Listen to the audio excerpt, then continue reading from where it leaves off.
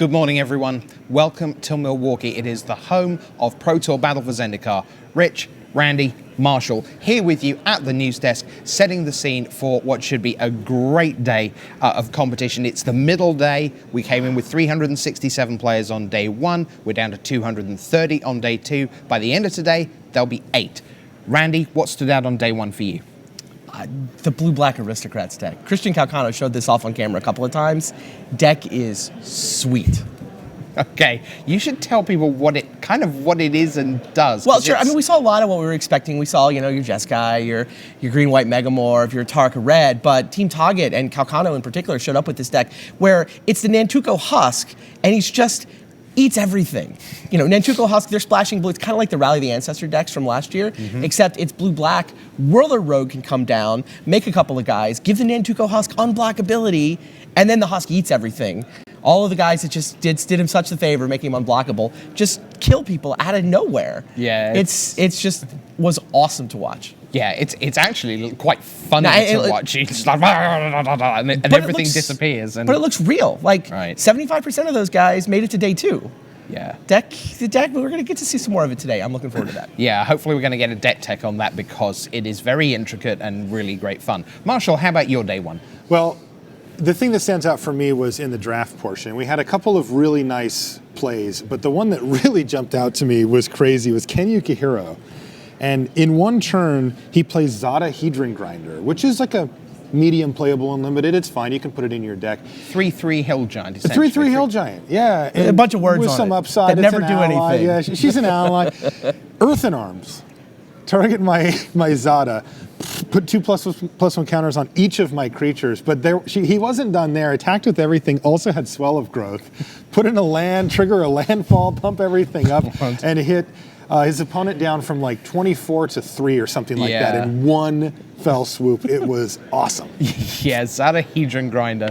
Yeah, limited all-star question mark? It's like, that's not what I expected to see, but I blinked and all of a sudden there was this massive board for Ken and he was rumbling for a lot of damage. All right, well, I mentioned that this is day 2 of 3. Randy, let's walk people through the schedule, what we've already seen, what we're going to see.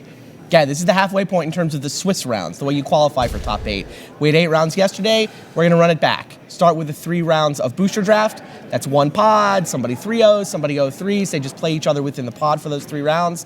And then we go to Standard. The last 5 rounds of the day will be Standard constructed. By the end of that, we'll pick our top 8, and those are the ones that'll come back tomorrow. Okay, and the final, you see at the bottom there, finals is best of 5. So you have to win 3 games, lots of sideboard action. So we're going to focus in more on sideboards as we narrow the field and get a sense of what new Standard is looking like. All right, Marshall, our scoring system is relatively straightforward. You gave me the easy one. That's why we let you tell everyone what it does. So if you win the match, you get 3 points. Those add up over the course of the tournament. If you get a draw, you only get 1. And a loss, of course, nets you big fat 0. Yeah, and Randy, draws, generally speaking, very bad news. Yeah, points vanish from the system when there's an unintentional draw. So okay, as your best guess for making top 8 tonight, anything above 12 wins, you're in great shape. So 12 wins will be 36 points. Add another one, you're at 39. Put a draw in somewhere, you're at 37. That's good news. 12 and 4, 12 wins, 4 losses, 36 points. That's where we get into tie-break math, which is basically a combination of all your opponents ever at the tournament and how they did to give a sort of strength of schedule kind of idea, right? Yeah, 12 and 4 doesn't typically make the top 8, but this Pro Tour, there were a couple fewer invites, so it's a little bit smaller than we've seen recently, and I think somebody at 12-4 may manage to sneak in. Yeah, it would not surprise me at all. All right, now what about, what are people playing for, Randy? Because we have multiple sort of streams of awesome. We have cash. And we have points. Absolutely. You see the money there, $250,000 spread out, especially amongst the top 8 players, but all the way down to 75th. And then those pro points are crucial. That's what all these players want to accumulate, because the first Pro Tour of the season, you want to get towards silver, gold, platinum Pro Club levels. And they made a nice change that kicked in for this new season, actually. 27 points, so that's a 9-7 record, right? You came to the Pro Tour, you did better than 500. You now do get an extra pro point for that 27-point threshold. And then the 28 and 29s got ticked up to 5 points now as just a minor change, but I think a good one. Right, and it is super hard to get a positive record at the PT. Marshall, Never mind getting a positive record, just being here is a real challenge. How can people qualify and be with us next time around? Well, we live in a beautiful world right now. There's a lot of different ways to get here. Let's take a look at some of them here. You know, the most straightforward way for most players is going to be to win an RPTQ, a Regional Pro Tour qualifier, which you can see here. Also, a great finish at a Grand Prix will get you there. 39 match points or greater at a GP, so when that rolls into your town, hit that up, you put it together a good run, you can find yourself here at the Pro Tour. You can get 33 match points at a previous Pro Tour, so that's kind of the threshold to stay, we call it, on the train to keep the thing rolling along if you get to 33 at the PT. And of course, if you happen to be at that gold or platinum level, or if you have the 1 silver invite, that'll get you coming back to the PT. And the easiest way, of course, is just getting voted into the Hall of Fame. Yes, absolutely. All right, so the players are almost ready. Why don't we take a look at our overnight leaderboard, show you how things stand as we come into day 2. Now, lots of you had to work Friday. We're very sorry you missed us, but we are gearing up for the rounds that really count here on Saturday. Let's take a look at our overall leaderboard, and we have one perfect record, and it is Eric Severson of the United States. He has a losing draft record in Premier Play to date. But obviously he 3-0'd his pod yesterday morning. He is in with a heck of a field on day 2. Guillermo Yam, Christian Calcano, PVDDR, Matt Sperling, Yuta Takahashi, Jacob Wilson, and Reed Duke. Well, the players are sitting ready for the first draft of the morning, and we are going to see one of the great superstars of our game from Brazil. Every pick live. Here comes Paulo Vitor Damo da Rosa. Thanks, Rich. Ian Duke, Brian David Marshall here in the booth, ready to show you the draft as these guys go towards their top 8. The reason I say that, top 8s are on my brain. Paulo Vitor Damo da Rosa has 9 career Pro Tour top 8s. He's 7-1, in great shape for his 10th. That is twice what people consider a slam dunk for the Hall of Fame. Of course, he is already in the Hall of Fame. Yeah, truly just a still going a legend of the game. Yeah, absolutely. Youngest player to amass his pro point total. He's just spectacular. Had a little bit of a slump there for about a year and a half. Back half of last year, he was ready to go. Let's take a look at the table that he's going to be drafting at. There you see him over on the lower left. He's going to be feeding a countryman, Guillermo Merjam, Jacob Wilson, Reed Duke, who you know well, Christian Calcano, Matthew Sperling, top 24th ranked player, Yuta Takahashi, Eric Severson, the only 8-0 at this table. Everyone here 7-1, and of course the Hall of Famer Paulo Vitor Damo da Rosa. What are you thinking here as you're looking at this table? Well, it's pretty interesting. I mean, Paulo's being fed from the right by Eric Severson. He 3-0'd his first draft pod, so hopefully he'll get some good signals there. All right, let's see what those signals are. We're ready to go down to the floor and watch Paulo Vitor Damo da Rosa draft.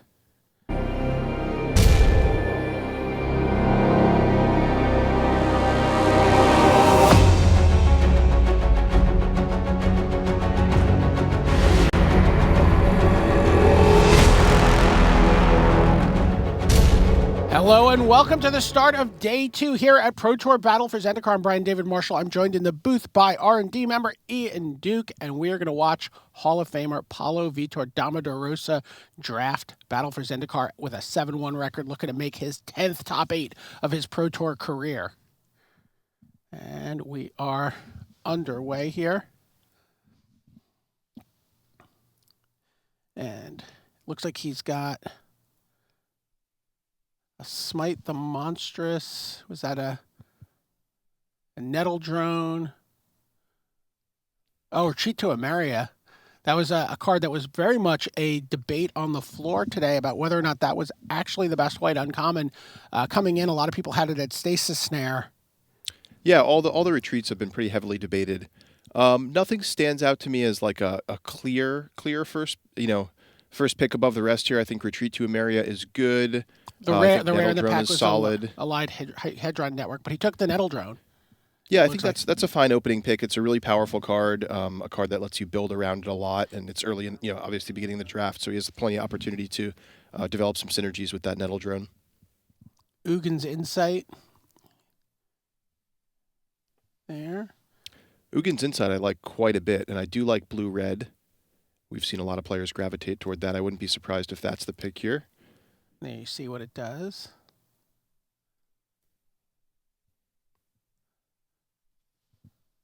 What are you trying to do if you go into a blue-red deck?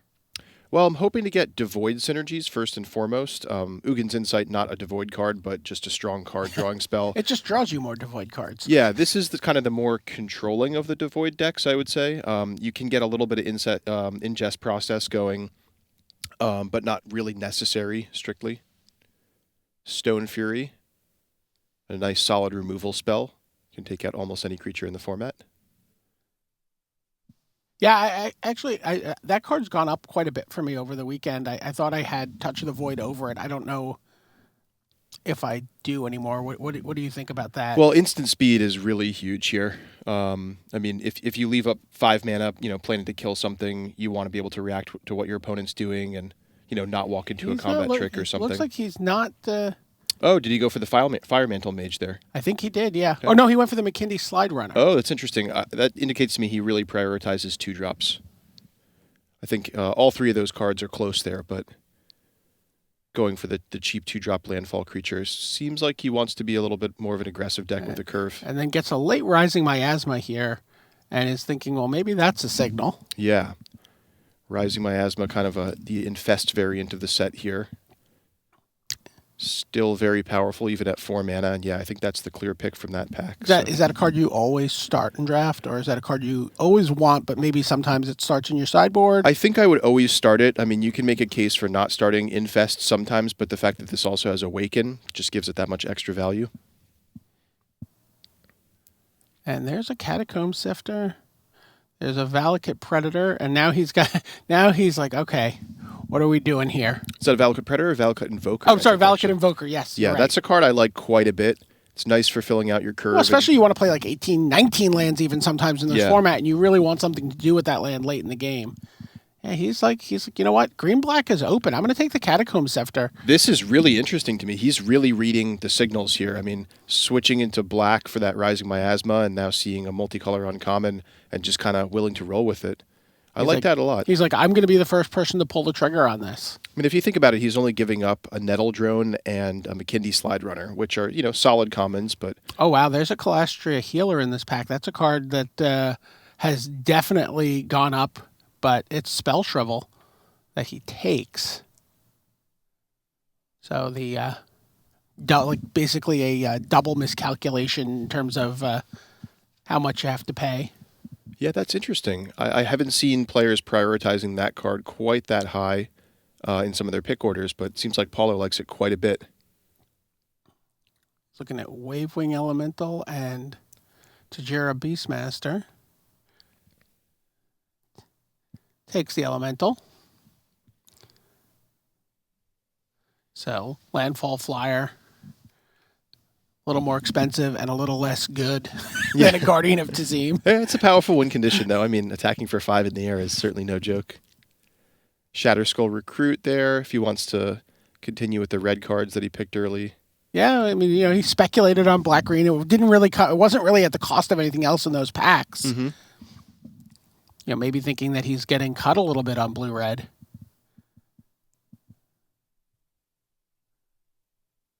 Belligerent Whiptail is solid playable, not something you're super excited to have, but, rounds out the curve just fine. I am actually pretty belligerent about that card. I know that it is playable. I just always hate playing it. I think it's very aptly named. Oh, there's a Tajira Stalwart. I like that card a lot. Yeah, I do too. And I find myself actually most often playing it in the Teamer color combination. And that might be something that, Paulo's thinking about here. There's a nice sideboard card, Boiling Earth. Yeah, that's a great sideboard card. Clears away Eldrazi Scion, among other things. Paulo does not look happy with how this pack has gone, Yeah, though. It's a little bit of a mishmash so far. I think... Take the Devastator. Yep. Just a solid big creature you can play in any deck if you need. All right. And then rounding out... Yeah, it looked like he opened up with not an amazing pack, took a couple solid playable red commons, saw some signals, tried to move into black, maybe black-green, but that didn't really pan out, and back into red a little bit. So, yeah, I would not be super happy if I were Paulo in this position right now. But that said, he's got 2 more packs to make something of it, and if he does go into blue-red, he's got plenty of playables already. If he opens a strong rare in another color, it's still possible he might move back into black or something along those lines. Yeah, maybe. And again, you'll see people splashing a lot in this format. I've seen a lot more 3-color decks in this draft format than I think I've seen in the last 3 draft formats. Cons excluded. Yeah, that is very true. And the Converge cards can reward that too. So sometimes you have a draft that's not going that well. You end up just playing multicolor. Right. You open up a Radiant Flames and everything's good. Yep. I have salvaged many a train wreck that way myself. Wait, do you believe this? No, seriously. Is that it? Wow. He opened a Radiant Flames. Call and shot. And an Emeria Shepherd. Wow, that's a powerful card too, but white is the one color he has none of so far. I think that Radiant Flames is getting slammed right here. What do you think, BDM?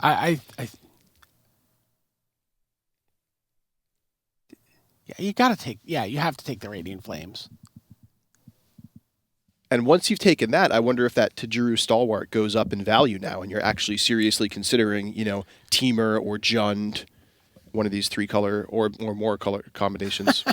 I literally had we have no idea what's in these packs. That's hysterical. Is he feeling? He doesn't look like he's feeling much better. He still looks a little sick about it, but. I think that went a long way toward. There is another Ugins Insight. Okay, I like it. There's also a Mist Intruder in the pack. Dampening Pulse, which if you're setting up to be a controlling deck, but I mean you got to take the Ugins Oh yeah, Insight I'm slamming that Ugins Insight here, and I'm looking toward maybe just blue-red, but I think maybe splashing green. What about Grixis? I mean, he's also has the Rising Miasma. That's a good point. He could be like a Grixis control deck, although. Some of the better Converge cards are in green, so you have to be considering that also. Dampening Pulse. Okay, no. He flipped a couple blue cards to the front, but I think maybe that was like, how likely are these to come back? Yeah, Dampening Pulse is a card I like to have in my sideboard. I'll almost never start it, but it is quite good against some decks. So he's got the card draw down. He's got the board sweepers down. Now he just has to find his board. Pilgrim's Eye, I see there, and Evolving Wilds. If he wants to go for this sort of Converge plan. I like Pilgrim's Eye a lot. There's also a Kozilek Sentinel. Oh, that's a great card for his deck, There's too. also a Merc Strider in there if he thinks he's going to get his Ingest on. Yeah, I think it might be a little ambitious, given what he has so far, to go into an Ingest process deck. Yeah. So he takes Kozilek Sentinel. Kozilek Sentinel. Yeah, I like that a lot. It's a good defensive creature. It's a little bit more conservative than going with the Pilgrim's Eye or Evolving Wilds. It also asks your opponent to sometimes go wide to get around it, which plays into your Rising Miasma and your Radiant Flames. Yeah, great point.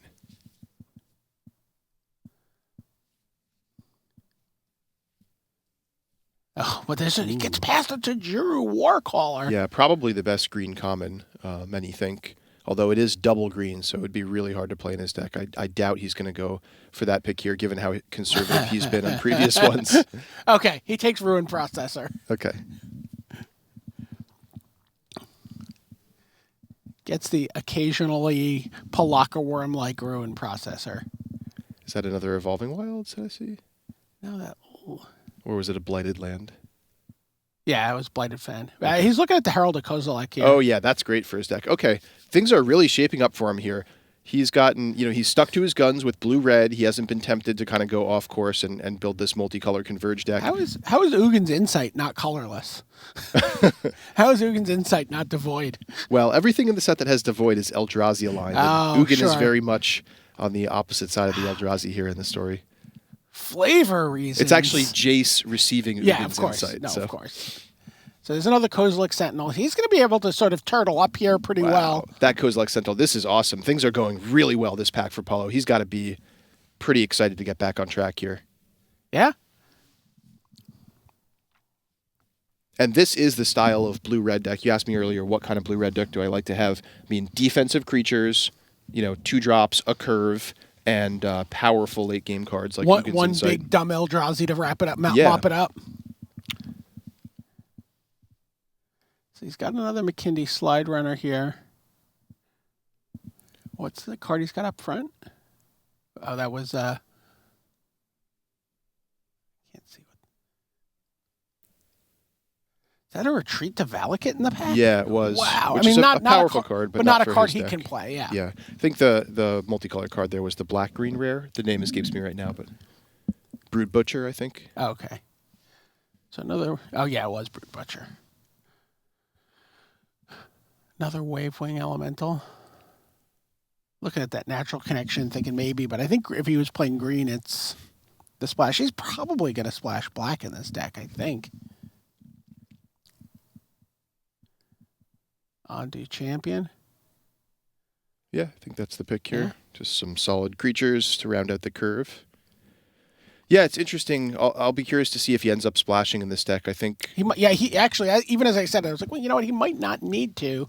Yeah, he might not need to, first of all, and second, he's eschewed a lot of the mana fixing that's gone by him. Right. Of course, in favor of powerful cards that fit his deck well, but to some extent, the two Ugin's Insights become, mana fixing-ish.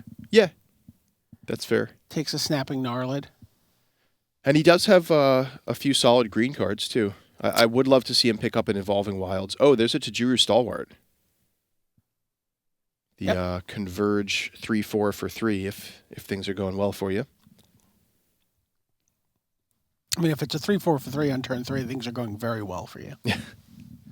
All right, so that was a great second pack for Paulo Definitely. there. Things shaped up a lot for him there. He's got a couple, marginal cards that he maybe isn't super happy playing, like a pair of Wavewing Elementals, and just some kind of doofy creatures, in the 4-drop slot. But if he needs to round out his curve, they're there for him. Right. He's looking at the Belligerent Whiptail. He's looking at maybe the second Wavewing Elemental and thinking like he'd like to replace those with some other cards here in this third pack, right? Right. But given how the first pack went for him, I think he's just happy to have depth of playables if he needs them. Because, if things stay true to the way pack 1 went, pack 3, he may be scrambling a little bit for playables here. Thinking about Boiling Earth actually in the main too. Yeah, I think that's totally reasonable. I mean, it's a 6-mana 4/4 when you need it to. If he can find a way to get the green, he's got 2 Stalwarts that can actually hold up the ground pretty well too. Yeah, and I do like that plan quite a bit. As I've said, I've drafted quite a few Teamer 3-color Converge decks, but you do need the mana fixing if you want to do that. So something like Evolving Wilds or Pilgrim's Eye would really be key if he wants to pursue that strategy.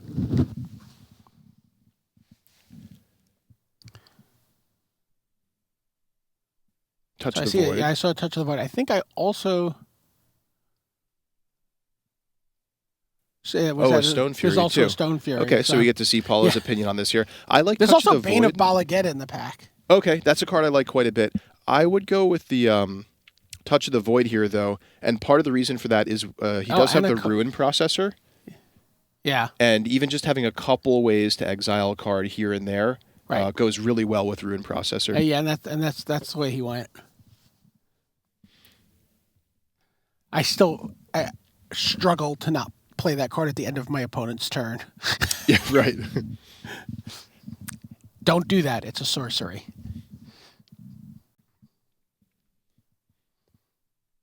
By the way, he passed another Rising Miasma in that pack. There's a Royal Spout, not for him, but very powerful card. Firemantle Mage, Valakut Predator.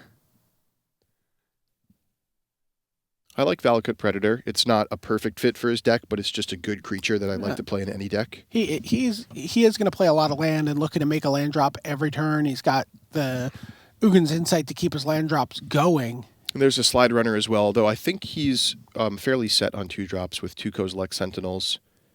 I think he'll go for the more powerful Valakut's Predator, and he does. Sweet Kev Walker art.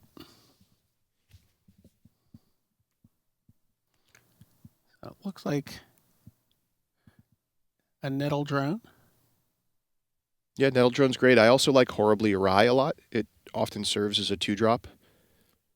Just counter your opponent's first play. But I think Nettle Sentinel is probably a stronger card overall, unless he feels he needs something else to do on turn 2. Yep, and that's the way he goes.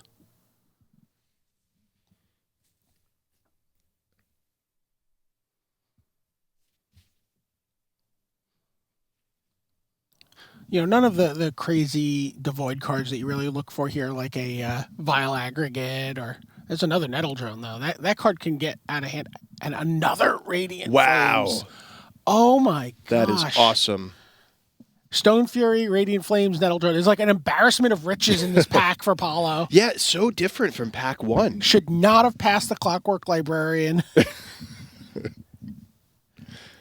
So I'm Wow. Wow. He takes Nettle Drone. okay. That is discipline there. I would definitely be slamming the Radiant Flames and maybe splashing a third color now, just basic forest or something.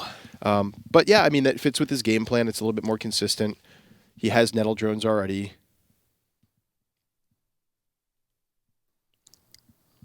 Shatter Skull Recruiter. There's an Anticipate there too. I'm not sure how fond of Anticipate Paulo is. It looks like not very, given that he hasn't. Oh, okay. There, he's pulling it to the front.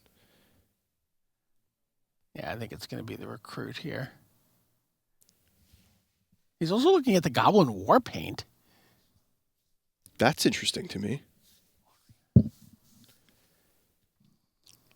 Maybe he was just trolling us. Or maybe just grouping all the cards in one color. I have seen some good Goblin Warpaint decks in this format. Often going on cheap flyers. There's another Kozilek Sentinel. There's also a Mist Intruder in the pack. There's also a Rune Processor in the pack. Kozilek Sentinel's got to be what he wants here. It's perfect. So now he's up to triple Kozilek Sentinel, triple Nettle Drone, right? Yeah. That is an awesome start to your curve in a blue-red Devoid deck. And he's got the power late game with double Ugin's Insight and a Radiant Flames if he needs it. Wow, a fourth Kozilek Sentinel. This is just from rags to riches for Paulo as far as the way this draft played out. He's looking at that Incubator Drone. Yeah, Incubator Drone's okay. But Kozilek Sentinel, I mean, just There it what is. you need. Quality Yeah. 2-drop. Great way to start any game. Loving it. Picks up his 16th point of toughness out of the 2 slot.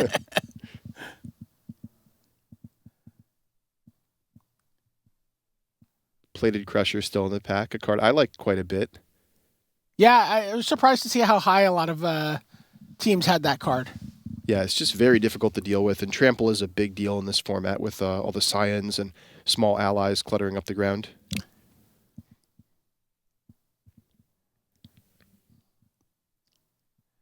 A Sure Strike. Yeah, I think It's a that's nice solid. card. Your opponent thinks maybe they're going to deal with, you attack with your Nettle Drone and a couple other creatures, and they think maybe they can finally get rid of your Nettle Drone and you first strike it. Yep.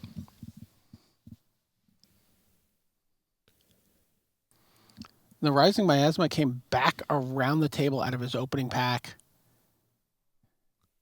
He's like, yeah, you know what? I'm not leaving, even if I'm not going to play either of them, I'm just not leaving that in here at this point. Wow.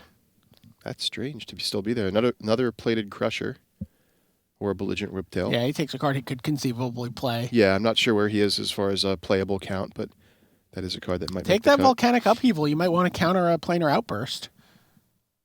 Nope. He's like, I don't care. Takes Angelic Gift.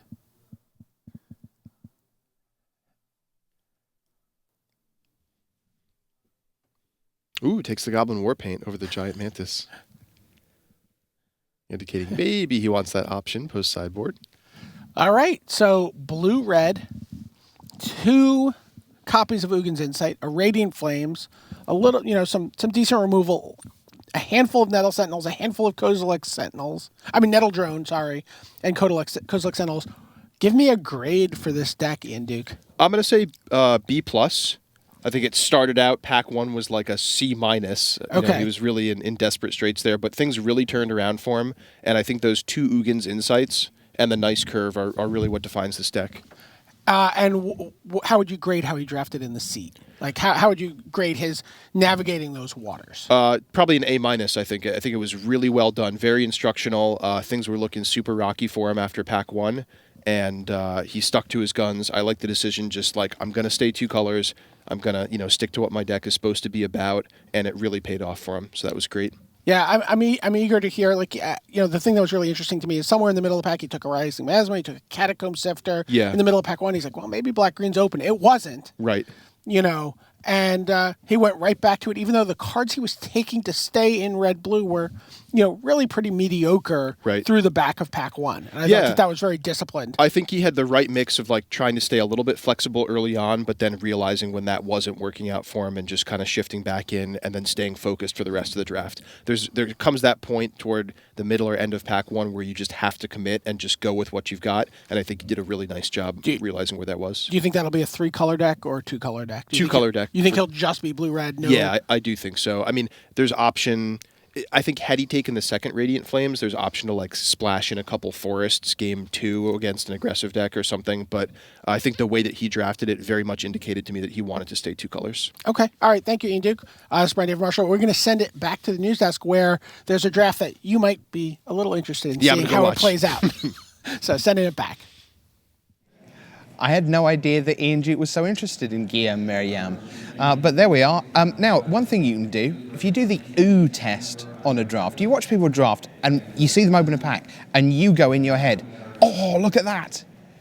That happened a lot for Ian and BDM watching Paulo. It's like drafting away. Yeah, he's got some right there. Oh, look at that. Oh, look at that. A lot of those cards went into Paulo's pile. Good news for Brazil fans. Now, of course, Guillaume Merriam is in that mix, but I think Ian Duke might be rather more interested in every pick of every pack of his brother. So why don't we find out what Reed Duke did in the company of Randy Buehler and Marshall Sutcliffe.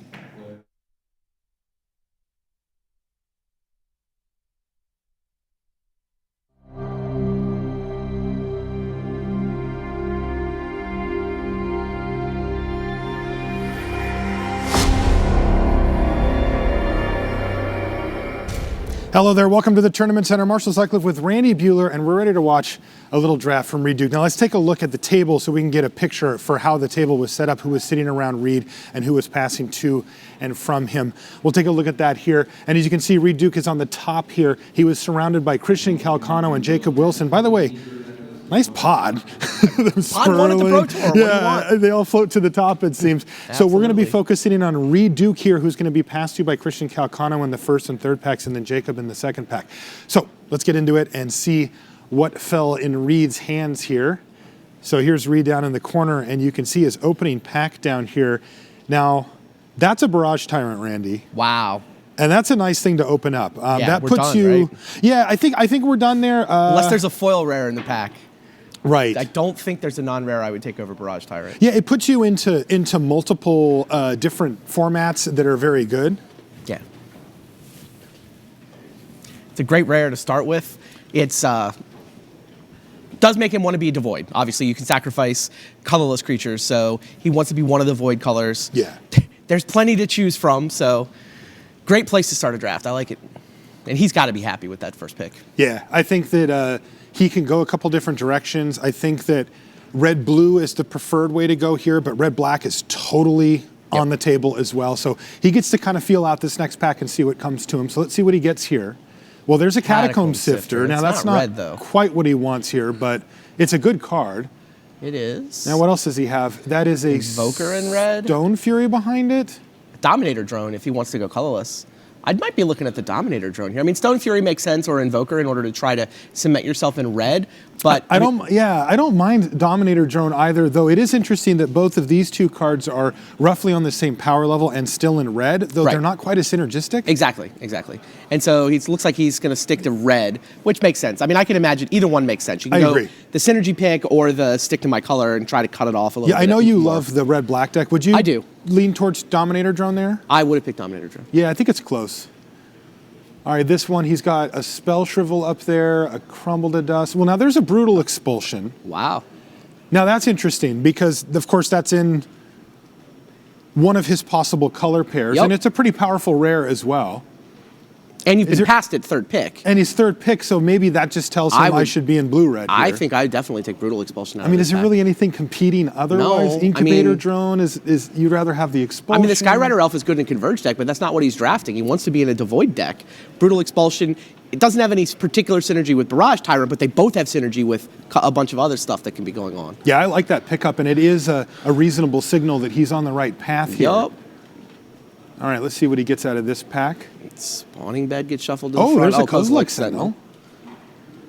Which, it has never blown me away, but Right. it's a 2-drop that's colorless and is serviceable, and Right. that's enough right there. Right, its raw power level isn't through the roof. It's No. defensive when red often prefers to be aggressive, but it's a 2-drop in a format that's light on 2-drops, and it's a 2-drop that's going to have synergy with whatever devoids you wind up with. Yeah, I like that pickup there for Reed. I think things are Me too. going pretty well for him so far. I agree. He's got a removal spell. He's got a, bomby-ish creature. What do we got out of this? Oh, there's a Mist Intruder. That's probably the pick here, right? Maybe Tightening Coils, though that tends to go better in a blue-white strategy. I would Mist Intruder. I mean, he wants to be blue-red, and it's not like he has the ingest process thing set up, but it gives him the ability to draft his way into it, right? You're not investing a ton in this Mist Intruder. It's not like you're second picking it, right? You're getting it at a reasonable price, Yeah, I and it agree. gives you the ability to draft any of those processors that happen to come along later. Yeah, and it is the second best enabler for that. It is. For getting ingest going as well. Second Benthic Mist Infiltrator Intruder. is the other. I'm a big Sludge Crawler fan myself, but Fair. Fair enough. this has got to be second Mist Intruder. I think so. I mean, if you just picked it there, it there's also just nothing- sets him up, like you said. It's Right. easy. Like these are the harder things to get. Are the good ingest enablers? Right. The It's- processors flowed because people are like, I don't have any ingest I yet. can't do it. My Merc Strider doesn't return a creature to its owner's hand. It's not that exciting, but now he can kind of set himself up for the next packs. And we're kind of winding down this one, and he picks up, well, doesn't look like much here. Maybe the land, a Cataract. Yeah, I mean, There's just really nothing on color for him there's here. green cards, of course. People still don't love green. And Hedron Blade's really not Blighted exciting. Cataract's Yeah, perfectly fine That's card. good. That's a fine pickup here. Happy to have a Blighted Cataract in my deck. Yeah, I mean, if he was thinking at all about black, that Bone Splinters might be useful, but it's not. that's true. I mean, that's maybe the best raw power level card in Oh, the yeah. pack, but he's not black, so whatever. Blighted Cataract seems like the right pick. There's another Stone Fury. Boiling Earth for the sideboard. Yeah, Boiling Oh, Earth. Stone Fury. Stone Fury's better than Boiling Earth. I didn't see the Stone That Fury. would be his second one, but that's he- fine. Pick up two of them is fine. Yeah, I think that's an easy Stone Fury. Yeah. Now this is I like where this deck is at. this is really interesting. So what I did is I snuck over and did a little Okay. research here. Now I try not to pay too much attention to what Reed was actually doing. You want to call it live? Yeah, because I like calling it live. But I did pay a lot of attention to what his neighbors were up to. Aha! So Jacob on one side and Calcano Yeah, on the other? especially with Calcano, because that's who he was passing to. That's his Right. most important. That's the one he has to pay attention to the most. Right. And you know what's That's hilarious? a nice Oracle of Dust. Oh yeah, that is a good pickup. You know what's hilarious? Calcano's in red. What? Yeah, but he's not in colorless red. Calcano Oh, got so he a got the second landfall back? pick, Rolling Thunder, in this draft. Wow! Yeah, Sperling shipped him a Rolling What Thunder. did he take over it? Sperling took complete disregard. He took complete disregard over That's what it Rolling said on the Thunder? sheet. Okay, look, I was surprised just like you were. I looked at it, I thought, all right. I looked at it again. It still Wow. said complete disregard. Now this pack's just winding down. But Okay. so Calcano's like, In. takes it. Ob. But then he's kind of going for the like Ondu champions and Okay. Fire Mantle mages. Yeah, I mean, you can build a good aggro, Yeah. landfall deck. You can build an allies deck. It's one of the beautiful things about a format like this that gets sort of segmented off, right? Okay. Which is that they can both be in red and just not be fighting for the same cards very often. We see Reed's pull here. Yeah, a couple so- late Scour from Existence, which he might play, although with a couple Stone Furies, you're a little less likely to do that, I think. I'm surprised the late Stone Fury came through then if Calcano is red. I actually am too, yeah. I mean, look, this deck isn't done, right? It doesn't have a ton of top end. But it's got one bomb in the form of the Barrage Tyrant, and Brutal Expulsion is plenty good as well. But then he's got the 2-drops, which are actually the hard thing. He's kind of missing the core The of the easy mana stuff curve. to get, Where are my right? 3 and 4 drop Yeah. creatures, right? There's neither a 3-drop or a 4-drop creature in this deck. Yeah, yet. because when you draft this format, you'll note that a lot of That's where you're times it's glutted. very big Yeah. on your part of your curve. 7 3-drops. I don't want another 3-drop. Everything is. But he's got plenty of time. We're just heading into Yeah. pack 2 here, so let's see what Reed picks up. Yeah, I'd be happy if I was Reed. He's got the hard parts. He just needs the easy Now, stuff. I'm not going to lie, I did see a couple of these picks here. I couldn't help myself. All right. But So I think you'll be happy with them. Vile Aggregate. Jeez. It's one of Randy's favorites. It's one of my favorites. Yeah, it is one of the best Yeah. uncommons in the set. Yeah. No doubt about it. Now, Rolling Thunder might be better. It probably is better. Maybe. I've heard some people prefer Vile Aggregate even over Rolling Thunder. But whatever. Yeah, you're delighted. You're already in red. He's in fact already in the devoid side of red. Yes. And now here's Vile Aggregate. Yeah, this is just like the perfect card for him to open here outside of a bomb and perfect. just put it in your deck. He can even take advantage of that star 5 by throwing it for star with the barrage. Yes, that's a great point, and that is a lot too. That adds up really quickly. So great pickup here for Reed with the Vile Aggregate. Gets a little better too. This is where you got to just focus on the thing. Don't think, Touch of the Void Touch second. of the Void second. He gets past Touch of the Void. Yeah, this is the part where, there's a Brood Butcher. It's for somebody. Although I think that floated a little bit. We saw it go through. Saw it go through Paulo's hands. And we see that with these gold cards. I mean, unless you can splash it or you're specifically in black-green, Brood Butcher's just going to kind of float around the table. I find it's the green-black ones that float the longest. There's always like a Catacomb Sifter that somebody speculates on 4th or 5th and then doesn't end up going Which, by into. the way, there is one of those in the draft. We saw a Catacomb Sifter go through Reed's pile, so maybe somebody gets Brood Butcher. This is an easy Touch of the Void. This deck is in great shape. Now, you have to focus on the deck, right? Yeah. Don't think about, oh my God, if I 3-0 this pod, I'm king of the hill and I'm like a win or two from top 8. You got to keep those thoughts out at this point. It's hard, but those are the things you have to not It gets a little harder right here. about. This is What's coming? Just wait for the end. What are you doing to me, Marshall? Nettle Drone. Nettle Drone. Yeah. So let's see. We said he had a great devoid red deck going, but he just needed 3 drops. Vile Aggregate, That was the story. Touch of the Void, Nettle Drone. Yeah, I think it was at this point that I started looking at Calcano's file again. Okay, Reed's doing okay. So what's Jacob drafting and feeding him? Not red, I don't know. obviously. I didn't look at Jacob's, Okay. so I don't know what he's on. Yeah, this is... But he's not in red. Clearly. This much I am willing to guess. Now what? Imperious that. Shepherd pretty late. Yeah, Foil Imperious Shepherd comes up here. And that's an interesting one because look at the rest of the There's pack. nothing. There's Shrug no- City, right? There's just nothing here for him. Yeah, he might be getting caught on blue. He hasn't really seen a blue card yet. I might just kill the Imperious Shepherd, stick it in my sideboard. Now, I have a question. Are you speculating on it at all? Like, let's say you take it here. Are you, like, thinking back, he's got a couple of Mist Intruders, a Brutal Expulsion. Oh, I guess you're saying he's not wedded to blue? I don't know. I mean, you don't want to be a colorless red and then random stuff white deck. No, There's not a lot you of don't. synergy there, That's but right. Imperious Shepherd's one of the better cards in the set. Yeah, you just stick it in your sideboard. I mean, sure, I guess you're speculating, but I mean, you're always speculating. Yeah, the white is open, isn't it? White is open. Yeah, Core Blade Whirl here is definitely a sign. Right. I might just take Skyline Cascade, though. It's a good tempo play. It's also the only real option for him. Right. In He his is colors. being cut on blue, but the thing is, he was clearly not being cut on blue in the first pack. Like, if I'm Reed, I'm confident I'm going to get past blue cards in pack 3. Agreed. I don't need to get out of blue. Fine. They passed me enough red cards. I'm happy with this pack, even if it's dry the rest of the way. Yeah. I'm going to get blue in the last pack. There's Resolute a- Blade Master, hilarious. Yeah. So, I mean, it looks like the red-white deck is there, but again, there's just I don't this wanna nice be little red, card white here. allies. Yeah, you take Pilgrim's Eye. Yeah, you just take a Pilgrim's Totally Eye and take go. Pilgrim's Eye. Yeah.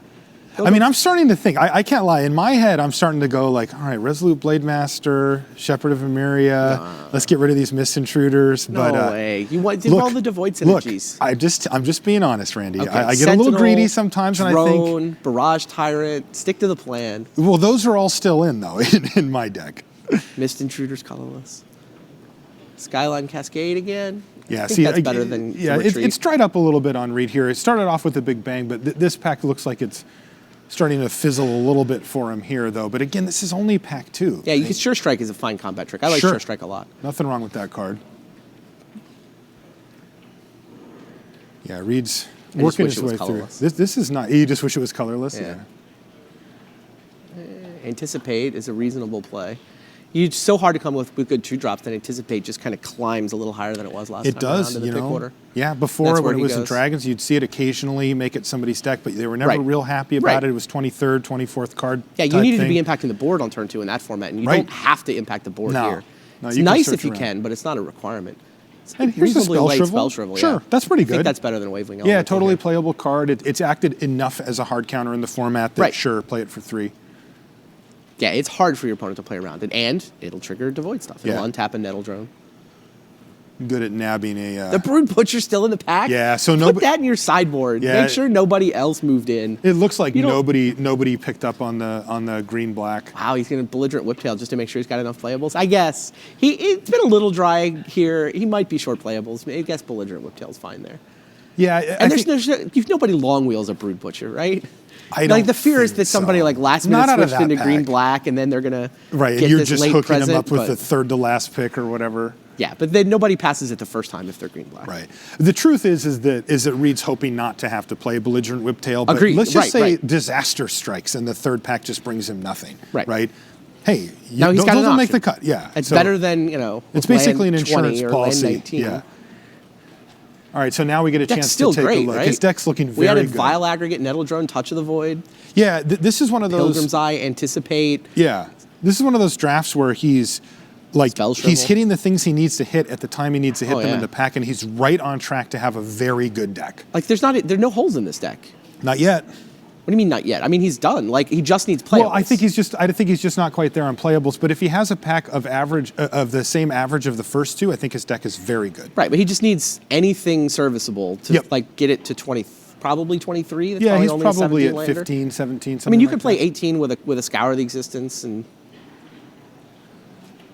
like I'm not even sure things can go badly from here. Yeah, he's got about 18 playables with the belligerent whiptail, so he needs to pick up not He that would- many. yeah, right. Probably He just wants- 6 or 7 good cards out of He this wants pack. and he's colorless set. creatures that have synergy with the Barrage Tyrant Yeah. and the Nettle Drone. And the Sentinel. Although that one's not that big a deal. I mean, opening a bomb wouldn't be bad either, right? We'll take it. Yeah. I'm not going to get greedy. But it's true because he's kind of just free rolling on that. What is that? Is that Radiant Flames? It's another vile aggregate. What? Bye-bye Radiant Flames. And there's a Nettle Drone. Jeez, there's a nettle drone in there too. Wow, the red in this pack is nuts. I mean, it's an But easy vile aggregate for number Reed. 2. Yeah, it's just not close. Right. And now I really want to get the belligerent whiptails out of my deck and yes. upgrade them to anything devoid. Yeah, Radiant Flames is a fine card, but Vile Yeah. Aggregate just asks so little of you in this deck and gives you so much back. Where Radiant Flames is a little trickier to set up. It might have a nice high side on it, but Vile Aggregate, not close, as we say in the business. Not close. And, I think Reed was just taking some time to study that pack. So he knew what he was taking right away. And it was the Vile Aggregate the whole way. It must be nice to be Reed Duke right now. Hey, looking pretty good. There's a Shatter Skull recruit for Yeah, Reed. but- And oh, a turn turn against! against. Turn against. Now here's an Exert Influence, though. He's really yeah, just he's two only colors. 2 color. Yeah. I would take Turn Against over Exert Influence. Like if I was 3 Easy. color, Exert Influence is probably better. It There's a starts to Tide creep color. up. Whoever the Blue White Flyers guy is going to be happy to get that Tide color floating around the table. Sure. I mean, Turn Against. Look, the worst case scenario is it's a threaten. All right? Yeah. You steal their biggest blocker and attack them with it and break through a stalemate. But if you can manage to do it, it's an instant, right? This effect hasn't really existed at instant speed in a while. You know, it's- I think it was New Phyrexia last time we had yeah, it. there was the one that was Phyrexian mana. Mm-hmm. You'd pay 4 life and do it in any deck. But I mean, before that, you got to go back to when it was a blue effect in the 90s, Ray of Command. Like being able to, in the middle of combat, if they attack into you and you can steal something and just collide 2 of their creatures into each other, that's the dream. Ooh, there's an Eldrazi Sky Spawner. Sure. I was pretty happy just to see the Kozilek Sentinel, but the Sky Spawner is a definite step up from that. Eldrazi, so this is 4th pick, right? This is the consensus best common in the set. Ta-da! Not that the commons are great in this set. I mean, I actually really like the way that most of the really good cards are at uncommon and rare. It gives you more diversity of gameplay. Like, I like the way they developed it so that none of the commons are, oh my god, I must draft this picks. But yeah, Sky Spawner is probably the best common. It's great. And he got a fits 4th pick. perfectly into his deck, It's devoid. It's in his colors. too. Yeah, so Another Sentinel is going to keep coming. there's an Incubator Drone, which is nice. Interesting, Oh, yeah. a Blight Herder. Huh. So that's an easy pick here, I Yeah, think. I think it's but Blight it Herder. is curious to say, because we know that he has 2 Mist Intruders. Yeah, he's got a Touch of the Void. Like, even at 5 mana, 4/5, it might be the pick here. He's already got his 2-drop kind of filled out, and he wants some sort of a little bit beefier and devoid, obviously. And then But- occasionally... But with 2 Mist Intruders, he's probably going to be able to process it from time to time. So that's... Nice pickup. Yeah, Reed Duke is looking really good here. There's another Pilgrim's Eye. That's interesting. Yeah, it's a Pilgrim's Eye. There's nothing else for him. Yeah, that's his second one. I mean, I don't know if you play both. Depends on the curve. They're good, but they're not... It's colorless. Right. It's a colorless, but it's a 1/1. It's a one. But it flies. But it flies. It fixes your mana. Right. I would probably end up playing both. I think it just depends. Lay the deck Yeah. out and look at the curve. And Yeah. Exert Influence is interesting too. He didn't take it, and I wouldn't assume that it would come back. Right. But now the with Pilgrim's Eye, you splash one basic of a it third color. Starts Absolutely. to get really easy, to make that steal a three. Stone three Fury power or creature. Channeler. I think I would Channeler here. Right? I think I'd Channeler over Stone Fury. I think I would It's too. tough. He's got 2 Stone Fury already. Right, exactly. And he's got a touch of the Void, though. That being said, besides like Barrage Tyrant, he doesn't have a lot of other ways, like no Clutch of Currents. In his blue deck here. The top end of his creature curve isn't much. So I would have Channeler there, but I think I like Fury's... Channeler a little better. Like the third But Stone only Fury- situationally, right? Stone Fury is probably a better card, objectively. Close. Stone Fury number 3, maybe not, but... Right. That's got to be I think that's a close pick. Yeah, there's a Slide Runner, which I don't really want to play Slide Runner in this deck. No, I don't think we're going to play either of these. You might. Salvage Salvage Drone is Drone. pretty shrug-worthy here, too. Yeah, I don't think he's going to be hurting for playables. I would probably Give me some take... Ruination Guides. Then I'm in on a Salvage Right. Drone or two, but Right. it takes that to get there. He took this, and they're not coming at this point. Yeah. So he took the Nettled. I mean, the Landfall guy. Another Anticipate. Though I have to say his curve actually already looks pretty good. He's got multiple Kozilek Sentinels. He's already got an Anticipate. I think he's going to be able to do a fine job of curving out here. Man, but this- sure, pick up another Anticipate. This deck's great. absurd. It's great.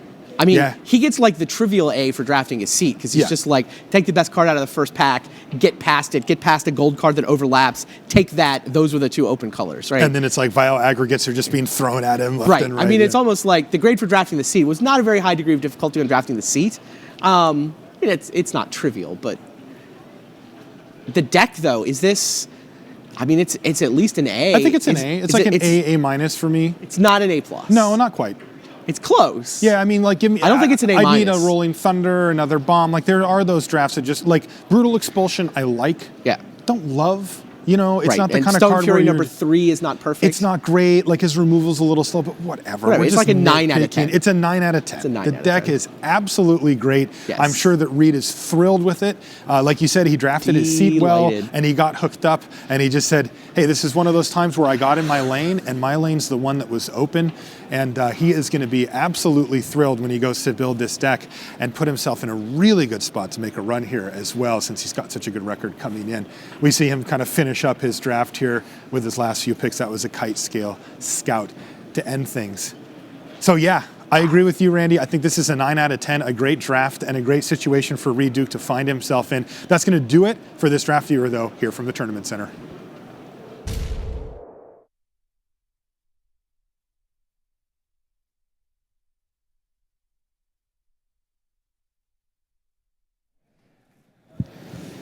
Hello everyone, welcome back to the news desk. I've been joined by Randy and Marshall. Guys, I have a question for you that came out of that because I watched every pick of Reed's draft.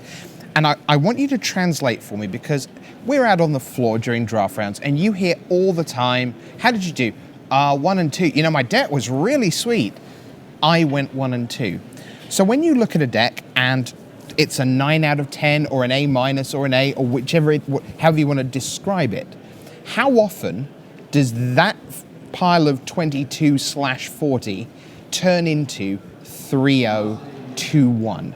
Like, how often do you just go, I cannot conceivably go 1-2 with this deck, and you're just working out who you play to win the pod? I think that, one thing that Magic players are very good at, especially at the pro level, is looking at things in the aggregate. They look at things in a big picture, and they say, this is a 2-1 deck. Now, what they're really saying is, this deck could go 0-3, 1-2, 2-1, or 3-0.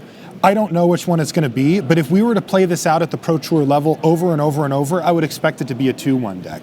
The problem is on average. On average, the problem is the that, most times. Yeah, the problem is that they're not actually speaking to this draft, because everybody that drafts knows that sometimes it doesn't work out the way you want, and half the time, the person at your local shop who's going, I hate my deck, it's the worst, and they're like, finals, and all of a sudden they made it in again, is that sometimes the bad decks make it in, and sometimes the good decks do. It's an average thing. Yeah, I will be surprised if anybody at that table has a better deck than Reed's.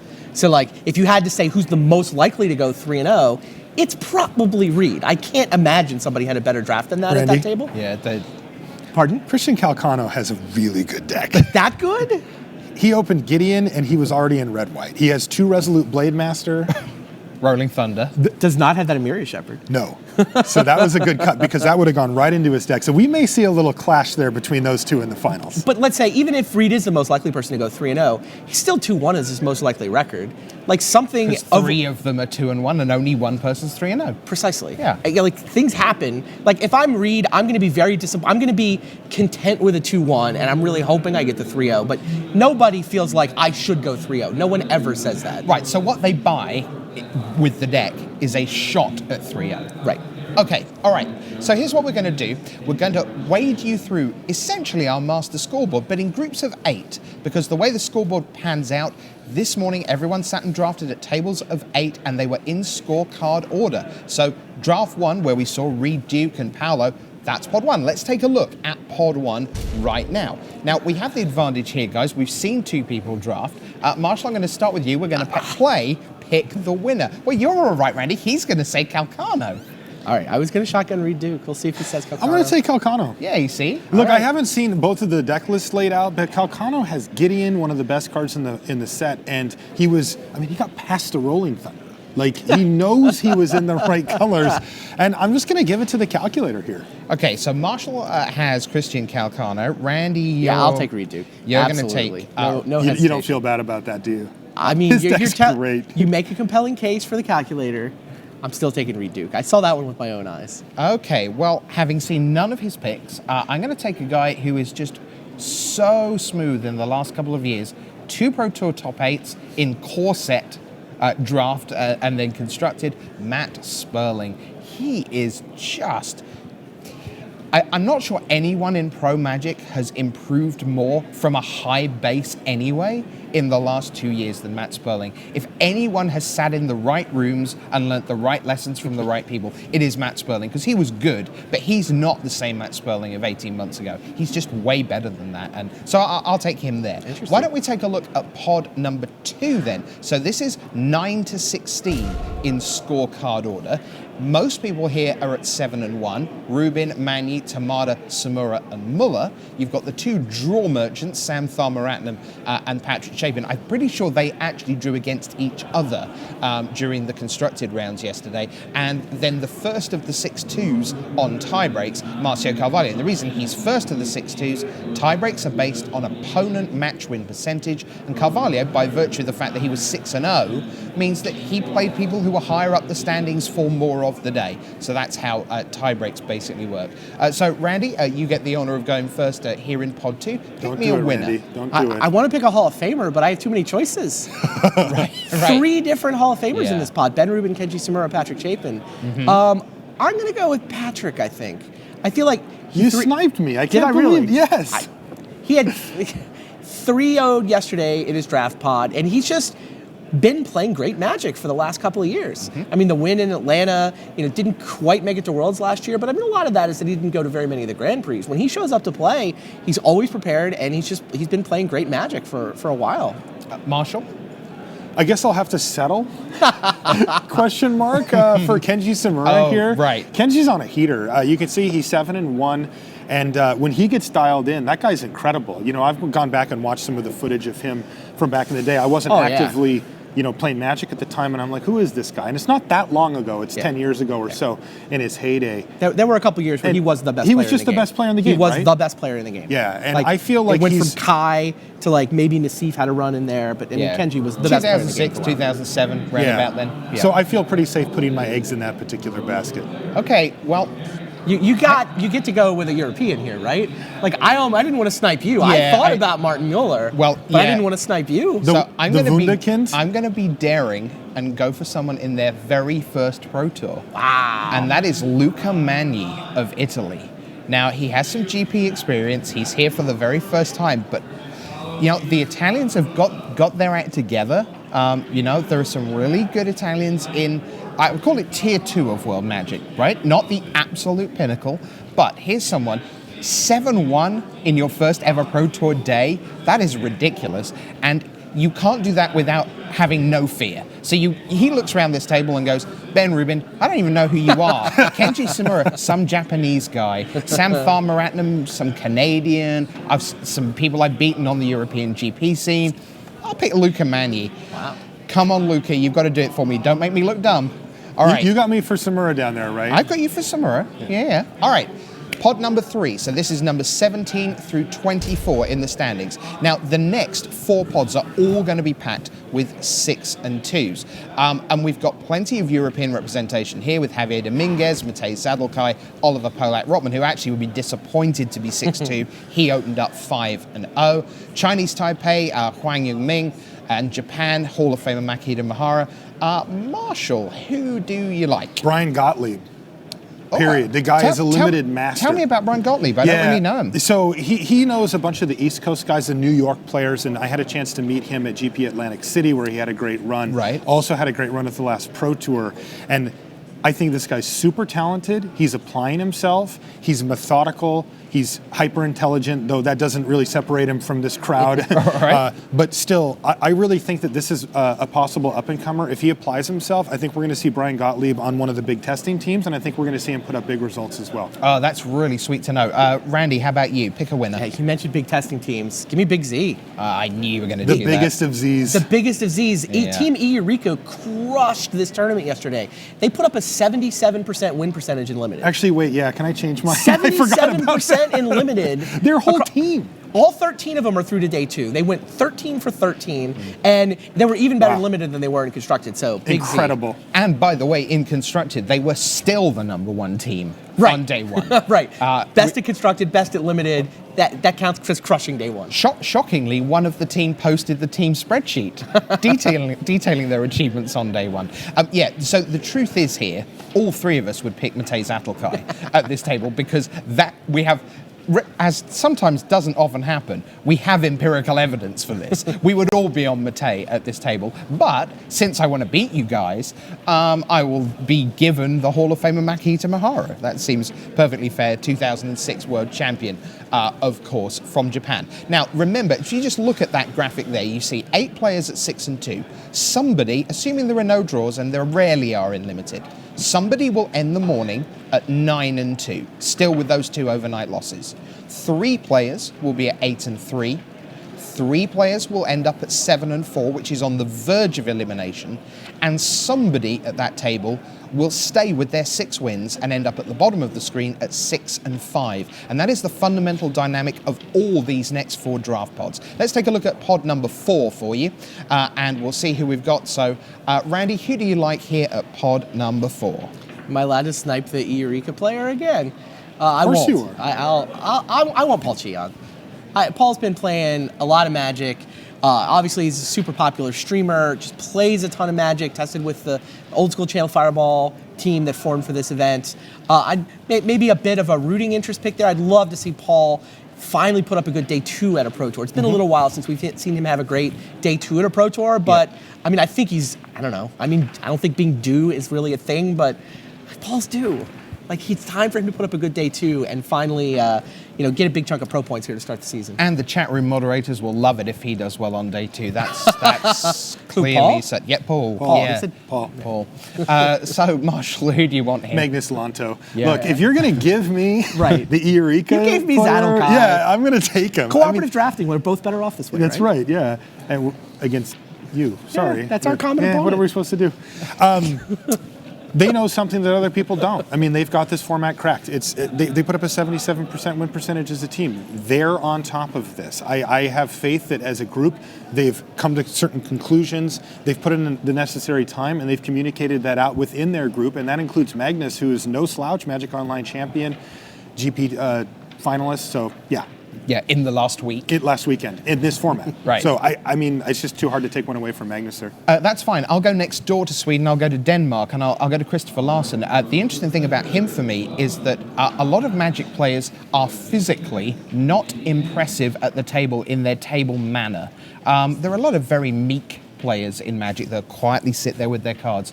He is an upright guy. He's a very look-you-in-the-face guy. He's a, this is my table. You are welcome to join me here until I have finished beating you kind of guy. And I really like what he brings to the table as a presence, which is great stuff. So that's that. And let's move on to pod number 5. I got Christopher Larsen there. And Marshall, who do you like in pod number 5? This is a tough one.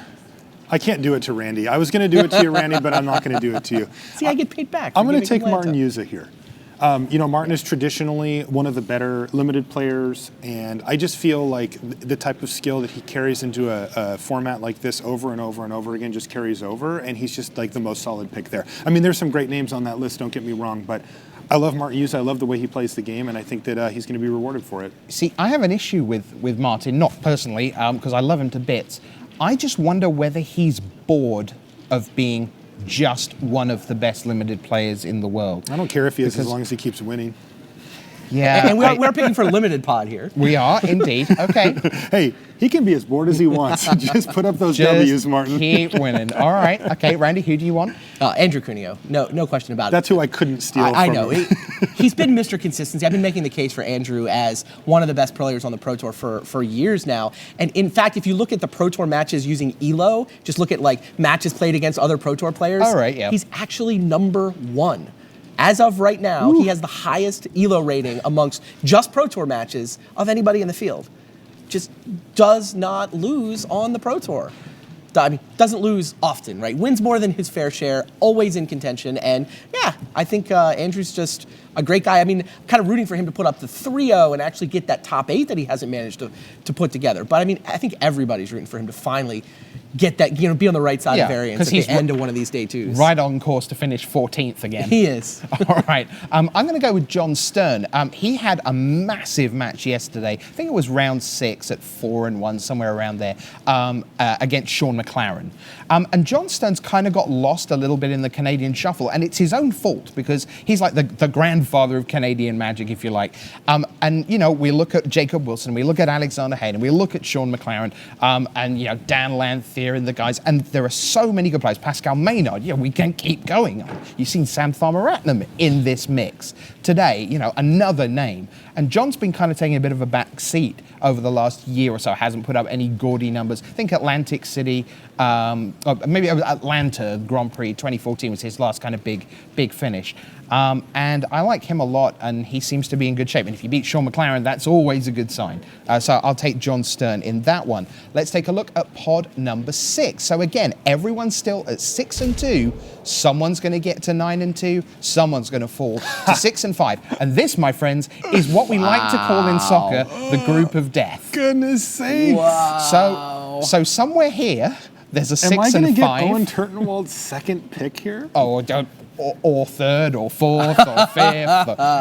All right, Randy, who you got? Quick, give me a name. Owen's the first pick. Okay. I take Owen. Marshall, Turtenwald. give me a name. John Finkel. Yeah, you can have Finkel second. Yeah, you're both wrong. Corey Burkhart wins this one at a canter. Everyone knows this. All right, it's time for round number 9. Let's hand you down. Let's get the action started here on the second morning of Pro Tour Battle for Zendikar.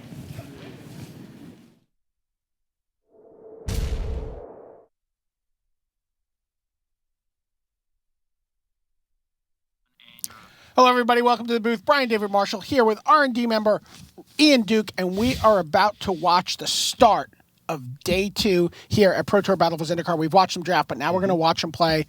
We got Paulo, Vitor, Damo da Rosa, ranked number 18 right now in the top 25 Magic Pro rankings against number 24, Matthew Sperling. So we're ready to send it down to the floor and watch all the action.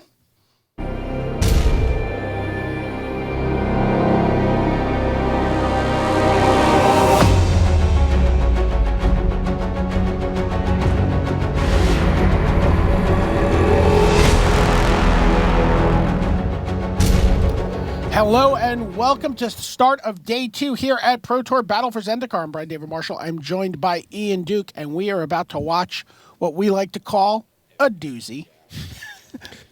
There you see Matthew Sperling. He's currently ranked number 24 in the top 25 pro player rankings, and he is facing off against Hall of Famer, 9-time Pro Tour top 8 competitor, just one of the most feared players in the game, Paulo, Vitor, Damo da Rosa.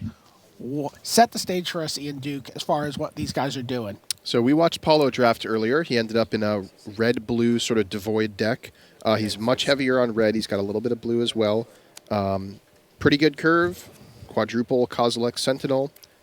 Triple Nettle Drone. We'll see how that plays out for him. On the other side, we have Matt Sperling. He drafted a black-white life gain deck, and when I say life gain, he is very much centered around life gain. He has double Stonehaven Medic, which is the uncommon build-around that puts +1/+1 counters on your creatures when you gain life, and at rare, he has Defiant Bloodlord, which causes your opponent to lose life when you gain life, and he's got plenty of ways to gain life in this deck. All right. While we were doing that, a Kozilek Sentinel came down for Paulo Vitor Damo da Rosa, and it stonewalled an Expedition Envoy, but Serene Steward may be able to mount a little bit of a threat here. So every time Matt gains life, he's able to pay white and make a creature a little bit bigger permanently. There you look at Paulo's hand. He's got another Sentinel, a Nettle Drone, an Ondu Champion, and a handful of land. So he doesn't have anything right now that's going to interact with that life gain ability. Get rid of that engine if it gets started. There you see the blue. There's the Nettle Drone. Wow. There you see Sperling playing Unified Front. We saw that he's splashing a Prairie Stream just for that Unified Front in his deck list. No blue cards, just doing it for the Converge.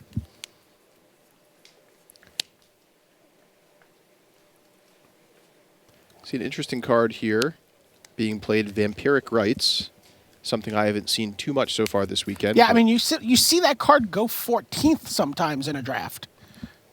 But sacrifice a creature, pay 2 mana, and you get to gain a life and draw a card. Yeah, it's a pretty nice way to sort of cash in cheap creatures or tokens that you have lying around. And importantly for Matt's deck, it does gain him life. Yeah, and you can also do it at instant speed, so it actually foils, like if your opponent's playing something like Touch of the Void, looking to get their ingest engine going, you can foil it with that.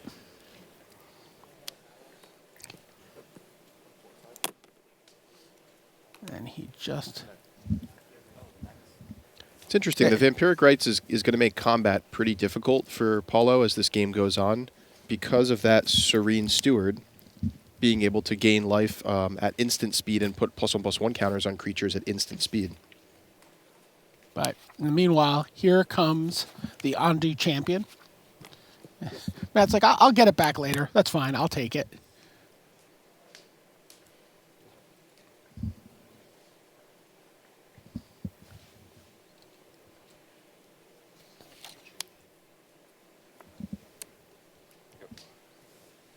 All right. Sperling untaps. He's still on 3 land here. Got that Nirkana Assassin, also plays into the life gain engine.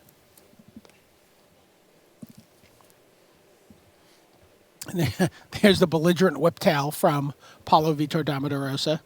So he was not able to actually cut it at the end of spring training like he had hoped. That's right. I think he ended up playing both as Belligerent Whiptails.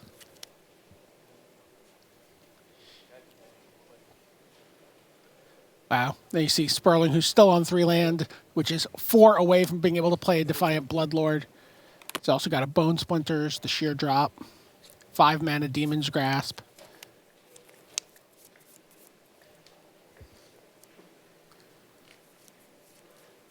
And Sperling, with the Life Gain deck, has fallen to 14. Yeah, Paulo actually able to mount a pretty serious offense here between the Shatterskull Recruit and the Belligerent Whiptail. I think he has an additional land in his hand to trigger landfall this turn, so we'll probably see an attack. I wonder if Sperling is going to go into sort of chump block mode and start cycling his creatures from the battlefield with Vampiric Rites, maybe trying to hit additional land drops and kind of get things going a little bit more for his deck.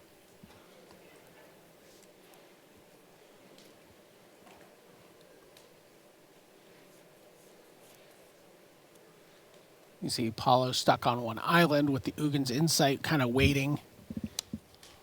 And, Paulo's like, you know what? You can gain Death Touch. You can make something bigger. I'm just going to play a Kozilek Sentinel. I'm going to ping you with the Nettle Drone beforehand. I'm going to untap my Nettle Drone. I don't know what you're going to do, but I see no reason to give you some way to start dealing with my creatures. Looked like Paulo may have passed the turn there, perhaps playing around something like Encircling Fissure. Yeah. 2 cards still, right? Yeah.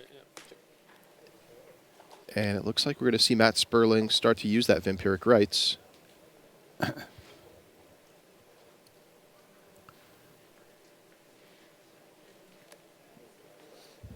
So we got a game update. It sounds like John Finkel, who's playing on one of the back tables against Dan Ward at 6-2. John Finkel is up a game. So there you go. Yeah, he's going to sacrifice the Expedition Envoy, draw a card, gain a life, and then pays white and gets to put a counter on the Nirkana Assassin. That's pretty saucy. Serene Steward, ladies and gentlemen.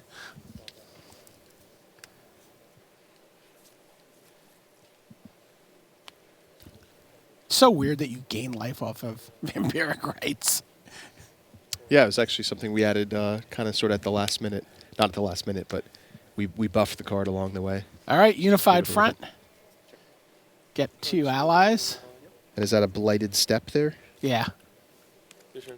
It gets 2 allies. He's going to be able to sacrifice those, ideally. Yeah, that's really what you want to be doing with Vampiric Rites, is sacrificing tokens rather than actual creatures that cost you cards. Right. Ideally, Scions and... Got another quick update from the back tables. Christian Calcano playing Jacob Wilson, both those young players at 7-1. And Christian Calcano is up 1 game. That is the king of the hill table, by the way. So even though he's 7-1, Calcano is the king of the hill. Wow, here we go. Yeah, key turn for Paulo here. You know, Matt Sperling is tapped out, but he's finally starting to find his land drops and make some more creatures. And that Vampiric Rites, along with the Blighted Step, is going to threaten to gain him a lot of life and a lot of cards as the game goes long, especially in conjunction with the Serene Steward. So this is really Paulo's opportunity to strike. And with Matt Sperling down to 13, he may have to think about making some chump blocks here, which is great for Paulo, because any creature that dies this turn is a creature that doesn't get sacrificed to Vampiric Rites as the game goes on.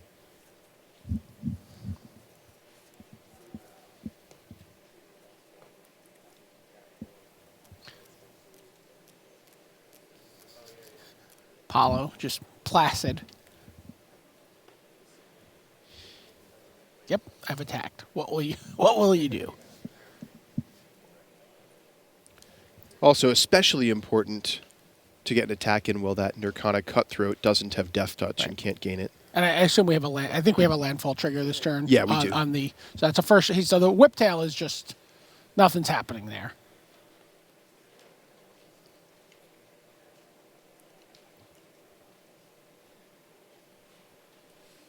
Lock it in. That's great for Paulo if he can get a trade there. Yeah, between the Shadow Skull Recruit and that Nirkana Cutthroat. That was the Undo Champion, by the way. Oh, Undo Champion. I'm sorry. Yeah, and there is a McKindy Slide Runner.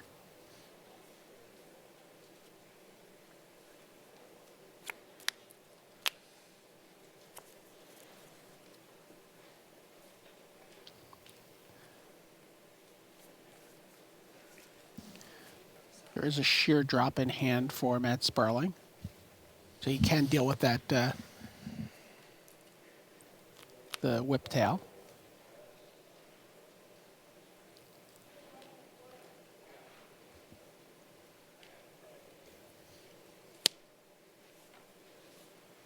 Down comes Retreat to Emeria. Wow, look at that. Retreat to Emeria, make an ally. Off the landfall trigger. But Sperling falls to 7 here.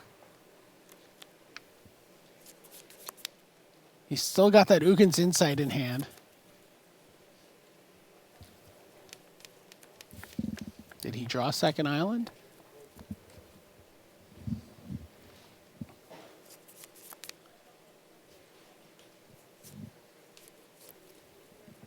He did not. He drew a Wavewing Elemental, which is quite capable of finishing off this game.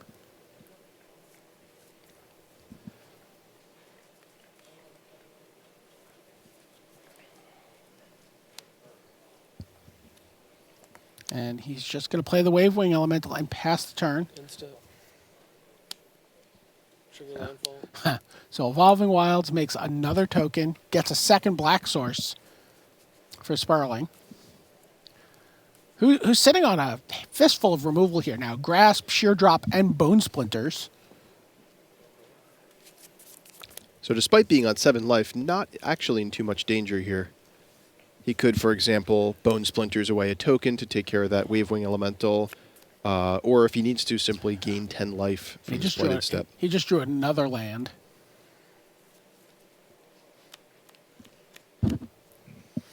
So he gets a free fodder for his Bone Splinters just playing that land if he wants it. Yeah.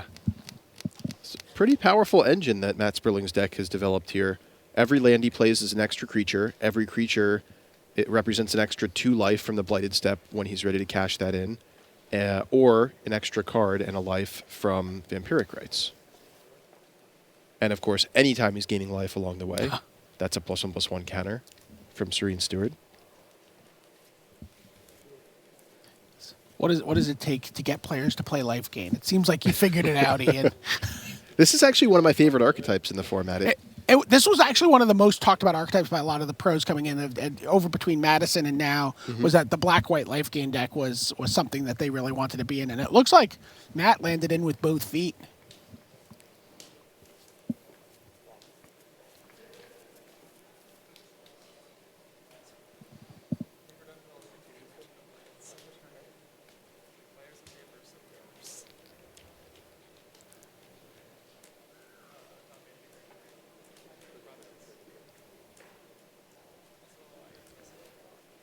See him mopping this game up with a Defiant Bloodlord. Yeah, that could be super powerful with that Blighted Step.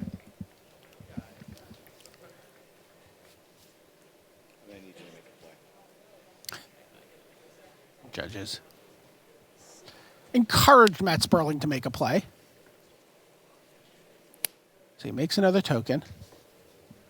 Brings his creature count up to 6. He's going to Demon's Grasp the Wavewing Elemental. I think we're going to see him Bone Splinter which creature? Maybe the Nettle Drone? Well, that's the one that's threatening to do the most damage. He's like, I will make a play. I just don't. Yeah, the Whiptail is also a consideration here, just because it threatens to chomp away at Matt's creatures. But maybe he figures Paulo will run out of lands eventually, and the Nettle Drone is the more consistent source of damage. So another Wavewing Elemental for Paulo. I mean, probably what Matt was thinking so much about that turn is, he could have just Bone Splinters and left up the mana to use the Blighted Step. Or he could have even Blighted Stepped before he Bone Splinters for 2 extra life there. Right. Yep. That too. And the reason that is a consideration is because with Matt Sperling at 6 life and tapped out, Paulo's attack here is going to force chump blocks, and that really takes away from the synergy that Matt has going with the Vampiric Rites and the Blighted Step and all of his creatures out. All right, Finkel fans, bad news. Dan Ward has evened up the series, but good news for the Dan Ward fans. He's evened up that match 1 game apiece on the back table. So Paulo is trying to figure out what the attack is. Oh, the attack is everybody. Here it comes. Not final. So, not final, says Matt Sperling. So what he wants to do is start lining up blocks, look at how they're going to play out, and then figure out, where he's going to end up. So he's going to start moving his creatures around, but trying to just figure out what the best situation is and what the implications are of each kind of block. No land has been played by Paulo this turn, so belligerent, shields are down sort of on the belligerent Whiptail, and the Slide Runner too. I think Matt's going to want to take this opportunity to make some efficient trades.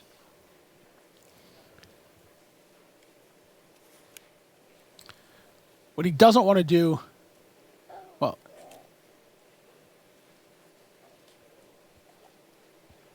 he's going to take 1 trample from the Slide Runner and 1 from the from the Kozilek Sentinel.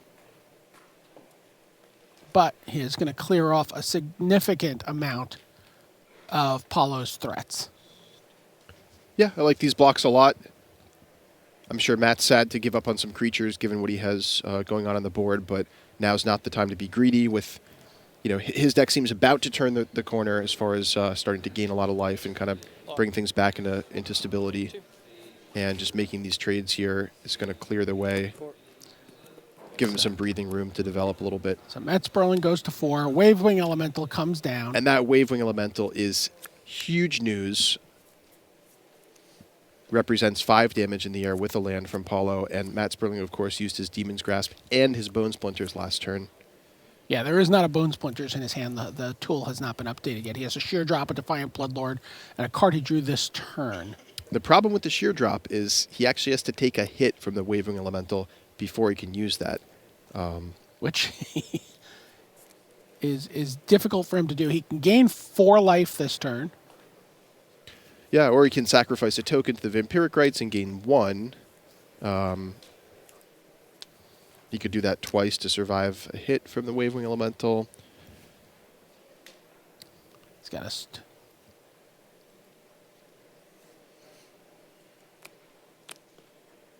Stonehaven Medic was the draw. So with only 6 lands, not enough to play the Defiant Bloodlord just yet. He also can't play the Stonehaven Medic and sacrifice Bladed Step, so just a little bit short of what he wants to do this turn.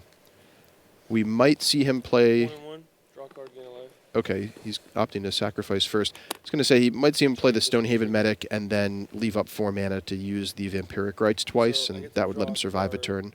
Then decide whether I want to pay the white. Is that right? Oh, for which trigger? For this trigger. You're activating this. So I'm going to gain 1 and draw 1 as part of the resolution. Then the trigger goes on the stack. Am Yeah, I- so this okay. resolves first. Why is that? Because you sacrifice, so this goes on the stack. This is not It's on gaining life, you're right. Yeah. So then, Okay. yeah, then that will resolve. Okay, then you hear from Chris Richter, the table judge there, how that's working out.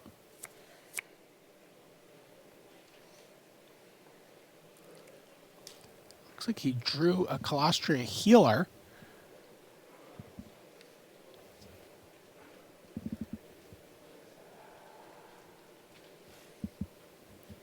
Well, that's fairly nice.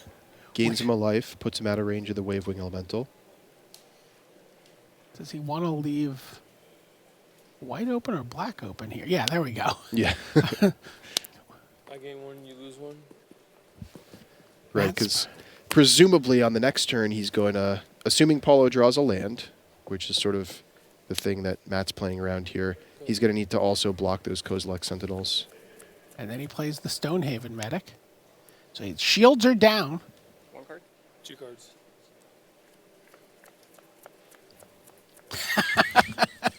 Pair of Ugin's Insights in hand for Paulo Vitor Damo da Rosa. 3. He gets in for 3 and passes the turn back to Sperling. Wow, key turn here for Matt Sperling. Oh He's my got to gosh. feel great untapping this, here. This is just going to be an insane. Look at this turn. Land. Play a land. Make an ally trigger this ally trigger. 4. Oh, wow. Retreat to Emeria with Colostria Healer. That is some nice value. He's going to be able to sheer drop. I have a target now on my trigger. He's thinking about resolving the life gain trigger for the Serene Steward. He declines. Okay. And we're going to see a sheer drop on the flyer here. Almost certainly.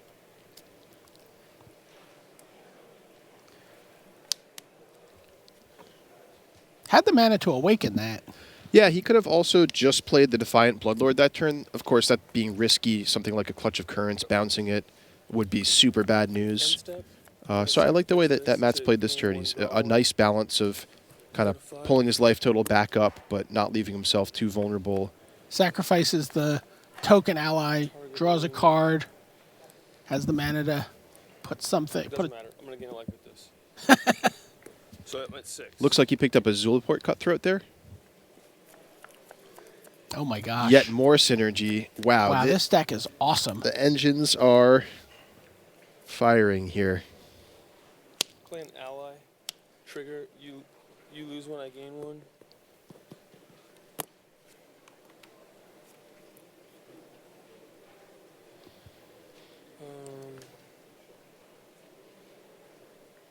Another Stonehaven Medic in hand.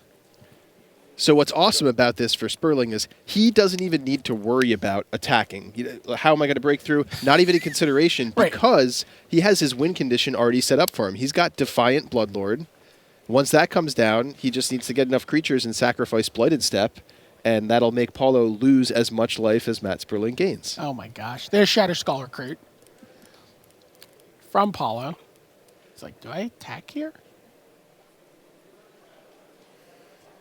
I don't see any profitable attacks here for Paulo. Oh, he may have passed turn. This may be. Oh, this is end step Sperling. Yeah. He's going to gain a life. 8 to 17. Does he put a token anywhere? I'm going to gain 1, draw 1. Before I gain 1, draw 1, I get to drain for 1. Okay. So you go to 16, I go to 9. Then that trigger resolves. So I go to 10. Sure. Sorry, and then from this resolving. And I'll put a +1/+1 counter on my Stewart. Okay. There you hear. And we are getting very close to a channel fireball kill here. Yeah.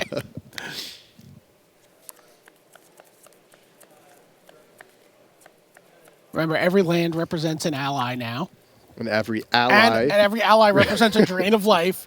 It also represents a fireball kill at the end with the Defiant Bloodlord. I'll play this. I'm going to make an ally gain a life. Drain you for 1. And then what he... You're at 15. And I get to put a +1/+1 counter on... I want to make this deck and take it to FNM. Yeah. This looks sweet. We'll do a deck tech on him during the standard rounds. Yeah. Did he? I think he missed. He actually missed a Defiant Bloodlord there. I said go, so I think I missed. Yeah. He missed the. He got to actually drain an extra point of life, but That's it doesn't okay. matter. There's plenty Paulo more saw where the- that came yeah, from. Paulo saw the writing on the wall. Wow. Very impressive. That's a cool deck. That is the deck people have been talking about. All right. We'll be right back with more Magic right after these messages. Ultra Pro is the place to go for all your Magic accessories. With card sleeves, deck boxes, play mats, and portfolios showing off the best Magic art, Ultra Pro is the standard in safe storage. Visit ultrapro.com for more information. Friday Night Magic has expanded to include all formats. Get ready for Commander, Legacy, or even Conspiracy drafts. Check out your local store for details and share your FNM stories by using the hashtag MTGFNM. Visit magic.wizards.com/FNM for more information. All right. So we are going to look in right now at Game 3 between John Finkel and Dan Ward. Both of these players are at 6-2. There you see the board. Tell me what we're looking at here, Ian. Let's see. I see another Retreat to Emeria. Yeah, that card has been very impressive so far here on camera. See a couple of Awakened lands there for John. Yeah, it looks like he's got the blue-white sort of flyer tempo with Awaken kind of deck that we've seen before. And here we see Altar's Reap. Crashing in with a couple of islands. So it looks like a similar, but maybe not as high quality as we saw from Matt Sperling deck here from Dan Ward. Mm-hmm.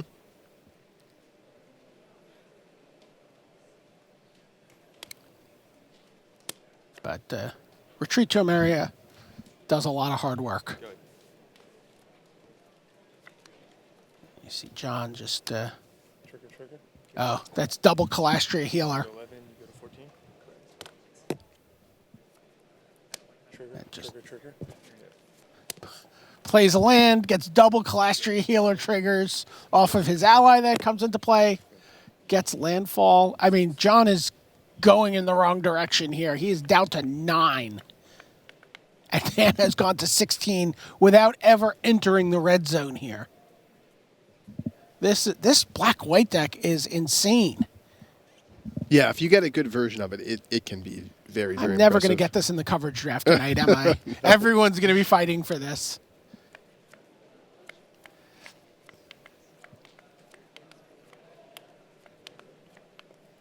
Looks like an Ondu Greathorn coming in. Looking for the planar outburst in John's deck. Puts a creature in the way. John is playing empty-handed here. He's hellbent.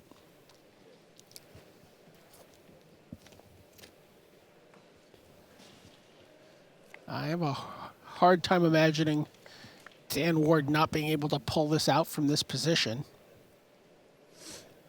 Altar's Reap also looks great in this deck. Yeah. Yeah, especially if you get the Retreat to Emeria version where you're making lots of tokens.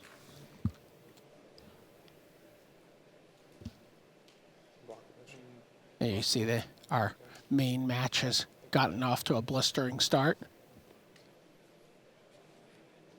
The upper right-hand corner.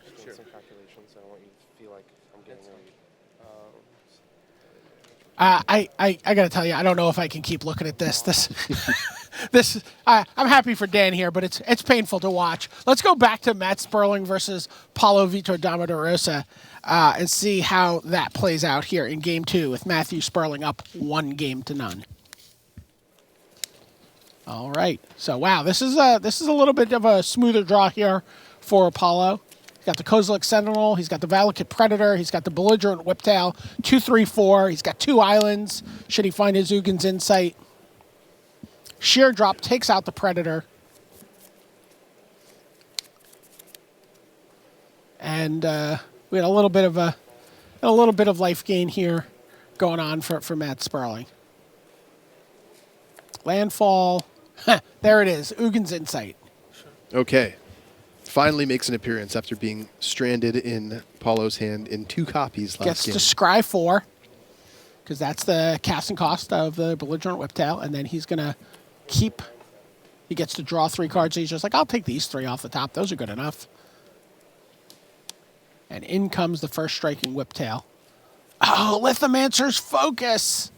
Wow, that's huge. There you see Lithomancer's Focus.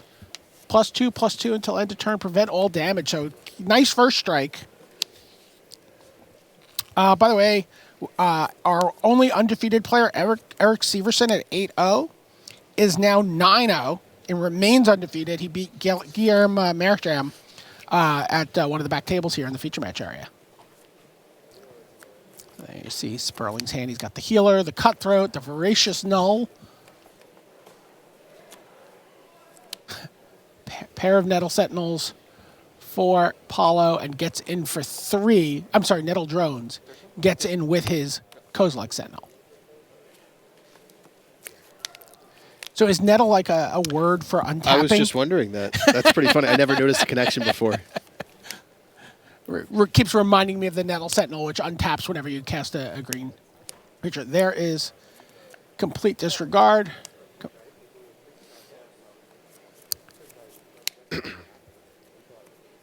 Exiles one of the drones. Here comes a Wavewing Elemental. Sperling gains a life. He's got his retreat out.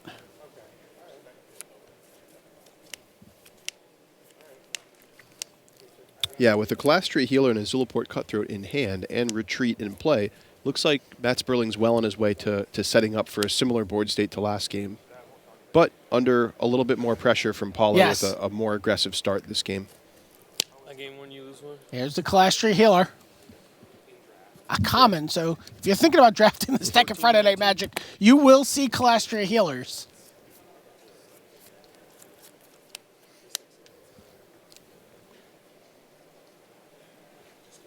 And you think about the sequence of plays last game, if he had drawn the Unified Front towards the back end of that sequence. Mm-hmm. Wavewing Elemental crashing in here. It's been pretty impressive for Paulo so far in this matchup. Yeah. Normally I don't think of Wavewing Elemental as a card I'm super happy to be relying on. It's pretty expensive and slow, but it does hit very hard. All right, Touch of the Void is going to take out the Colastria Healer, never to return again.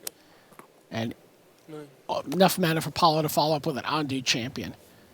Sperling goes to 9. There's a land that'll provide another chump blocker. Right, which way do I gain more life?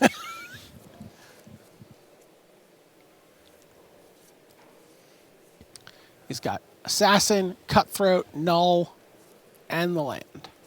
But things looking not so great for Matt Sperling this game. almost regardless of what he does this turn, he's going to be facing some bad attacks and blocks from Paulo next turn.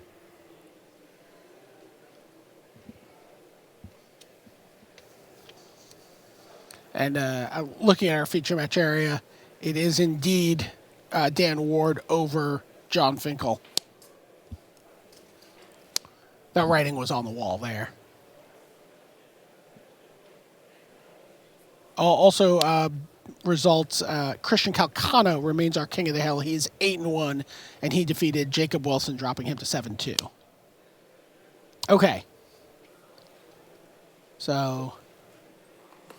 Down comes the Zulaport Cutthroat and the Assassin. Is that the Assassin or the Voracious Null? No, that's the Assassin. The Assassin there. Yeah, the Null is much more gruesome looking. So the tricky thing for Sperling is, like, I think he wants to try to leverage the Death Touch of that Assassin, but I don't think he's going to have time. Well, he does have the Blighted Land there, so he can, if he can live through this turn, can sort of reset himself almost up to his starting life total, the Blighted Step. The question is, how many creatures is he going to be forced to trade off this turn? And a land from Paulo.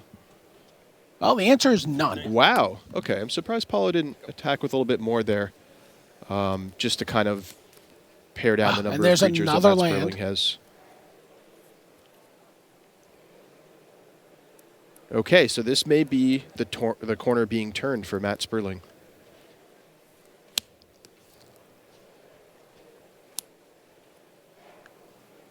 That's creature number 6. So that's 12 life. Can gain a 13th life with the healer.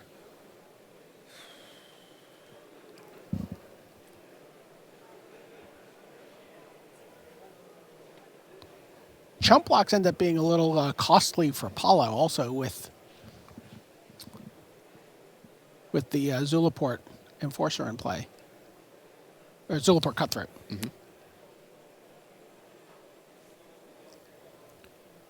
Vigilance from the McKindy Patrol. Lets that Nirkana Assassin attack. Nice. Go. I'll respond. 2, 4, 6, 8, 10, 12 life. Okay. So Nettle Drone goes to shoot Matt Sperling. And Sperling says, I would like to go to 14 instead of 2.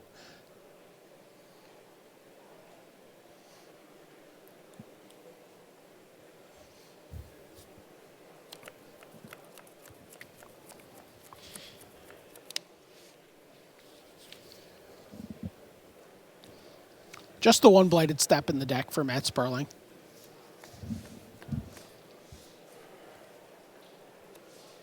Oh, is that a Radiant Flames in hand? Oh, interesting. Now, did he start that? He did not start it, presumably because of all of his Nettle Drones and low toughness creatures like that. But it seems like the perfect thing against Matt Sperling's deck.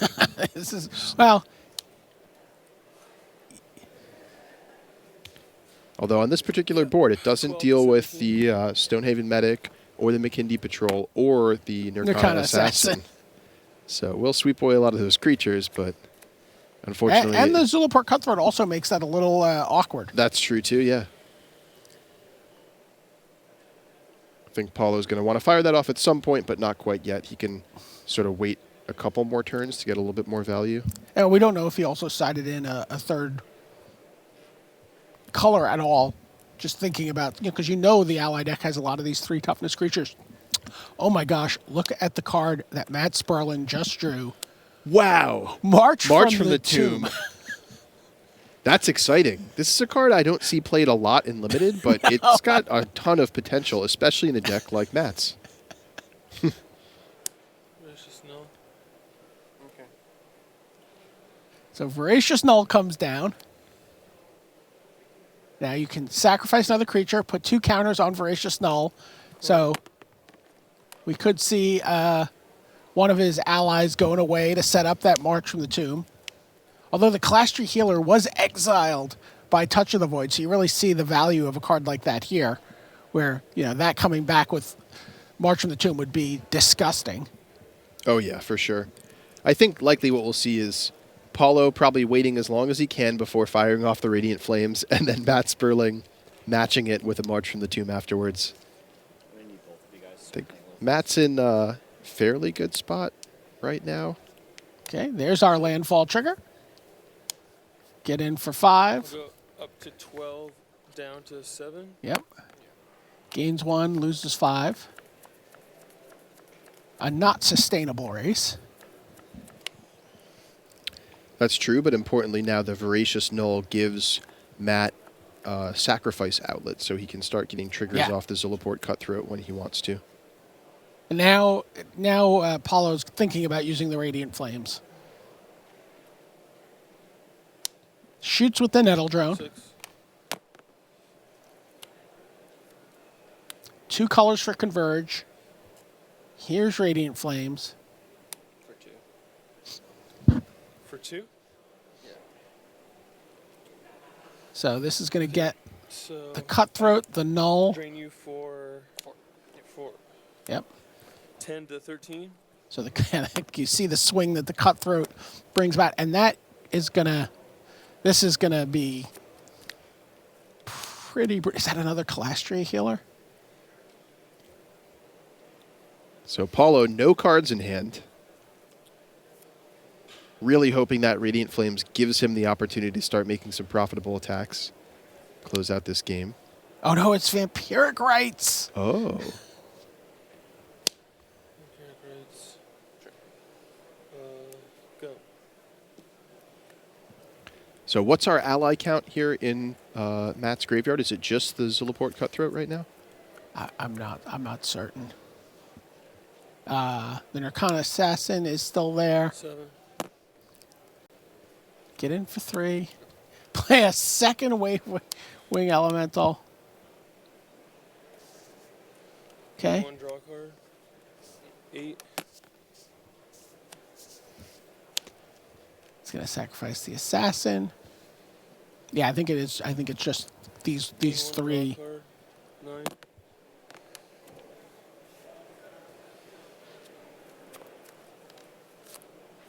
Oh, and Evolving Wilds too. That's two triggers for Retreat to Emeria. But double Wavewing Elemental represents 10 damage next turn. This is a little bit of a tricky position. He drew a Serene Steward as well. But how many ways does Matt actually have to gain life this turn? Well, he chooses to make a. Here comes March from the Tomb. So this will bring back all those allies, which is fantastic. But he's And basically just hoping, he's hoping that there's Paulo no doesn't land draw a off the land. top. And there it is is a land. Get in for Oh 10. my goodness. I'm at 9, right? At 9 life, able to gain 1 Wow. life, but taking 10 damage. Wow. Wavewing Elemental flies over and steals a game that Matt Sperling had to feel like he was. He had to know that the land. He knew the landfall trigger was lethal, but Yeah. had to feel like he had like the game within his grasp there. Yeah, definitely. Right on the verge of kind of getting irrevocable control over that game. Yeah, you see the looming specter of Chris Richter over the table. These are the last 2 players going in the feature match area. So Wavewing Elemental has been MVP so far this match for Paulo. Yeah, there are only 11 minutes left in this match, by the way, which is isn't great for Matt Sperling, I think, who kind of really needs this convoluted board setup. Yeah, that's true. That's true. He's probably hoping for Paulo to have a little bit of an awkward draw early on. You know, Matt's deck it's powerful, but it takes a lot of setup. There's a lot of moving parts going on there, and he needs the time to get those all in play and find them all. So something interesting. I talked to some of the guys who are doing the draft viewer, and we're recording the picks for this Okay. draft, and talked to the people who were recording the drafts on either side of Paulo. So we saw Paulo sort of go into blue on Ugin's Insight with his second pick. So blue rare, and you know a lot of the rares get picked over the commons and uncommons, and Ugin's Insight's one of those, but it doesn't get picked over Eldrazi Sky Spawner. Oh, yeah. And so there's blue players on either side of him in the draft, and one has 1 Sky Spawner, the other has 2 Sky Spawners. Oh, no. So he was really getting squoze for blue, but you know what? He was able to find those Wavewing elementals and make those guys do work for him. Go. So there's a Colostria healer.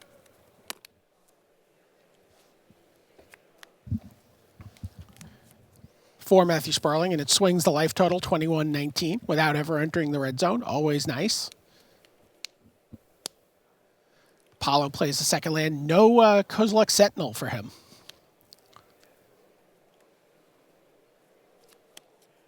There is the Blighted Fen.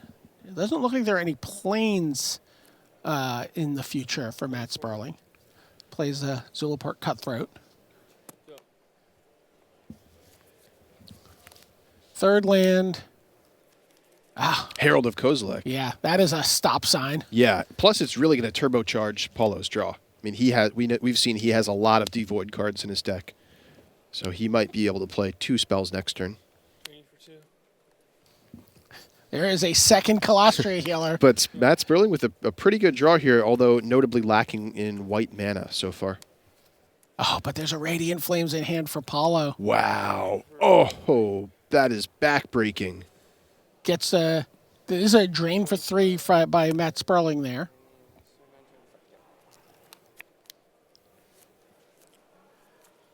See, he draws his Prairie Stream, which is there simply for his Unified Front. 5 cards. He is also a source of white mana now. Matt Sperling with Prairie Stream, a Swamp, Serene Steward, and Demon's Grasp in hand. Yeah, decides to play the Steward. So the Demon's Grasp will buy him a little bit of time, but Let me tell you, if he draws a March from the Tomb, it's that's going to get... what I was just thinking. Yeah, that's the one card he really needs here. Yeah, that card becomes like a fireball. Kozilek Sentinel is the play. May have overpaid for it. No, that's a Nettle Drone there. Oh, that's a Nettle Drone. Yeah. Okay, I'm sorry. You're right. Discounted with the Herald Yeah. of Kozilek. No attack there from the Herald, notably. Maybe playing around Sheer Drop. Stonehaven Medic comes down for Matt Sperling. And in comes the Herald. 23. Nettle Drone's exhausted when it plays against this deck.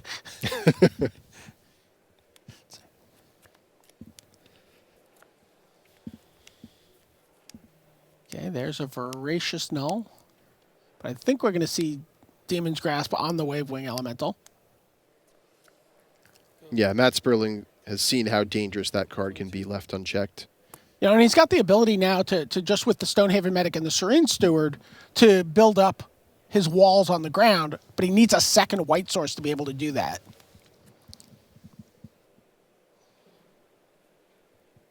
Ugin's Insight here for Paulo. It looks like he's contemplating, maybe, yes. He's also thinking, I think he's going to advance his board and he's going to play the Shatterskull Recruit. We shall see. He could go either way. But He's yeah, like, I want to either draw one's a cards. fantastic play. There's another Ugin's Insight on top.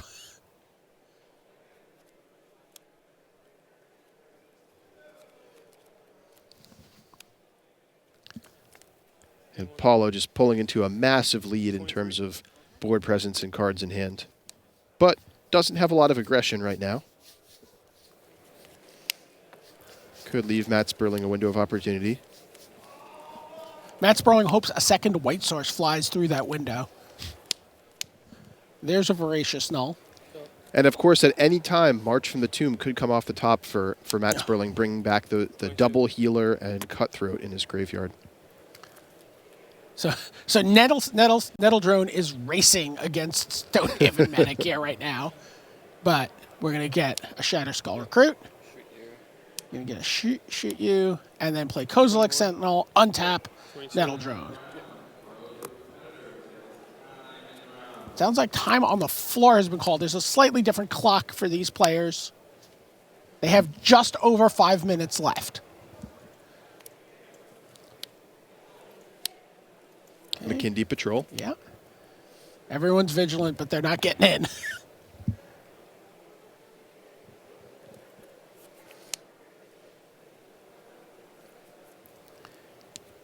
it's possible that this game could end in a draw. 21. There is a blighted step in play. Yeah, that is true. We'll see what Paulo can come up with. I think the onus is on him to kind of be aggressive. He's going to come up with scrying for 5. All right. I think I saw a Wavewing Elemental. Yeah, in that and a Nettle Drone. So he puts those 2 on top, pushes 3 lands, it looked like, and draws Nettle Drone, Wavewing Elemental, and Valakut Predator.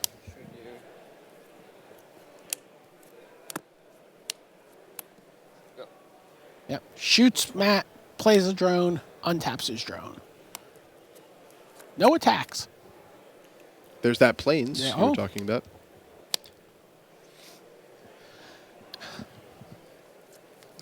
Plays that Plains with the snap of someone who's played lands with a retreat to Emeria and play a lot. It's a little more hollow now, but So the reason that Plains is key is that'll allow him to activate Stonehaven Medic, gain a life, and then use the trigger from Serene Steward to put a +1/+1 counter on one of his creatures. However, that's a powerful interaction, but pretty slow given what he's facing down from Paulo here, and that nearly full grip in Paulo's hand.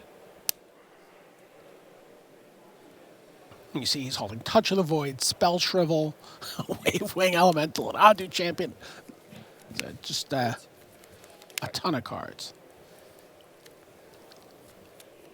Take. Yeah, Matt says that's fine. I'm at 15.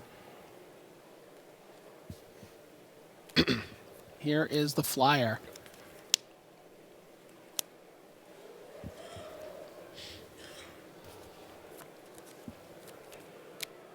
So there he Gain is. 1 counter on this. Yep. Gets a counter on the McKinley Patrol.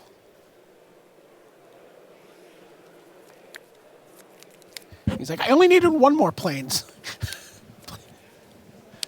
There's a third one. 14. And the Nettle Drones are doing their work. Matt goes down to 14. Again, he's got another 8 showing with his Blighted Step.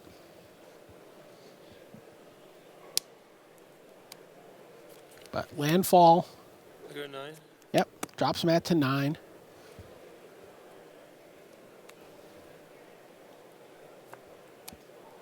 Yep. There's the Predator. There's an Adu Champion. Gain 1 counter on this. And those Nettle Drones sort of looming there, representing 2 damage end of turn and another 2 on Paulo's turn, plus with the Spell Shrivel in Paulo's I was just hand. going to say, if anything Matt tries to do, it's just he's going to counter it just to get 2 extra damage in with his Nettle Drones, or attempt to counter it, I should say. There's Vampiric Rites.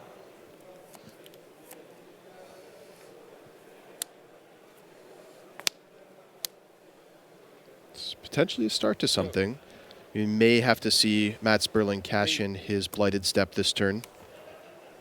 And then I think his game plan is to use Vampiric Rites and try to find March from the Tomb. And hope he has enough mana to get it past the Spell Shrivel. Right now he has exactly 9 lands, of course, when he sacrifices One of them is going the away Blighted this Step. turn. Yeah, that'll put him at 8, which is just not quite enough for the Spell Shrivel. But of course, all this is assuming he can survive long enough to find that March of the Tomb in the first place. Yeah, that may very well be moot. He can get to 16 this turn. Yeah. 17 then with the activation of the Medic. So, yeah, we're thinking in terms of what are the ways that Matt Sperling could possibly pull out of this game with the idea in mind that he is very far behind at this point and definitely needs a big play to bring him back into this game. I don't think that's... Believe me, both of these players will want this game to end with 3 points being awarded and not 2.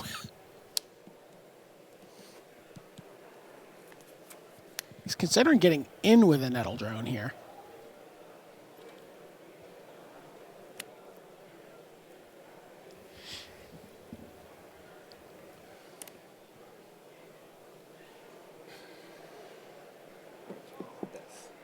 That this time in the round. Time has been called in the round. So this is turn 0.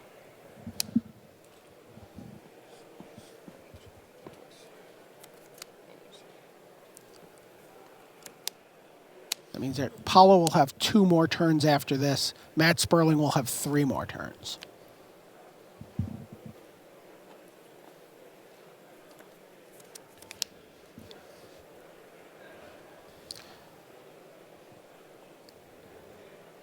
Tough turn for Paulo here. A lot of combat math to have to do.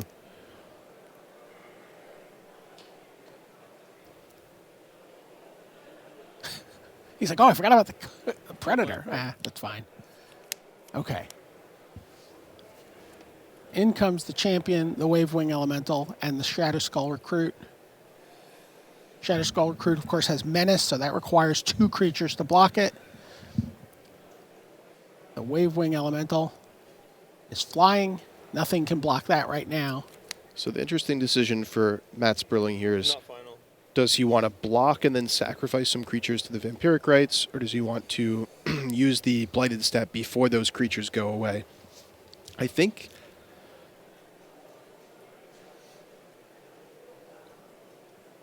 You see Paulo with a Boiling Earth that also came in out of the sideboard.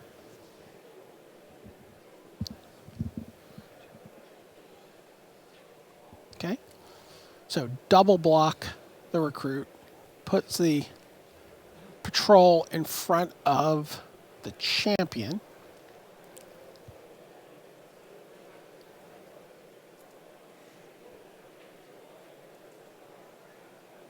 Block. I'll put Voracious New first. Okay. Pass. Okay. So we're going to sacrifice the Blighted Step first. Penny. Go to 16. 16. Last year. You wrote here and then you wrote here. I have 16, 12. Yeah, it should be 16, 12. Not 18. Okay. Oh, Paulo may have had a misread on what the life total was, and it may have been that he wanted to attack with all his creatures there. Because, again, he's got Touch of the Void and the Nettle Drones. Okay, that makes a lot more sense. I was wondering why Paulo wasn't contemplating a bigger or even all-out attack. And if he had the wrong life total written down, that makes a lot more sense. Here comes Boiling Earth. Four? I'm going to sack one of these and draw a card. This has a damage on it, correct? Yeah. So I draw one. Wow. So the Boiling Earth just clears everything away because they got just over the Undo Champion, and then a land gets animated for Paulo, who still has mana up for Spell Shrivel.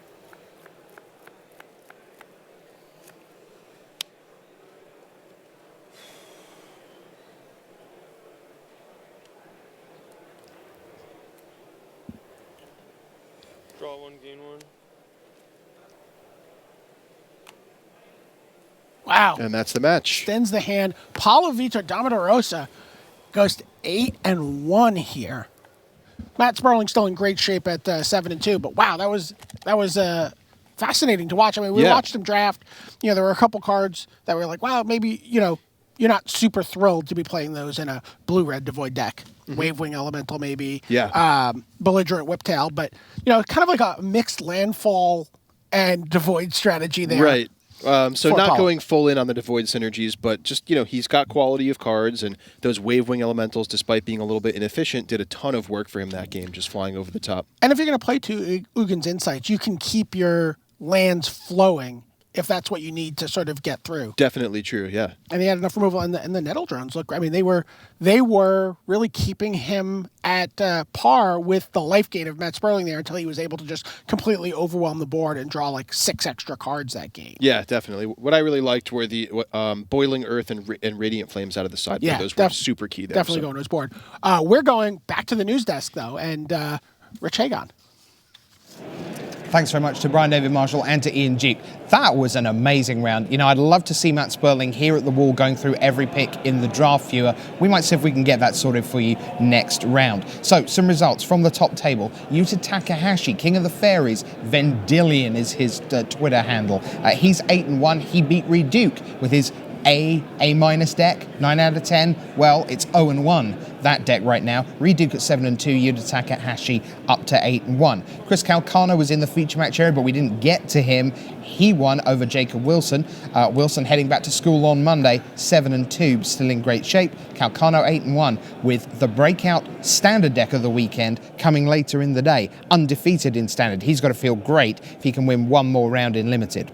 Matt Sperling 7-2, Paulo Damo da Rosa 8-1. Sideboarding, who knew, turns out to be quite important, even in limited. And then Eric Severson 9-0. Your tournament leader still over Guillaume Mayan. The second pod, that is messy. 5 levels within this. Luca Mandi 7-2, Kenji Samura 8-1. Ryoichi Tamada of Japan 8-1 over Patrick Chapin 6-2-1. Sam Farmer-Atman won 7-1-1. That was Marcio Carvalho, who was paired up into that second pod, 6-3 now for the Portuguese man. Ben Rubin, Hall of Famer 7-2. Martin Mueller 8-1. That's the scores on the doors there, but yesterday we brought you part 1 of the Magic Online Draft Archetypes. But what comes after part 1? Shockingly, it's part 2.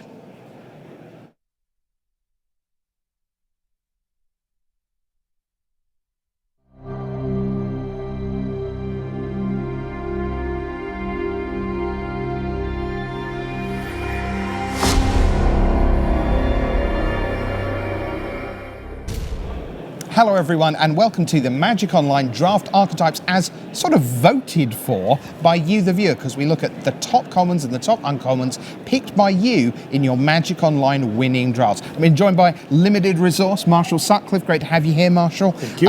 Yesterday Ian sat in that chair and walked us through the ally pairs, the colours that are adjoining on the colour wheel. So we get our other 5 setups here, which means we're going to begin with white, black, which is kind of convenient since we've just seen Matt Sperling in action with a white-black life gain deck. Walk us through what white-black is trying to do. Right, so white-black is kind of under the radar right now in this format. It's a life gain deck, but it abuses or uses a lot of cards that take advantage of... There's just a lot of cards in the set that say, when something gains life, or when you gain life, you get something for it. And these are the cards, and this is the deck that's going to try to leverage that to the maximum. What you look for here are repeated ways to gain life. Not just once, but every turn, and that way you can really take advantage of all of that. Now, a sub-theme with this deck, allies. A lot of these cards happen to be allies. Some of the life gain stuff happens when allies happen, so you're going to see some overlap there too. All right, why don't we take a look at the top 5 commons as picked by you at home. So here we are, Calastria Healer, Gideon's Reproach, Complete Disregard, Sheer Drop, Core Castigator. Yeah, so the card to really focus on is Calastria Healer. That's a card that didn't look that great when we first saw the set, but has turned out to be very, very strong, a really powerful common here. The rest of the cards on the list are all removal and a solid 2-drop here with Core Castigator. So, you know, that's the kind of stuff you'd expect to see just in white-black. But Calastria Healer, it's an ally, and it's a really, really important card for how these decks work. Like you say, repeated source. That's the key thing to keep thinking of this. Don't just think, yes, I gained some life. It's like turn after turn after turn. Let's look at the top 5 uncommons for you. I am imagining we might see a Zulaport Cutthroat here. I wonder if we do. Well, no. But I do think it should be on the list somewhere. I think it's one that you're going to want to value. Drana's Emissary is sort of the headliner for this deck because she hits both categories. She's an ally that will trigger some of those things, but more importantly, she's got that drain effect. And what you'll see throughout the most powerful versions of these cards are that it's not just you gaining life that happens, it's also your opponent losing life. And you know, that constant tax of just the drain, we call that a drain whenever you gain life, your opponent loses a life. And even though it doesn't look like much at just 1 per turn, it really adds up quickly. And then we see some of the payoff cards here as well. Bloodbond Vampire, again, gain a life every turn, that thing gets huge. It can be a 4/4, 5/5, 6/6, and just get out of hand. Serene Steward has a similar effect, except for that you can spread the counters out where you want. And, it doesn't matter where the life gain comes from or how you get it. As long as you get it and you can get it repeated, cards like Serene Steward and Bloodbond Vampire will just completely take over. Okay, it's a super interesting archetype, but quite hard to draft and quite hard to really pull together. It's a fascinating set of options, the white-black. This time, we're going to go to blue-red. So this is our 7th archetype. And Marshall, well, colorless, I think we can agree with. Yeah. Control? Not so much. You can play a slowdown, more controlling version of this deck, but there's also a more mid-range, kind of a classic limited type deck where you're just playing good cards, you're beating down your opponent, you're answering their threats. This might be the best deck in the format. At least it's one of the headliners. It's one of the most obvious decks in the format when you start drafting it.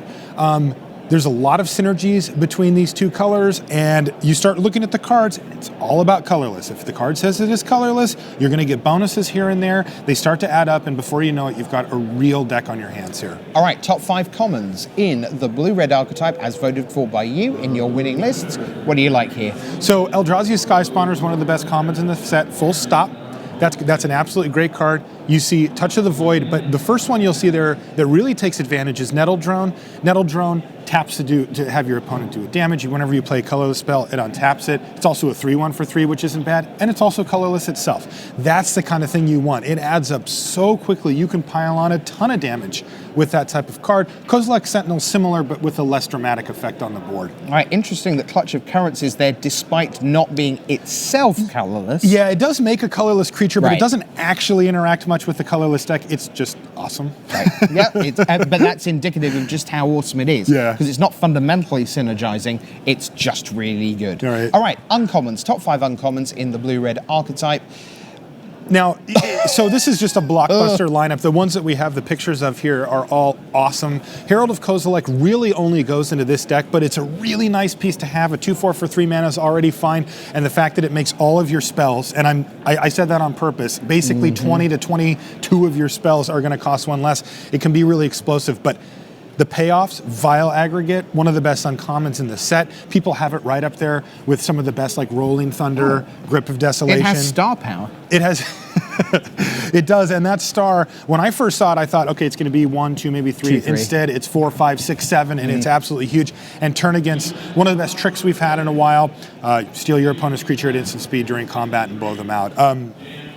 Ruination Guide, also an absolutely huge part of this archetype. If you can pick those up early, they go right into this deck. They basically pump every creature in your deck, and Rolling Thunder is Rolling Thunder. Yep, no argument there. All right, now our next color pair is black-green. And one of the great secrets of Magic is if you can do things that are not inherently strong, but as you do them, you feel inherently strong and powerful, that's a great feeling. That's just a visceral thing that you get as a gamer. The black-green archetype, you feel filthy when you're playing this deck, and I just love it for that. Yeah, I love this deck too. It's a really cool deck. I haven't figured out how powerful it is relative to the other archetypes. My gut tells me it's somewhere in the middle. Not the worst, but maybe not one of the premier. Right. But you can see there's a lot of payoffs for it here. Smothering Abomination is a rare that we have right in the front here, which is great. But cards like Blister Plod and Bone Splinters can work really well together. You're going to make a ton of Eldrazi Scion in this deck, which are good on their own, but also good in conjunction with other sacrifice type effects. So let's see what people voted for in terms of the top picked commons for this archetype. So Eyeless Watcher, Complete Disregard removal, Bone Splinters removal, Demon's Grasp removal, and the number 1 played card in the sealed portion of Grand Prix Madison and every sealed deck ever in this format. It's Kozilek's Channeler. Yeah. It's colorless, it's common. Every single deck wants 1 copy of it. Yeah, I think what you get out of this list here is you get a sense for the type of cards that it wants, but it also shows you that the payoffs aren't super high. You're getting Eyeless Watchers, which is giving you 3 bodies to sacrifice or use to pump out big creatures. Bone Splinters, sure, it's a payoff. You have some expendable creatures around, and you can use a cheap removal spell like Bone Splinters to clear out your opponent's best threat. But there's no headliner here, right? And I think that this is part of the reason why this deck isn't maybe a tier above, the blue-reds and some of the other decks, is that there's no just big crusher where you're just like, oh, I had that and then I just won the game. Right, I mean, At least they're common. They're fair cards. They're very fair cards. And they work well together. Yep. but not as well as like the blue-red and even some of the black-white that we talked about a few minutes ago. Pretty much all of them except Kozilek's Channeler on that list, you would want to cost something like a little bit less, one less at 3 Eyeless Watcher, 3 Paraguys for 3/3. That'd be great. And Demon's Grasp, if it was 3 in a black to give something -5/-5, you'd be thinking, yeah, I'll be playing that, and it costs 5, and Eyeless Watcher costs 4, and So all Agree. right, what about the uncommons? Let's see if we can improve things in the black-green. What are the top uncommons? So we can sort of.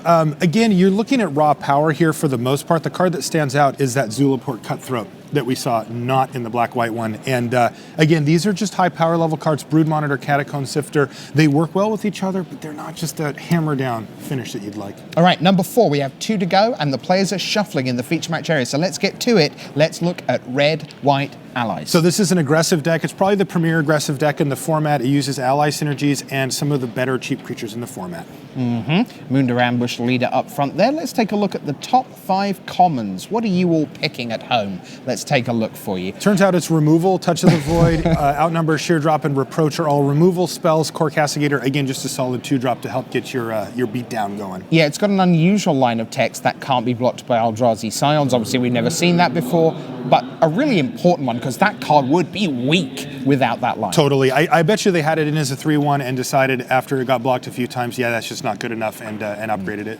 Insufficient. Yeah. Let's see if the uncommons are sufficient for red-white. Yeah, they're insane. Resolute Blade Master is your finisher. You play that at the top of your curve and kill your opponent with it.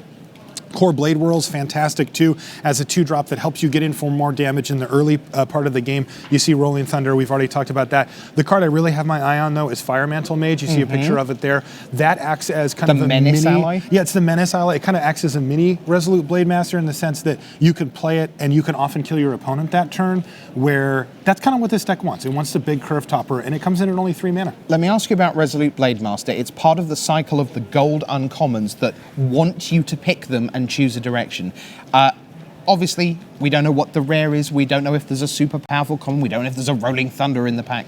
But is Resolute Blade Master generally a card you would be happy picking first? You want it to come to you and see that it's open? Yeah, I want to pick it 4th or 5th after I've kind of tested the waters in white with maybe a little bit of red. Committing that hard to a gold card, especially one that requires you to have a specific type of deck like this does with a lot of allies, is pretty risky and probably not worth it. All right, so that's your uncommons. Let's go to our last of our 10 color pairs. We just ended up with green and blue. So what is green-blue trying to do, Marshall? Well, so this is, they start off green-blue and then they branch out into the other colors. So we're looking at a converged deck here.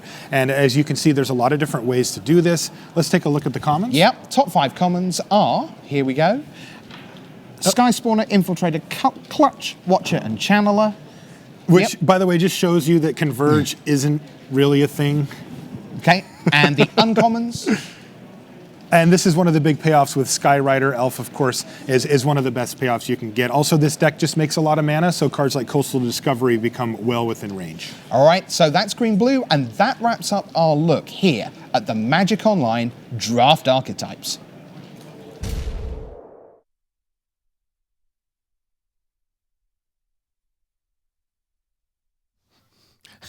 Hey, everybody, welcome back to the booth. Brian David Marshall, Ian Duke. We are getting ready to go down to the floor. We've got a big match here. We've got Dan Ward, 3-time Pro Tour top 8 competitor, looking for his big breakthrough finish.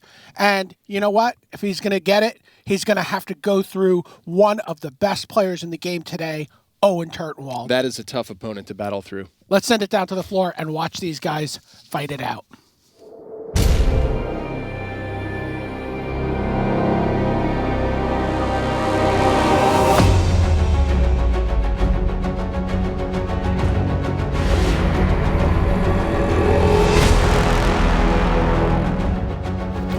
Hello and welcome to round 10 here at Pro Tour Battle for Zendikar. I'm Brian David Marshall. I'm joined by Ian Duke from Inside R&D, and we are about to watch one of the titans of the game over the last half a decade, Owen Turtenwald, playing against, someone looking to make his bones here on the Pro Tour, Dan Ward. There you get a look at Dan. He's got a handful of Grand Prix top 8s.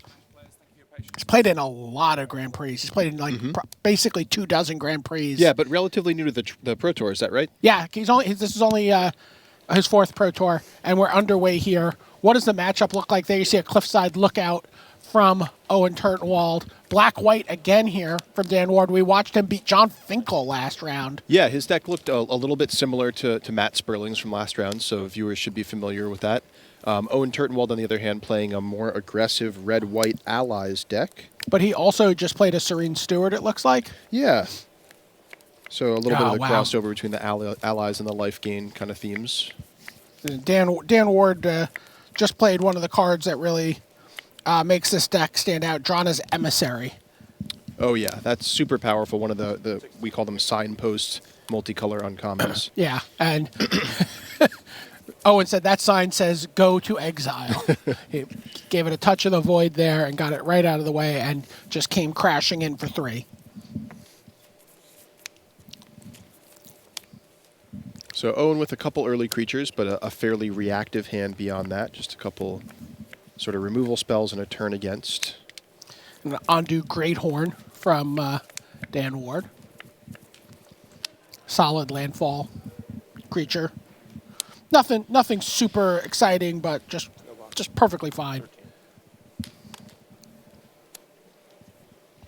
Looming Spires makes it impossible to block the Steward successfully. There's a landfall from Dan Ward. He's got Unified Front. He's going to make himself 2 allies here.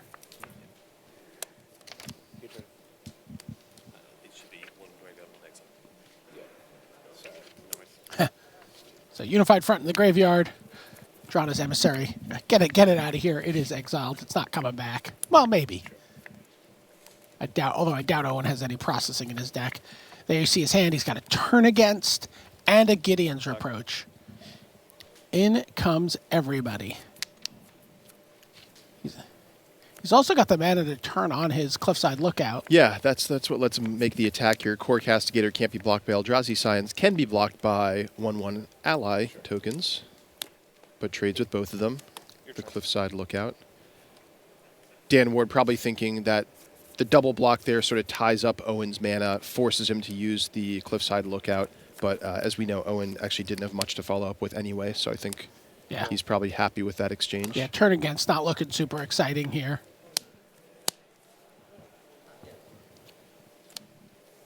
And that was a Carrion Thrall. Carrier Thrall and Bloodbond Vampire. All right.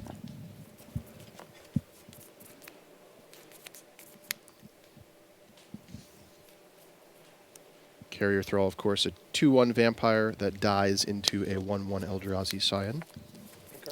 It's got the fire in its belly.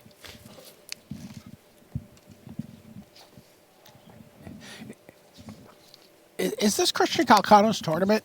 Because he just went up a game already on Yuta Takahashi on the back table. He does not want to let go of King of the Hill. He's certainly off to a fantastic start. Yeah. Said he's never been King of the Hill before this weekend and has always wanted it, even for a round.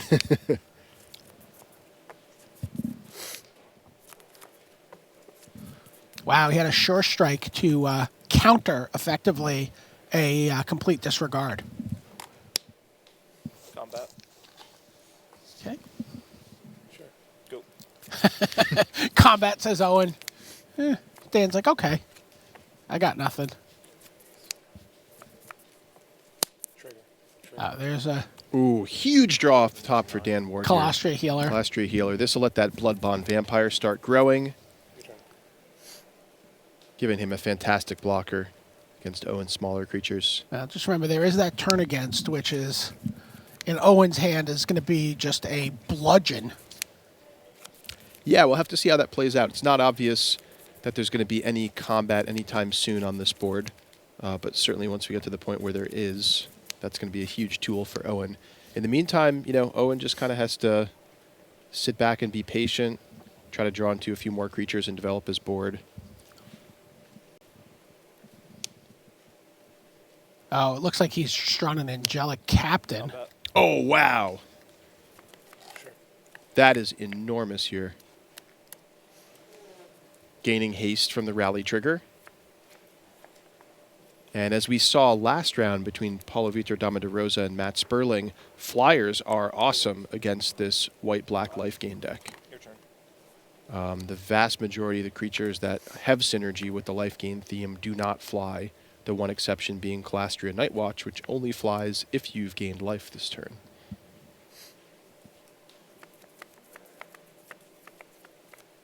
And Dan Ward sitting on just a couple lands and an Inspired Charge, a card that I think we don't often see in the black-white deck. It's sort of a little bit more for the red-white allies or green-white tokens kind of decks, but can be great with Retreat to Emeria, for example. Which is a card he has in his deck, we saw. Mm-hmm. Plays the Sandstone Bridge. Gets in with everybody. Taking a these? Yes. So that's +1/+1 in Vigilance for the healer.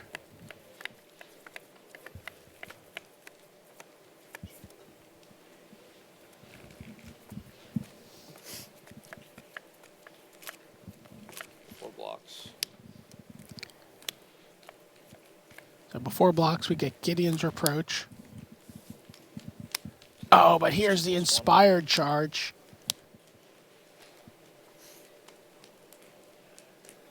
So a lot of damage incoming here.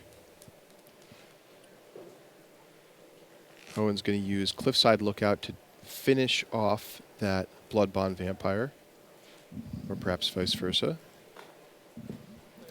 Speaking of people who don't want to lose, Eric Severson is up a game in his match against Paulo, Vitor, Damo da Rosa. Severson, the lone undefeated player in the tournament. Okay, and Kenji Samura up a game, you know, as you do when you cast Ulamog. Block. Dan Ward's at 5. Yeah, it looks to me like Owen's going to be able to close this one out, especially given the turn against in his hand. Your turn. Yeah, Owen is just going to attack here. He's not going to... Yep. All right, and that's the game. Yeah, Angelic Captain just comes over the top and just closes Dan Ward out in 2 attacks. Yeah, that was awesome to see.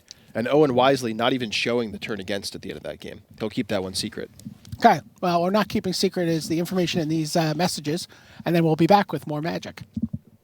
Outfit your Magic collection with the newest Battle for Zendikar accessories from Ultra Pro.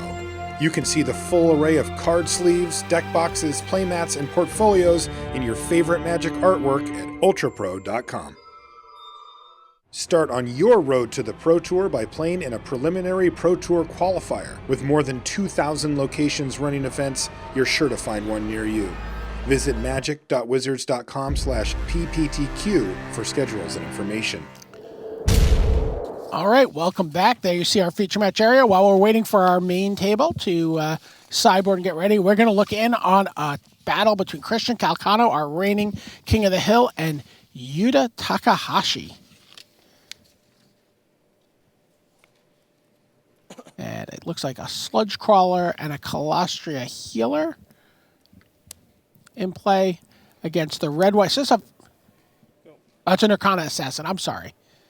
Against the red-white allies of Christian Calcano. Now, we heard a little bit about Calcano's draft from Marshall, who was the spotter on the floor at the time. He's red-white allies, second pick Rolling Thunder, and just kind of moved all in. And he was next to Reed Duke, but he was going for, Calcano was going for more of the allies strategy, while Reed was moving more into red devoid. Oh, look at that.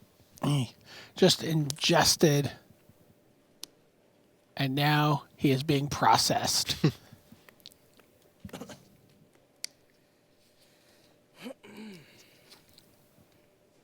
Yeah. Five Grand Prix wins between these two guys. Takahashi, of course, 3 wins, known really for his Fairies decks. You know, that's where he had the most GP success. Calcano, of course, famous for 3 Sulphur Falls. and 2 Grand Prix wins. Both of these guys are really looking for the breakout Pro Tour finish. Calcano, heartbreak last year, fell a point short of platinum and was kind of like dangling there for a while. Couldn't quite close out the season, but he's ever an optimist. He's a Mets fan. He sticks with it, and he's really hoping that this year is the year he turns that around. He's in great shape right now. King of the Hill. Yeah, Takahashi does have a Pro Tour top 8, but it was a while ago. It was San Diego in the Two-Headed Giant Pro Tour.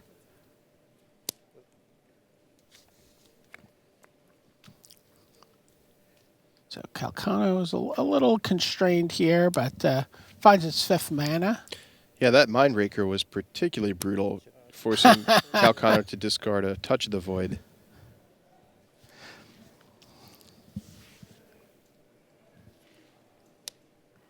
Yeah, Calcano, that Resolute Blade Master,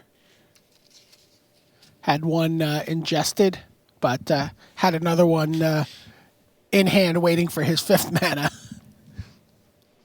And in comes the Ondu Champion. Yeah, and that drops Takahashi to 7. That's double striking Ondu Champion there. Yeah, please disregard the previous Blade Master. Send him into exile with his buddy. Yeah.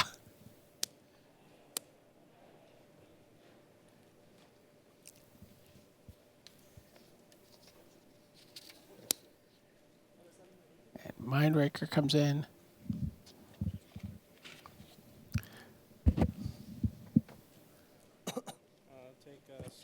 Calcano says, I'll take 6. I'm not...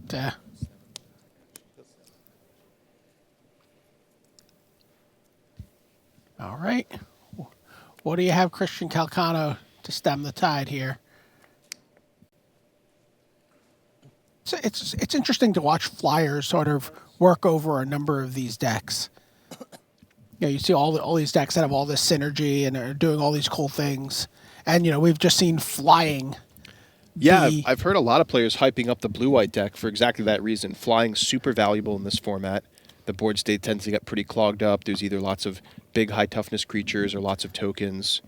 So evasion is great. And also the blue-white deck, doesn't rely on a lot of synergy. Right, yeah. You're just like, I can just take these cards, right? Again, Wavewing Elemental wasn't a synergistic card in Paulo's deck last round, but it just let him close out games. Mm-hmm.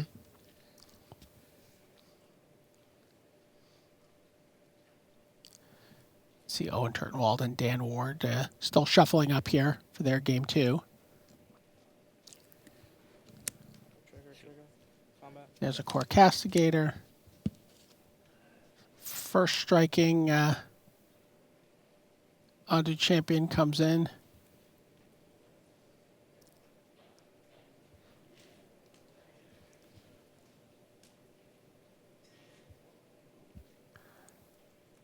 First striking and trampling. And Yuta Takahashi tries to line up his blocks.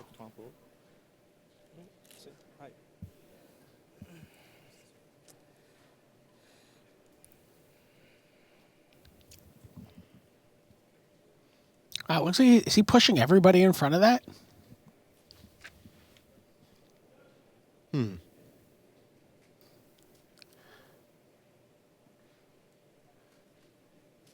Keep an eye on our main matchup there. Well, we'll check in with them after this this turn. I'm curious to see how this plays out. I think a multi-block is fine here. Christian only has 1 card in his hand. He was hit by a Mindraker recently, so I doubt he would have kept a combat trick like a Sure Strike or something along those lines in his hand,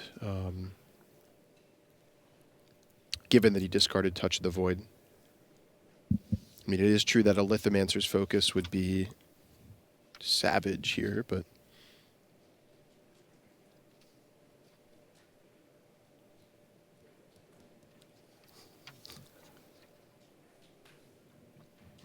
Now he's thinking about what his crackback looks like.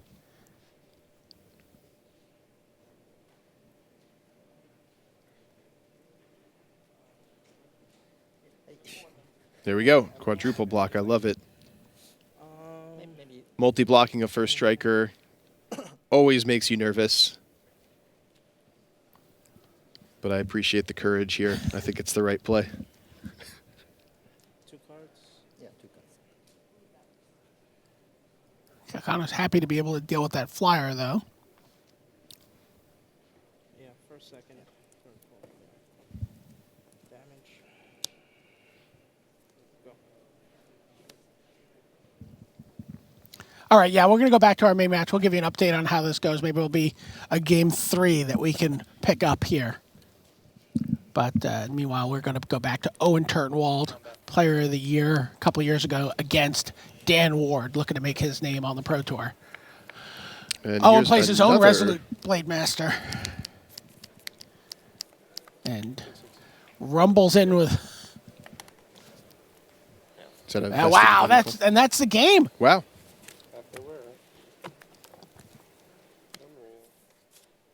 Owen just rolling over Dan Ward in 2 decisive games there.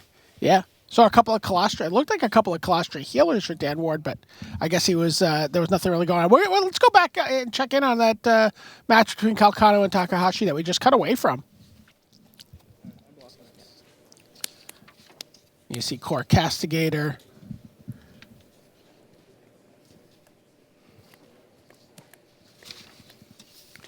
It sounds like Tamada Samura is tied 1-1. And it's also 1-1 in the match between Paulo, Vitor, Damo da Rosa, and Eric Severson. And that was a Goldra's Overseer, rare vampire, from Yuta Takahashi, met by Stone Fury from Christian Calcano. Yep.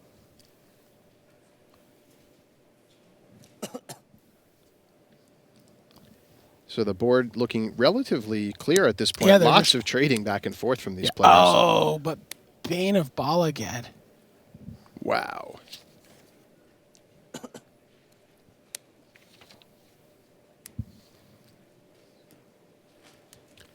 Bane of Balagad, one of the more powerful uncommon Eldrazi here. Its main weakness being low toughness, but on a relatively clear board like this, it's going to be able to get in there and do its kind of pseudo-annihilator thing. And Calcano is empty-handed, so he is playing off the top here. What can he draw? Is there anything in his deck that lets him deal with this? I mean, we just saw Stone Fury go by. No, there is not. At least not on the top. Wow, Bane of Balagad. Yeah, I feel like the draft format has moved around in such a way where people were like, when you first started drafting, you're like, oh, this is going to be all giant Eldrazi all the time. And then everyone's like, oh, wait, there's all these cool synergies and all these cool decks I can build. But, sometimes it's nice to just top off with a big Eldrazi anyway. Yeah, Bane of Balagad is one I like quite a bit. It's one of the kind of middling Eldrazi as far as casting cost and size. It is no rune processor. That's true. But yeah, it's sort of guaranteed to get value when it attacks. It often trades the first time it attacks, but it might take out 3 or 4 permanents of the opponents.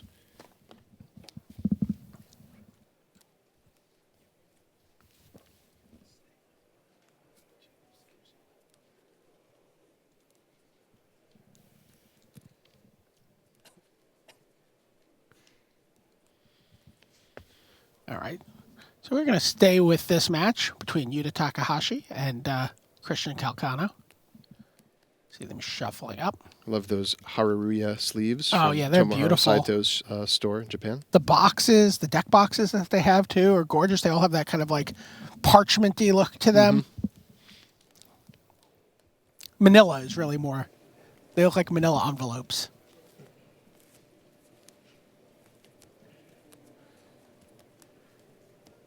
Christian Calcano, of course, showing off the art from the new Kiora on his sleeves. There you get a look at Eric Severson, 9-0, playing against Hall of Famer Paulo Vitor Damo da Rosa, who is 8-1. And there is the calculator himself, Christian Calcano. Definitely the talk of the tournament with his innovative blue-black Aristocrats deck yesterday. Hopefully he'll continue to do well in the limited portion so we can see him at the feature match table a little bit later on in the day in our standard portion. There you get a look at how these guys are in relation to each other, where everyone's sitting. You see Takahashi here in the foreground, Calcano facing him, and Severson and Paulo in the background. And setting the stage for these decks a little bit more, we talked about Christian Calcano having a pretty streamlined, powerful red-white allies deck, double Resolute Blade Masters we saw last game. We know he has a Rolling Thunder from the earlier in the draft viewer portion. Yuta Takahashi on the other side, he has a white-black deck that's a little bit less reliant on synergy than some of the other ones we've seen before. He does have a little bit of a sort of ingest process sub-theme, but it's not really what his deck is all about. He's just kind of trying to play powerful cards. Right, it looks like he's playing multiple 7-drop Eldrazi. I saw a Rune Processor in his hand. Another card that I like with a sort of a light process theme. You don't really need to go super all in on exiling things. Just need a couple ways.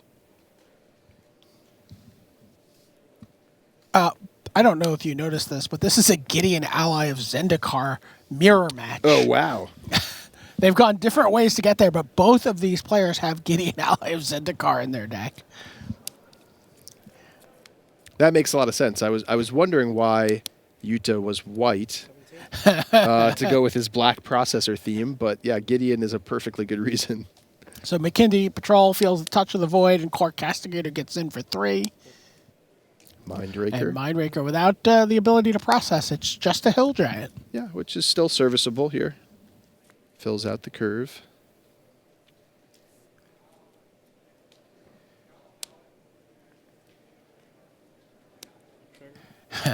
There is Ouch. the Resolute Blade Master. So that's a 3-1 double strike. Yeah, drops coming in. Takahashi down to 11 here. He is going to need to kill that Blade Master. 18.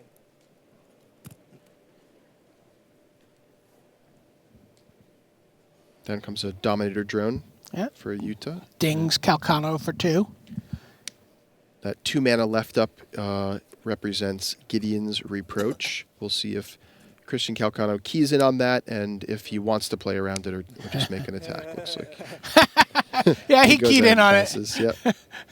Calcano says go. Takahashi looks at him and Calcano chuckles. You have to figure it makes a lot of sense. I mean, Yuta did not much in the early game, played a Mindraker on turn 4 with nothing to process, and then left up 2 mana on turn 5. Seems unlikely that he wasn't planning to do anything with that 2 mana. He would have played a 3-drop earlier. Well, Ondu Rising in hand for Takahashi. That's been a really sweet card that's sort of turned games around out of nowhere. Mm-hmm.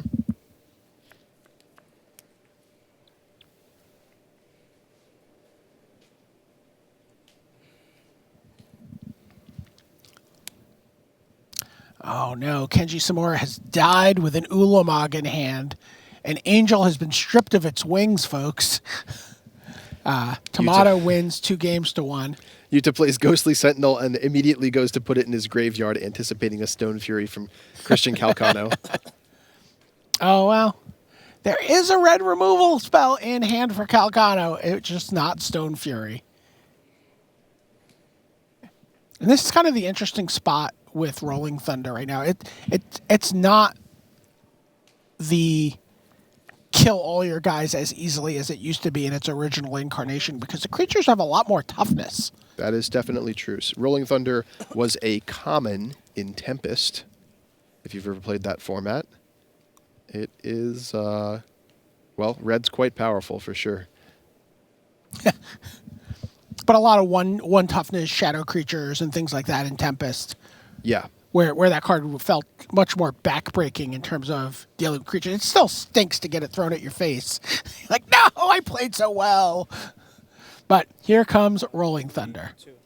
Yep, gonna get that flyer out of there. And imagine we'll see the Castigator come in. Oh, maybe not. No. I guess He likes valuing the potential double strike on it in a future turn. So Rune Processor is close to being cast here for Takahashi, but it won't gain him any life right now. He hasn't hasn't ingested any cards.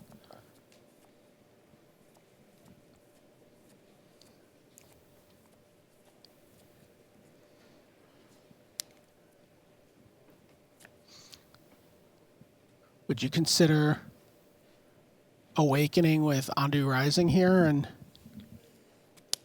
yep. That's what happens. I take 7.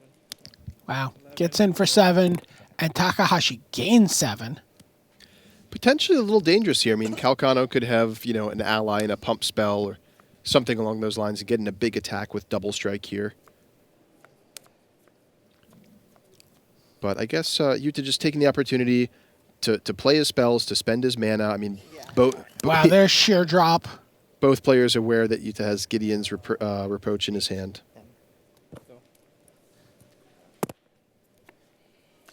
Gets in for 8. Big turn from Calcano there. But the Blade Master gets taken out. Complete disregard. Yeah. I think off the top for Yuta. Yeah, that was.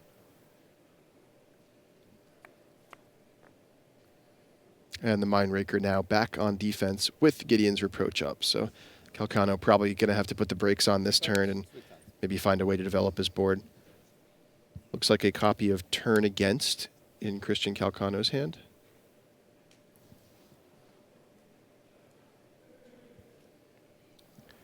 Possibly debating, Just thinking about using it as a getting threat. attack in. Yeah. It's not unreasonable, but I think the fact that the Gideon's Reproach mana is up and Calcano's been playing around it all game, why play into it now after playing around it for so long? There's another Court Castigator. Takahashi has Gideon in hand, but he only has 1 planes. Oh, wow. So I like how Calcano's been playing this game. He has an aggressive deck at baseline, but he's been very protective of his creatures, and that makes a lot of sense given the synergies that allies have with one another. You really want to kind of build up your board and get a big army in play so you can take advantage of these rally triggers and other ways to pump up your team.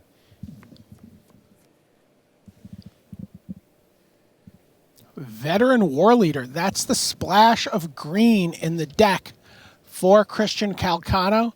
And you see Takahashi's like, let me read that. And you can tap another untapped ally for first strike, vigilance, or trample. This is a very hard card to play against, to win combats against in Limited. It can sort of just do everything, and it threatens to do them all. It's the kind of thing where, like, your opponent or a player who has the Veteran War Leader often doesn't even need to activate it. It's just the threat of being able to activate it that is so powerful. Right, and it's a 4/4 right now, so 1 more creature, and Calcano can sort of get around that Gideon's Reproach.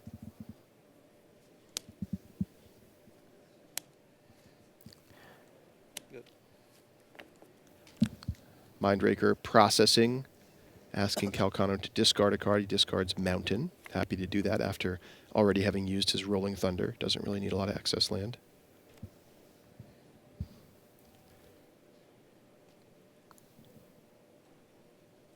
And that copy of Gideon still waiting in Yuta Takahashi's hand.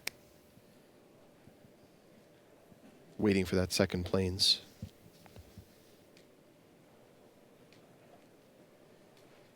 Cards. 4.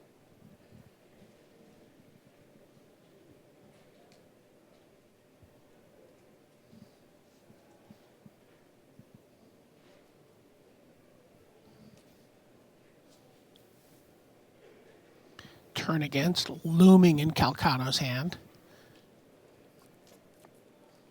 But in some ways hoping he never has to use it, right? He doesn't want the tide of the game to turn such that Takahashi is attacking. 1 second. Calcano says 1 second. Now, there is an interesting play that Calcano could set up here. He has an ally encampment? Yeah, he does. So now the Resolute Blade Master's been processed. So it is back in his graveyard. Oh. It's no longer in exile. That's very interesting. That's definitely a line he could set up. The other thing I was thinking of is he could make an attack. He could make an attack with a creature. Oh, I'm sorry. That's just going to bounce the creature to your hand. Yeah. Sorry. I was getting a little...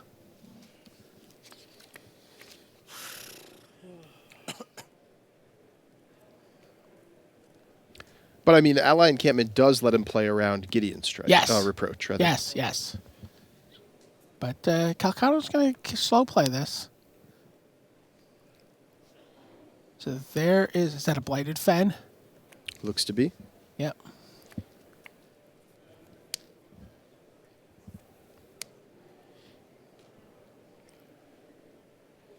So just more obstacles for Calcano to deal with here. Another 6 life on the board represented.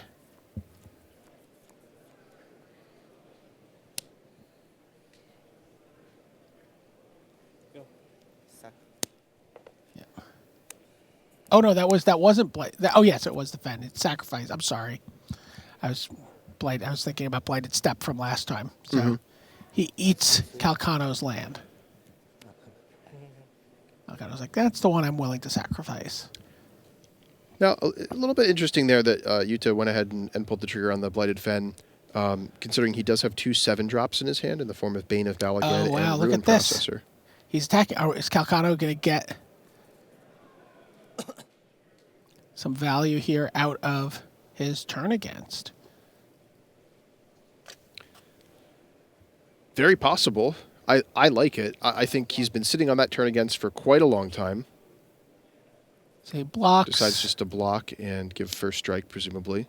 There's Gideon's Reproach. Okay, now he's going to sacrifice the ally encampment and pick up the Veteran War Leader. There's complete disregard.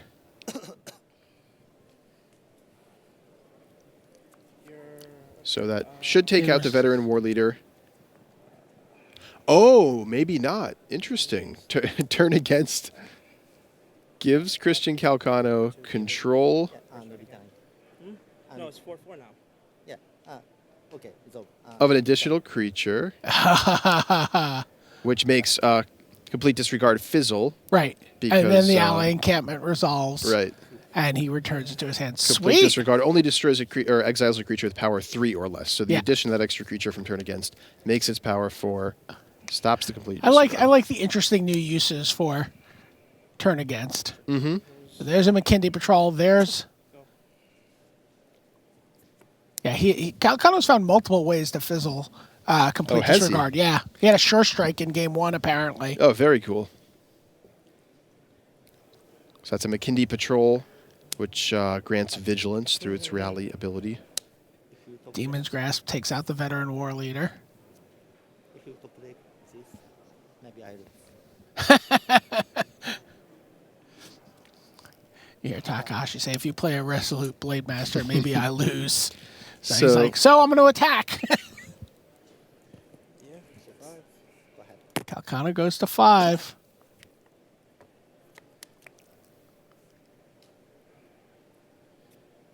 Trigger. Yeah. Fire Mantle Mage. 8.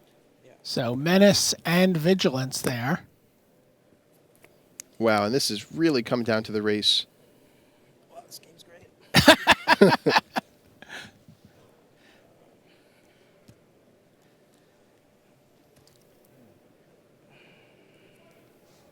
Takahashi spent this entire game sitting on Gideon.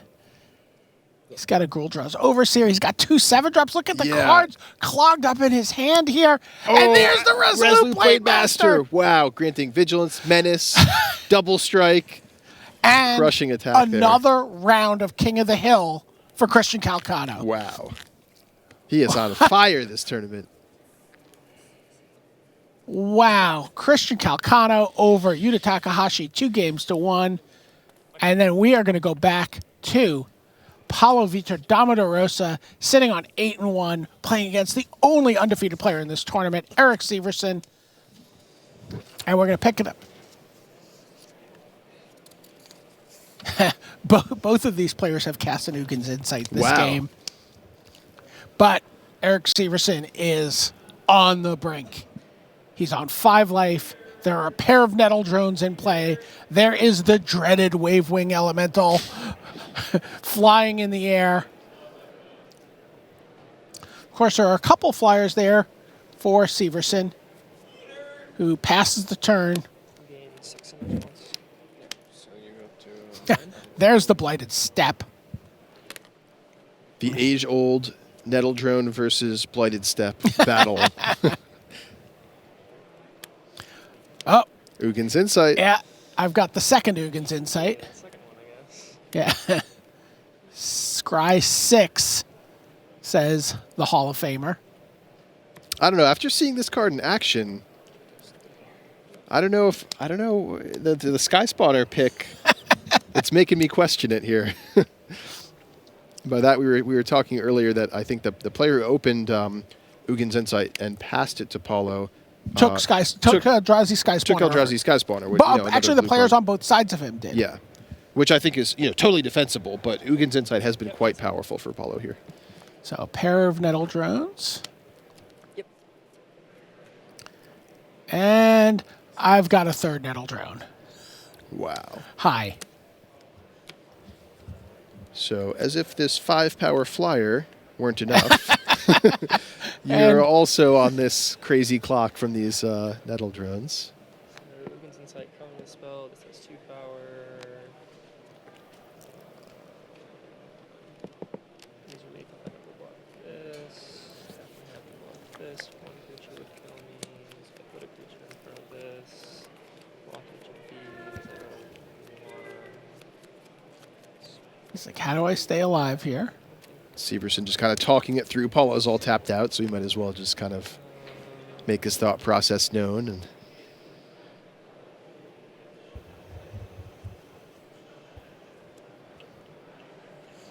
He wants to kill those Nettle Drones for sure. Yeah, my block stock. I'll block like this. Alright, go to 1. Goes to 1. There's a Nettle Drone that is going to untap or lose Summoning Sickness next turn and be able to kill him unless... No, that's the hand. Eric Severson has been defeated. There are no more undefeated players in the tournament. Paulo Vitor Damo da Rosa goes to 9-1. wow. Severson falls to 9-1. Also at 9-1, Christian Calcano. Sky Spawner, we're not very hoping. And Ryuichi Tamada, also 9-1. He defeated Kenji Samura. So we are really getting down to it here. Wow, some great games. You and I had a chance to call Paulo Vitor Damo da Rosa draft. It was a very, very tough seat to draft. Yeah. He was blue. He had players on either side of him in blue making picks of, the best blue common or arguably the best blue common, depending on who you talk to, in the set over Ugins Insight. Both times he got 2 Ugins Insights. Very tough seat to draft where he didn't get a lot of cards in the first pack. You gave him an A- on the sit table, a B+ on the deck. Yeah. And we've really seen it play out wonderfully. Like a couple of just unspectacular looking creatures in a room full of synergy. But Paulo Vitor Damo da Rosa, He's making it all work. yeah, He's making been it doing work. great Just so far. casting his cards on curve. We're going to send it back to the desk, and then we've got one more round of draft, and then heading to standard. Thanks very much to Brian David Marshall and Ian G. Great stuff in the draft rounds. The field tightens up. Paulo Vitor Damo da Rosa does the rest of the field a favor, brings Eric Severson back into the mix. So Severson 9-1, Paulo Vitor Damo da Rosa 9-1, Christian Calcano 9-1. Remember, with a deck that was not defeated yesterday in Standard. A great deck. We're going to get a deck tech this afternoon on that deck because you're going to have some fun playing with that. You're also going to get some headaches playing that. It is a really interesting deck. Guillaume Medeiros Mayam is up to 8 wins, and that means Reed Duke is 0-2 despite that terrific draft we walked through this morning. Well, the cards haven't fallen right for Reed. He is at 0-2 this morning, still on his overnight 7 wins. So 7 wins for him, Mayam at 8. Martin Mueller is still on 8 wins. That's because Sam Tharmaratnam of Canada is up to 8-1-1. He was the winner there. And Ryuichi Tamada took out Kenji Samura at 8 wins, 8-2. Tamada, 9 wins, 9-1, one of the co-leaders of the tournament. Well, someone sneaking up on the rails had a very quiet but very successful day 1 and has now won back-to-back here on day 2 is Owen Turtenwald, and he spoke with Marshall Sutcliffe. Hey there, I'm here with Owen Turtenwald, fresh after the last round. Owen, how did last round go for you? Oh, it went very well for me. You won. I had a main camera feature match, and I won in spectacular fashion. And what does that put you for your record? 8-2. How you feeling about that? Feel great. You have one more round of draft to go here, and then you're going to be pushing forward into the constructed rounds. So talk us through that last round of draft, and then moving into constructed, how you're feeling. Well, I feel good about both formats. I'm 4-1 in draft so far, 4-1 in constructed, and I've already drafted my deck, obviously, so I know that it's quite good. I know I get to play another round with. I don't have to. I get to, and then after that, I get to play with my constructed deck, which I'm also quite confident with. So it's looking good. What would it take in your mind, record-wise, to get you into the top 8 here? This is a little bit smaller of a PT than previous. It's pretty normal for 12-3-1 to be the gold standard benchmark that everyone's shooting for. So obviously if I get to have my pick of the litter, that's what I pick. There's some chance I could make it at 12-4. I've seen it happen before, but not expecting it. Okay, so you've got a loss to give, and then if you can pick up a draw somewhere in there, you could find yourself in the top 8. Good luck, Owen. Thank you. Thanks very much. Owen Turtenwald, they're 8-2, one of a stack of great names, just one win behind the lead, because the headline this round, Eric Severson loses to Paulo Vitor, Damo da Rosa, and that means there are no more undefeated players. All right, so it's time for draft viewer action now. We saw an amazingly intricate, fascinating black-white life gain deck out of Matt Sperling. How did that come together? We're going to find out a real great primer on this archetype. Here comes Marshall Sutcliffe with Matt Sperling.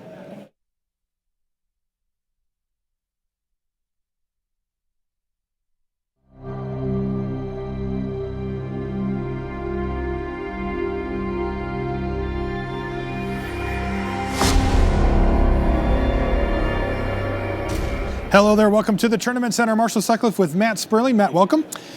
We're going to get a chance to take a look now at your day 2 draft here at the Pro Tour. But before we dive into the actual picks, I wanted to talk to you about this black-white life gain deck. Now, no spoilers here, but where are you at on this deck? I like it quite a bit. It's one of the, basically, I think starting a draft with a black card, for example, gives you flexibility to kind of go in a number of directions. One of those directions I really like is a black-white controlling life gain deck. A lot of cards you can get late in the pack that gain life. A lot of really powerful cards once you have those life gain effects. There's 2 uncommon cards really that give +1/+1 counters when you gain life. Those are going to be kind of the backbone of the deck. If I see one of those about late, I like to move in. I think that other people aren't really interested in your cards, so the deck has a high ceiling in my experience, and people aren't fighting for the key cards. To me, that's kind of the right mix for something I'm looking to go into. You feel like it's a little under the radar right now? I do. I know that our team valued, for example, 1/2 ally. When an ally comes into play, Colostra Healer. Colostra Healer. Our team valued that card very highly. I know other teams, some may have valued that card highly, others probably didn't. So on average, we're going to benefit from that if we think the card's very good. Yeah, and that's where you can get that informational edge here at the Pro Tour in the early stages. Let's jump into the picks and see how this draft actually went for you. Sure. Now, this first one is super interesting because the card that just jumps off the page here is Rolling Thunder. It's widely considered one of the best uncommons in the pack. How did you dissect this one? Yeah, so this is where if your only goal is to take the most powerful card in the pack, you would take Rolling Thunder. I didn't take it. I don't like drafting. I don't like my first pick to be red. Here's why. I'm never going to play green in this format unless something goes wrong. So I don't want to touch a green card.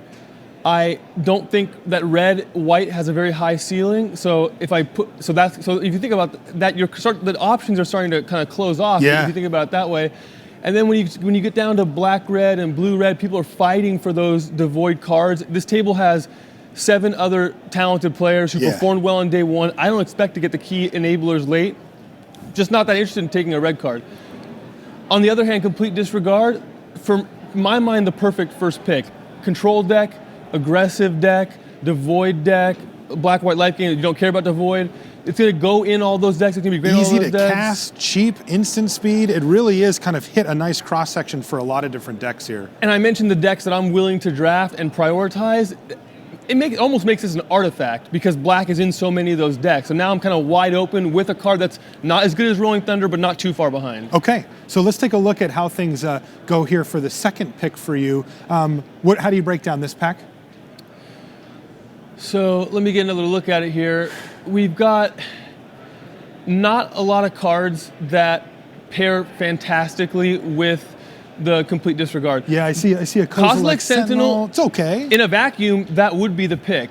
Unfortunately, you saw me ship a Rolling Thunder and a blue-red rare that we didn't even talk about. Yeah. Which is actually really powerful. Bounce a spell or a creature. Expulsion.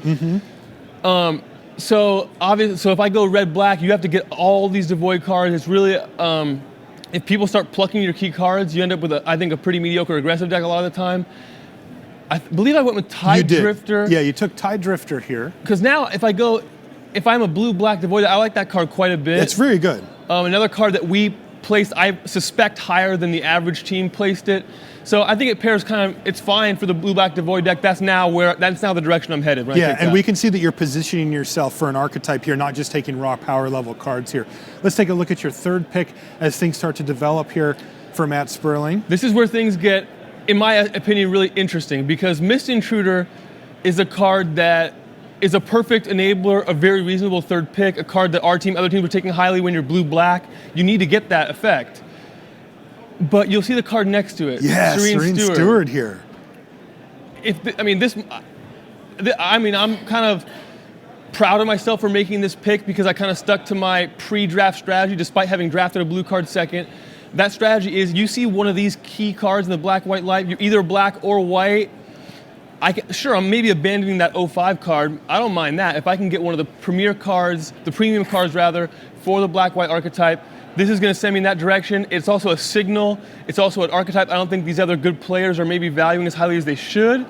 So let's see what happens and move in. All right, so he's looking for the high ceiling. Let's keep things moving along here as we check out your next few picks here.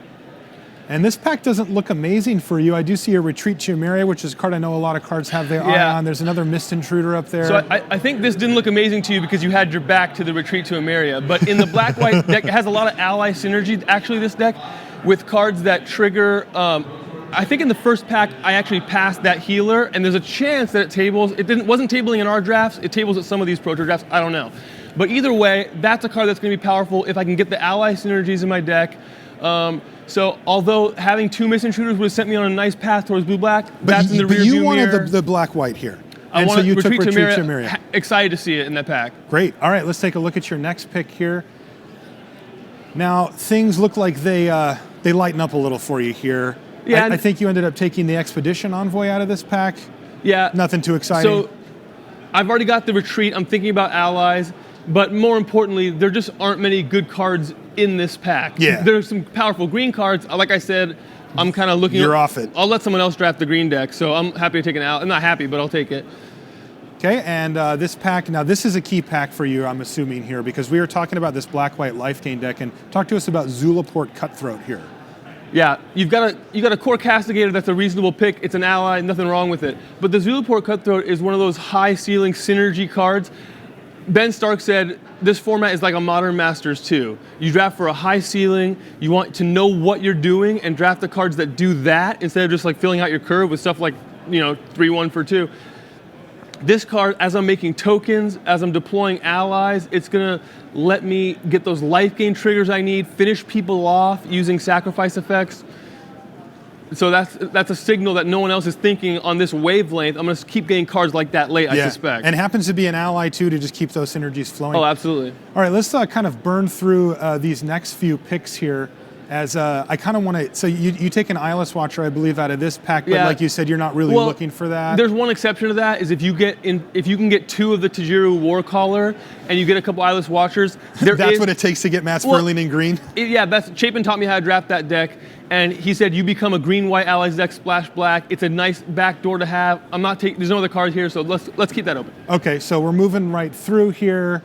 Let's see, you pick up a Defiant Bloodlord here, which is a little expensive, but could go in the deck. The other good players in this pool have identified this as not a black card you want in most black decks. In the black-white deck, however, it's a finisher. The perfect curve topper. It's just a great blocker, and then if they have to draw a card, shrug and say go. I mean, that's game. So that's game. Yeah. Happy to have it. Now, this pack, you pick up a Lithomancer's Focus, but I'm actually really interested in the next couple of packs as we wind this down because you did get the Stonehaven Medic back. And if we go to the 11th pick here, the other one came back too. Yeah. So now you've got to be feeling good about where you're at here with this black-white deck.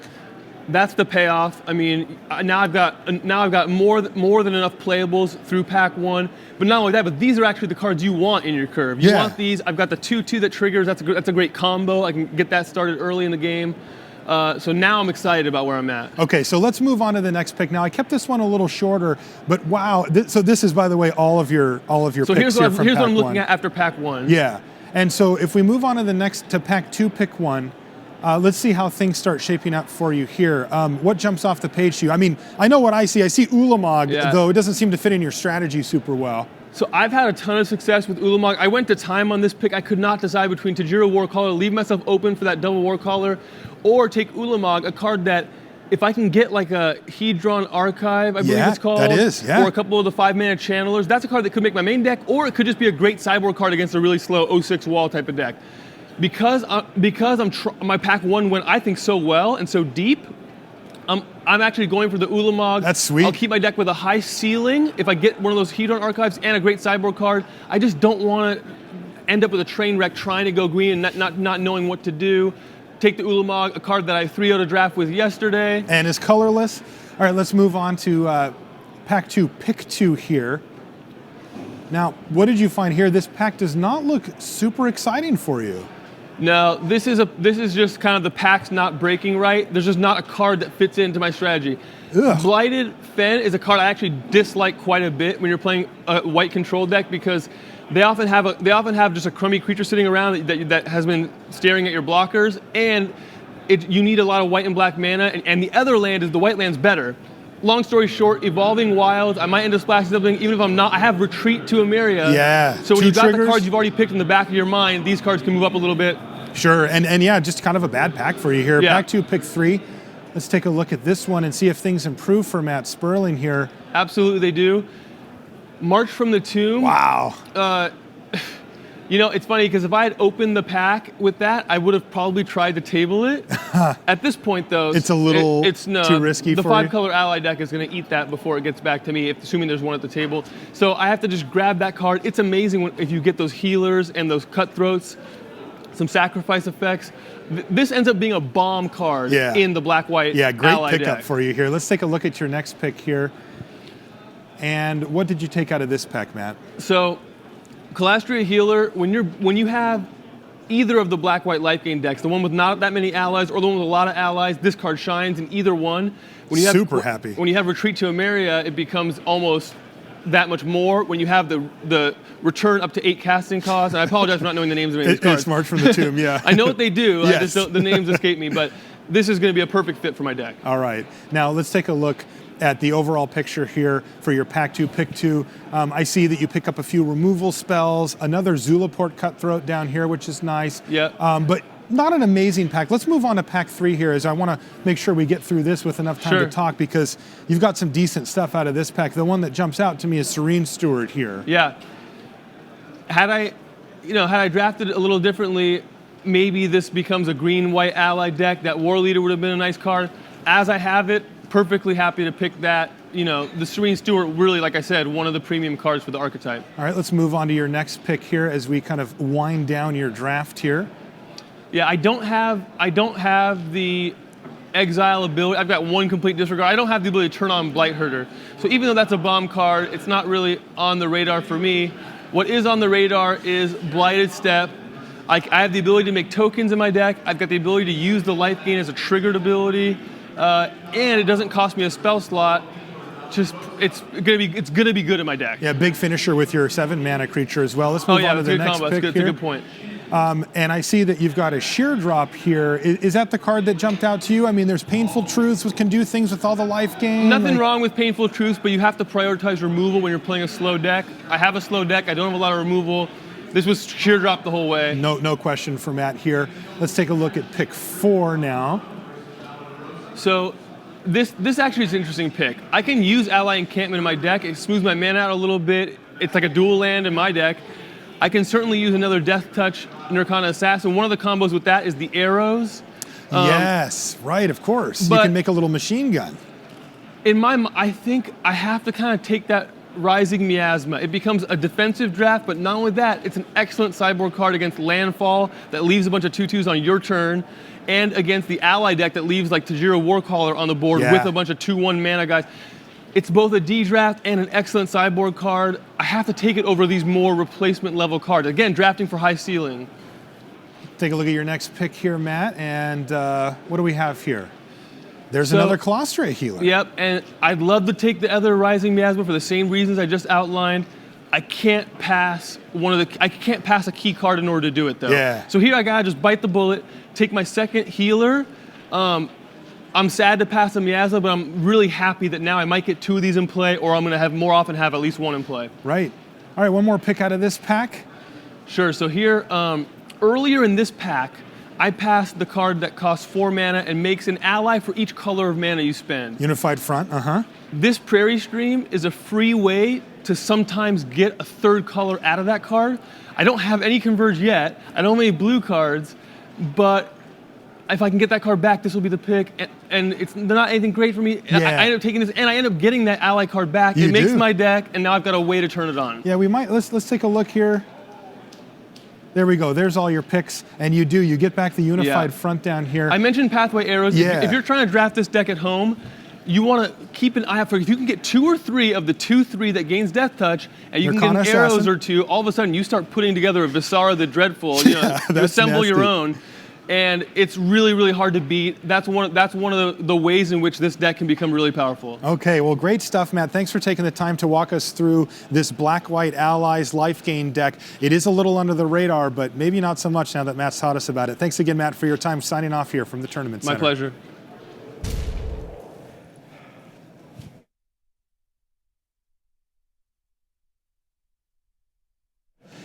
You know, it is such a privilege to watch good people talk good Magic. I'm here with Randy Bueller.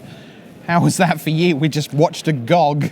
No, that was great. That may be the best draft tech walkthrough I've ever heard. Just here's the archetype, here's what I was thinking, here's the payoff, here's exactly what was going on, here's exactly what we were trying to accomplish. It's just, I feel like I now know how to draft Black-White. That was awesome. Yeah, terrific stuff. Matt Sperling, who is in the thick of things. Remember, the 4th loss makes things kind of tough, but we think someone at 4 losses may get in. Randy, players are sitting in the feature match area. Just want to touch on some people as we look at our overall leaderboard here with 1 round of limited to go. And we actually have the start of a new contest here this season long, the Draft Master. We're going to be looking for people who, over the 4 Pro Tours this season, get the most match wins in limited. And we have a bunch here's of... Brandon Burton climbing back up the standings again. Right, now, and part of the reason for that... He's 5-0 in limited. There you go. So he is tied for the lead in the Draft Master. Paulo's 5-0 in limited. Ularade's 5-0 in limited. Yep, and we're going to see Jerry T. Olarade in feature match action. He's on the text match against Paul Reitzel, so a Hall of Fame clash there. Rada at 6-3-1, Reitzel at 7-3.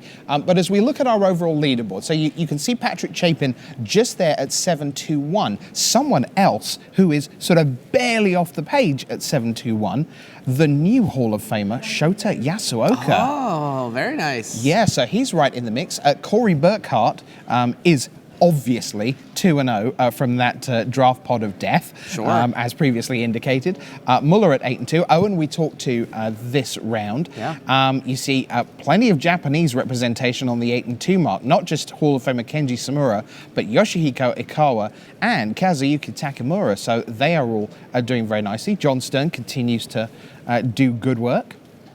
So. Yeah, it's funny. You talked about how we no longer have an undefeated player. We only have 4 players on X and 1. Right, it's only a 4-way tie for first, or people were all picking up their second loss already. Yeah, so going to be a tight afternoon, I think.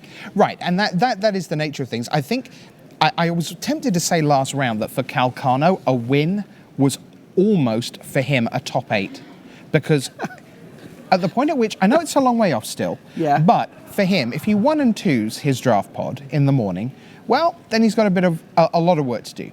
But he loves his constructed deck. Right. He's 5-0 with his constructed deck. It's clearly no fluke because it isn't just him playing it well or having good matchups. The rest of the team who are on it are doing well with it, and the deck is clearly real.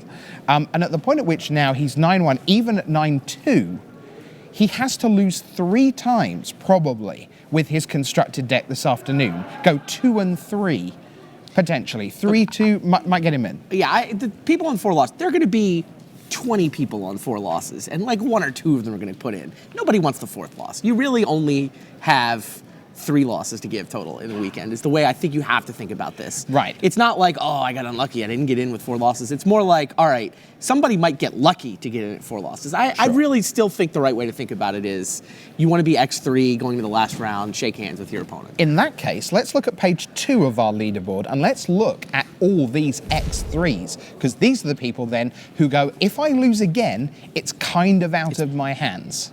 Yeah, I'm still playing for pro points, still playing for money, but you're not going to make top 8 if you pick up a 4th loss anytime soon. There are quite a lot of well-known names on there. Oh, yeah. Wow, Ben Rubin, Paul Cheon, Lucas Cial, Big Z is there.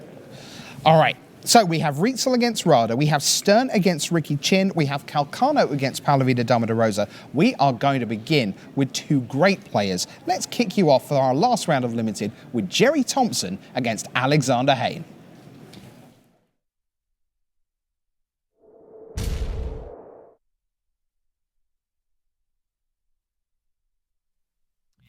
All right, welcome to the booth. Brian David Marshall here with Ian Duke, and we are getting ready to watch Jerry Thompson versus Alexander Hayne. These guys are playing for their tournament life. Let's get down to the action.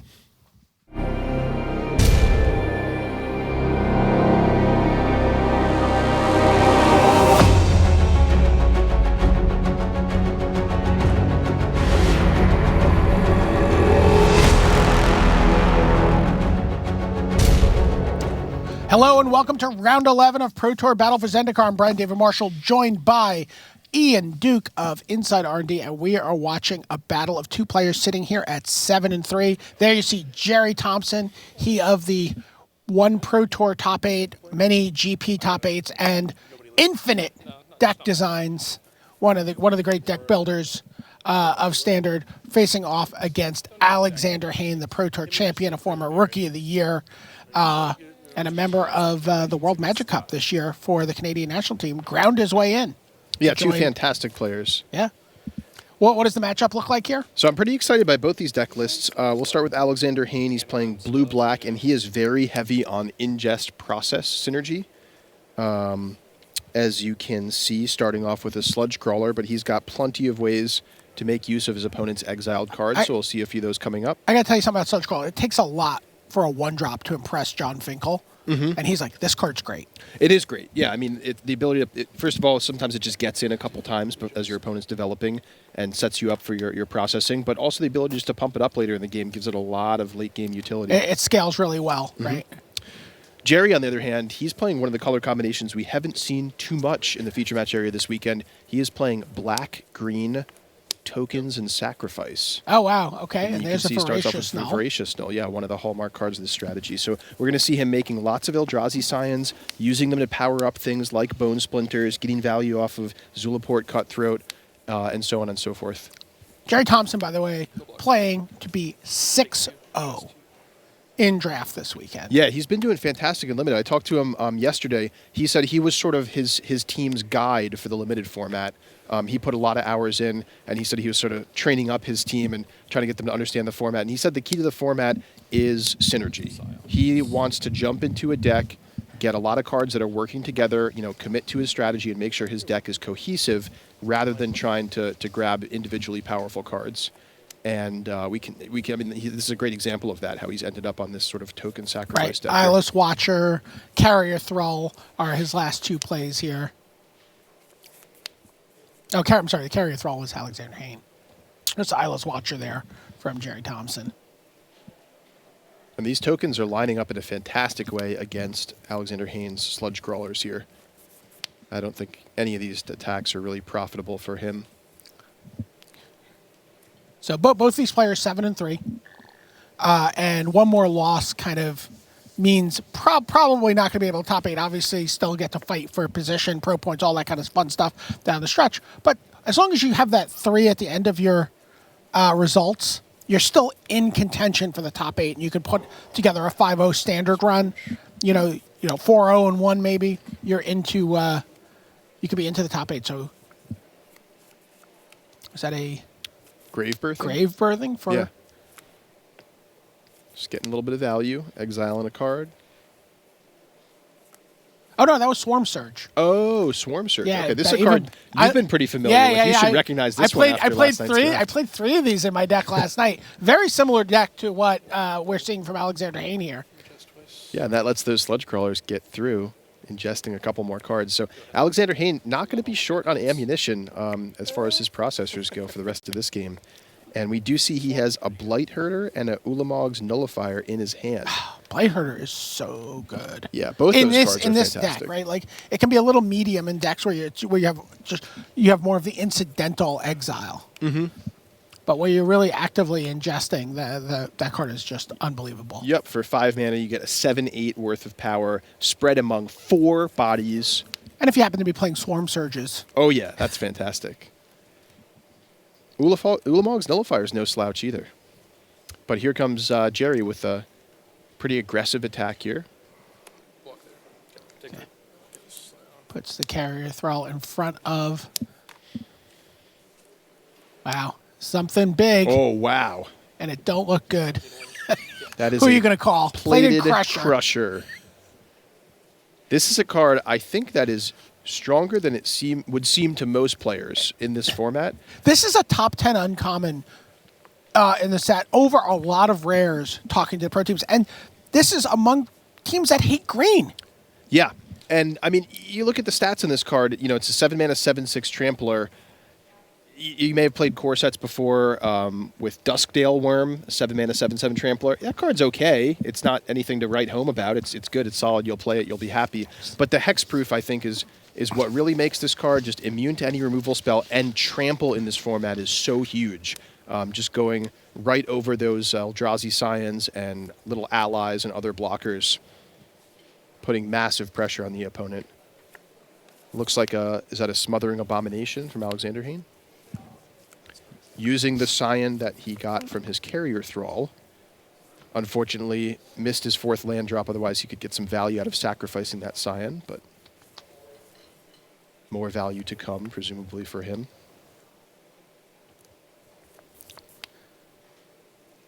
And Trample Hexproof, he's going to be taking a beating here these next couple turns. Oh, yeah.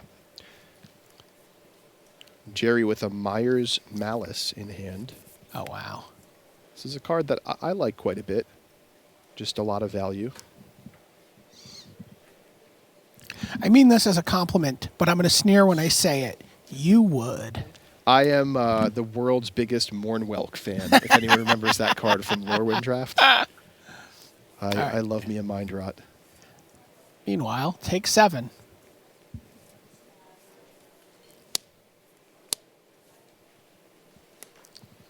Okay, well, and there you see Myers Malice with the Awaken.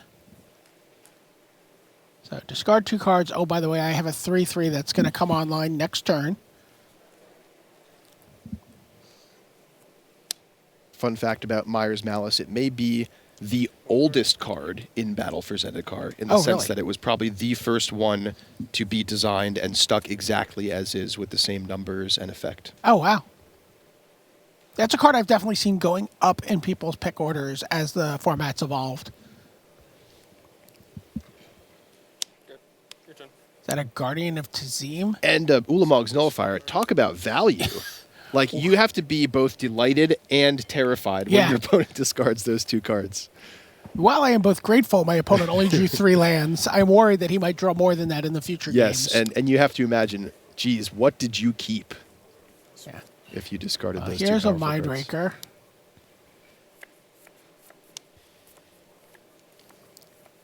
That gets Jerry's last card, which was a Grave Birthing. 7.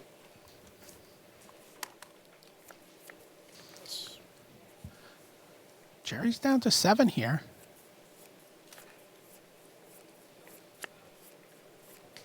Is there a way that Hayne can do 7 damage next turn? He can certainly do 6 if he draws a Swarm Surge. Yeah.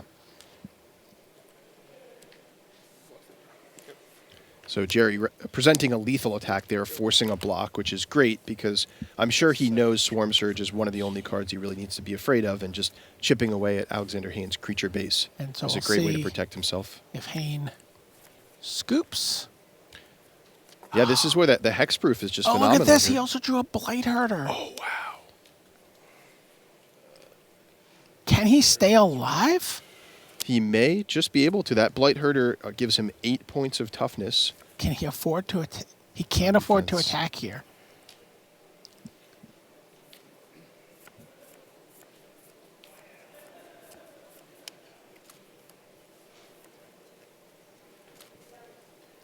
Natural connection for Jerry Thompson. Wow.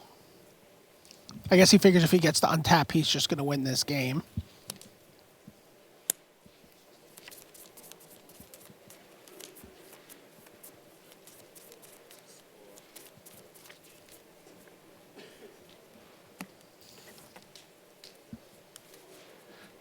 So on one of the back tables, John Stern, also on a blue-black devoid deck, has Ricky Chin is on the blue-black deck, has taken game one against John Stern. John Stern, one of the handful of players in our feature match area looking to go 6-0 in limited. Ricky Chin looking to stop him, and half the way there. Oh, is that a Zulaport Cutthroat off the top for Jerry? Fantastic. That really changes the flavor of this game here. Alexander Hayne now in a tough position. Does he want to sacrifice one or more of his Eldrazi Scions in response to the Zulaport Cutthroat does not trigger off of your opponent's creatures. So Hayne's still okay as far as sacrificing his Scions, but what this is going to do is let Jerry potentially set up an attack, and he does with his Eyeless Watcher and Plated Crusher. Now Hayne has to be careful about worrying about trample damage and about these creatures going to the graveyard.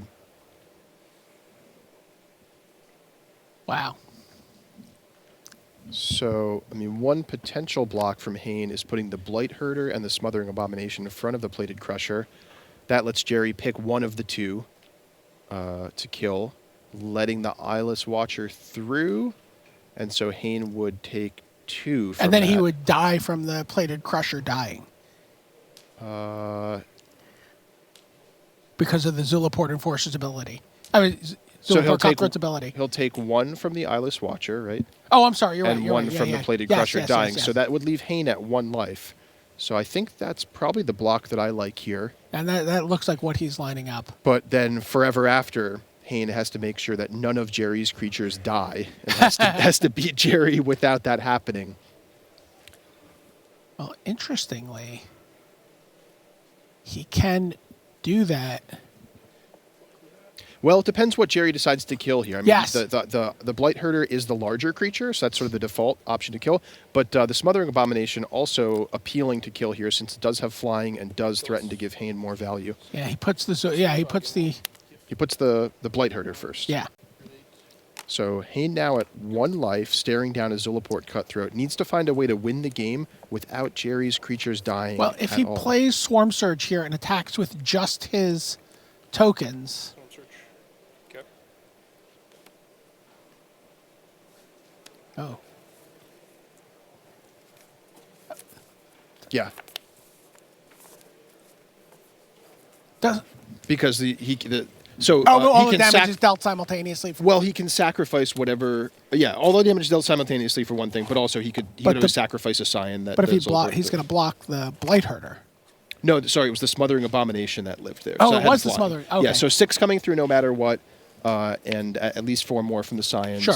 Plus, if something goes wrong. All right. Well, we'll be back to see how this plays out right after these messages. Put your game to the test at a Grand Prix. These open tournaments feature the best players in your region as well as top Magic pros.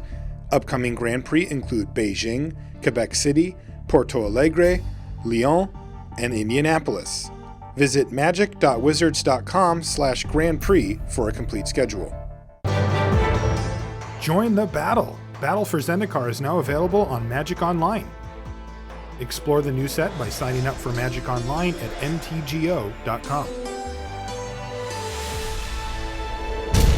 All right, Ian, tell us exactly what happened there. So Alexander Hayne won that game off of Swarm Surge, giving all of his colorless creatures +2/+0 and first strike. He attacked Jerry Thompson. Jerry Thompson had a Zulaport Cutthroat that could block a Scion. representing a trigger that would make Hayne lose 1 life, but all the damage from the first strike was dealt simultaneously, so Jerry actually died before that trigger even went on the stack. So Alexander Hayne was the winner of that first game. Okay, sounds like we are going to peek in here on Kenji Samura versus Martin Mueller. Martin Mueller up 1-0. See green, white, black allies, it looks like. With a little bit of... and a giant veteran war leader being blocked by everything, almost everything Kenji can put in front of it.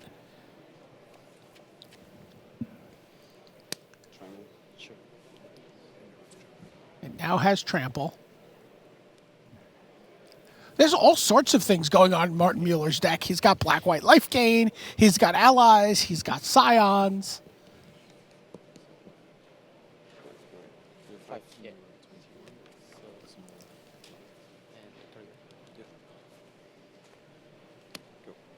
Samura goes down to 5 here.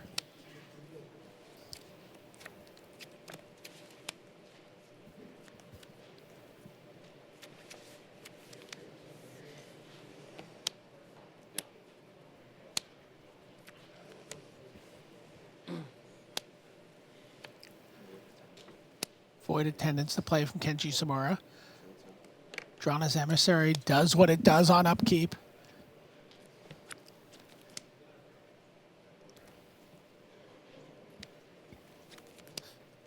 Serene Steward in play, so puts another counter on the veteran war leader. So he's got uncommon build-arounds in 3 different pairs here. Yeah, that's pretty good for him. We've seen, players really trying to leverage the synergy of whatever color combination, whatever 2-color combination they're in. Why not add a third? Now you have 3 color pairs worth of synergy to leverage from. And that's actually what he's doing.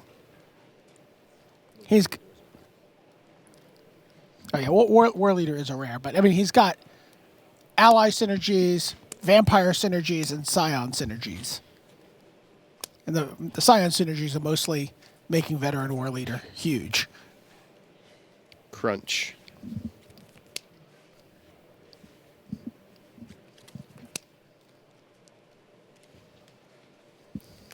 Now, bear in mind, veteran war leader can gain trample by tapping an ally. That's the hand from Kenji Samura. Martin Mueller wins the match against the Pro Tour Hall of Famer from Japan. Great job by Martin Mueller. Fascinating looking deck. Yeah, it looked very cool. All right,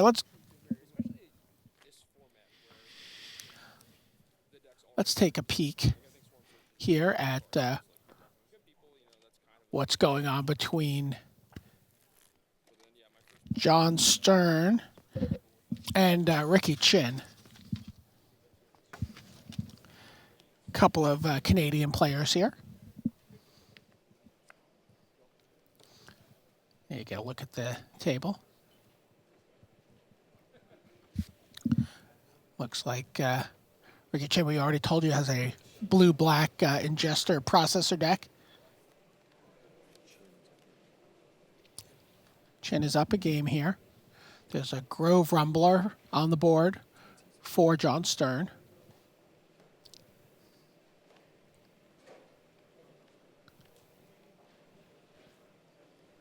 He's playing Jund colors.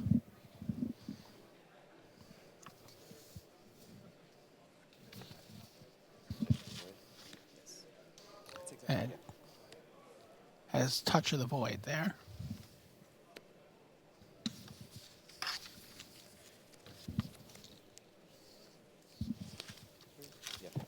All right, well, the Grove Rumbler rumbles. Let's go back to our main match between Jerry Thompson and Alexander Hayne. As these two guys fight for their tournament life, both players have 3 losses. Another loss will be more or less fatal to their top 8 hopes. And we are underway. There's a Zulaport Cutthroat for Jerry Thompson. There is a Carrier Thrall for Alexander Hayne. There you get a look at Jerry Thompson's stats. He's got the 1 Pro Tour top 8. He's got 9 Grand Prix top 8s. And a really busty nearly 63% win percentage at Grand Prix. There you get a look at him. One of the just truly great deck builders in the game.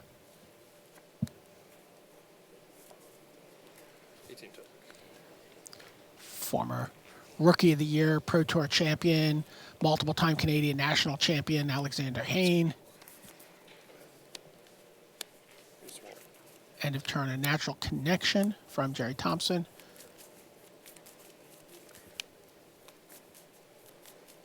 He's got a Tajura Beastmaster, and it looks like possibly another Cutthroat in hand. Jerry's white splash is for Retreat to Emeria, which you've seen is very strong with all these ally synergies and sacrifice synergies.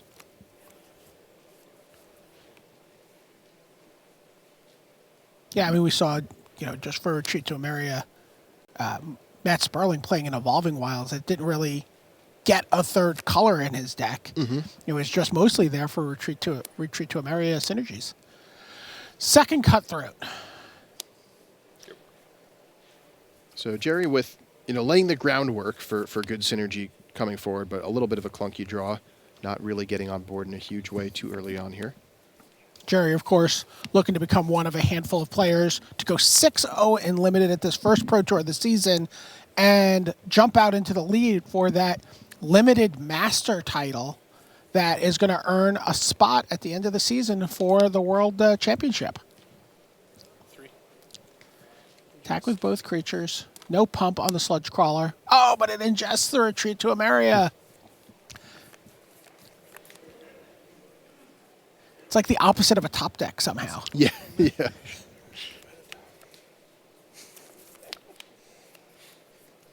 Is that a Ruination Guide?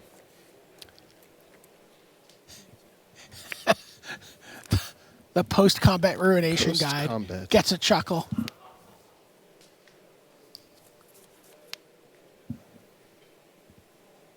But Alexander wanted to keep the threat of being able to double pump his Sludge Crawler up. And there is the Tajura Beastmaster.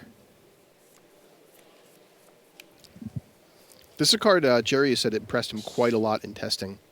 He said, the first time he picked it, he's like, it's a 6-mana 5/5. I need something at the top of my curve. It'll be fine. But when he played with it, he said, wow, this is actually really, really good. Well, you see right there, it pumps the two Cutthroats. He's able to get in for a little extra damage. Yeah. And, if you have a deck with a lot of allies, it can be an anthem for your team for multiple turns in a row. 2 cards? Yes. Jerry's down to 2 cards. Fistful of cards for Alexander Hayne. One of the cards in Thompson's hand is Myers Malice. So he's going to be able to trim a couple of those cards away from Hayne. Looks like Hayne may be holding on to a couple lands, though, for just that reason.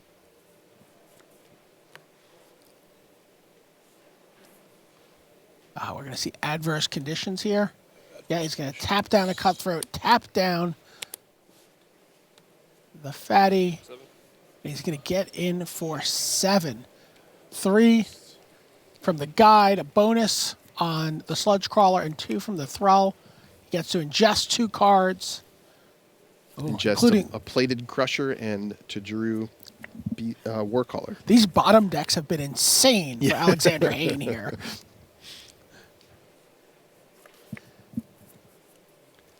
Of course, it always feels bad to see, your strong cards get ingested, but, those of us who've been playing for a while kind of know to just disregard that. I mean, they're random cards anyway, and you're drawing a random card. Good. So it's mostly just a psychological effect. But yeah, it still feels, BDM. It feels. There is Myers Malice animating a land. And gets 2 lands out of Hayne's hand. Here comes a Swarm Surge. And everybody gets in.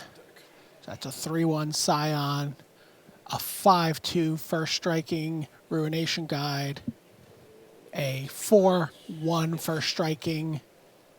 I'm sorry, actually both 4/1 First Striking, the Scion and the Sludge Crawler. And yes, you can eat my Carrier Thrall.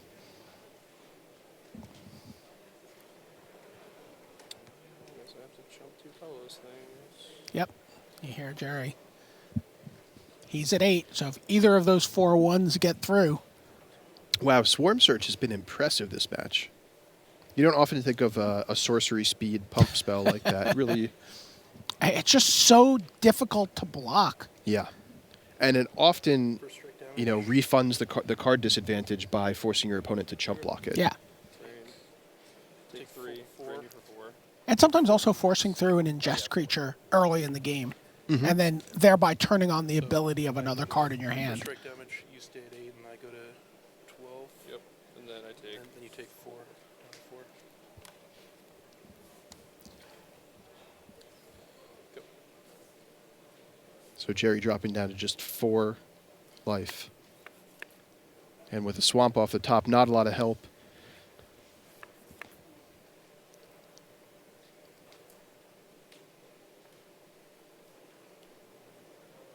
Can he get out of this? Go. Plays land, says go. This is where you see that Sludge Crawler really shine here. Play another land, and it represents 5 damage if it's unblocked. If you do block it, it can eat everything on the board. But there is a card. Oh, no!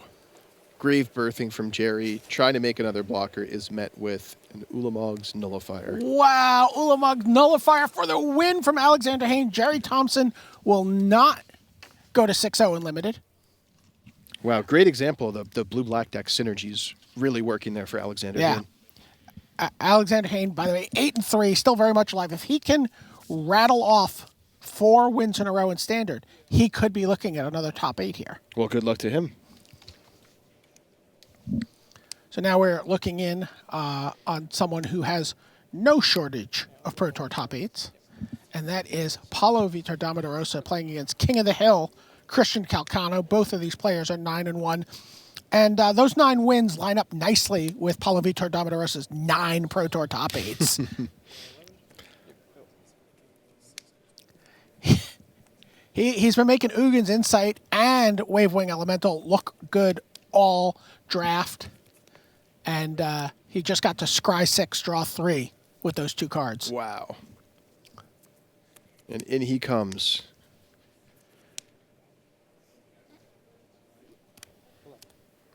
Turn against Spell Shrivel. Wow. And that is the match. We have a new King of the Hill. Fantastic. It is Hall of Famer Paulo Vitor Damo da Rosa, 10-1, going into Standard with a deck that just performed mightily for him. Yeah, and he didn't lose in Standard Awesome yesterday. job navigating the draft for Paulo there. We saw his draft. As of the end of Pack 1, it was looking really rocky, but he navigated his way through that and 3-0'd his table. Yeah. Just awesome for him.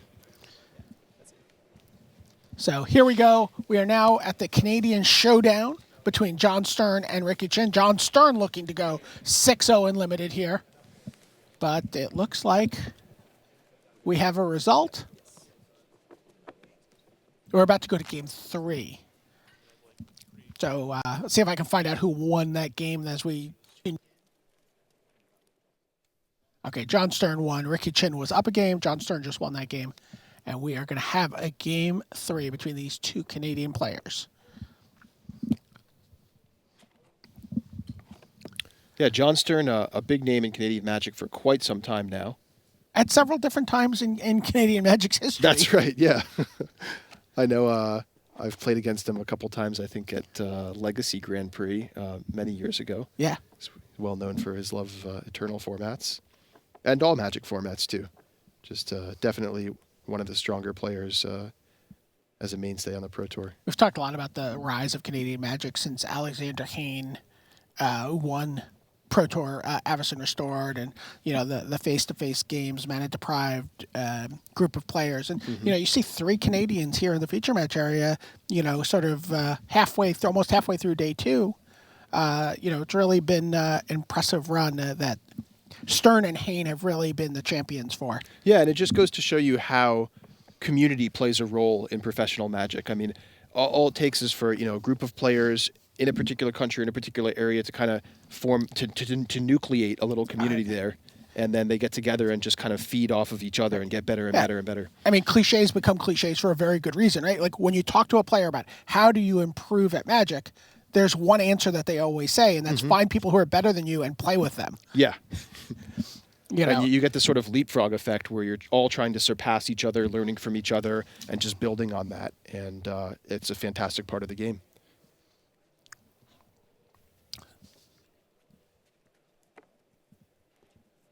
So, the new RTQ system has been in place now for a couple of years. Chin, a recipient of one of those invites, is kicking off his Pro Tour career here. This is his first Pro Tour. So, playing against someone he's probably looked up to. If he's someone, an aspiring Canadian Magic player looking, he has to get past John Stern here. So, John Stern's just playing here forever. Both these players are 8-2. So, a loss to give, but they'd rather hold on to it. That's awesome to see, a player at his first Pro Tour coming off of a regional PTQ win, 8-2 at the Pro Tour. For all the viewers at home, that could be you. I got to tell you, yeah, but there's a lot of great competition at those RTQs. Oh yeah. And I think the players who are emerging from there are showing themselves to be quite grizzled. Mm-hmm. Yeah, just the way the new system works, having to win a tournament to qualify for the regional PTQ in the first place and then win that as well. I can't say for sure whether that leads to, a difference in quality of the people coming out of those kind of tournaments, but definitely, it's a program you want to get involved with if you have sights for the Pro Tour, just working your way up through there. Another player who's playing on day 2 in his first Pro Tour came out through the RTQs was Oliver Tomiko. 15 years old, got through to day 2 here. And he was thrilled actually when the system changed over from PTQs to pre-TQs and RTQs, because he's like, I just want to play Magic every weekend and try to get myself on the Pro Tour. Yeah, so that's, he was that's just really the great traveling thing. around to all the pre-TQs until he qualified for the RTQ, and then just full practice mode. It's an awesome thing to be able to go to your local store and be engaged in that climb up to the Pro Tour, just right at home at your local store. Yeah, so. And you can sort of say, wait for the shot to come around to your store, or you can chase after it and hit all the stores in the tri-state area, as many people I know have done. All right, and we're underway here in Game 3.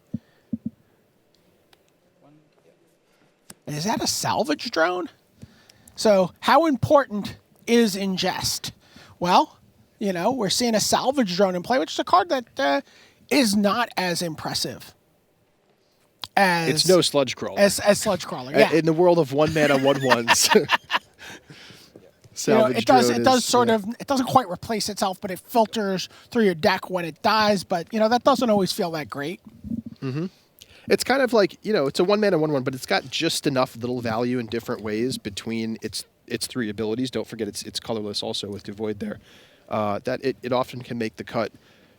Just based on the accumulation of little synergies. Well, I've had decks with 3 Merc Striders where I'm like, I just need ingesters to turn that on. And, it kind of feeds into it, right? Like, you start getting your salvage drone through because you're playing your Merc Striders. And we've talked about this format's a little bit light on quality 2-drops, so a lot of times your opponent just doesn't play a creature till turn 3, and you're able to get in there, especially if you're on the play. So John Stern jumps from 3 to 5 mana when he untaps for his next turn with a natural connection at the end of... Done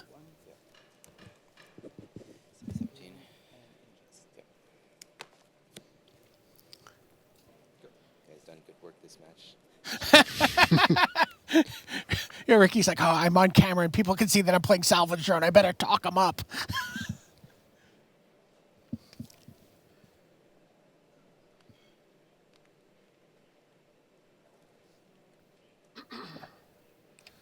So, 3 cards, well, a few cards in hand here. We see Belligerent Whiptail, Broodhunter Worm, just kind of a curve, staple kind of guy. He's just like, I'm here at 4, I do what I do, I'm not impressive. Belligerent Whiptail, the Plated Crusher, and a Touch of the Void.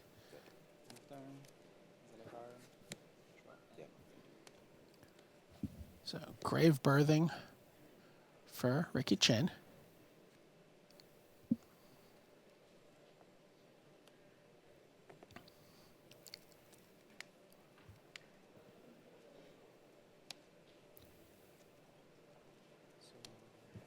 Is that a Blade Herder? Is that Kozilek's Channeler? Oh, Kozilek's Channeler. Okay. Oh. Oh, well, no. I'm sorry. It is It is Ulamog's Despoiler. Despoiler. So he's able to put 2 cards from exile into John Stern's graveyard, and it comes in with 4 +1/+1 counters on it. It is a 9/9. Yikes. So John Stern, yeah, your work is cut out for you. And Salvage Drone, job well done. Job well done, Salvage Drone. You may now chump block with impunity. Did we just see a turn 5 9/9? Yes. From a blue-black deck Yes. there from Rookie Chin? Wow. That is some synergy. Here comes a Rush of Ice. Wow, Rush of Ice with Awaken. I'm attacking for 12. And oh, by the way, the Salvage Drone's getting into. That is some massive tempo. Tap and freeze your 6-drop. Animate my land. And attack for 13. John's like, I so wanted to go 6-0 in this draft. I really did.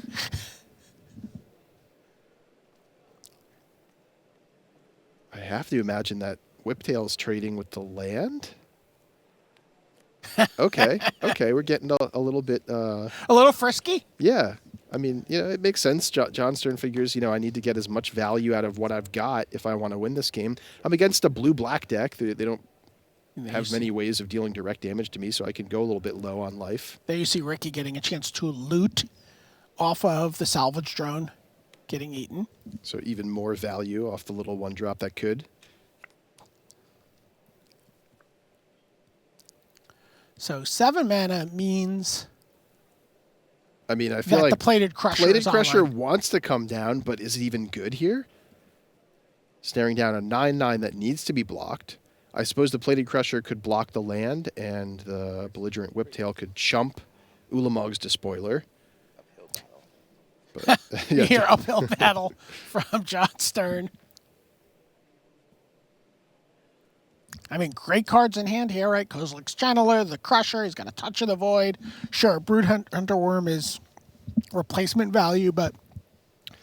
Yeah, I don't see a lot of other plays other than the Plated Crusher. I mean, could Touch of the Void the land, and right, play... he could go Brood Hunter Worm, kill the land, and then... The problem with that, though, would he be can't double block. Still one of the 4-drops has to chump, yeah. Yeah. So I think this is the way, if there is a way. Right, and he's just like, please, no Rush of Ice, please, no adverse conditions. Meanwhile, Ricky Chin coming in for the clear attack here. Oh, double block on the Despoiler. I actually like this better than what I was imagining, which was a chump with the Belligerent Whiptail and blocking, picking off the land. Yep. It does drop John Stern to 2 life, though. And here comes Skyline Cascade, keeping that Drew Beastmaster locked down. But there's still some play here for John Stern. He's got Touch of the Void and the Worm. Yeah, the Worm, or a Kozilek's Channeler of his own. But I guess he'd probably rather play the Worm, given that he's going to block. Exiles the land, plays the Worm, and suddenly there's a Sludge Crawler in hand for Chin, which is actually could be a little bit of a problem as well. Yep. Yeah, that Sludge Crawler it threatens to trade with a real creature here. Oh, and wow. Another Skyline Cascade. Wow. That Tajuru Beastmaster rather, entered the battlefield like 4 turns ago and hasn't gotten to do anything yet.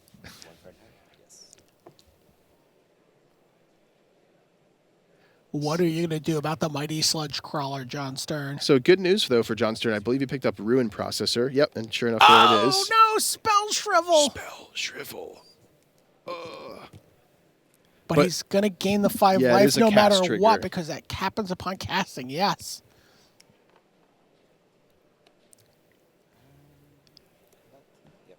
He goes to 8. So he goes up to 7 and then takes 4 this turn back down to 3. Now And his 5/5 finally gets to untap. And it looks like Stern with Kozilek's Channeler, a Grove Rumbler, and whatever he drew this turn in his hand. Down comes the Grove Rumbler. Valakut Predator. Oh. And he can actually attack.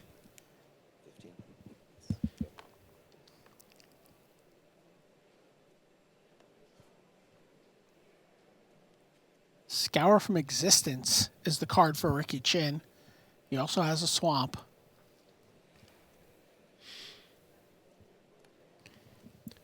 So that Sludge Crawler threatens to trade with both creatures now. With the 8th land coming down, it can go up to a 5/5. And that seems like it's the... Okay, opting to keep it on defense instead and hold up that Scour from Yeah, Existence. he really wants John to pass the turn with just one creature back to block and then be able to end of turn Scour. That makes a lot of sense. It is appealing there to try to force the 2-for-1 with the remaining 2 creatures. You have enough life that even if he just chumps with one, you're not unhappy. Yeah.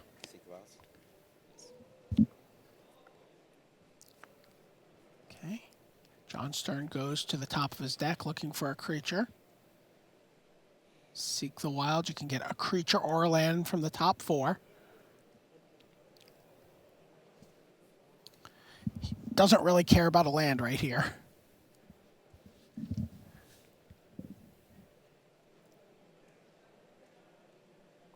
Or does he? He's got 2 landfall creatures.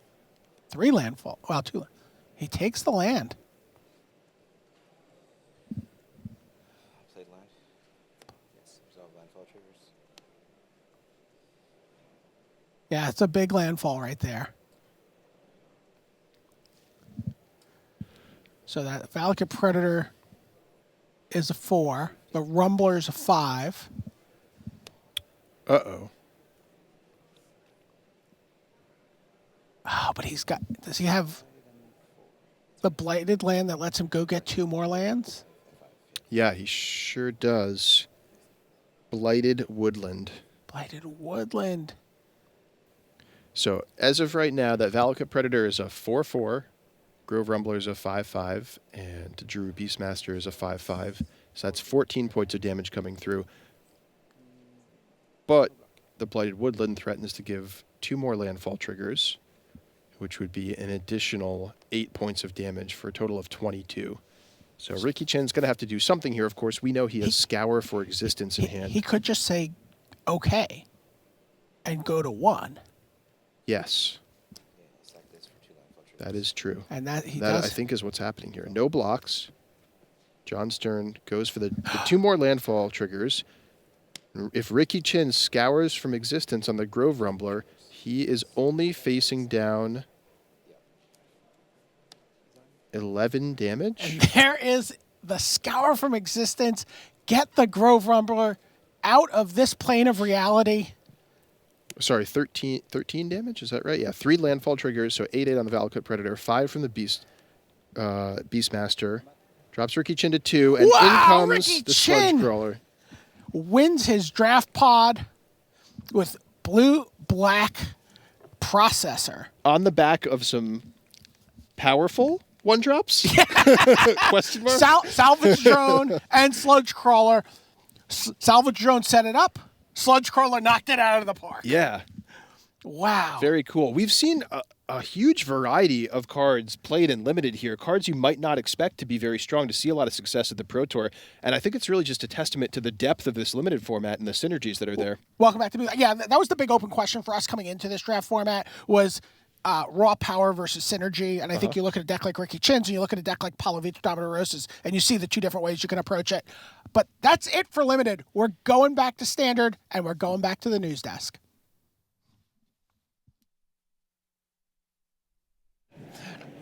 All right, thanks so much to Brian David Marshall and Ian Duke with all the action there. Our limited coverage is done. But don't you dare go anywhere. Standard is going to be amazing, both down the stretch today and then in the top 8 tomorrow. It's lunchtime, and we have, it's a smorgasbord. Is that the word? I think it might be. A smorgasbord of awesome stuff for you between now and the start of round 12. First of all, just a couple of quick results to bring you. Magnus Lanto is up to 8-3 at the expense of Paul Cheon. So Cheon on the edge at 7-4. Kind of destiny out of your hands at 4 losses. Someone may well get in, but that's kind of not up to you. That's about tie breaks and might not happen. It may be that you need 3 losses or fewer. So that's good news for John Finkel, because he's at 8-3 now, defeating Jack Fogle, putting the 4th loss on Fogle. Paul Dean of Canada is up to 8-3. Other 8 and 3s, Pedro Carvalho, Brazil, haven't really mentioned him as he's worked his way up the standings over Peter McGuinness of the United States. The match you've all been waiting for, I'm certain, Sam Luca Rolfe of England defeats Matthew Barrett of Wales to go to 5 and 6. That's the big one of the day, as we all know. Andre Strasky up to 6 and 5, but that's not going anywhere. He's out of contention. Couple more big ones. Brandon Burton, 9 and 2. If you have not seen his story, I do urge you just to take a couple of minutes to go and look at our website. It's one of the great Magic stories.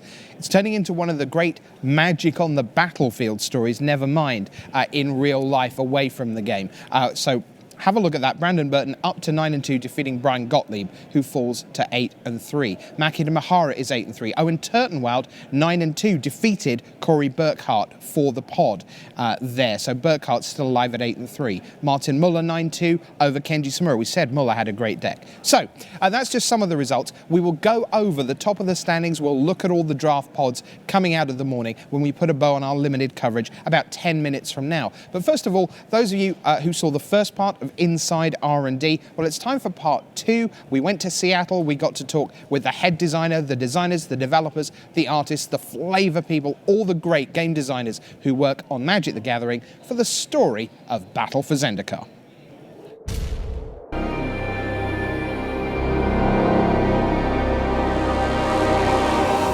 The Eldrazi literally have a huge impact on the plane of Zendikar. But who are the Eldrazi? Let's go inside R&D and see what we can do to make the unknowable knowable. Eldrazi. Oh man. The Eldrazi are unfathomable, unknowable. That is kind of their whole shtick. They are otherworldly. They're not even from physical space. You could say things like unknowable. You could say inscrutable. You could say, beyond our comprehension. But ultimately, you can't just have blank cards. Something that I watched for when I was working on the names and flavor text, the flavor text in particular, is never letting any of the flavor text talk or even really speculate about what might be going on in an Eldrazi's head. It knows, it sees, it remembers. No, none of that. It doesn't do those things. That's not how Eldrazi are. Now, there's no greater advocate of the color pie than me, and one of the things the color pie does is it's a safety net. It says, hey, there's lots of good cards, but you can't play all the good cards. And when we did too much colorlessness, it's like, yes, you can. You can play all the colorless cards. And that was a problem. So I needed to solve the problem of, I wanted all the Eldrazi to be colorless, but I didn't want to break the color pie. How do I do that? When I first heard that the design team was pitching these ghost fire cards, meaning cards that were colorless but had colored mana costs, I thought, what a nightmare. My first day that I came to Wizards working as a graphic designer for Magic R&D, I was given the task to work on the devoid frames. Back then, we didn't know it was going to be a frame treatment. We thought it was going to be a color indicator bullet. It's very hard in a visual way to say I'm not anything. Like, here's a circle, I'm not something. Well, what do you make the circle? Well, you can't not make it something. How do you convey that that's not, so there was no way to convey with a symbol like circle that I'm not something. So at that point, I started working with design and development to look at when we wanted to see that card as red and when we wanted to see it as colorless. And we decided we wanted to read it as red when you're drafting, because that's when you're going to be looking more closely at what you can sort of afford to put in your deck. And we wanted it to look colorless on the battlefield when you're playing it, because that's when colorless matters in the mechanics. We weren't sure we could be able to do the mechanic at all unless we knew we could nail it visually. It was never planned as a mechanic. The entire run of design, it was a mechanic. It ended up becoming a mechanic because the only way to clearly define it was by calling it something. And so it ended up being called devoid. When we're talking about adding this word that just completely defies your expectations, putting devoid on these cards and saying everything you knew about the cards before about how to tell what was true about them might not be true anymore. We were nervous. Yeah, I was very nervous. So another reason I really like the colorless theme is we're not doing tribal anymore. Every Eldrazi doesn't say Eldrazi on it. And I wanted to have some way to do things that affected the Eldrazi, and I had no mechanical way of doing that by reference calling them Eldrazi. I mean, I could affect the creatures, because they're Eldrazi subtype, creature type, but I couldn't affect all the cards. So by doing colorless things, I could make things that cared about everything. And the wonderful thing about this is the previous set was Concept Tarkir. It had a morph theme. Morph our colorless creatures. And so we did this neat thing where within the confines of this set, in Limited, it's all about the Eldrazi, but in Standard, the colorless matters actually plays in and combines with the set before it. So Battle for Zendikar is mixing some of what we saw in Zendikar, the original Zendikar, where it was very aggressive, with what we saw in Rise of the Eldrazi, where it was all about ramping out mana to cast these expensive creatures. That means this set is combining both of these things. So Eldrazi Spawn needed to play more than one role. 0/1 tokens are by nature just defensive and just good for ramping you out. The 1/1 Eldrazi Scions both can attack and can provide mana to cast your big Eldrazi creatures. So I go to Mark and I tell him they're playing a lot more fun as 1/1s. What do you think of spawns being 1/1s instead of 0/1s? And he tells me, if I knew that was allowed, I would have done it myself. Creatively, we had an opportunity to really express this idea that left alone, the Eldrazi are going to get bigger, they're going to get meaner, they're going to get more powerful. They were slumbering for 6,000 years, but now they're kind of getting their bearings. So we really wanted to make sure it was allowed that the Scions, these 1/1s, were not just these 0/1 spawns. So we knew when we upgraded to 1/1 from 0/1 that another thing we were going to have to do is look at what we were giving you at these high mana costs and make sure we were giving you something that you were willing to sacrifice real creatures for. The thing we wanted to do with Ulamog was absolutely clearly put across the idea that this character is really, really hungry and is just going to eat everything in sight. And so we have this gigantic creature that takes a 20-card bite out of your opponent's library every time he attacks. We also wanted Ulamog to feel connected to the rest of the Eldrazi in the set. So every time we tried a new thing for the Eldrazi to be about, we sort of like reimagined Ulamog as being the best at that thing, or the lord of that thing. One of the important considerations we had when we designed Oblivion Sower is that we knew we were going to have a big Eldrazi that was the face of the dual deck that's coming out with Battle for Zendikar, and we knew that whatever Eldrazi we put on the face of that dual deck, it wanted to be really representative of the conflict between the Eldrazi and the Zendikari. And so when you think about what's Zendikar all about, well, it's the plane of exploration, it's the plane of lands, it has landfall, it has all these cool non-basic lands. And so what's the cruelest thing that an Eldrazi can do to Zendikar is to just like desecrate and steal and manipulate its lands. So we wanted to create an Eldrazi that in a very alien and Eldrazi way, it messed with your lands. Desolation Twin was a favorite of the design team. They really were enamored with this idea of, let's actually give you 20 power worth of Eldrazi that unchecked could kill your opponent, in a couple swings once you get through those defenses. So Endless One is kind of like a Hydra, right? We have these Hydras in Magic that cost X and 1 or 2 colored mana, and you get a 0/0 with X +1/+1 counters on it. We realized that we had a unique opportunity here to make a Hydra that didn't have any colored mana symbols in its mana cost because the Eldrazi are colorless. We thought, can we do it? Can we really do this? Can we make an X that gives you X +1/+1 counters? Well, it turned out we could. We wanted Eldrazi to be alien and weird and off-putting, and a synonym for that is odd. And sort of jokingly in a meeting one day, we came up with what if the Eldrazi are really odd? And someone was like, well, what do you mean? Do you mean odd like strange, or odd like, the parity of a number, as in contrast to even? It was a thing that felt very weird and arbitrary and served to illustrate that the Eldrazi just have totally different priorities than humans do. They're just thinking about completely different things than humans are, and who can understand them? They care about odd numbers. That's totally weird. Usually when we develop sets, we only have so many large creatures, and whether a creature is 7/8 or 8/9 has a smaller impact on the game. They're just enormous. But now you have a 7/8 that gained you 5 life, and I have an 8/9 trample. Now they're really different because I'm going to attack, and if you block, yours dies and mine doesn't. And suddenly the enormous sizes, even though they're only a little different, it's as different as a 3/3 and a 2/2. When you look at a card that has Devoid, we want you to have a sense that something is off about this card other than the frame and the devoid. So for example, a card like Kozilek's Sentinel is, cost 1 and a red. You're used to seeing red creatures that cost 1 and a red. You're not so used to seeing cards that cost 1 and a red and are 1/4s. So the Eldrazi are these massive interplanar beings, and what they do is consume. So they need lots of fuel. And Ingest is an ability that's going to give them that fuel. So Ingest is on creatures. Whenever a creature deals combat damage to a player, that player is going to exile the top card of his or her library. Face up, everyone gets to see it. And those cards hanging out in exile, as we'll see in a bit, very useful for the Eldrazi side. The Eldrazi have the ingest mechanic in this set, and this represents their voracious hunger. They're eating the entire plane and everyone in it. In the old Rise of the Eldrazi set, we had the Annihilator mechanic. We found that could only go on really big creatures, and so we wanted something that was a little less board impactful that we could put on smaller Eldrazi, because we wanted to have Eldrazi of every size in this set.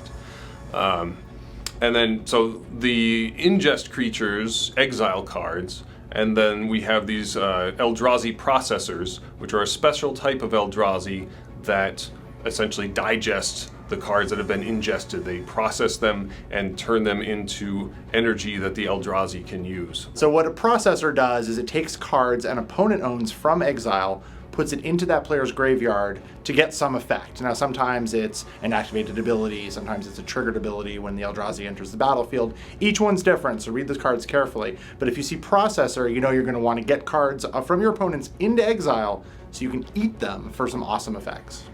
The reason that we ended up being okay with process in the way it works, taking these cards out of exile, is that in order for your opponent to get their exiled card back into their graveyard, you have to give it to them. It was a really challenging mechanic to get right, but also really rewarding when we finally started to see the outcome of all of our effort happening in limited play and seeing those cool ingest decks come together. And it's just kind of a really unique experience that you can't get anywhere else in Magic. Hello everyone, welcome back to the news desk here. Rich Hagen here with you. We're in lunchtime and we are going to turn our attention away from Limited and head towards Standard. We already had a look ahead of the tournament, wondering what we might see. Well, now we've got some data because 367 people turned in deck lists, and that means that Randy Buehler stayed up all night looking at them. And so we're going to find out what that means approximately now.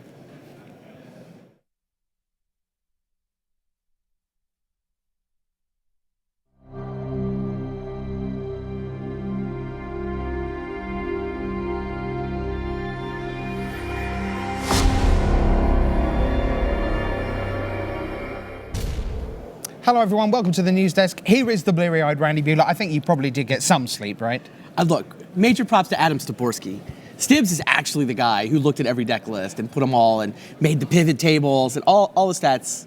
Stibbs. I kept going over and asking him for new stuff, and I think I owe him a beer. That's what I think. All right, fair. So, we had a speculative look at Standard before we came in, and I guess the headline from that was there might be 4 big decks. 3 or 4, yep. Okay, so where do you want to start in terms of seeing what Real World actually did? Yeah, let's look at the day one field, right? Let's look at everybody that showed up for the Pro Tour. This, some of these people scrubbed out, some of these people didn't know how to draft, some of these people are still around. This is the field, and the first thing, and one of the things we said yesterday, it is all about the mana. The fetch land, battle land mana base lets you do all kinds of crazy things. There's a lot of 4-color decks. There's dark Jeskai and blue Abzan, and the Megamorph decks are not just green-white, they're splashing red or they're splashing blue. So there's a lot of stuff going on. And when you get down at here's a list. What list is this? Is it Esper Planeswalkers? Is it Esper Control? Is it Esper Dragons? It's kind of tough. So we've got those stats. This is kind of our best stab at it. Atarka Red comes out on the top of this analysis. But in my opinion, this is not the best way to look at the field for day one. I actually think you can kind of roll things up and you can say, all right, our actual day one metagame breakdown, the one I keep referring back to, kind of rolls those things up. All right, so let's do that. Let's do a little bit of data twisting and move from the complete day one field with lots of 2.5 percenters to this Here we go. Right. So all the Jeskai, whether it's tokens or dark Jeskai or just the 3 colors, that is the most played deck in the field, just barely edging out the red aggro decks. So that's a Tarka Red, that's red-green landfall, those sorts of decks kind of lumped together. And then, yeah, all the Megamorph decks, I mean, fundamentally, those are Den Protector, Deathmiss Raptor decks. Sure. You know, the details can vary. The Esper ones are the particular ones where I think, like, that was very much a big deck this weekend. 4th on these stats, and it did pretty well, too, and starts kind of moving up a little bit. I mean, I think the top 3 were the 3 decks that people were expecting the most coming in. I don't know that people had Esper in 4th. I don't know what people had in 4th, honestly. It was kind of these are the 3 tentpole decks of the format, and we did see them. And then, most interestingly to me, we saw them almost flat-footed, tied, 18.8, 18.3, 17.4.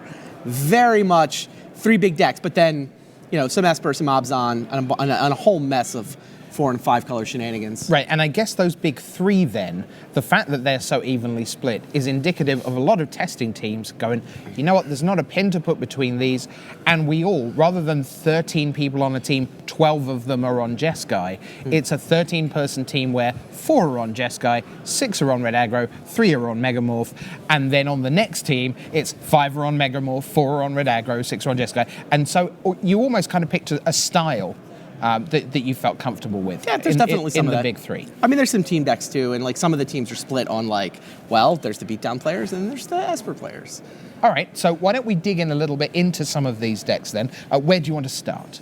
I think you got to start with Jeskai. I think that it is the deck people were expecting to be the most played. It is, although just barely, the deck that is in fact the most played. Yeah, I mean, you see all the mana pips up there. Again, all about the mana, right? Battle lands and fetch lands are, I think, the headline in this standard right now. It lets you put Mantis Rider and Crackling Doom in the same deck. And in fact, it lets you curve into those with a Jason's Prodigy on turn 2, maybe a Soulfire Grandmaster on turn 2. The deck has the ability to be aggressive, right? Mantis Rider actually hits pretty hard. Flying is actually pretty good. So it can be a very aggressive deck, but it can also be controlish. It can sit behind a Jace. It can Ojutize command to bring back the Jace that you actually managed to kill right away. You know, it got this flexibility that, I mean, a lot of people at the Pro Tour in particular really value in a deck that, you know, depending on their draw, depending on their opponent, they can play a more controlish game, they can play a more aggressive game. A card that belongs in Jeskai, well, it's in the name apart from anything else, not on that list. Jeskai Ascendancy. And that's a card that Matej Zadelkai is certainly running, and that team, they're quite high on the tokens plan. So again, that's another shade of the Jeskai. Yeah, no, Jeskai tokens, we've got split out. Jeskai tokens actually went 5 for 5 advancing people to day 2. I mean, it was basically their team put 5 players on Jeskai tokens, and I mean, the Eureka team put everybody through to day 2. Sure. So that does in fact include 5 of the 5 Jeskai tokens players. All right, so we have Jeskai. Let's go a little narrower on the color spectrum. Let's go to red. What about red aggro? Yeah, this is pretty interesting to me in that if you look at the day 2 advancement, it's actually the landfall versions that did better than the just, you know, here's my creatures, here's my Atarka's command versions. So that guy on the end over there, McKindy Slide Runner, he's not in all of the decks. He tends not to be in the decks that we've labeled as Atarka Red. He tends to be in the ones that we'd call red-green landfall. But yeah, that strategy did pretty well this weekend. Now, Paulo Vitor Damo da Rosa is playing red with some green, and he sort of described this as a combo deck, almost, because of this. I start with a dude, and then I have a Become Immense, and then I have a Team of Battle Rage, and that's 14 points of double striking entertainment. Yeah, I almost put Team of Battle Rage on the on the graphic. I went with the Slide Runner just because I think the landfall is it's worth noting that there's this alternate take that doesn't overlap by, it's 10, 20 cards off, which is kind of interesting. But yes, it's got this Splinter Twin feel where you're playing this tempo game and you're kind of cagily attacking and playing around removal and trying to make sure that you don't lose to whatever they're up to. And then you're like, oh, you tapped out? Oh, Become Immense Team or Battle Rage. You're just dead. Yeah. Outstanding stuff. So that's your red aggro. Where should we go next? Are we in land of Megamorph now? I believe so. All right, let's do that. Let's take a look at what's going on here as they unflip themselves. Yeah.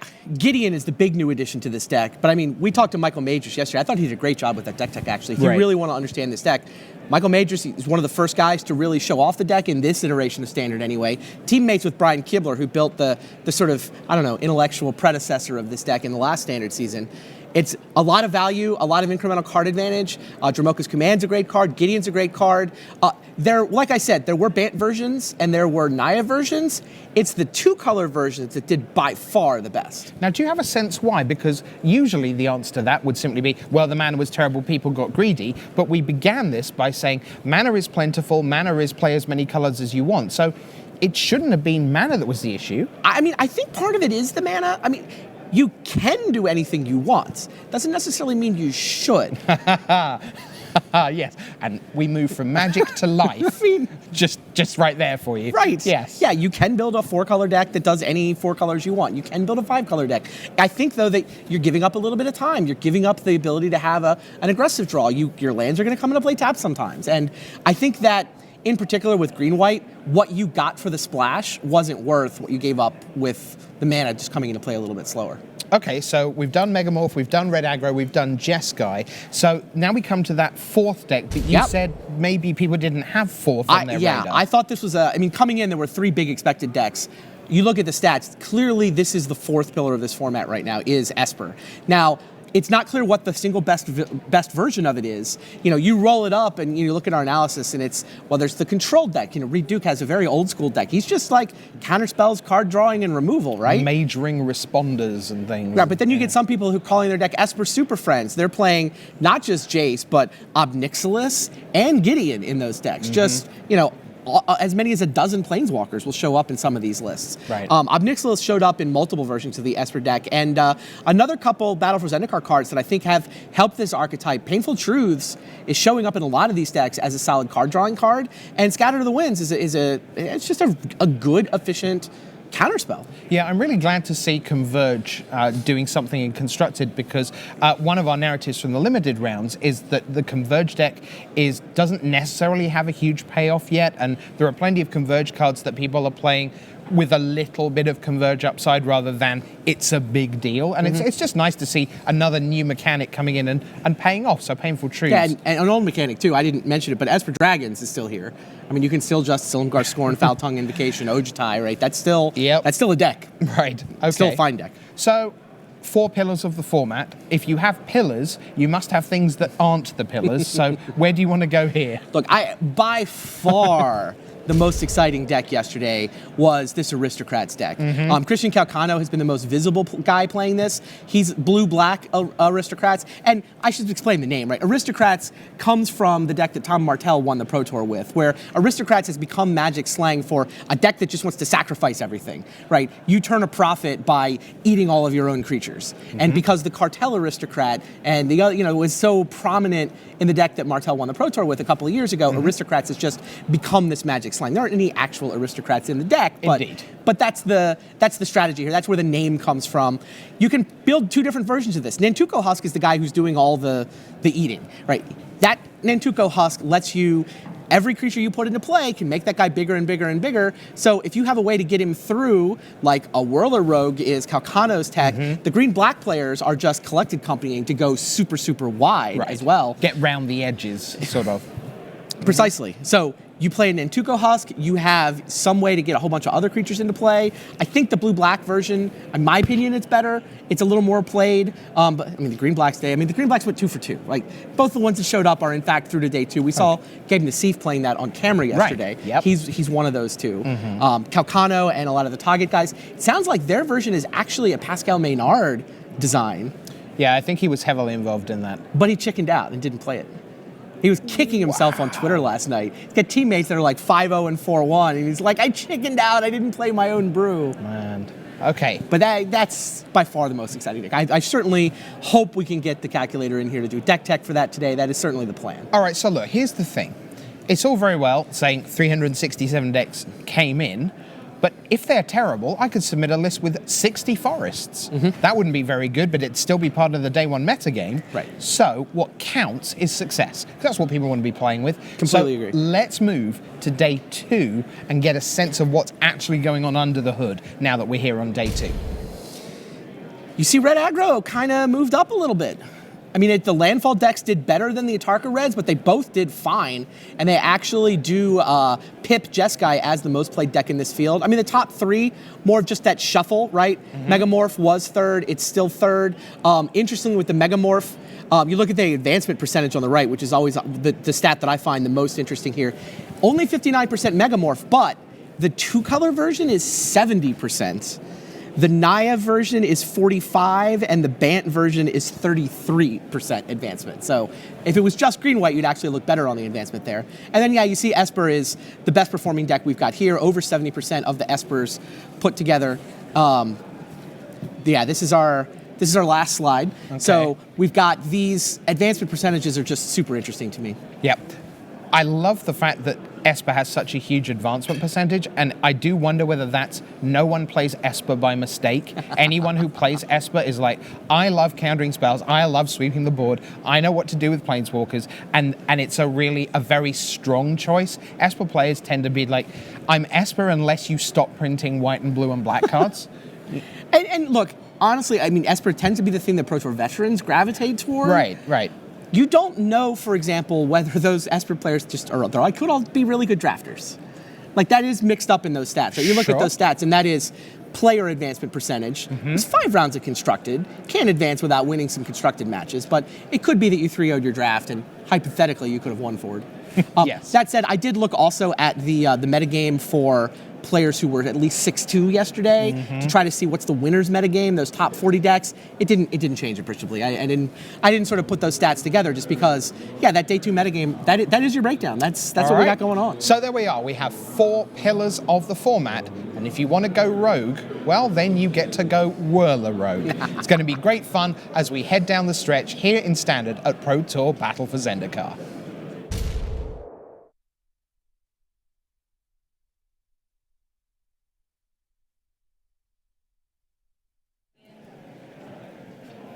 Thanks very much to Randy Bueller. Welcome back to the news desk. We're about 5 minutes away from live action. So what we need to do is show you what's been going on in our feature pods through the morning. Let's look at those 6 groups of 8 and just see how they all fared. So let's look at pod number 1.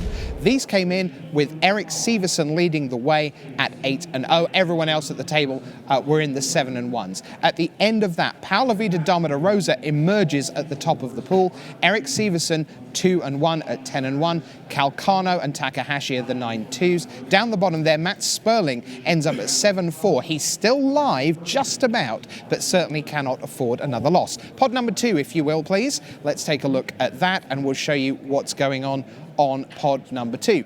Here, your winner is Ryoichi Tamada of Japan. Martin Mueller had a terrific deck, gets to 9-2. Tharmaratnam and Chapin still can't be separated. They've been in lockstep ever since they played yesterday in Constructed. They're now at 8-2-1, so they both certainly have a loss to give. Manny and Samura can run the table and be sure of being in. Ben Rubin, 7-3-1 right on the edge. Marcio Carvalho, 6-4-1, will not be in the top 8. Let's move on to pod number 3. We have Brandon Burton. Great job by him. Now, everyone here started out 6-2, and the shape of the pod is what you're going to see each time. Burton, the 3-0, Gottlieb, Dominguez, and Mahara, 2-1. Huang Youngmin, Zadelkai, and Polak Rotman 7-4. Oliver Chu misses out. He's at 6-5 and eliminated from top 8 contention. Pod number 4. Let's see who's the winner here on pod number 4. It is Yoshihiko Ikawa for Japan coming up on the rails. Magnus Lanto, your Magic Online champion, gets to 8-3 alongside Paul Dean. Well done to him. And Kazuyuki Takamura. Chion, Bosley, and Merriam right on the edge. Christopher Larsen of Denmark, gone. Draft pod number 5 of the top 6 that came in this morning. Draft number 5, we've got Ricky Chin, the big winner, defeating John Stern, fellow Canadian. Don Smith, Martin User at 8-3, so they may have a loss to give. Cuneo, Ravitz, and Pedrakowski do not, and Hannes Karem of Estonia from Top 8 of Worlds 2008 in Memphis. He is done. Finally, draft pod number 6. Let's take a look at that. And here he is up on the rails. This was the pod of death. Louis Deltour out at 6-5. Carlton Barnes, Fogel, and Beckstrom 7-4. Finkel very much alive at 8-3. So is Burkhart and Dan Ward. Terrific job by him. And he is on a terrifically good deck coming into the Swiss rounds of Standard. Owen Turtenwald, 1 the pod. And that is the story of Limited here at Pro Tour Battle for Zendikar. I've been joined at the desk by Ian Duke from Inside R&D and Brian David Marshall, having had a morning of entertaining Limited action, gentlemen. But we want to turn our attention to Standard now. And Ian, Inside R&D, you've had a chance to watch some rounds yesterday, and now we're poised for part 2 of 3. What is your take on what Standard is looking like? What were your surprises? What were your expectations? What have met your expectations out on the floor? Great question, Rich. We've definitely seen some decks show up that we were expecting, internal to R&D that hadn't shown up in the format yet. The green-black sacrifice deck, or these aristocrats deck, this whole archetype was something that I played a bit of internally, and it's cool to see that showing up at the Pro Tour when it hasn't shown up in the past couple weeks as much in those tournaments. Beyond that, I mean, the mana bases are very strong. That's kind of the story of the weekend. We're seeing, a lot of the cons cards are kind of getting, even a bump up or a resurgence from where they were at. Mantis Riders showing up a lot throughout the tournament. But players, because of the mana base and the flexibility it gives you, they're able to put their own spin on the deck and kind of play with the cards they like to play with and that they think will give them a leg up against the field. Can you win in terms of mana bases as R&D? On the one hand, we have people going, you're not giving me the tools to work with, I can't cast all my spells. And then at the other end, you have people going, it's not fair, everyone can cast anything they like. That's got to be a really tough balance for you to try and strike. Yeah, we try to vary things up, from season to season. We've had seasons like during Theros, where it was very, we're trying to push the monocolored themes of devotion, so the mana was a little bit weaker during that time, forcing people to play 1 or 2 color decks for the most part. And then with cons, we wanted the 3 color mana bases to succeed. And we thought returning to Zendikar, a lot of people remember Zendikar is a plane that's all about its lands, its awesome lands. So we thought this would be a good opportunity to kind of swing the pendulum toward that other extreme where you have fantastic mana bases, you got a lot of variety in what you can play, for the next 6 months or so before the cons fetch lands rotate out. I was just going to say all good things come to an end. That's right. With the new rotation. Yeah. This mana base is much more short-lived than it might have been in Standard's past. Yeah, that's definitely true. And that's part of R&D's plan to just constantly keep mixing up Standard, making each environment a little bit different from the past. So we're living in a world right now where mana is very free-flowing and you can play lots of colors in your decks if you want to. But over time, things change, and we'll see, how people enjoy the Standard and where it takes us. Yeah, I mean, it was interesting. We saw a bunch of people taking sort of established cons-based, archetypes, Jeskai and, Abzan and kind of tinkering with them and adding some colors. But the decks that were really interesting to me yesterday were like Ganward's Teamerai deck, where he's like, you know what, we can go in a different direction. We can build a somewhat new deck, because we have all these colors and find these cards that maybe people aren't expecting. So you said Teamerai, that's meaning Teamer plus Jeskai? So yes, that'd be every color but black. Yes. Yeah, so you're seeing people do some interesting things. What is something you would have loved to have seen in Standard that maybe you feel like these players could have left on the table? Well, definitely, I think big Eldrazi. I'd love to see, Ulamog this weekend at some point. That was something we played a lot with internally. The card's super powerful, hasn't necessarily found a home in Standard yet, but there are a lot of tools there, like Hedron Archive, for example, and Temple of the Forsaken Gods. So, we'll see if there are any players that brought that this weekend, and if not, that could be something that maybe emerges as we go forward in Standard as players experiment a little bit and find out how to make those decks work. BDM, as we head down the stretch here in Standard, I know you spend a lot of your time out on the floor on Saturday afternoons, kind of piecing together the shape of Standard. What cool things are you looking out for and hoping to bring to the deck tech wall? What I'm always hoping for is on day 2 that the interesting decks on day 1 can go toe-to-toe with the veterans of the metagame. The Atarka Reds, the Esper Controls. Can the Whirler Rogue deck, keep up its momentum as it runs into a wall of just the best decks in each archetype that have, massively made it through into day 2. And not just the best decks, but the best decks with the best pilots. Absolutely. And often you see people, look, I've played Atarka Red now for 3 Pro Tours. Right, I know how to play Atarka Red. I've gotten these new tools. These are the adjustments I've made. These are the cards where things that oppressed me have rotated out. I know how to. So it's people who have a lot of familiarity with those decks too. Okay, so Ian, if you were looking at the 4 pillars as Randy was talking about them, we've got Jeskai in various forms. We'll let you pick any, or red aggro, Ataka's command, or not, more combo-y, depending. Megamorph, whether that's Bant Naya or just green-white Megamorph, or Esper Control. I'll give you one of the 4 pillars. Okay. Which do you think you would want to be going on? You're sitting at 9 and 2 right now, so you're right in the midst of the metagame. What would you choose? I think Esper Control most suits my style personally, and I think personally, the deck, depending on how you've built it, has great tools against all of the other 3 archetypes. So I guess I'd go with that as my choice. All right, well, we'll see what the players bring to the party. We are going to kick off with an Esper Control match because it is Patrick Chapin up against the Dark Jeskai of Sean McLaren.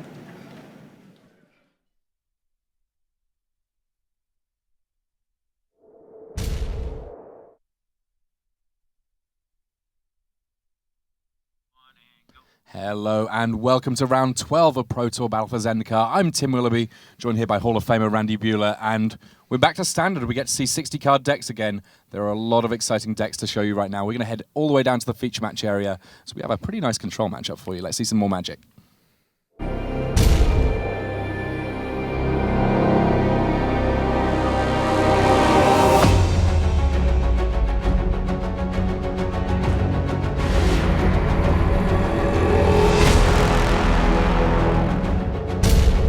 Hello and welcome to round 12 of Pro Tour Battle for Zendikar. I'm Tim Willoughby, joined by Hall of Famer Randy Buehler, and we have some great players for you here in our first video feature match. 2 players who are real masters of the decks that they're playing. We can see there Sean McLaren. He's had so much success with Jeskai. He's won a Pro Tour with Jeskai. He's made the finals of a Pro Tour with Jeskai. He's now running Dark Jeskai. Turning to the dark side, we'll get a chance to see exactly what his take on that is soon enough. His opponent, the innovator, there we see him, Patrick Chapin.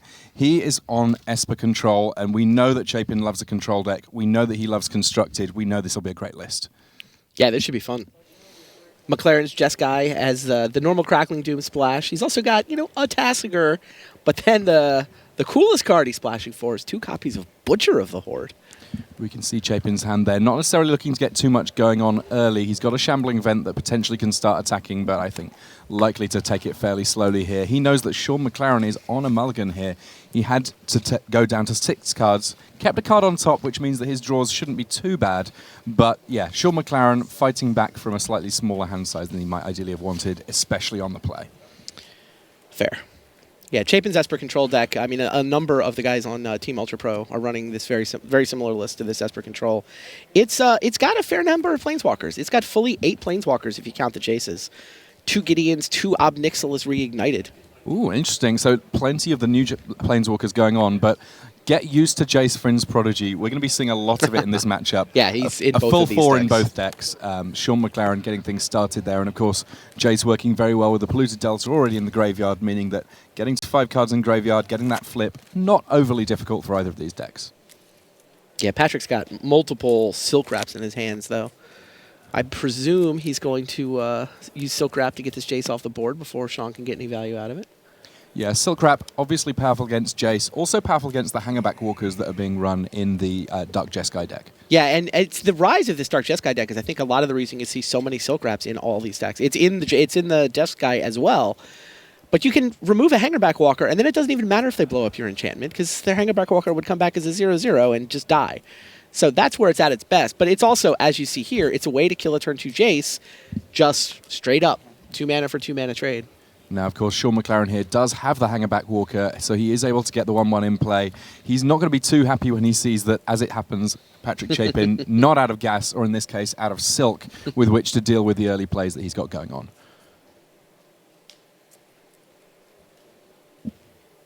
Now, of course, both of these decks, with as many colors as they've got going on, they do have a little bit of a puzzle to work with, I suppose, in terms of getting the right mana. The fact that Sean was able to start off with 2 basics means that from now on, any of his Battle for Zendikar lands going to be coming into play untapped. Meanwhile, Patrick having to work out what to fetch and when to get everything going. In the meantime, though, he has bought plenty of time with those Silk Wraps. Yeah, every opening hand can be a little bit of a puzzle.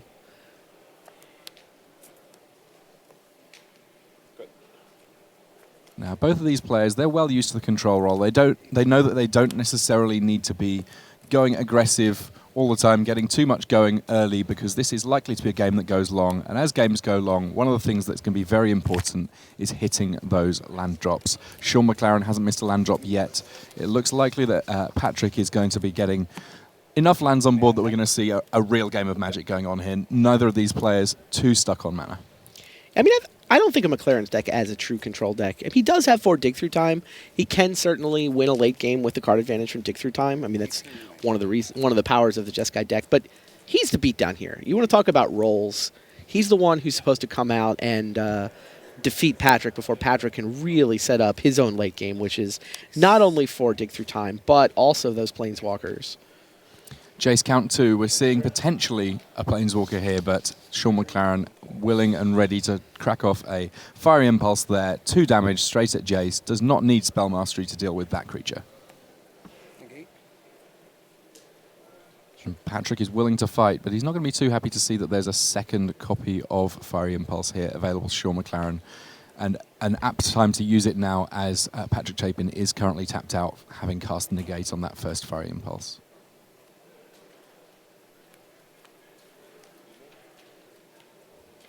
Yeah, Sean's other card is a Clash of Wills. So his real question is, which answer does he want? He could counter the negate with the Clash of Wills, or he could throw the second Fiery Impulse at Jace. That's what he's debating here. Well, using 2 fetch lands suggests that he might be looking to employ more than just the 1 mana here. Well, I mean, they both... Yeah. He either needed the red for the Impulse, or he needed an anything for the Clash. Caught a little glimpse there of that Butcher of the Horde. That one's certainly not an inclusion that you see in every Dark Jeskai list. Obviously plays very nicely with Hangerback Walker. Sometimes you just want to be able to sacrifice those creatures on your own terms rather than wait for your Hangerback Walker to get hit by a Silk Wrap or similar. Indeed. I mean, it's interesting how neither player has really got any card advantage this game. I mean, they've just traded 1 for 1. They've traded 1 for 1. Nobody's gotten a Jace to stick. I feel like it's going to come down to who top decks the first dig through time. Or maybe a threat. I mean, Patrick still has a Languish, still has a Ruinous Path, so it's not like a Butcher of the Horde off the top would quite win it for Sean. But, I mean, at this point, they've traded a bunch of cards. Now, Sean drew Crackling Doom, didn't he? He did, yes. Yeah, it's one of the advantages Patrick has in this matchup is that he doesn't really play creatures, per se. Yeah, Gideon, who we see coming into play here. Yes, sometimes he attacks kind of like a creature, but in the meantime, he's more of an engine for this deck. If, of course, he resolves, which we know Clash of Wills is going to say no to, that's certainly a fine target for the counterspell, and Sean may even be able to leave a little bit of mana up there. So now both players have 2 cards in their hand, and both players have removal spells with no targets. 2 Crackling Dooms plays against a Ruinous Path and a Languish. Who can draw the dig through time? Oh, that's true. Patrick is actually ahead by this Shambling Vent, isn't he? But it looks like he might be losing that land to a Crackling Doom here. So 2 points of damage to Patrick Chapin's head, plus getting rid of that creature. And I guess that's one of the cool things that the control decks have picked up in this format now with the addition of Battle for Zendikar. In addition to Gideon, who you can see there is Shambling Vent, which it fixes your mana early. It means that you're just a little bit cleaner on getting the colors that you need. And at some point in the game, it might just be able to race a little bit. That's a good point. Fetching lands that tap for 2 colors of mana and come into play untapped. It's a happy place that we're living in Standard right now. Patrick Chapin not necessarily going to be using all of that mana this turn, but just knowing that from now on he's got those basics, he's going to be able to do pretty much what he wants with his mana is a great place to be. It is not an accident that both players have exactly 2 basics in play. Yeah, once you have 2, really no pressure to fetch the third whatsoever. Good.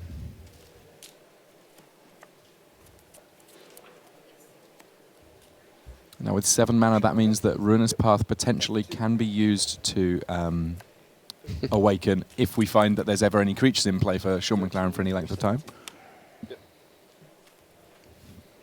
Shambling Vent number 2 runs into Crackling Doom number 2. Now Sean is actually out of cards. I mean, Patrick effectively traded 2 lands for 2 spells. And now he's got a duress to clear a path for whatever he's going to do next.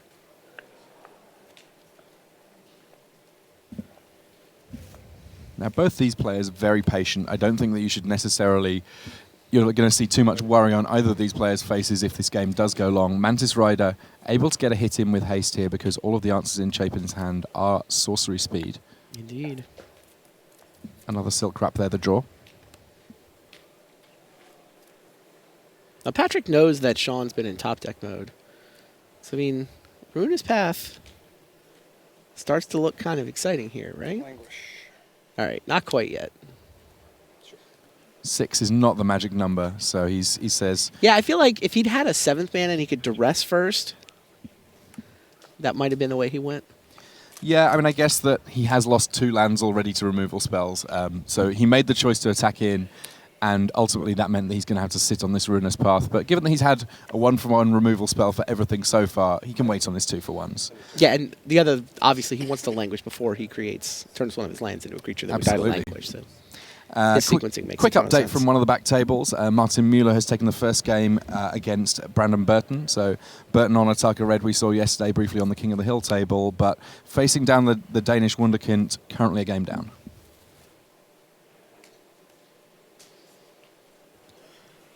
Chapin with Utter End.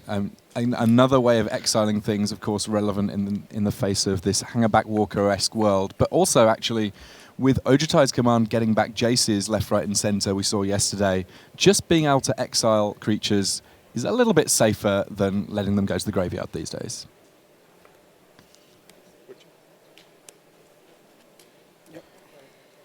Yeah, the way this game has played out seems great for Patrick's side. Like, Sean is, in fact, the aggressor. He's the one who keeps offering up these creatures.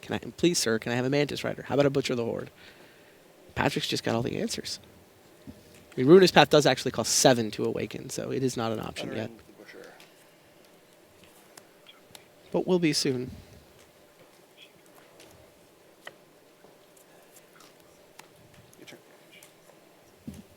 Just a quick update from one of our back tables. Paulo Vitor, Damo da Rosa. If this is a control matchup, then Paulo Vitor is doing some combination of either straightforward beatdown or actual combo. He was able to win that last game with Teemo Battle Rage and Become Immense, so kind of a red combo deck that particular game. He's 1 game up against Yoshihiko Ikawa. We can see Ruinous Path chilling out there. Only a Crackling Doom and a Flooded Strand from McLaren. So, in principle, he has an answer for a creature, but we know that Patrick Chapin's deck has plenty of threats that are not creatures. And he's had a duress in his hand for a while now. He's just been waiting for something to clear a path for. And he's found that because he did draw a Dig Through Time this turn. I got a 7. Yeah, McLaren's just going to fire off the only spell he's got, deal the 2 damage. So Patrick Chapin is on 7, but I don't think he's likely to be too worried just yet. Able to cast Dig Through Time here for just 2 mana, plenty of cards to exile from the graveyard that are not likely to be ones he wants to get back anytime soon. Such a satisfying feeling. Dealing out 7 cards, it's as if you're drawing an opening hand, it's just you only get to keep 2, and you probably already have a whole bunch of lands in play to cast them. Yeah, I suspect that this matchup is part of the reason we're seeing Esper really come out at this Pro Tour. We haven't seen a ton of it at the open events in the weeks leading up to this. We had a little bit here and there. But I mean, a lot of teams are on similar Esper decks. I mean, there's the details vary a lot. How many Planeswalkers? Maybe it's a Dragons deck. Maybe it's just a pure control, old school style control deck. But this matchup looks slanted toward Esper. And if Jeskai is the most played deck, then you want to be on the thing that beats the most played deck. Absolutely you do. And I think that this is something that we see time and again when it comes to the evolution of Standard when a new set comes out. The first couple of weeks, people are on slightly more aggressive plans. They're just trying to get out there and get the wins however they want to sort of find them. Once the control players get a feel for what the format looks like, they say, right, these are the spells that I need to play so that I can deal with this. And Patrick Chapin, resolving 2 Dig Through Times in a single turn, and Jace, Vrin's Prodigy, we all of a sudden have a game on our hands. Nothing that Sean McLaren can do there. Draws a blank, and at this point, yes, it's going to take a little bit of time for Jace to flip after all of those Dig Through Times, but Now we have Patrick Chapin able to get card advantage. He's found another Gideon. Absolutely what he was looking to do, and now he's going to start making tokens. Yeah, Sean didn't draw a complete blank. He drew Clash of Wills. Doesn't deal with Jace, so it's pretty close to a blank. But he'll stop Gideon from joining the team, or he'll try to, but he'll run into negate. Creatures on deck, will they stay in play for more than a single solitary turn? Thus far, the answer is no. I like the allied tokens odds, not going to lie. I guess Jace technically a creature still. That is true, yes. For now. Did a pretty interesting lesson on how this matchup works. Now, Sean did mulligan, and and Patrick was the first guy to draw a dig through time. But that said, Patrick just felt like he, survived the early turns at even, and then just kept steadily pulling farther and farther ahead as the game progressed. Sean went draw card and I guess gain life. Doesn't have any creatures to get back. Gone to 20, found a removal spell for Jace. Okay. Still a Gideon over there. This is true. And a grip of 4. Patrick Chapin no longer able to use Elspeth Sun's Champion as his white planeswalker of choice for making lots of creatures in the feature match area, but has found a replacement that is serving, at least for now, literally serving in the red zone, turning into a creature, getting stuck in there, and counteracting that life gain from Ojutai's command with a little bit of a bonus thanks to the token. Empty-handed magic from Sean McLaren here.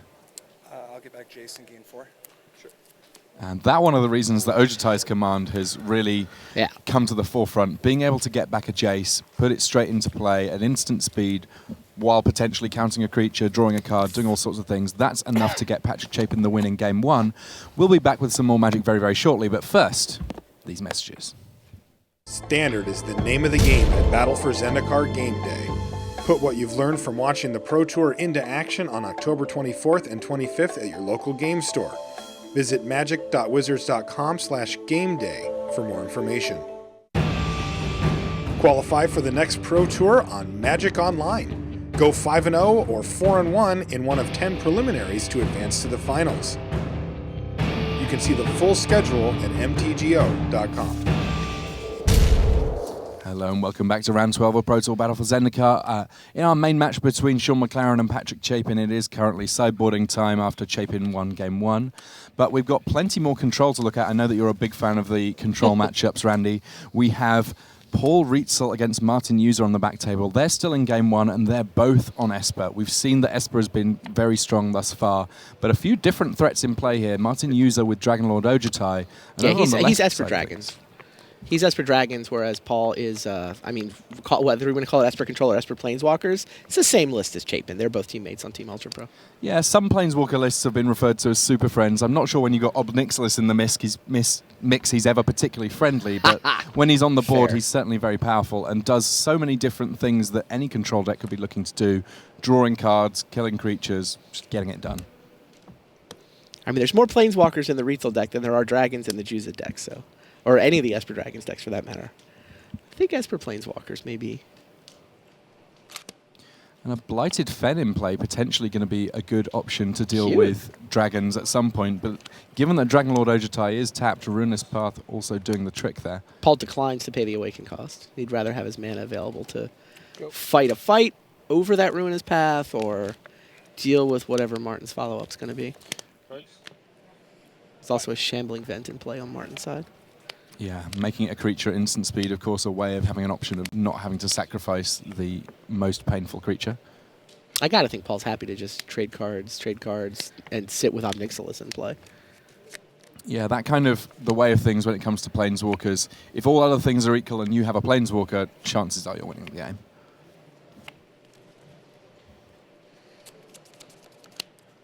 Paul Reitzel, you see the 2 there by his name. That indicates that right now in terms of the top players in the world, he's ranked 2nd. He's had a great run this year, even though, or this season should I say, even though this is the first Pro Tour of the season. Just 3 Grand Prix top 8s and a top 4 at Worlds. Is that a good run?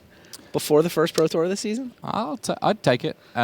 Dig through time there coming for him. Everybody would take it.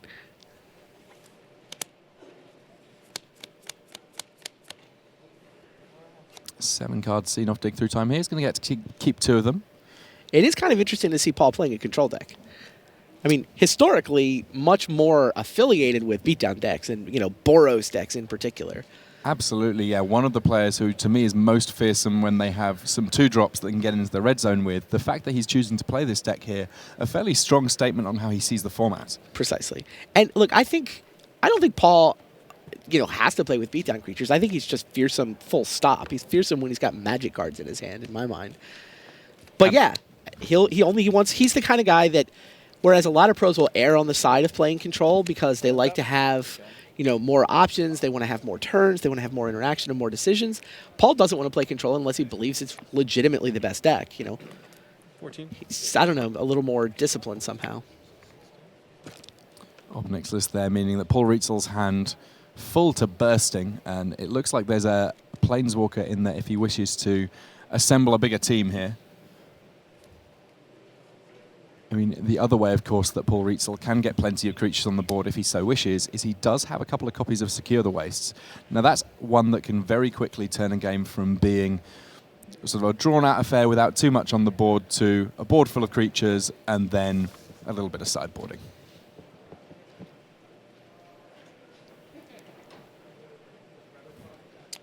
Go.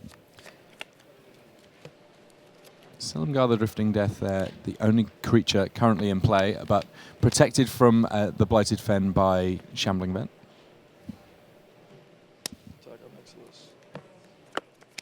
Goes for Obnixilis, successfully takes out the Planeswalker.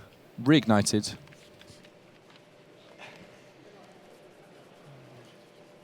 Most beings in the multiverse don't get to be a Planeswalker once. Obnixilis somehow managed to get there twice, but could not beat Silumgar. Quick update from one of our back tables. Martin Mueller has defeated Brandon Burton. He advances to 10-2. He was my pick before this Pro Tour as my potential winner, and so far my horse is still in the race, so fairly happy about that one. Congratulations to Martin. It's nice to see Brandon Burton make it back to the feature match area. He had a little run as King of the Hill yesterday. I know a lot of people have been, you know, sending the story Corbin Hostler wrote. It's beautifully about written. He and his mother. Strongly recommend that everyone read it. In the meantime, though, we see Secure the Wastes making 6 tokens for Paul Reitzel. He's decided, I'm not afraid of Silumgar. But it looks like the McLaren Chapin match is just starting. I think that realistically the first couple of turns we can afford to at least stay with this Paul Reitzel match. Gideon joining the team too. Like, what's his plan for all these Secure the Waste tokens versus Silumgar? Gideon. That's the plan. Yeah, so I'm guessing Gideon, assuming it resolves here, getting an emblem, right? Cashed in for an emblem, because then all of those soldier tokens, or warrior tokens should I say, just big enough that Silumgar no longer so much a concern. Hit for 12, and don't have to worry about Silumgar. Martin User left to think about what he's done here. Yeah, I feel like Paul should have this from here. Martin's got 1 card in his hand. Paul's got a full grip. I mean, there's a man land that can, or creature land that he can activate. Take a couple turns, but.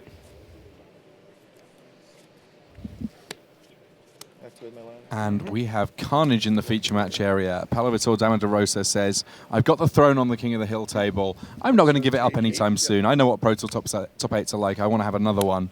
He wins 2 games to 0. And all of a sudden, Martin User dropping down to 8 on that attack. Paul Reitzel in a commanding position. He's turned a corner. He just needs to get the final points through. Oh, nice. Got you to activate your land on my turn. Silk Rapid. That will do it. Which sets the Blighted Fen up to kill Silumgar. It's on the stack or resolves? That resolves. Okay. Good times here for Paul Reitzel. Wow. I mean, Paul was a little bit ahead when we tuned in. Basically, they were even, except Paul had the Obnixilis. Okay. I mean, the devil's in the details for a lot of control decks, and I feel like the one-off choices in here, the Blighted Fen suddenly really coming into its own. Having lands that can also function as spells, having been great for both players, it may well be here that Paul Reitzel's the one that's finally able to convert his lands into a winning situation. I don't know. I'm impressed by the patience Paul's shown with that around that Silumgar. He's just like, yeah, you know, I'm not sure I actually care about Silumgar. Duresses and negates. Let's eat. Negate the Languish. Martin got Ojutai's Command and an island in his hand, I believe. It's not going to get it done. No, it's Ojutai Oh, himself. it's Ojutai. It was not Ojutai's Command. I got the blue-white part right. I mean, the good news for Martin is if he can survive this turn, he can attack with 2 dragons, get 2 Yeah, Storm but Guard now it's Drifting Blighted Death Fed triggers. time. This is how Paul set it up. Yeah. And he that's needs you the and game, kill and we you. get a chance to go back to our main match. Great game. Patrick Chapin, a game up here against Sean McLaren, and we've just missed the first few turns, the most important thing that's happened in those turns. A Jace is in play, it is being activated, and it's being activated by the player that currently really needs to get back in this match, that being Sean McLaren.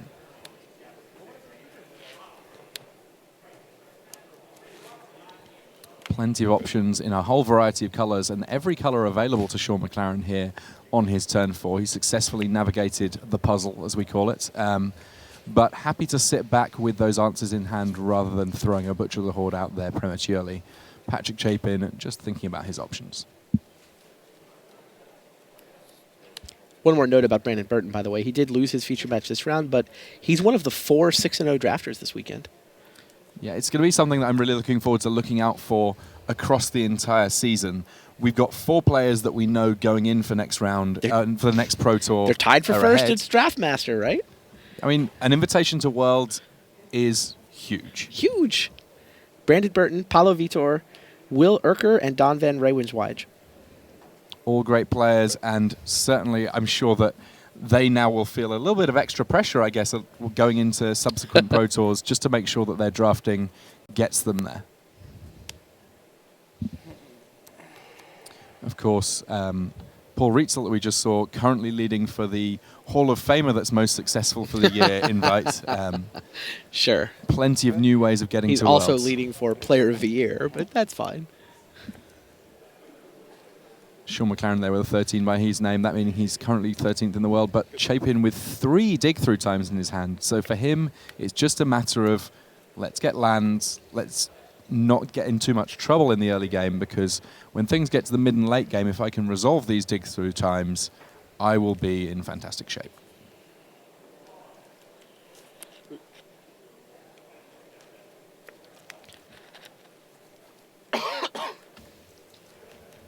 Yeah, this matchup seems like it's usually going to be won by whoever resolves the most copies of Dig Through Time. Of course, the other big source of card advantage is a Jace, and Indeed. once Jace gets to flip, which I think we're about to see, it does become a little bit of a problem, because being able to flashback cards from your graveyard, a very powerful ability. Being able to lock down creatures, potentially also useful, though at this point, Patrick not really troubling things too much there. You can't target the Shambling Vent as it's not a creature on your turn. It's up to 1 target though, so if you do want to get your loyalty up on Jace, you always can, and it looks like in this case, without a good card to flash back, that's what Sean McLaren has done.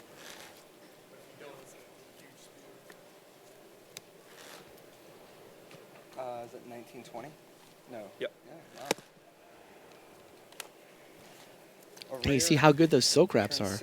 Last game, Patrick had 2 copies of Silk Wrap. He got the Jace and the Hangerback Walker, and now they were into the mid-game, right? And this game, that turn 2 Jace stuck. And, I mean, I think Sean's going to send it to game 3 on the back of it. A little early to conclude that, but he's definitely ahead and pulling away. Yeah, Jace, an interesting card, one that when it very first came out with Magic Origins, there were a few people that were a little bit down on, couldn't quite see where it fit in Standard, but an absolute powerhouse, and given the nature of the format where you don't necessarily need to run too many basics, it's got to be pushing for one of the cards that's being most played full stop at this Pro Tour.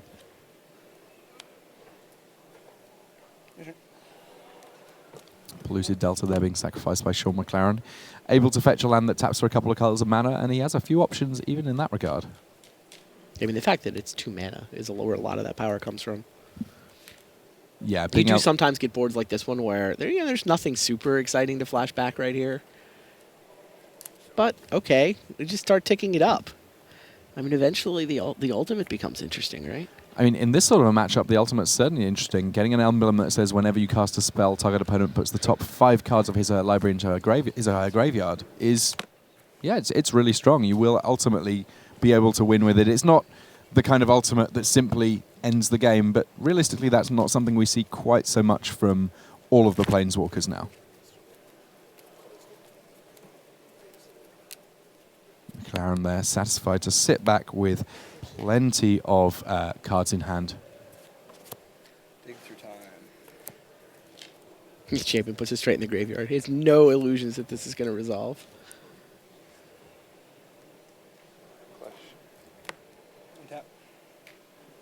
But now he can run it back again. And McLaren can't play that much permission, right? I mean, these guys don't know deck lists. But, I mean, McLaren's pretty clearly on Dark Jeskai. Yeah, and that one of the interesting things in terms of positioning and preparation for these matches. If you're playing a deck that has had some success in the weeks prior to the Pro Tour, there's the potential that people might have a better idea of your list. If you bring your own something special, the value of bringing something new at a Pro Tour, potentially colossal. And I think that's potentially what we might see from Christian Calcano this weekend.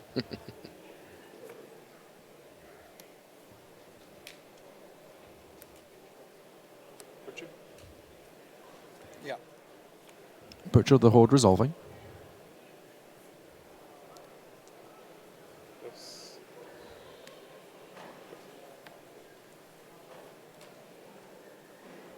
Chapin going to go through another dig through time. Sure. A quick shore from Sean, like it doesn't matter. In fact, he's got Ojutai's command, but that only counters creatures. Or brings creatures back.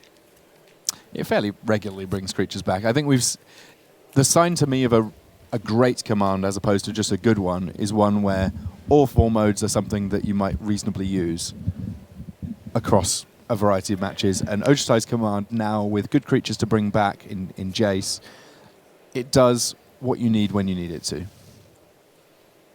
Unfortunately, it couldn't bring Sean's Jace back last game because it was under his Silk Wrap. It's like he cast it late in the game. I'm like, there's usually a creature to bring back, but it's another advantage of Silk Wrap. Utter end Jace. Wow. Yeah, Chapin resolves a dig through time. All of a sudden, the tables have turned, right? Jace just vanishes to an utter end. And there's a Butcher of the Horde in play for, we'll see how long that lasts.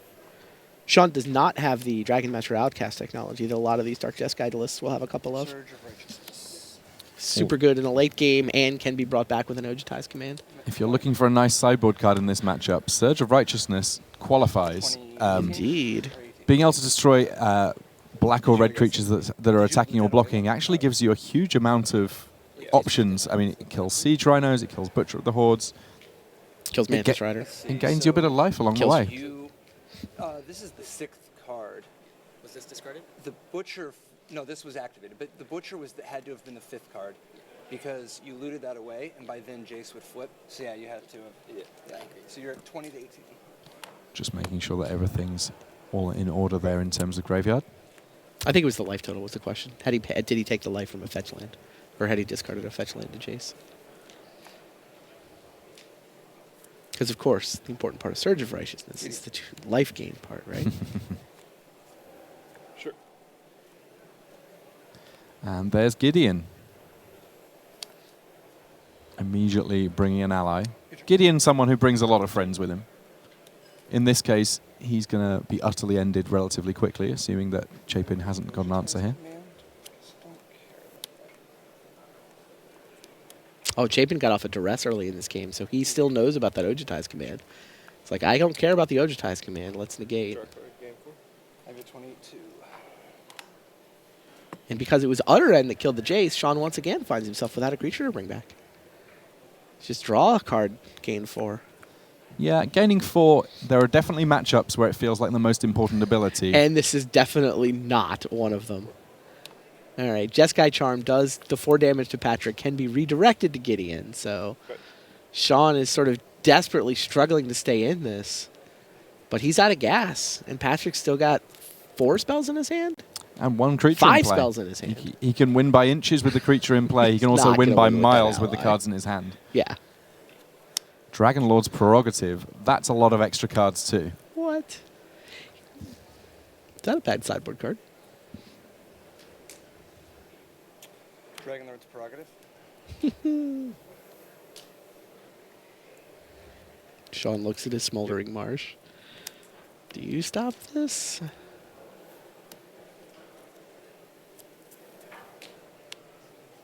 It should come as no surprise that our control matches are the ones we're going to see the most of.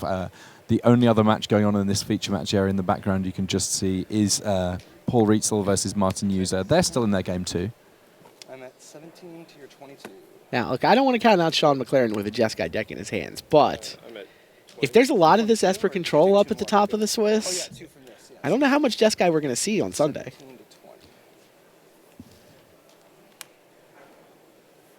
Each of these players already with one draw on their record. That said, they have a loss to give. I think that at the end of the day, what is it, 13-3-1? Or 14-3-1? That's going to be good enough. Oh, it's 16 rounds. 12-3-1. Math. 12-3-1 is going to be good enough. I think somebody may sneak in at 12-4. So not an elimination match. It's a push your back against the wall match. McLaren will have to rattle off 4 wins from here.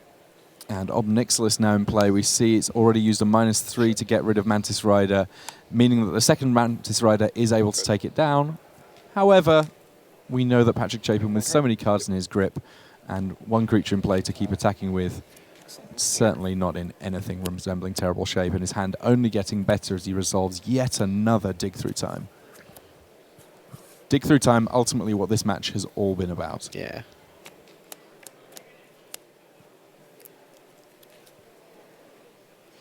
Patrick's just so far ahead. And, I mean, thoroughly confident with these cards in his hand. We've seen him play a lot of Abzan the last couple of years, but I think it's just that was the best deck, so that's where he was playing. But when you go back before that, and he was one of those pros that people would accuse of playing control even when it wasn't good. Yeah, and I think that the moment that he said, I'm going to be playing what I believe to be the best deck and broadened things out a little bit and started playing more of the Abzan-style decks was the moment where he elevated himself again to one of the top echelons of the game. That's when he started. That's when he had the really deep runs. He won a Pro Tour. Got to the finals of Worlds. That was by turning his back on the blue cards. Turns out, though, they were still close by. Like riding a bicycle. All comes right back. Nixilis. Yep. And it's second verse, same as the first here. Ob Nixilis, number 2, dealing with Mantis Rider, number 2. And the attacks keep on coming from Patrick Chapin here.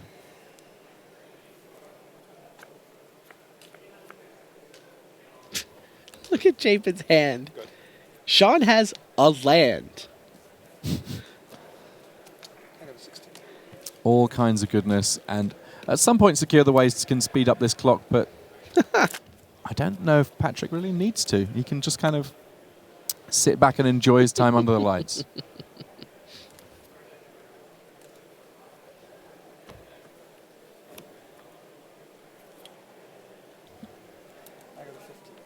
Yeah, Chapin to make this top 8. Still with a loss to give with 4 rounds. I guess he doesn't get to draw the last round, so he needs to go 3-1 in the last 4. Which one is that? I'm giving him credit for this win. It just looks just like the Bloodstained He's just playing with his food now. Duress you. Oh, he's got a Gideon now. I think this is, I mean, don't you just end step, do a big Secure the Waste, untap Gideon emblem, finish it? I mean, I guess we know that there's a little bit of time, so it's not necessarily the clock that's forcing to end things, but, you know, time spent chilling out between rounds, getting some water, decompressing, versus time potentially having difficult things happen in the feature match area. I can see why he would want to finish things a little faster here, and lots of warriors coming in. Maybe he just wants to be on camera longer. I find it hard to argue with that. We see the Platinum Pro tokens being pulled out there by Patrick Chapin as his spare warriors while we hunt down a few extra tokens. Each year, the Platinum players get their own sort of signature cards. If you happen to see them at GPs, ask real nice, you might be able to get hold of one. But in the meantime, Chapin Patrick flashes Chapin, the Gideon, and McLaren knows that emblem makes it lethal. So 2-0, Patrick Chapin taking it down in relatively perfunctory fashion. It seemed fairly straightforward for him ultimately. So we're going to have one last match to look at. We're on game 2 here between Paul Reitzel and Martin User. But this time round, Martin User seems to have the edge on board. We'll wait to see those cards in hand to be absolutely sure, because cards in hand are so important in these control matchups, of course. But Tasiga and Jace in play, doing good work here for Martin User, one must assume. Tasiga activation. Hold on a second on my end step. Tasiga activations, of course, meaning it even easier for Jace to flip. It feels like, much as with Tarmogoyf, getting cards in the graveyard isn't that difficult to make good things happen. With Jace, getting cards in the graveyard is just a sort of inevitable thing that happens over the course Paul's of the game. going to take the opportunity, while Martin has 4 mana tapped from the Tasiga activation, to fire off a Blighted Fen during his own end step. One of those creatures is going to die. It's up to Martin which one. Wow. Tassie goes down. Got to keep the 2 mana 1/1, not the 4/5. 2 mana O2. 2 mana O2, sorry. Of course. Jace, not big on the fighting, but that does not necessarily mean that he's not useful in a fight.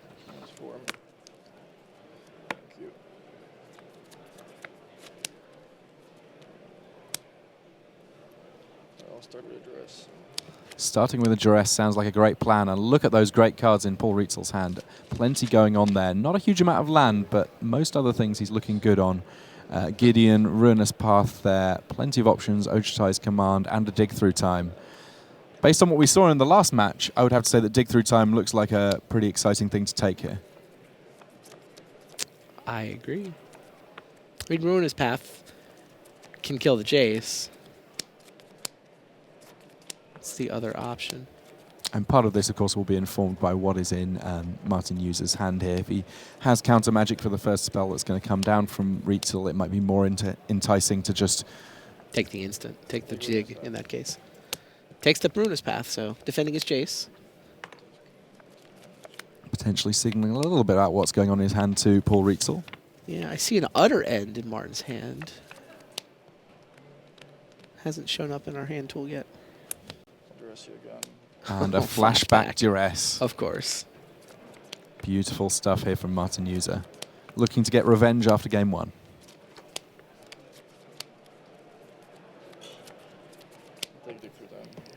There goes the Dig Through Time. So just Ochitai's Command and that Gideon left in Paul Reitzel's hand, which has been whittled down, and Haven of the Spirit Dragon there from Martin User. He is on the Esper Dragons list. That means that potentially we are going to see the game closed out by a big flyer on his side of the board. And Shambling Vent here coming in at Jace and successfully killing off the Planeswalker. Yeah, no black mana for that Utter End.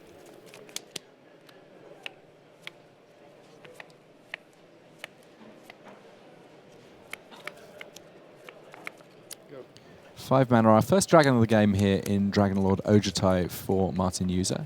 That one, a potentially problematic one to deal with until it's at least had one chance to attack, because hexproof, as long as it's untapped, if it does get to deal combat damage though, all sorts of problems ensue for opponents, because effectively you get to cast Anticipate for free.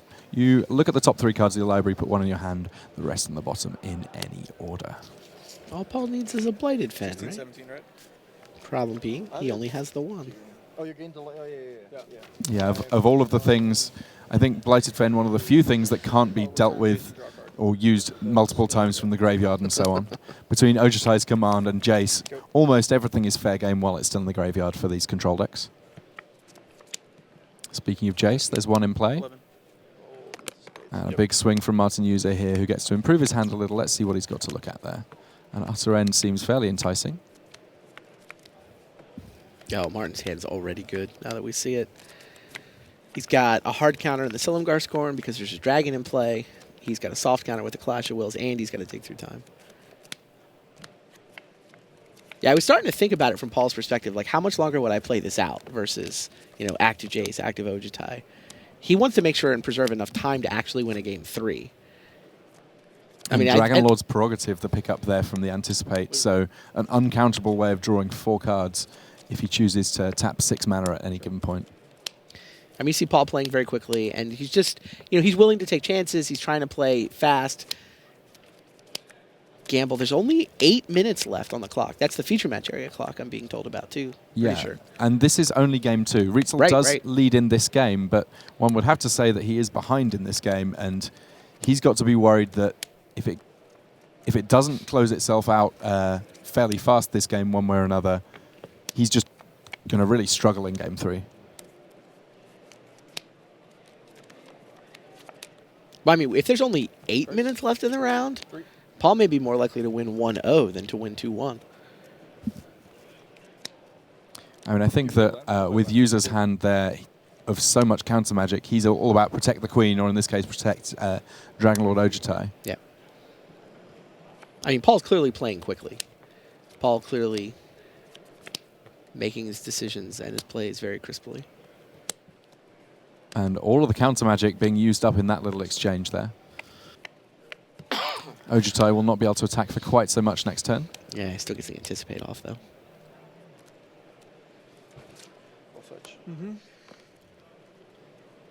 And this is one of the things that you see from some of the top players in the game. Even though they might take a bit of time on some of their turns, when they do need to crank up the tempo in order to get things done, that is absolutely something that they can do. And Martin User here, crisp in each of his plays, getting things done. And Paul Reitzel says, yeah, he's done. All right, I get it. I'm not winning this game. Let's shuffle up as fast as we can because it's in neither of our best interests to have a draw here. I mean, the draw is slightly better than the loss. But both players would prefer, I mean, if you ask them right now, they'd prefer to just have one of them win rather than only pick up 2 points between them. So the sideboarding, given that we're going from game 2 to game 3, it seems likely to me that the changes will be small spot adjustments rather than more significant movements in terms of deck design. I mean, something that's interesting to look at here, it appears that the list between Patrick Chapin and Paul Reitzel, very, very similar at very least, possibly absolutely identical. Yeah, I haven't found a difference yet. So these two players, each giving us a masterclass in how this deck works in a variety of different matchups. Both of them more controlling end of the spectrum matchups, it must be said. But many of the answers that are good against control, also really pretty powerful against the aggro decks. I mean, we saw Patrick Chapin using Surge of Righteousness against Jeskai. It's pretty good against the red aggro decks too, it must be said. Yeah, I mean, the one sideboarding thing I'd be doing if I was Paul, I don't know how he had his deck configured for game 2, but he does have a couple of dragons in the sideboard. You bring him in. Yeah. If your goal is to win a game 3 in, 5 minutes? You need all the creatures you can get. And I feel a little bit sorry for our coverage guys down on the floor trying to keep track of cards in hand here because both of these players are going to play it super fast. Both these decks can draw a lot of cards. And that opening hand there for Paul Reitzel looks to be relatively solid, but a duress there from Martin User could make life a little bit tricky, and there is counter magic available for User. Both these players have hands they can work with. We're off to the races. Time was called on the main floor, but with 4.5 minutes left for this feature match area. Jace Vryn's Prodigy we see there. That a card that, if it comes down in a regular control match, we know to be very powerful. If it comes down in this match, which is playing Speedy Magic, it's less clear that it's obviously going to be amazing. Still great. You might not have time to leverage all the card advantage, but it's still great. Duress has no targets there. Swing and a miss. Jason Atasiga. Rather than have Martin spend time writing down his hand, Paul offers to just play with it face up. Yeah, the sort of thing that you see relatively commonly in side drafts and testing, not so much in Pro Tour matches where the players are at X and 3. But it makes absolute sense in this instance. Paul deciding what to discard to Jace. Martin takes that opportunity to crack his fetch land. It's going to be your turn. Yeah, that almost the commander fetch land move. I'm going to fetch now while other things are going on just to save time. Indeed. Go. Activate. Draws a card, discards Jace number 2. The number of cards that Martin User are aware of dwindling quickly. Yeah. Could tap out for Tasiger here. Go. No, not with that land play. Tasiger, okay. Sure. You know what Tasiger. How many cards do you have? Martin says, yes, I do know about Tasiger, but I'm going to write it down just to be sure.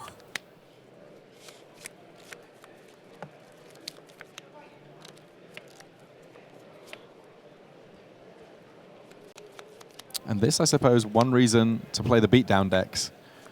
Paul Reitzel, best known for playing relatively aggressive decks. Here we see him playing a control deck relatively aggressively because that's what's required.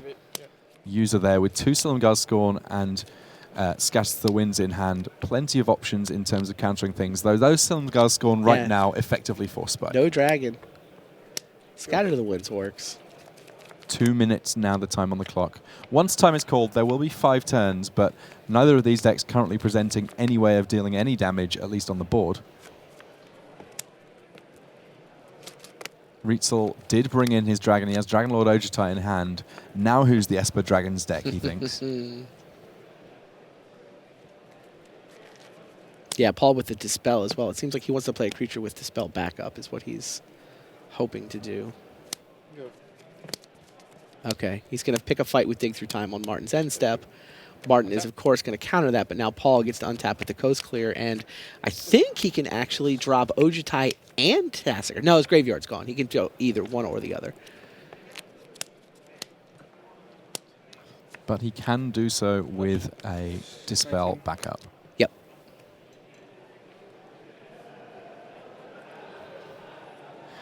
Paul desperately hoping that the land he was searching for was just at the top of his deck there, just to save a little bit of time. Wow, Paul is... He's going to give a good run at winning this. I mean, he's ahead.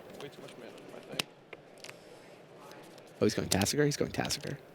1 minute left on the round. Left. Yep. And you already played the lands. Correct. I will scatter your Tassiger. Oh, wow, Paul left up Dispel and Negate. He's still got a Negate up. The Dispel's in the graveyard. I mean, I guess if you want to protect from both counter magic and the huge amounts of removal available to Esper Dragons, this makes a ton of sense.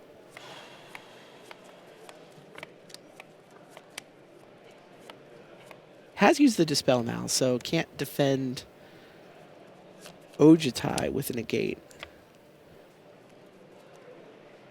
I don't think he's going to get 5 turns to attack with Tassiger. Wow, you negate this, right? 4. And now it's going to get Silumgar Scorn as a force spike is going to work. Okay. Time was called, so this is turn 0. Paul's going to get 3 attacks, 1, 3, and 5. Martin gets to resolve this Dig Through Time, but Paul's going to get to untap and slam Ojutai on a board that already has a Tassiger. This is going to be super close.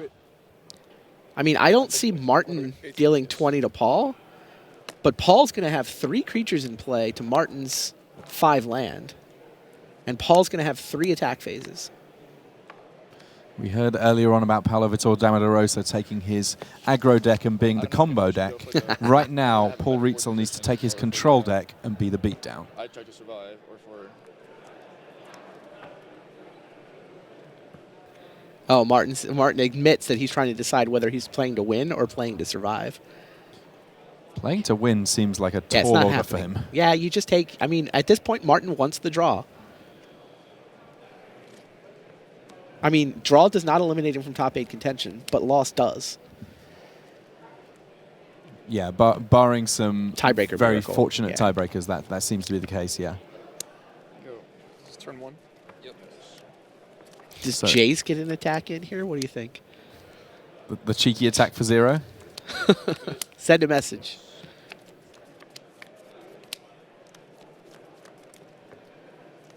You'll see the pace of play slow down just a little bit here. Now that time has been called and they know how many turns are left on, the judges will start, giving people a hard time if they're taking a huge amount of time over their decisions. But basically, we're going to go back to a more normal pace of play here. Indeed. Something that I'm sure that both the viewers and our guys keeping track of cards in hand will appreciate.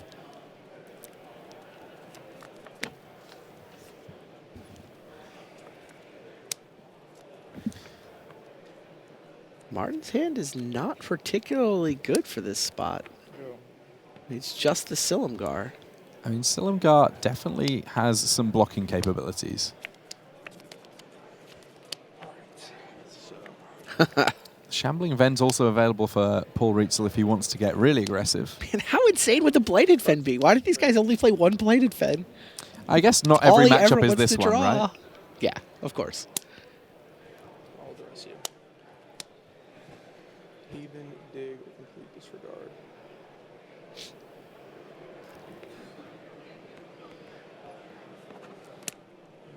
I will take your dig through time. Turn 3. Paul's got this and one more turn to try to deal 14 points of damage.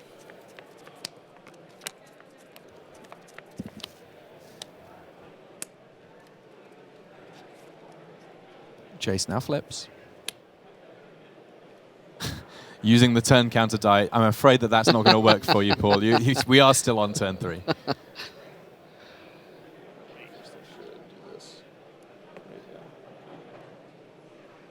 It'd be really good if Jace could just bend time like that. He has many abilities. He's done many things over the course of his tenure as one of the most powerful planeswalkers in the multiverse. Pulling a trick on not just opponents, but viewers at home and judge stuff alike. So I have to do the maximum amount of damage in the least amount of time. I could have taken like a Jace just to block, but I didn't feel that would be. I understand. Both of us trying to win is way better than both of us trying to draw from an incentive standpoint. It's pretty good for us in the commentary booth too. Sure.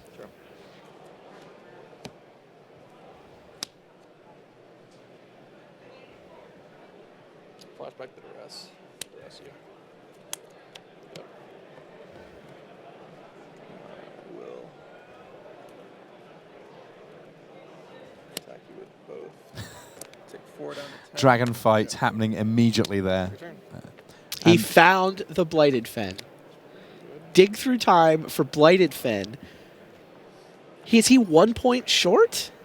He has a Shambling Vent, but I don't believe he has enough But mana. he can't activate the Blighted Fen and the Shambling Vent, right? How much The is... reason I couldn't say anything is I had this card in my hand, so I didn't want to give you information when you were saying that, you know?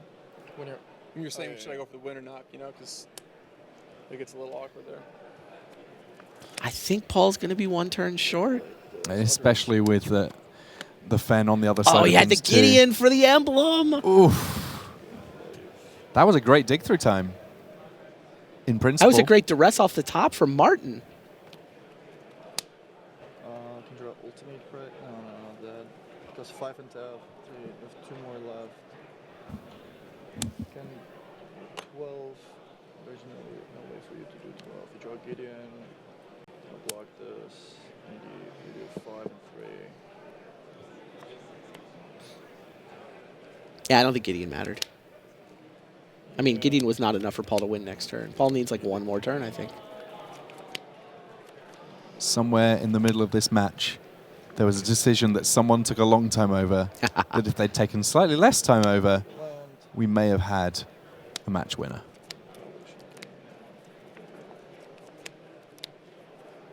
Now, instead, we have both of these guys still in contention for top 8, just with their back against the wall. It's an exciting place to be for us. I'm sure that for them, it's possibly a little bit more irksome.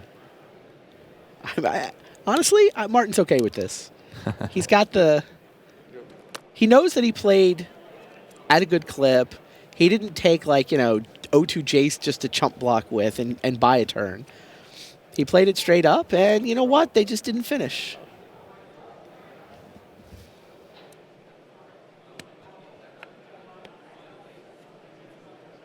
Dig. What's that? Dig? No. I'll play to defend you. Game of 3. Attack. Trigger. Yeah.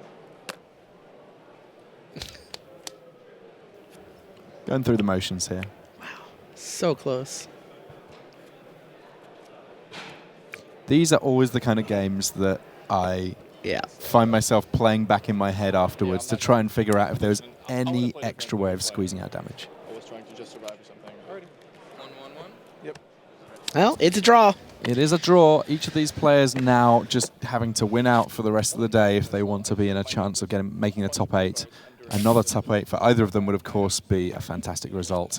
But what a round of Magic. We only really saw Control, but if you're looking for great people to watch playing Control, you couldn't really ask for better than we've seen in this feature match area here in round 12. Blighted Fen. It looked pretty good. I'm very, very excited with that one, but we have plenty more news for you what's been going on for the rest of the room here at round 12 of Pro Tour Battle for Zendikar. We're going to head back to the news desk now, but stay with us for plenty more magic. All right, thanks very much to Tim and Randy. I'm not going to give you any results right now because we have two gentlemen waiting patiently in the deck tech area, and we have wanted to get them here all weekend. As soon as we saw their deck, we thought, this is box office. It's been a ton of fun on camera and out in the room. Let's get to it. It's time to meet Christian Calcano and Oliver Tomajko.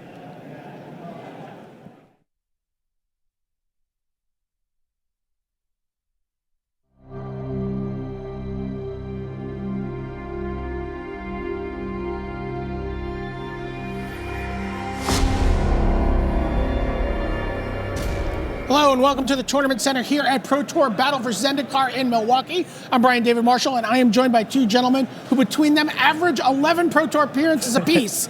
21 for Christian Calcano, and this is the first one for Oliver Tomajko. Welcome to the Tournament Center, guys. We're here to talk about the deck that everyone's been buzzing about. About how many messages did you get last night, Calcano? Like 30 or 40, like on Facebook, on Twitter, like everyone's been asking me about it. I told them they had to wait for this, so here we are. So if people are going to play in states or doing other stuff, say sorry, buddy. Yeah. All right, so talk to me about this deck, Blue-Black Aristocrats. How did you guys end up at this deck for this Pro Tour?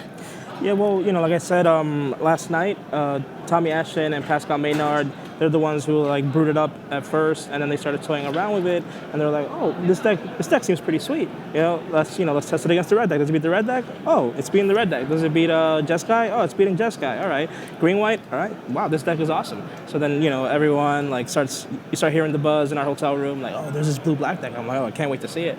Then I see all the games in action. I'm just like, wow, this deck's crazy.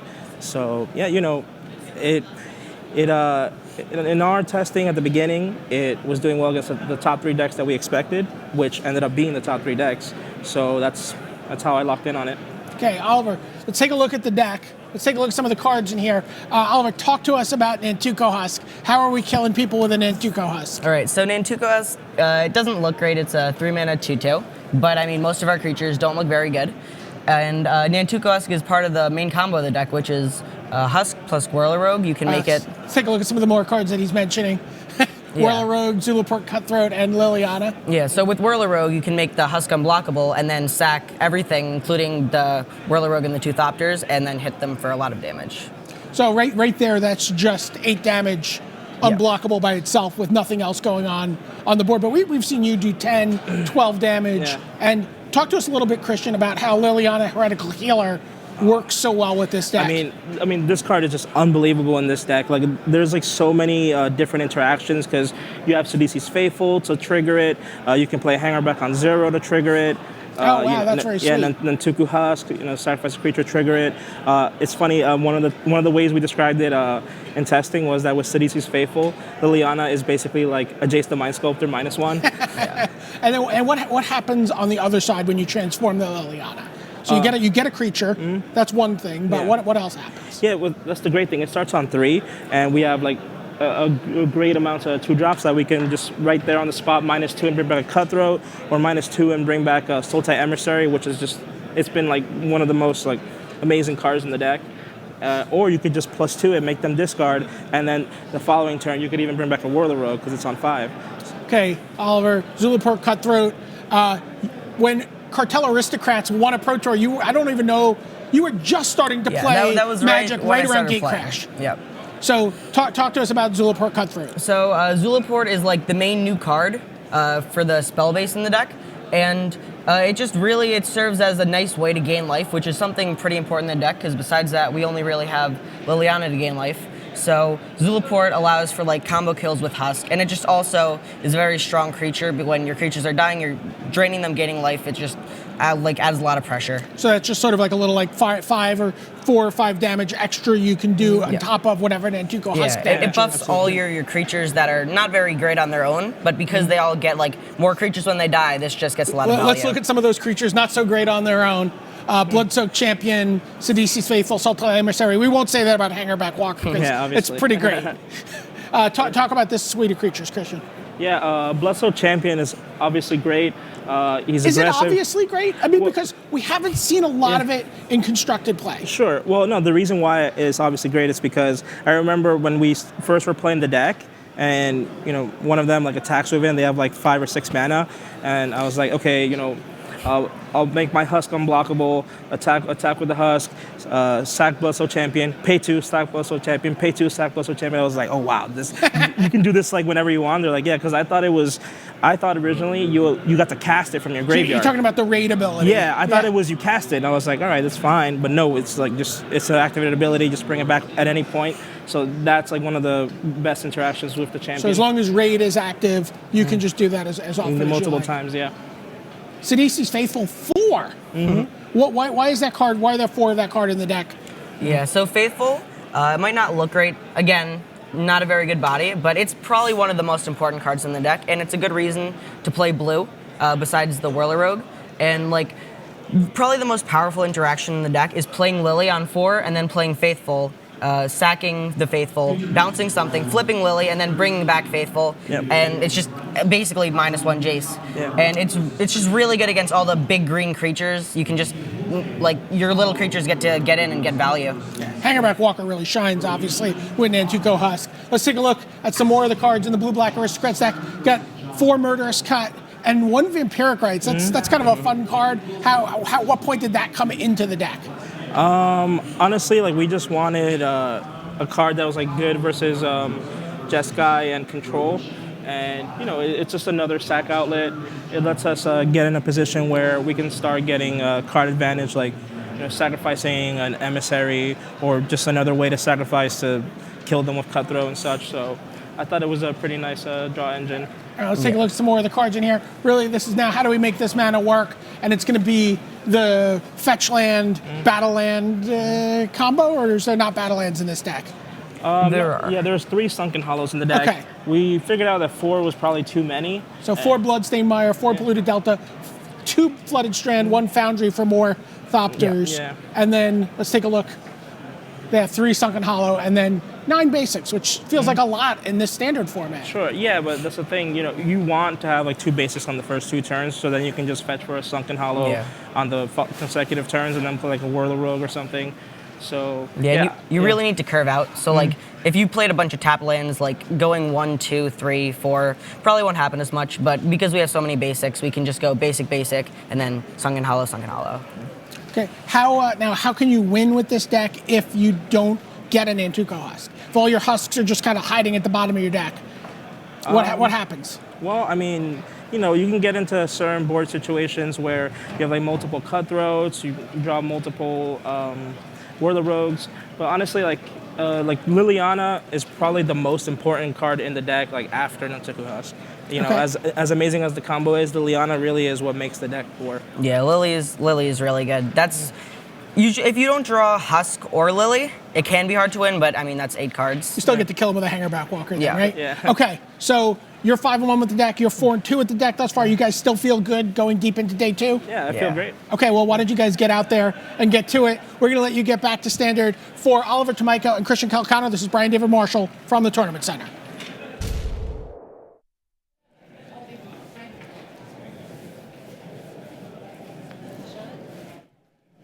All right, thanks very much to Oliver and to Chris Calcano. Chris Calcano is going to be in feature match action any minute now. So let me just walk you through a couple of standings. Da Rosa Tamada 11-1, Severson 10-2, Martin Mueller 10-2, Owen Turtenwald 10-2. And so is someone in their very first Pro Tour. BDM caught up just a few minutes ago with Ricky Chin. All right, I'm here with Ricky Chin, who just went to 10-2. Ricky, you're playing in your first Pro Tour. How'd you qualify? I did it through the RPTQ system. I won in a couple of months ago. I did top 4, so that's how I did it. What kind of work did you put in coming into this Pro Tour? Who did you work with? How do you get yourself ready for this level of competition? For the draft part, I did a lot of draft online. since it was released only last Friday. So I did a couple in the weekend and prior to flying here. And for the standard part, I practiced with a friend, Hugo Leblanc. He did a lot of playtesting with the main decks, Just Give Black, Abzan, Green White Megamorph and all. So yeah, that's how I practice for this tournament. So in the tradition of a great Canadian Magic player, Sean McLaren, more or less in a little isolated playtest session? Yeah, we played, I was alone with him, sometimes with another friend, but yeah, that's how we practiced. Okay, so mentioned that you are Canadian. In the last round of the draft, you got to play against John Stern. Was that, how did that feel as someone who came up as a Canadian Magic player? That felt really good since he's a big Magic player in Quebec, where I come from. So it was really an achievement to beat him in a feature match. Also, the way it happened, I feel really proud of how I played.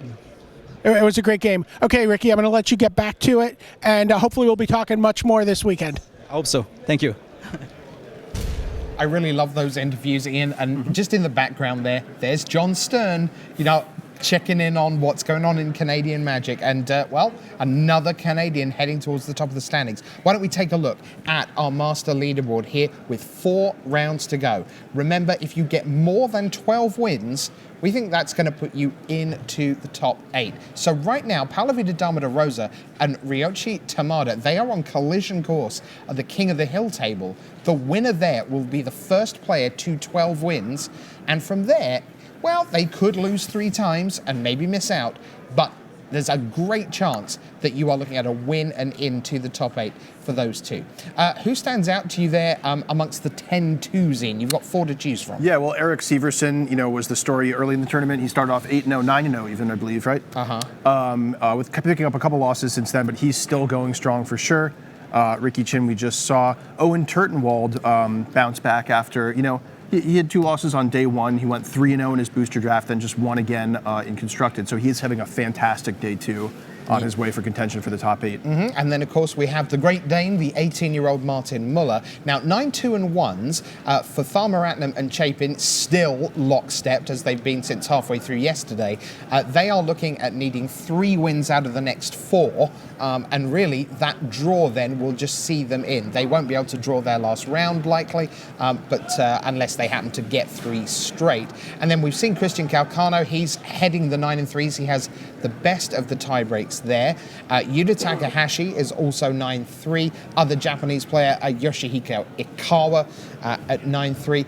And Jacob Wilson, yet more Canadian entertainment. Paul Dean there at Canada. You see John Stern himself at 9-3. They are so organised. 5 of the top 20 right now have Canadian flags sitting next to them. And that is a great achievement because they're a big Magic community, but they are not huge and they are so geographically diverse, Ian. Oh, yeah. And the Canadian Magic community has been just on a huge rise over the past couple of years here. And we were talking in the booth back earlier, BDM and I, about just nucleating that community. And once you have that sort of that network going on, you just kind of build off each other and just leapfrog up in play skill.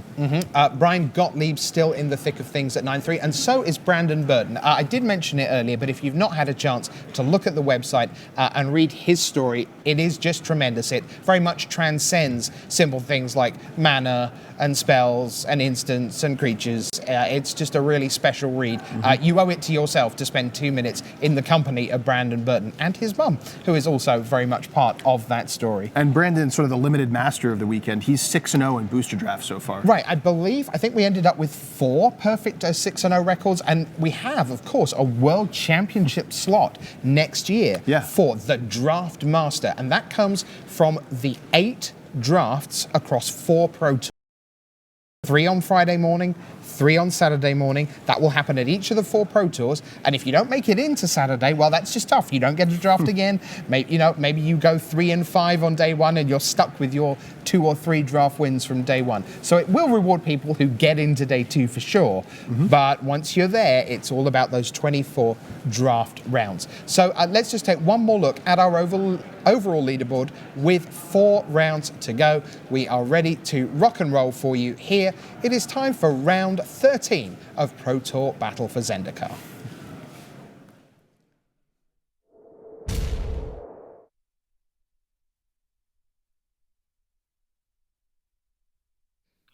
Hello and welcome back for round 13 here at Pro Tour Battle for Zendikar. I'm Tim Willoughby, joined by Hall of Famer Randy Bueller, and the time has come. We've been talking about this deck. You've seen it in a deck tech, but now we get a chance to see it properly in action in the feature match area. Let's head down and see Blue-Black Aristocrats with Christian Calcano.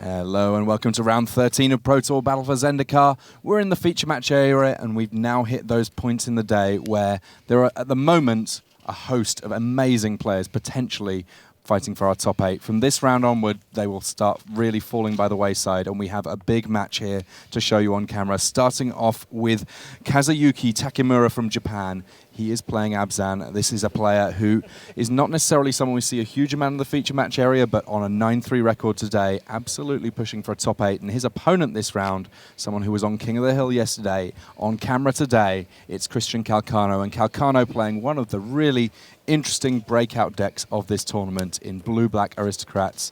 Going first, an immediate Bloodstained Mire, and this a deck that has plenty of things it can do on turn 1, as we see a 6-card hand from Takamura, meaning that his start's unlikely to be as explosive as some that we see in Standard. Yeah, Takamura's on Abzan, which we have not seen a lot of, we have not talked a lot about, but you know what, Siege Rhino is still a card. It's not even clear Siege Rhino is the best card in this deck right now. Anafenza is really good in the metagame. Just absolutely dealing with Death Mist Raptors, you know, dealing with Hangerback Walkers. There's a lot of things that Anafenza just randomly does that actually give it a lot of value in this meta. Bloodsoaked Champion, the first play from Calcano, and this one that I think there was a huge amount of talk about right when Kanzatakir first came out. It looks spectacular, right? It's a classic Savannah Lion, a 1-mana 2/1, but it can come back. It can even come back from its own attack, can trigger its own raid ability if it dies in combat. But yeah, never really saw a huge amount of Standard play. There hasn't been a home for it. Now is its moment to shine, though. A turn 1 Bloodsoaked Champion, a turn 2 Bloodsoaked Champion. Big attacks available for Christian Calcano here. He sees a Hangerback Walker come down on the other side. I think that unlikely to blunt his offense one little bit here. He fetches Sunken Ruins there on turn 2.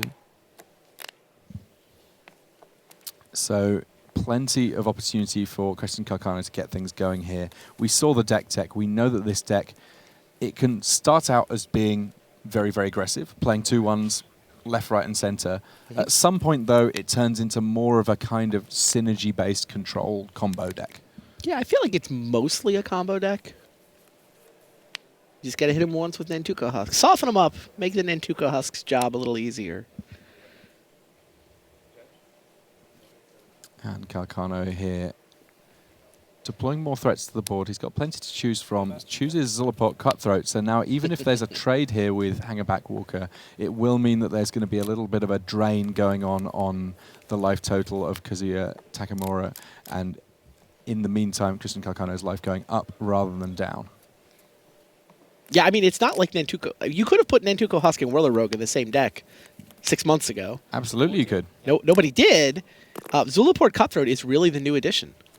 That's the card that Battle for Zendikar has brought to the table that just makes this whole engine hum a little better. Yeah, I mean, the lands coming into play untapped kind of helps. The 1 copy of Vampiric Rites in the main deck is certainly interesting. But the point where you say, well, I've got all of these creatures that I don't mind dying anyway, but that now do something extra when they die, means that this deck just gets kicked into overdrive. And 6 months ago, you wouldn't have had Liliana, so maybe 3 months ago. Absolutely.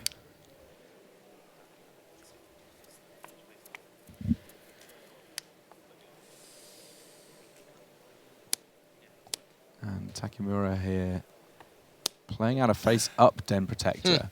That, you know, is a sign that there's trouble brewing when you have to play Den Protector face up, because face down, this Megamorph creature is so powerful. When it's turned face up, you get to return cards from your graveyard to your hand. Right now, though, what Kazuyuki Takamura is really looking for is just warm bodies on the ground, because he is facing down a slightly tricky situation here. He blocks one of those Blood-Soaked Champions, puts an extra counter on his Hangerback Walker, so he's going to get 2 Thopters. But Crystal Calcano, he knows that that creature that's just died and indeed triggered his Zilliport Cutthroat, it could come back right now in the second main phase. He could pay for that raid cost. And will. Joined, of course, by Sultai Emissary there, so he's got extra creatures that don't mind dying, and when the Emissary dies, of course, it will allow Calcano to manifest plenty of creatures in Calcano's deck, potentially getting a free creature, and because those creatures are sort of real creatures, if he had the, as opposed to tokens, if he had the likes of, goodness me, what's them? It looks like actually his particular build is not necessarily looking to draw cards on creatures dying in the way that some of the green-black sacrifice decks are done. He just straightforwardly says, I get lots of creatures. Takes a little bit of a hit here, potentially, because those Blood-Soaked Champions cannot block. R&D learned quite a while ago that creatures that come back from the graveyard again and again and again, if they can block, can get a little bit tiresome. Calcano not able to block with the 1-power guys on the Den Protector either, so. Sultai Emissary might have liked to upgrade. Too afraid. The mighty 2/1 Den Protector. Starting, you got 2. Yeah. But of course, not tons of blockers left for Kazuyuki Takamura here. He has got a Siege Rhino, which has more or less leveled these life totals. Calcano's got a Whirler Rogue, but just shy the blue mana he needs. Sidisi's Faithful, an interesting one here. Not necessarily any creatures that he's necessarily going to want to bounce, but there may be a time and a place simply for a 0/4. I mean, Whirler Rogue, what he does not have is the Nantuko Husk. So that even if he had the second blue for the Whirler Rogue, wouldn't necessarily be able to get through a big enough creature to win this race. Yeah, I think that for Calcano right now, it may well be just a matter of saying, I've got this Murderous Cut, I've got a good target in Siege Rhino. Yep. I'm going to carry on my beatdown plan and just kill off your biggest threat.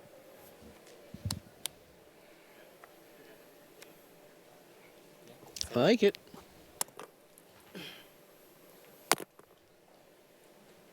Each of those creatures individually, not necessarily too imposing, but put them together and there's certainly a lot of synergy there. Kazuyuki Takamura going down to 7 life here, Calcano on 12. And the straightforward 0/4 blocker of Sidisi's Faithful there. Yeah, plus he gets to sack an Emissary, kill a Thopter, and create a 2/2. I mean, he's playing it like a value deck here. I mean, I like the way Takamura's played this. The face-up Den Protector, basically to race. But Calcano's able to just race with his limited All-Stars. A mystery manifested face-down card there for Christian Calcano. Here's not necessarily a deck that flips up too many scary things, but if that were, say, a Nantuko Husk, it would be a big problem for Takamura here.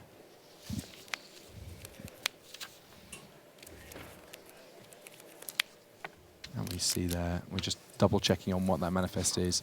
We get the inside scoop a little bit before Takamura does as to how scary that face down card really is.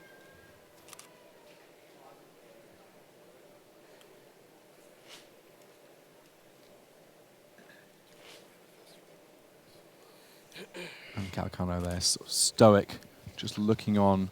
He knows better than his opponent possibly can exactly what's going on here.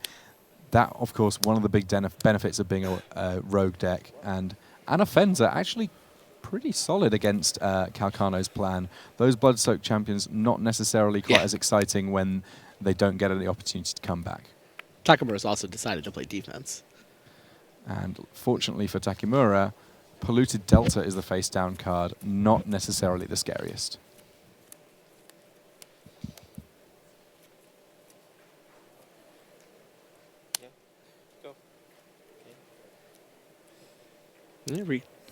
Takamura able to play defense. Kind of an odd stalemate here. Another Japanese player in the feature match area this round. Ryoichi Tamada trying to become king of the hill, but he's now down a game to PV. Paulo, Vitor, Damo da Rosa winning with Tarka Red. Ataka Red doing well in our feature match area because John Stern has also picked up game 1 against John Finkel in the John Mirror. That really the only thing that they have in common. Dark Jeskai the deck for John Finkel, while Ataka Red in the hands of John Stern. And Anafen's the foremost there, meaning that if creatures are going to opponent's graveyard from anywhere, they're getting exiled instead. That meaning that a lot of death triggers for Christian Calcano aren't really deaths. Potentially a problem.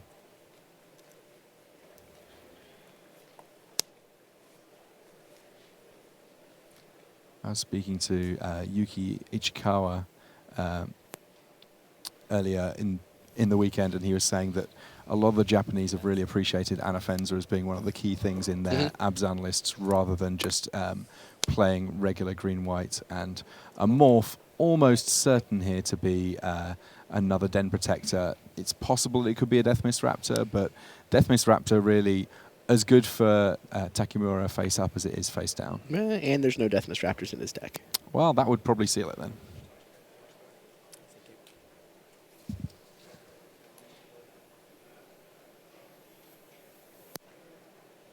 Calcano, of course, at least has to give lip service to the idea that it could be another morph there, though realistically, not too many things for him to think about in terms of morphs in the format. It's kind of worked out that at this point, morph largely played out in terms of how many different options you need to consider, at least for most decks.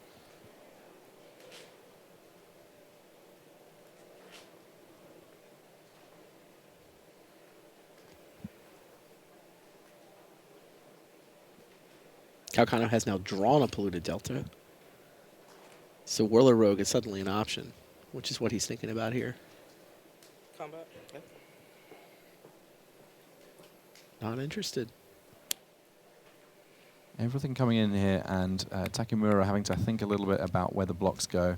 The first one, probably the easiest for him, it looks like he's going for Den Protector on that Manifest. Anafenza on one of the Bloodsoaked champions. Morph on another of the Bloodsoaked champions. Going to be taking a little bit of damage here. On 6 life. Don't forget the Zulaport Cutthroat, too. Like every creature that... Oh, the Anafenza beats Zulaport Cutthroat. That's right. Yeah, it's a funny one in terms of wording that, because creatures dying means it looks like they going die from play to the graveyard. So right, precisely. While Anafenza's around, creatures do not go to the graveyard, at least for Calcano. That meaning that Zulaport Cutthroat, not quite as powerful. That's a big deal.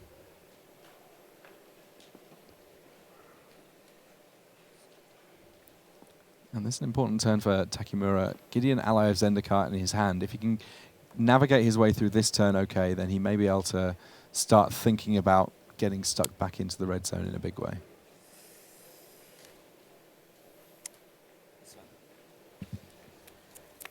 Pass priority.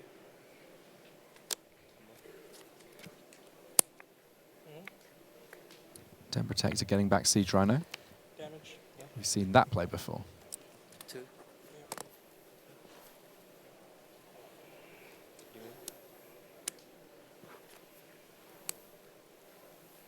And this board, all of a sudden, an awful lot clearer. Manifest was land. Or is it exile? It goes into the graveyard as a creature, so it gets Okay. Interesting there, the manifested land. At the point it went to the graveyard, it was a creature, which means it didn't go to the graveyard at all. It got exiled, thanks to Anafenza. Takamura down to 2, which, if it wasn't for that Siege Rhino, Calcano would be feeling pretty good about Whirler Rogue's ability to get poked through 2 points of damage. Siege Rhino going to give Takamura a bit of a cushion, though. Yeah, if there had been a blue mana available to Christian Calcano earlier in this game to mean that Wellerug was online, we would have been in a very different position here.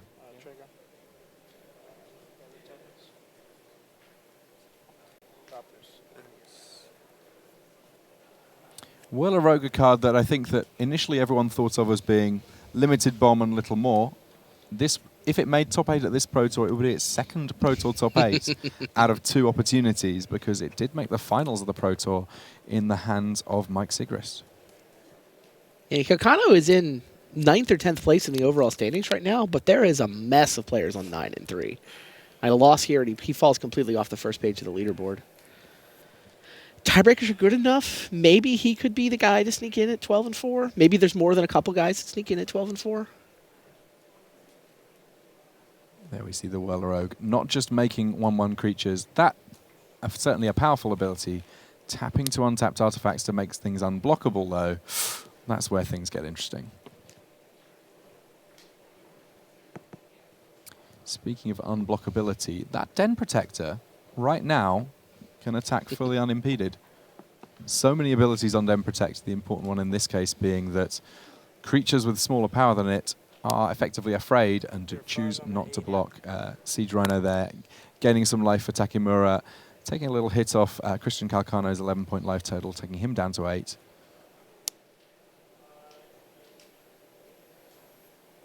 Yeah, Takamura's trying to figure out how much he can attack with. I mean, yeah, sure, Whirler Rogue can give a 2-power thing unblockability. That's not going to work. But what if Calcano just turns everything sideways? What happens then? There's 6 creatures on one side of the table and 4 on the other.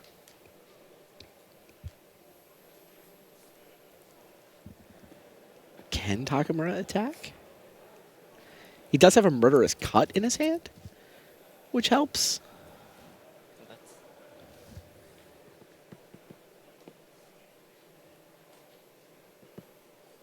So yeah, he's going to attack with both the Anafenza and the Den Protector.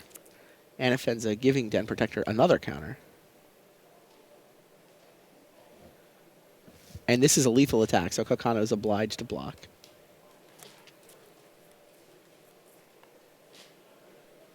Sidisi's Faithful. Says Sidisi's Faithful, not too worthwhile on attacks anytime soon. It goes to the exile zone, does not hit the graveyard, thanks to Anafenza. Anafenza has been so insane here. Zulupo Cutthroat would have won this game if it wasn't for the Anafenza randomly hosing death triggers. Takamura dropping to 4 in order to use a fetch land to find some more mana here. That mana, of course, meaning that Murderous Cut is on the cards, and actually, with an extra fetch land in the graveyard, only 1 land needing to be tapped to kill off that Whirler Rogue. Yeah, Takamura maybe can't see how Whirler Rogue's going to cost in this game, but he's not interested in finding out. Just let's get rid of that. 4. Yeah.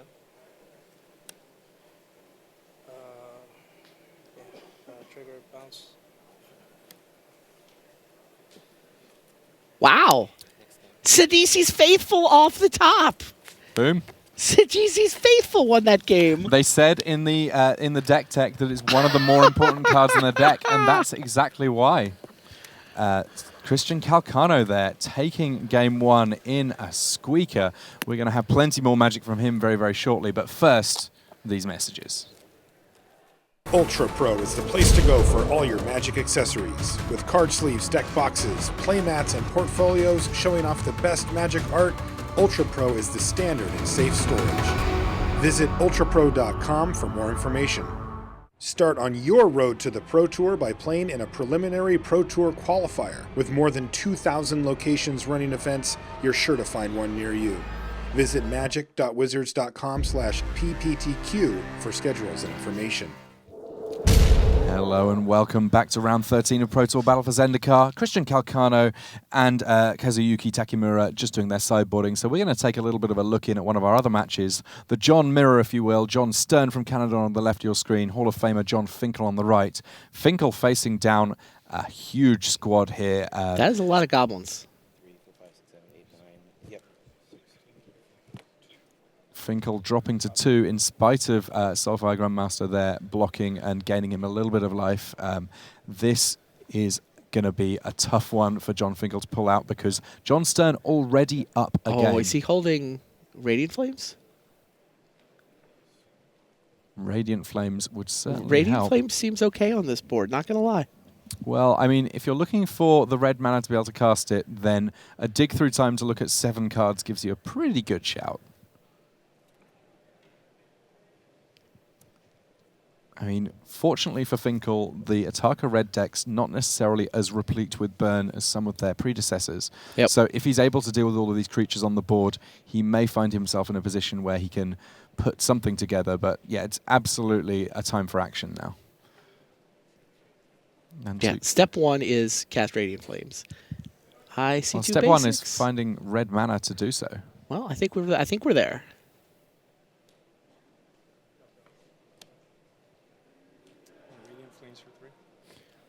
Does kill his Jace because the delve cost on dig through time made Jace wasn't able to flip. But yeah, there's step one. Now step two is to cross your fingers and survive this untap step. Okay. Okay. Kind of need a step 2.5 now.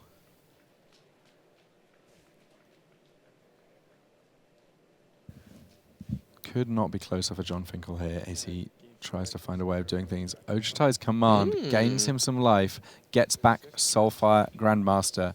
That, in turn, a way of gaining even more life and buys enough time to play a tapped land. This is going to be tight. Yeah, I mean, the Jeskai matchup against Atarka Red is decent. Stern trying to go even wider. Makes more goblins. Now, run me through the interaction between a Radiant Flames and Soulfire Grandmaster being in play. You gain a lot of life. This number of creatures on the board, that certainly seems to be the case. Even just off that Wild Slash, he was able to gain 2.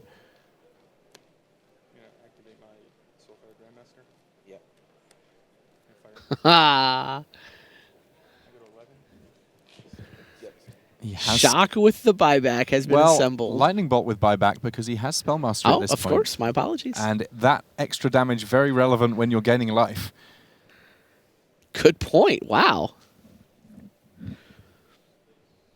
At the point that we arrived, I thought that this might be an incredibly brisk look-in on John Finkel versus John Stern. Right. I was thinking about how many times we put John. Every time we put John on camera, he seems to have his head in his hands losing. Wins all the non-feature matches, gets back on camera, and gets knocked out of contention. He's done that at a couple of Pro Tours.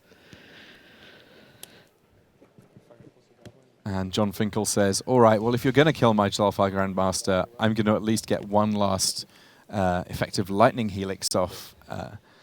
And yes, he's taken some hits from those goblins, but he's at 11 now. That gives him a little bit of time, a little bit of space to put willing to something crack together. a fetch land. Thin and get another land out. Takamura and Calcano just presenting here, so we're not going to be too far off being able to see how that one goes, drawing their opening hands. Basically, as soon as that one's ready, I think we're going to have to jump back because turn 1 onwards, there's non-stop action from those decks. The only question is whether they're going to mulligan. And a little shrug there from John Finkel. He did so much work to get onto double digits. He did. And now drops to 7 on this attack. And we do have a mulligan from Takamura. I think. Go ahead. Attack phase. They're both mulliganing. Now, I have honestly no idea which one of those two decks mulligans better. Not because I don't have a fair idea of how Abzan mulligans, but mainly because Christian Calcano's deck, in spite of the deck tech, in spite of literally holding the deck list in my hand as I speak, I'm still kind of getting used to. Are those 2 goblin tokens actually going to go all the way here? It certainly seems possible, but there is an Arashin there we cleric. go. 1, 3, and 3 life. Just what the doctor ordered. Many useful numbers going on there. But John Stern does have 2 cards in hand. Stern and Finkel are both 10 and 3, so this is, we believe, an elimination match. Barring good fortune. That Yeah, seems it's likely to be certainly the a case. lose control of your own destiny match. Win out from here, shake hands in the last round, you're going to make top 8. Lose this one, you're probably not.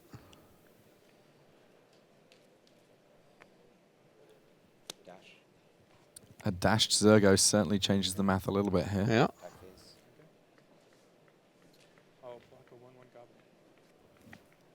John's going to take 3 and pick off a goblin token.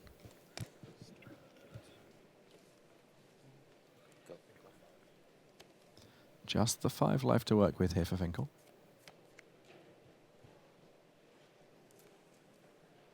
Arashin Cleric actually a card that we've seen a little bit even in main decks for these Jeskai decks, because just having more different options to fetch back with Ojutai Command, an attractive prospect.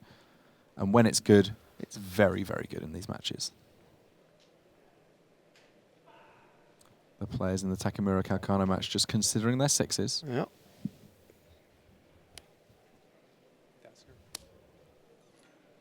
Oh, Tassiger's pretty good. Absolutely. Didn't get to be the leader of a clan back in the times of Fate Reforged without being a solid choice. And it looks like Calcano at least going down to 5. Yep.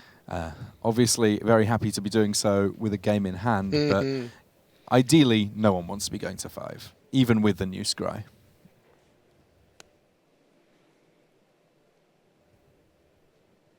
Now it's John Stern's time to have his head in his hands. Yeah, it looks like Finkel might have turned the corner.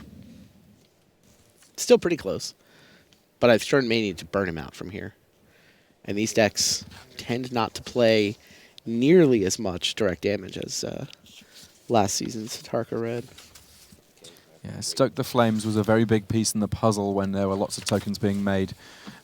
Certainly highly instrumental in the big wins for the last couple of Pro Tours from Martin Dang and from Joel Larson.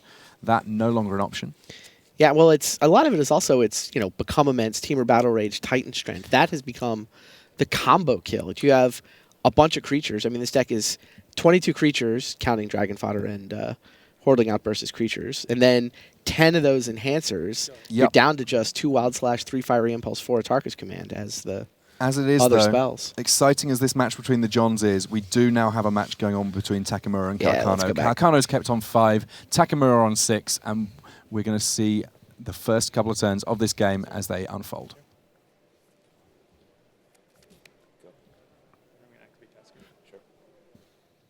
At the moment, all that has happened thus far is lands from both players.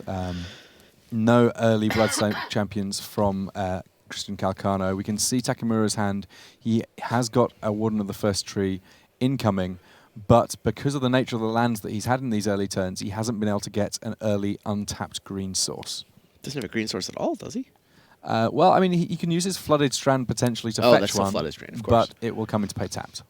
Sultai Emissary ends up having the pleasure of being the first creature on the battle file. And a fine blocker it will serve to be, I'm sure. The first time I actually saw this deck in action in the feature match area on Friday, there was Sultai Emissary and Bloodstone Champion in play, and I was left wondering, is this a Warriors deck? We saw a lot of people trying to make Warriors work back when Khans of Tarkir first came out, and a large proportion of the creatures in this deck do have that subtype, but no, that's just kind of a distraction from the main spectacle, which is exactly what goes on with all these creatures going to the graveyard, coming back, and doing some pretty exciting stuff. There's that Wood on the First Tree, and a Silk Wrap being a great answer to Sultai Emissary. I'm sure that's not the reason that Takamura put it in his deck, but he's not going to be sad to have a way of dealing with Emissary without there being a manifest when it is dealt with.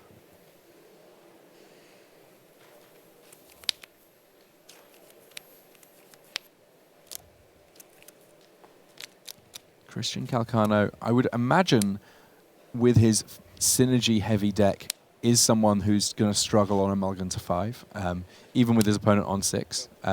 Just as a Lepot Cutthroat there for him on turn 3.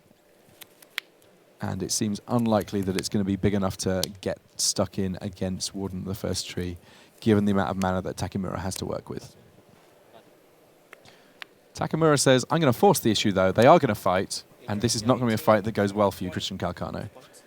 Yes, there was the drain when the Cutthroat died, but in the meantime, the +1/+1 counter and fight, meaning that that Warden of the First Tree is able to attack for 2.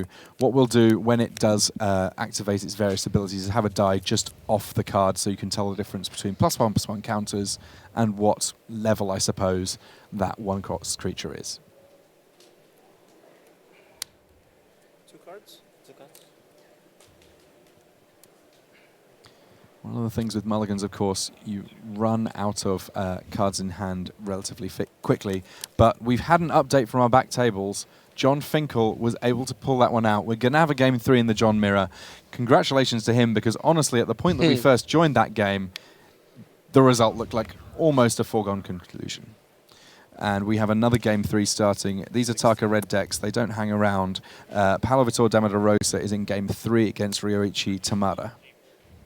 That being said, there's plenty more Magic for us to watch because Jacob Wilson and Reed Duke, they're still in Game 1. Locked at 9 and 3. Dark Jeskai against Esper Control. Plenty of time to see more Magic there.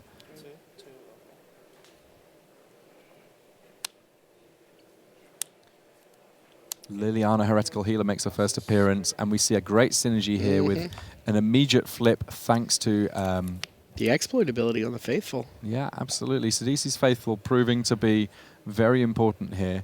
Liliana comes into play, very briefly is one way up, but gets flipped by a creature dying almost immediately. Christian Calcano is going to get a zombie token, and he now even has the option of returning a creature from his graveyard to play, should he so wish. Alternatively, of course, he can tick up, make each player discard a card. I did get to see him yesterday successfully getting a Liliana emblem in play. Wow. And let me tell you, when you have a sacrifice outlet, a Liliana emblem, and a Whirler Rogue, your opponent is not in good shape. As it is, though, Zilliport Cutthroat coming back.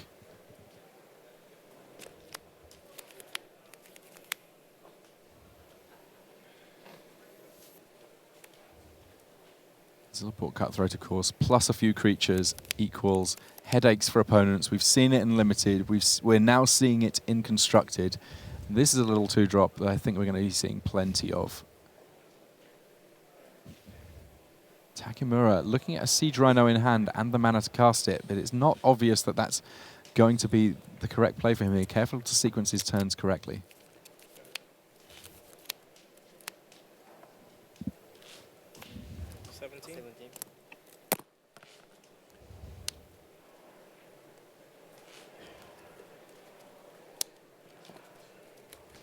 Windswept Heath finding the second basic for Takamura. That now meaning that any future battle lands that he chooses to put into play will come into play untapped. And a morph. 2 mana conspicuously available such that this morph can be flipped up. Assuming it is a Den Protector, which I am assuming for the record. Believe it's the only one in his deck. It means that, yes, he will be able to get back potentially that Dramoka's Command or anything else that ends up in his graveyard without too much of a worry.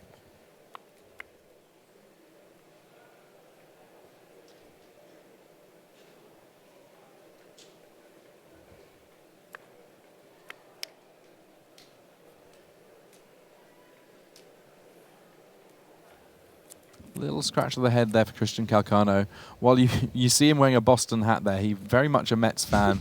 Enjoyed himself last night, finding them doing well, and now just figuring out if he can do as well as they are. He's got 2 more creatures, a second Zilliport Cutthroat. Those triggered abilities are going to stack up, along with another Sultai Emissary.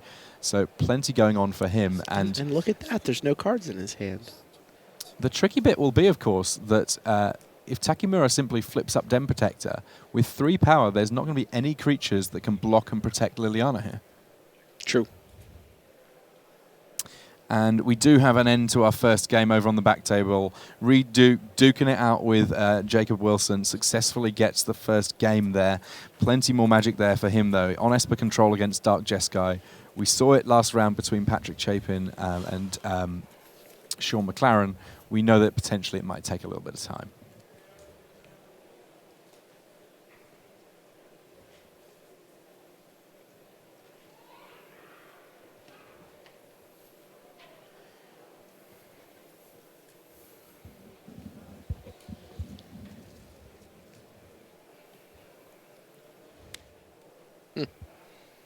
And Calcano says, I can see that Liliana's not safe. I'm going to just get back this Sidisi's Faithful. Sure. Paulo, Vitor, Damo da Rosa, currently 12-1, still our king of the hill. And all but clinched for top 8 now. That was essentially a win and in, because his worst possible record at this point is 12-4, having come from the top of the standings and thus having the best tiebreakers. I believe we're going to see top 8 number 10 for Paulo, Vitor, Damo da Rosa. Well, John Finkel is going to have to be thinking about winning some more matches too, because I don't think that he's going to give up his record of numbers of top 8s without a fight. He does still have a cushion. He's got, what, 13 of them, I believe? 14, maybe? Hangerback Walker, the face-down creature in play for Calcano here. Not exactly one that you're going to choose to flip up all too often. It's fine in his deck. It dies. It's great when you flip it up. I guess that's Death true. triggers everywhere. The other thing you could potentially do is if something like a Dromoka's Command gets played with that as the only target, flip it up, let it die, stop the Dromoka's Command. I mean, realistically, only the one enchantment in Calcano's deck that you might want to make him sacrifice, but... I heard them explain during the deck tech that sometimes you just play the Hangerback Walker for 0 because you want to flip Liliana. That's amazing. A big fan of that play.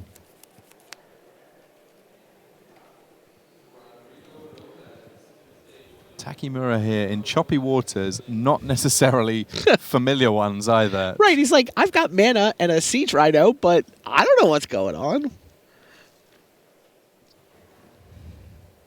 Plenty of options. Yeah. No idea how to play this match.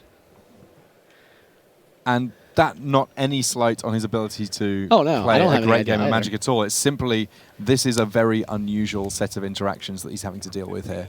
When in doubt, Siege Rhino. Yeah, hard to argue with that one. He also, of course, has the mana to cast Water on the first tree there. Get some bodies on the board. At least make the straightforward beatdown plan from Christian Calcano a little bit harder. And another Liliana Heretical Healer here. Now there's the temptation to flip up that Hangerback Walker. It only triggers 3 things. Combat.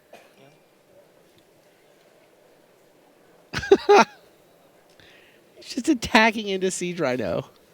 Yeah, normally Siege Rhino not the sort of monster you want to rumble with, but... A 2/2, a 1/1, another 1/1, and a 2/2. Yeah, which one do you want to kill? Hilarious.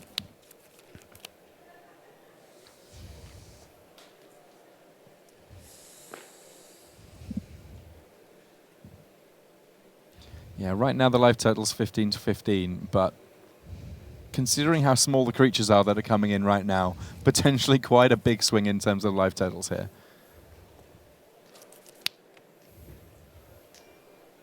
I mean, Calcano hasn't drawn a Nantuko Husk in the match, and he's still doing just fine. Absolutely. I mean, I think that Zulaport Cutthroat's certainly something that you want, but ultimately, this deck is full of cards that are good within the central theme of what you're doing. In some respects, because they all synergize with each other, you can get away with having your draws be a little bit variable. Yeah. 9, yeah,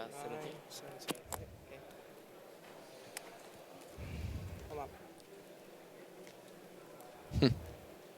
Calcano says, hold on. Does he want to flip?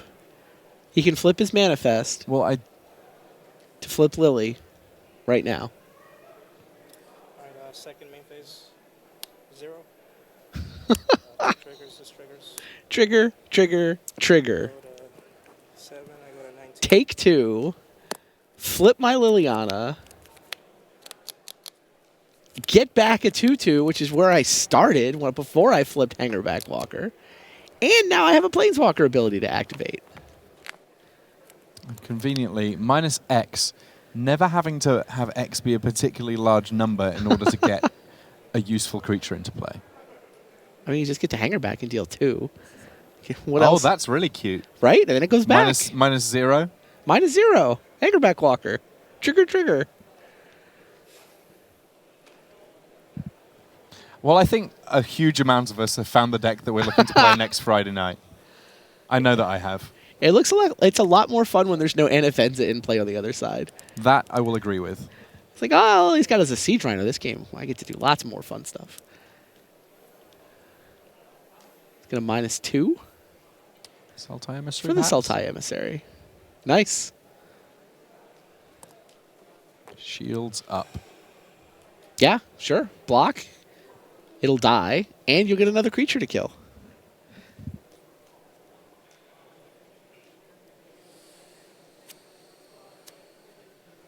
And Takamura on 7 is pretty much under the lock here.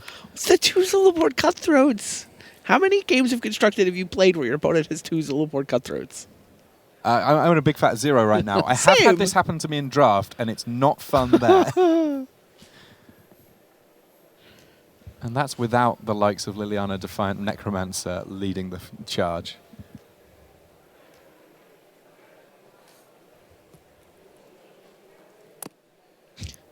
Nintuko Husk is insta-lethal if Calcano were to draw it. 2 cards. 2 cards. I have a sneaking suspicion that's true of this deck a large proportion Well, of the time. sometimes it has to live long enough to lose Summoning Sickness. There's no, like, Mogi's Marauder in here.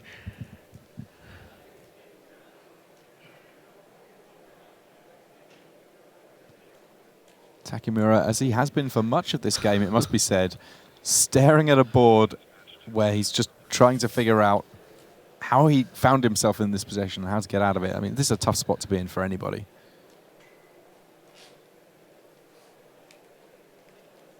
Calcano He's here. like, my plan is to attack on the ground with giant monsters. How do I do that without killing your blockers? I don't understand.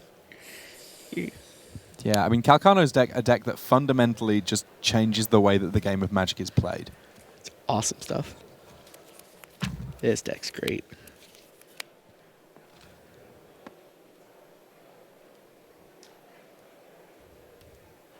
Meanwhile, back table update. John Finkel still in contention for a 15th Pro Tour top 8. Defeats John Stern 2-1.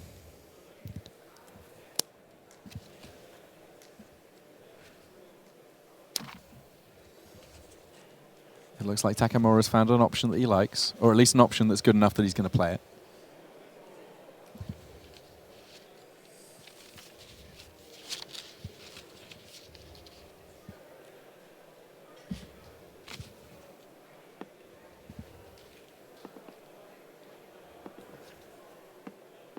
Calcano's deck, just one of those ones that I think that many people could have got close to in their build. But getting all of the details right is really what's pushed it over to the next level. Having the Whirler Rogue and the Sidisi's Faithful be more important than perhaps some of the green options available to a sacrifice deck.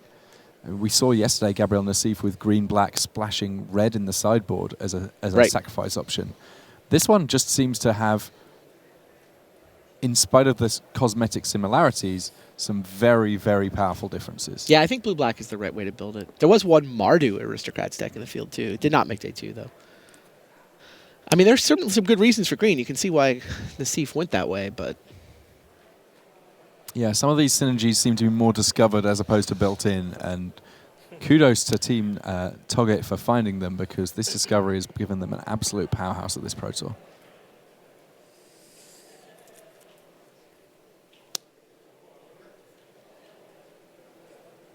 All right, Warden's going to fight. You have to kill one of the Cutthroats, right? Just start taking 1 per instead of 2? Yeah, that's what he's decided. I got a 21. You got a 5. Yeah. It's a painful fight. All right. Yeah. Takamura figured out the best turn he could have was one where he only took 2. Nice main phase. Speaking of Gabriel Nassif, by the way, he now falls out of the tie for 3rd in Lifetime Pro Tour top 8s. He and Paulo Vitor Damo da Rosa were tied at 9. We think PV is now going to make this top 8. I mean, barring some tiebreaker catastrophe, he's going to tie Kai Buddha for 2nd all-time with 10 Pro Tour top 8s. Crikey. That sentence is... There's just so many amazing things in that sentence. When you're tying Kai for Pro Tour Sunday things... Had Absolutely. a good career. Calcano here, careful to make sure he doesn't act too hastily in terms of what he's doing. He knows that he's got a great board position. He just needs to convert those last 5 points.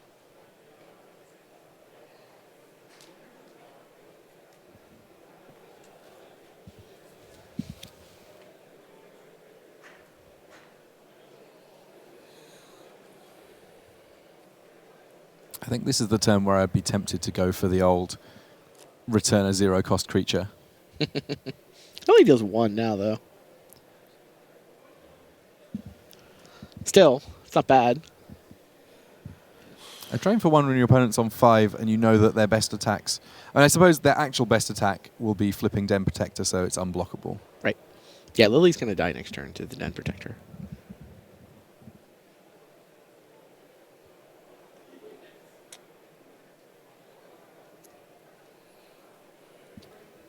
Calcano's draw was a blood-stained mire. -0. Yeah. Trigger. Yeah. There we go. Cool. 422.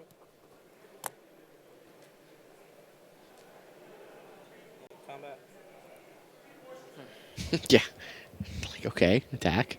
Either you're going to take damage from these creatures, or you're going to block these creatures and they're going to die. Either way, Calcano's happy. Now, this does risk the Cutthroat, right? Can Takamura block,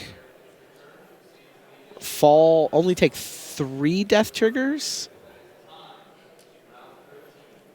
I mean, by blocking 2, he's taking 1 damage through and then 2 death triggers. Yeah. So he will be dropping to 1. Okay. 1 damage. 3. Yep. And 2 triggers. 1.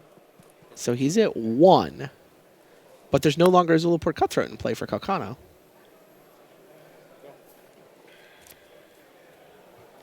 And it seems to me that getting Cutthroats off the board is generally a good idea. I mean... Yeah, I'm wondering. I'm a little bit surprised that Calcano attacked with the Cutthroat there. Because it felt like he had 4 creatures and an opponent on 4. Yeah, if I had been in a position where I thought that I was going to be risking a Cutthroat, I might have been more tempted to tick up Liliana. 124, right? Yeah. Meanwhile, there's only like 8 minutes left in this match. And here we are. We're now under 5 minutes, in fact. And it's game 2. I mean, speaking of game 2s, they're still in game 2 over on the back table as well, Jacob Wilson and Reed Duke. Some of these decks in Standard, not necessarily ones that rush to the finish line. Yeah. The matches involving Atarka red decks are done. Great. Combat.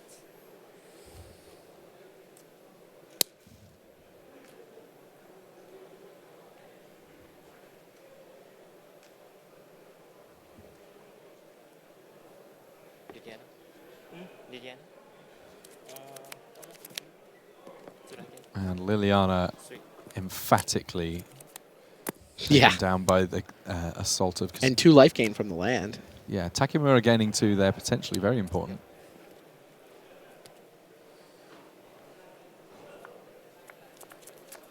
Yeah, I guess Shambling Vent throws off my whole, just keep the Cutthroat alive and finish him off.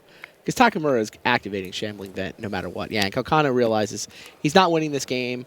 His top deck didn't help him. It was another land. It was just a swamp. So he wants to have enough time to win game 3.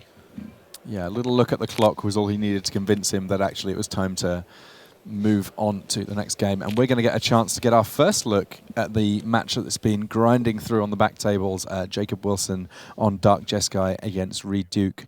Reed Duke up a game, and we'll get a chance to see exactly what the board state looks like very shortly. Jace in play for Jacob Wilson is potentially problematic for Reed here.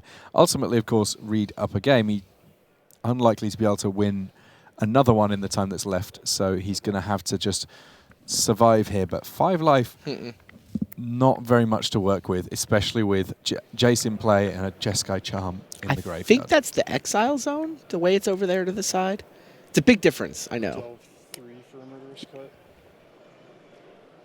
We should find out. Is that Jeskai Charm, is that on the top of a large graveyard? It is. It's a graveyard. Oh, yeah. There's a bunch of food for Jace over there. Yeah, so even though there's a murderous cut to deal with Seeker of the Way, almost anything here is going to make life difficult for Reed. And Thunderbreak Regent certainly qualifies in that regard. If Reed wants to target it, he's going to take damage. How about we gain 4? Return Jace to play. Return Jace and gain 4. God, Jace Command's so good in these decks. Plus is the Jace. Wow, maybe Reed's still in this. 521.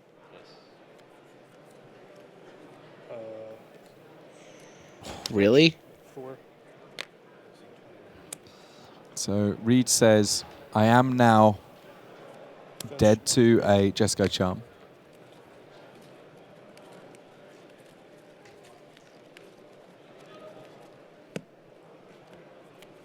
Activate Jace. This does he wanted now to be mean able he to can flip the Jace. Oh, flipping Jace means he can Ojutize command to gain life. Give Ojutize command flashback. So he actually turns to 2 life profit rather than losing 2 life. He just wanted those fetch lands in the graveyard to flip the Gain Jace. 4 and draw a card. And that's 7, right? Yes. Should we go back to the main match? Looks like they have in fact started. Oh, wow, yeah, they were super fast to get into their game. I mean, they want to finish. Yeah, let's see how Takamura and Calcano navigate through a game where they have, what, a minute or so left on the clock? Yeah. Hangerback Walker in play for Christian Calcano. That we know very well is a great creature to sacrifice. And Silk Wrap says, no, get out of my game and do not go to the graveyard because that's not a good place for you. There's Nantuka Husk for the first time. If you want to threaten damage, that's the way to do it. Any extra creatures can simply turn into more damage now for Christian Calcano, thanks to Nantuka Husk eating them. Sure. Does Takamura have Anafenza? He shipped the turn back already. Do a 4 to you. 3. Your turn. So we are fast approaching the point where time is called, and with all of this extra shuffling, it's going to be really tough for either of these players to navigate turns too quickly. Murderous cut coming from Takamura here, sending Nantuka Husk to the graveyard. The one creature that didn't want to go to the graveyard. Yes, there's a replacement Husk, but Calcano here battling against the clock as he plays that and a Vampiric Rites.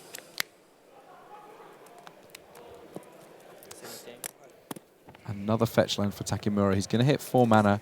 That means that he's going to be able to cast Gideon, and time is now called.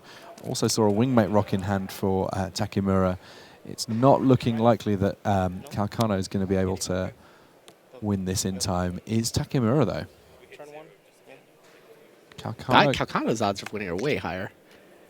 He just needs like a Whirler Rogue. Or 2. Like, he gets 3 attacks with an Nantuko Husk. Question is, how many random creatures can he make? Bloodsoaked Champion and Liliana. Yeah, so he can sacrifice the Bloodsoaked There's Champion. a blocker here is the problem. And this is turn 1 of 5, but Yes. every turn Gideon's going to make a new blocker. Yeah, Gideon is the problem here. Sacrifice trigger. So Liliana flips. She's going to be able to get back another creature as food in addition to providing that zombie at the point of the flip.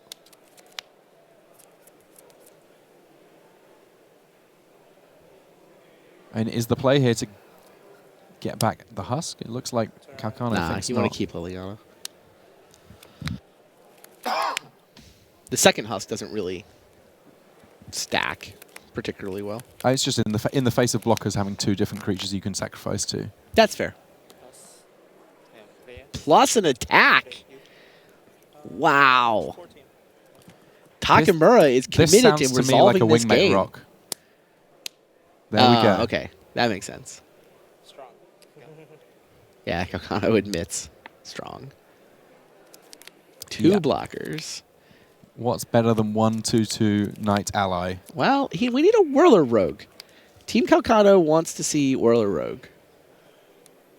How much damage does Whirler Rogue represent here? You have 1, 2, 3, 4, 5, 6 creatures to sack. It's like 14.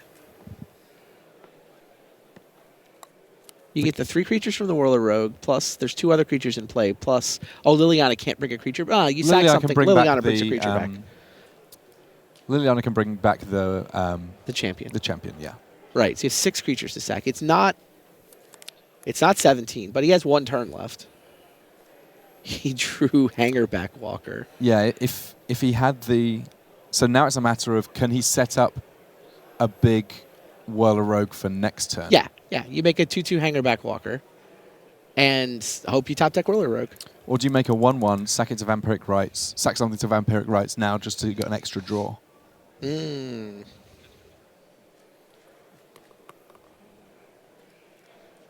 People keep taking that extra turn die. He didn't even need it for very long. It's as if they don't want the game to be an extra turns. Say again, Marshall. Murderous Cut there dealing with Wingmate Rock. Back table update. Reed Duke wins the match 1-0.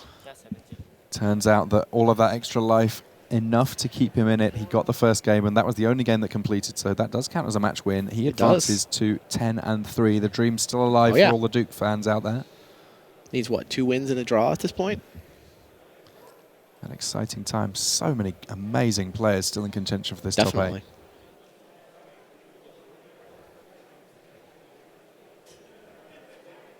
So Calcano used this mana to Murderous Cut half the Wingmate Rock. Now he can try to attack into the other half.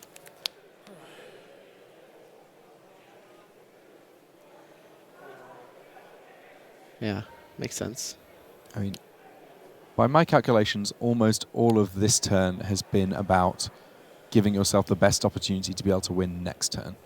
Yeah, I think I blocked in Tuco Husk here, right? It's not even clear that Calcano's sacrificing... Oh, Gideon with an Intuko Husk. So now there is a bit of a decision as to... Yeah, I was going to block block. an Intuko Husk anyway.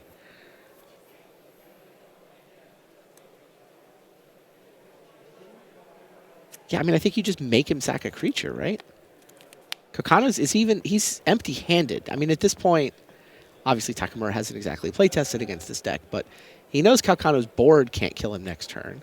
And he has seen a Mueller Rogue. He knows Calcano's just playing for a top deck, so you make him eat some of his food now. I guess. Now maybe you take it so that you have the blocker next turn. Right, if Calcano wants to sack 2 creatures to kill Gideon, let him.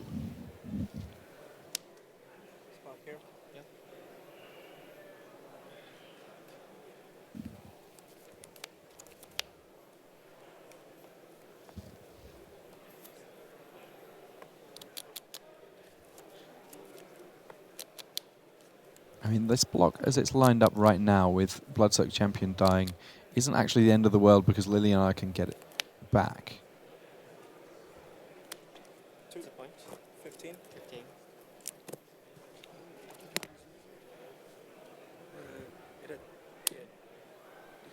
Why is Gideon dead? Yeah, Gideon should be on 1 loyalty. Gideon's on 1. What did we miss?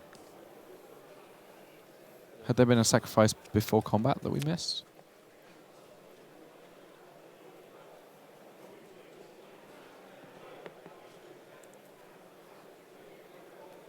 Oh, of course, yes. Hangerback Walker was sacrificed before combat, so the Nantuko Husk was already a 4/4. He ate the Hangerback Walker, of course. What with Vampiric Rites in play, quite a lot of different sacrifice effects potentially open to the Blue-Black Aristocrats deck.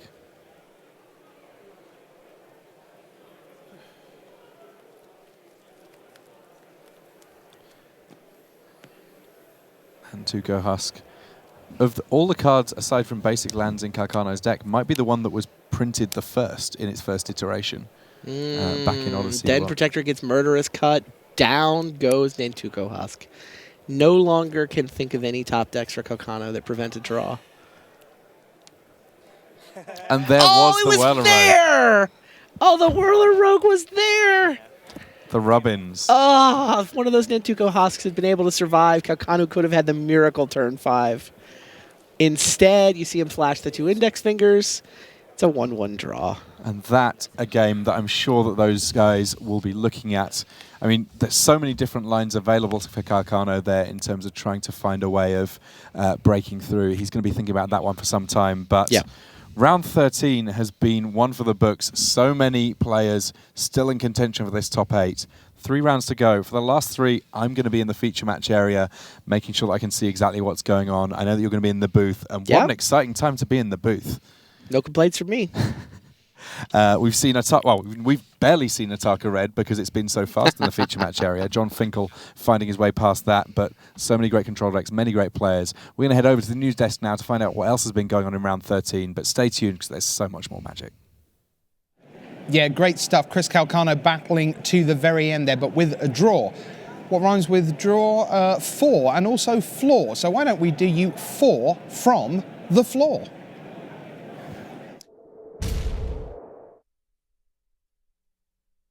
Eric Severson up against Ricky Chin. There they are. They were both at 10 wins coming in. Severson, the overnight leader, at 8-0. In the end, though, it was Chin who won that one, going to 11-2. Severson now 10-3. There you see Martin Mueller against Owen Turtenwald. They again were looking to get an 11th win and come to the verge of the top 8. Turtenwald second place at Worlds. He got the job done. He goes to an 11-2 record. Mueller now at 10-3. Who was next door? Well, it was Sam Tharmaratnam up against Patrick Chapin. Now, they already had a draw. They were at 9-1-2 coming in. Guess what? 3 matches left. They are one of them. They're still going at it. Cannot find a winner. And there you see Javier Dominguez of Spain. He was up against Corey Burkhart. Dominguez in his 20th Pro Tour, close to $30,000 in earnings. Corey Burkhart playing at his second Pro Tour, played at Journey into Knicks in Atlanta last year.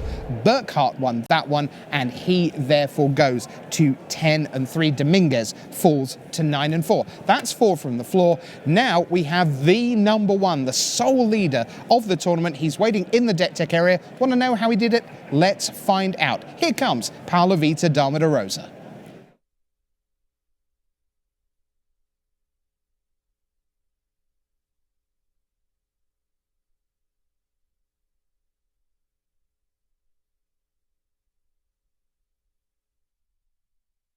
Hello and welcome to the Tournament Center here at Pro Tour Battle for Zendikar in Milwaukee. I'm Brian David Marshall. I'm here with Pro Tour Hall of Famer Paulo Vitor, Damo da Rosa.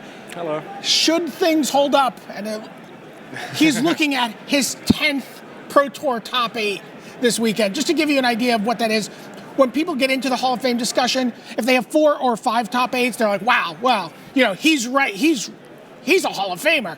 Looking at his 10th. So the deck you chose to play for this is a deck that maybe, you know, when they think of the Hall of Fame, people are a little too good. They're a little too good for an aggro deck. But you actually compared your Tarka Red deck yesterday to Splinter Twin. I did, yeah. And what, did you get any, did people mock you for that at all? Or like, are you crazy? Or do people go, yeah, that makes sense? No, I think people who have played the deck think this makes sense. Because it just does. It's how the decks play out very similarly. Part of it. You know, our deck is aggro and combo, and Splinter Twin is control and combo. But the combo parts that overlap, they're very similar in that regard. Okay, so let's take a look at the deck. So it's a Tarka Red. Let's put it up. Let's take a look at the creatures that you're starting out with. And we'll probably curve through the deck like you hope to when you look at your opening hand. Monastery Swiftspear, Zurgo Bellstriker, 2 Lightning Berserkers. Talk to me about this set of creatures. Well, those are just the most efficient creatures that you can have for 1 mana. Probably in the format, green has Warden of the First Tree, but that's, I think, the only one that can actually compete. And there's Kithian, but not a lot of hum for him. And they're all very special because they can all gain haste. So you have a combo that can deal, 20 damage out of nowhere, but you need a creature for that. So if your opponent plays a bunch of surface speed removal, those guys can get the job done anyway. Sometimes it's turn 4, you dash Zurgo and you kill them. Or turn 5, you dash Zurgo and you combo and you kill them. So the fact that you can play them on turn 1 and start attacking while people are just busy playing tap lands, or you can play them later on to kill them with the combo, makes them very valuable. So, yes, he did say you can just play your Zurgo Bellstriker and then kill them from 20. Yeah, you can. That is what he just said. So let's take a look at some more cards here and see how this combo keeps working. So again, some more just fodder for your deck. Abbot of Carol, Keep Dragon Fodder, and Hordling Outburst. Yeah, just more efficient cards. Again, you really need a creature in play to be able to combo, and both Dragon Fodder and Hordling Outburst make it very hard to fight it with spot removal. So against other red decks, for example, they have Fury Impulse, Wild Slash, but then you play Hordling Outburst. What are they supposed to do? I've had so many people just casting on ultimate price in one of my tokens just so they can take less damage. And Abbot is just a very solid card. Abbot plus Become Immense plus Timber Battle, which is actually 20 damage. So that's sometimes you just turn 4, you kill them, even if you didn't deal any other damage. And the ability is quite good when you're digging into either more lands to play your combo or just more relevant spells. Right. This was a card both, I think, Sam Black and Yoel Larson at the last Pro Tour called the Red Snapcaster Mage. Yeah. I think it's even better in this deck. That deck usually you would just play it on turn 2 and use it to do more damage. Here I find myself holding it a lot of the time because the extra card is actually more important because I'm digging into things. So with their deck, an extra card and 3 damage are roughly the same because they're just going to draw a burn spell. With this deck, an extra card could be 12 damage. All right, let's keep moving through here and take a look at the combo. Okay, so talk to people, talk us through Titan Strength, Become Immense, Temur Battle Rage. I'm at 20, Paulo. How are you going to kill me? You've got no creatures on the board.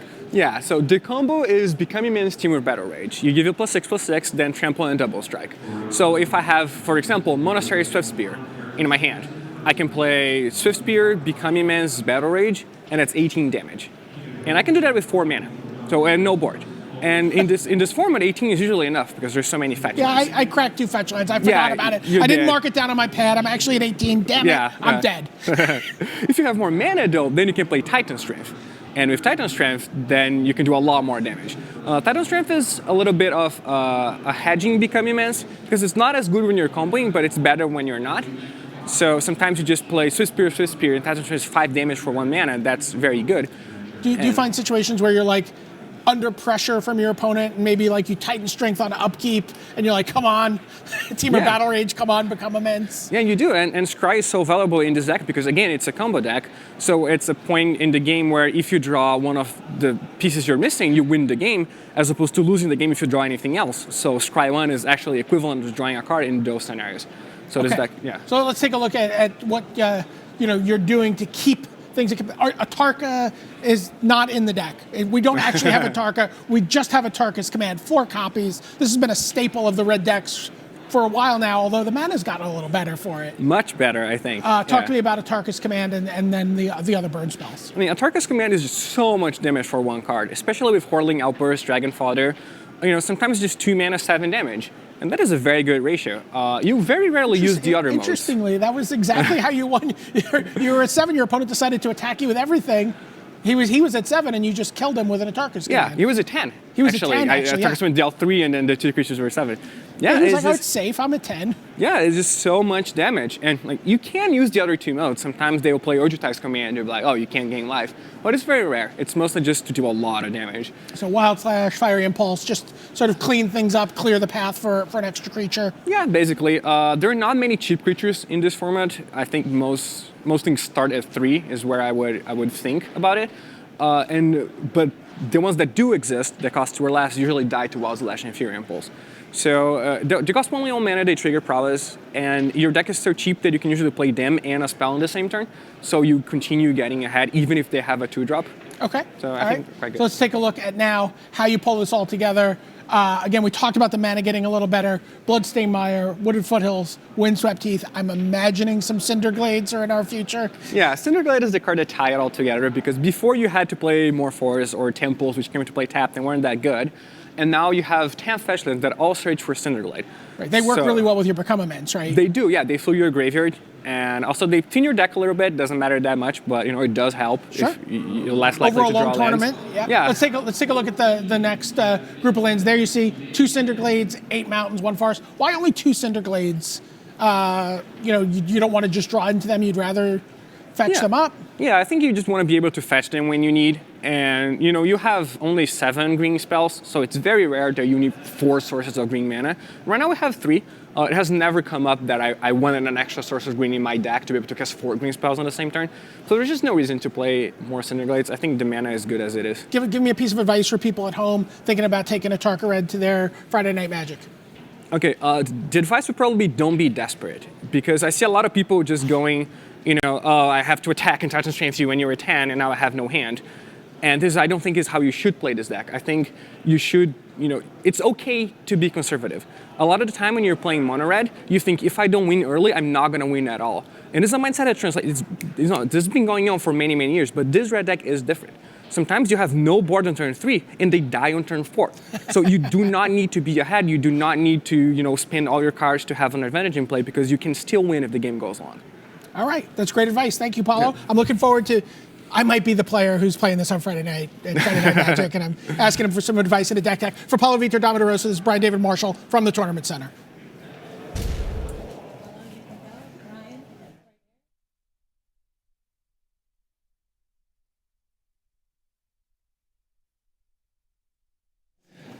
Thanks very much to Brian David Marshall. I'm sinking. By I'm sinking. I wonder what he is thinking about. That's a Muppet gag. Anyway, moving on. Here we are at the end of round 13. 3 to go. No one knows that we have legs when true. we're sitting here. Or pants. So let's move on. Let's look at the scoreboard right now, and we'll walk you through the levels within our leaderboard. So they come in basically 5 phases. Part 1 belongs to Paulo Vitor Damo da Rosa of Brazil. If somebody intentionally draws with him, which by the way will not happen for a while because everyone else wants to win more matches, he's in because he's at 36 points, 1 point, that's done. 2, 3, and 4, the 11 and 2, so that's Ryoichi Tamada, Ricky Chin, Owen Turtenwald. If they win one of their next 2, they then can ID, and once you get below that, 5 to 13 need 2 wins, and then it's 3 wins and pray. That's what's going to happen. The players are ready. Let's get down to the floor. It's getting tight here at Pro Tour Battle for Zendikar.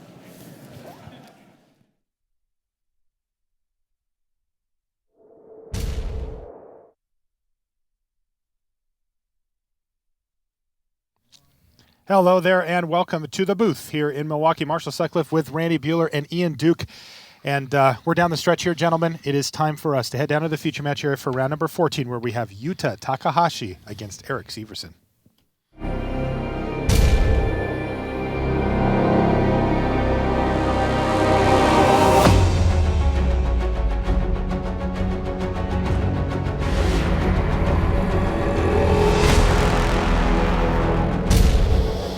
Hello and welcome to coverage of Pro Tour Battle for Zendikar. Marshall Sutcliffe in the booth with Randy Bueller and Ian Duke.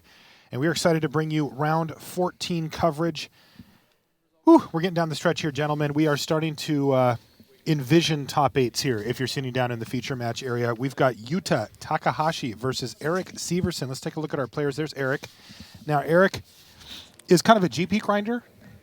Hasn't had a ton of PT success, but he has made 2 top 8s at GPs, mainly in team events. Mm-hmm. Yeah, he was just barely short of silver last year. Couldn't quite get to the 20-point threshold, but looking to put a nice run together. Now his opponent is Yuta Takahashi, who has, well, he's been playing for a long time. He's actually got a Pro Tour top 8 under his belt, as well as 3 GP wins, victories. Mm-hmm. Like, this guy is a grizzled veteran of the game. And set the stage for us here, Randy, as far as their records. I know that both of these players are 10-3 currently. Yeah, they're what does that actually mean? They're 5th and 6th in the overall standing, so they kind of just need to hold. With 3 rounds to go, they're close. They need 2 wins out of the last 3 rounds to hold on to that is what's going to happen. So the winner here essentially earns themselves a win and in.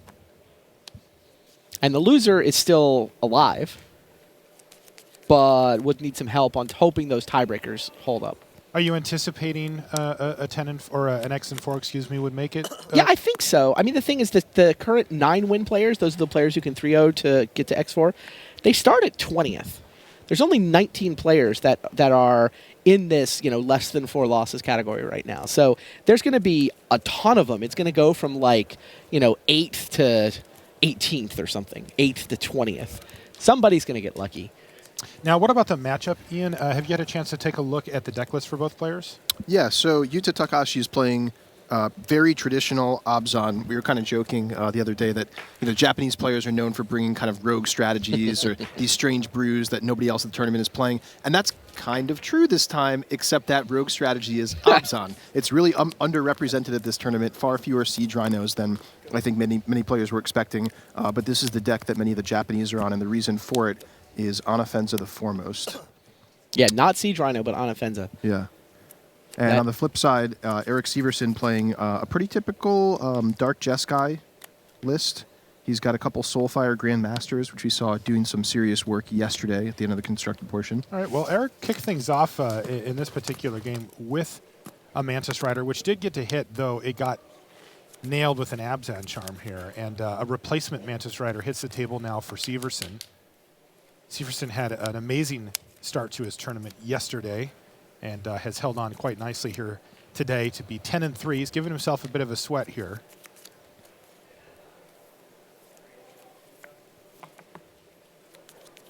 Yeah, he was our last 8-0, right? Right. And he got to 9-0. So first place all by himself, but has only won 1 of the last 4. Yuta has a lot more experience at this level than Eric Severson does. Again, with the PT Top 8 already on his resume. So the flavor of this matchup, it's going to be similar to the Obzon versus Jeskai we saw from last season, with a couple of key differences. Obzon lost a lot in the rotation. There's no more Corsair, no more Elspeth. It does pick up Gideon, powerful new threat. He's no Elspeth, though. Yeah. I mean, Elspeth's ability to just completely take over the game, if the game goes long, has not been replaced. That's right. So, we're not going to see the Obzon deck sort of, making it through the mid game and then kind of establishing control and winning the long game necessarily. It's going to be anybody's game at any point. The other big difference is Dark Jeskai gets a big upgrade in Crackling Doom, which is going to be really effective at taking out those big threats like Siege Rhino. Yeah, we've seen that the mana bases in Standard have become very flexible. And by the way, here comes Gideon, ally of Zendikar. We mentioned him just a minute ago. You guys were talking about powerful new additions. And here he is. And what do you make of this here? Yuta has immediately plussed Gideon. So the bring plus him up to 5. Yeah, plus ability makes Gideon a creature. He won't be able to attack this turn, of course, since he doesn't have haste. But the reason Yuta did that is to put it out of range of cards like Jeskai Charm that happen to deal exactly 4 damage. Now it looks like Severson had a plan. Yeah, he had a Wild Slash to take it down to 3. Manus Rider attacks Gideon, and that problem immediately solved for Severson. So he's got to be happy about that. Effectively, 1 card in an attack step he traded for, one of Takahashi's better cards. Ooh, speaking of better cards, here's good old Siege Rhino. Even with the new mana bases and even with a bunch of Siege Rhino's friends rotating out, you couldn't keep him out of Standard. He's still here. Check out Severson's hand, though. He's ready. He's ready to go Rhino hunting. Oh, he sure is, Ian. He says, "Is that all you got?" And fight, you said? Yeah, that's just going to make that a little bit better, but... Wow. Black, white, red. Tasty Rhino crackling. Oh, man. Severson knows what's on the menu. And so far, we've seen a pure attrition game. Now, when it comes down to you play a thing, I play a thing to kill it, and then they kind of repeat, and as you see, the dust has settled on no permanents outside of lands on the battlefield here. Yep. How does that end up? Does it favor one side or the other? It used to be that Obzon would play Elspeth, and you would just always win the grind fest because you would always eventually play Elspeth. Now, though, it doesn't work that way, and I think the edge has actually swung over to the deck which plays Dig Through Time. The Dig Through Time deck now gets to grind it out in the late part and in find fact, just what they need. A lot of the Obzons that we saw this weekend were actually blue Obzon decks. They added a 4th color because they felt like, we need some help in the late game. Wow, the threats don't stop here for Takahashi, though. This turn was huge. Again, he played an On-Offense of the Foremost and a Hangerback Walker on 2. So he says, Eric, hey, man, you want to keep answering me for 1 for 1? I'll just play 2 things. Now, Eric gets to fire off the first Crackling Doom to take out On-Offensive, which is nice. That'll be a clean hit there. But the next one gets a little bit more awkward with Hangerback Walker. Yeah, he'd love to draw a Silk Wrap is what he'd love to draw. Anything? No, on top. Or a Dig Through Time.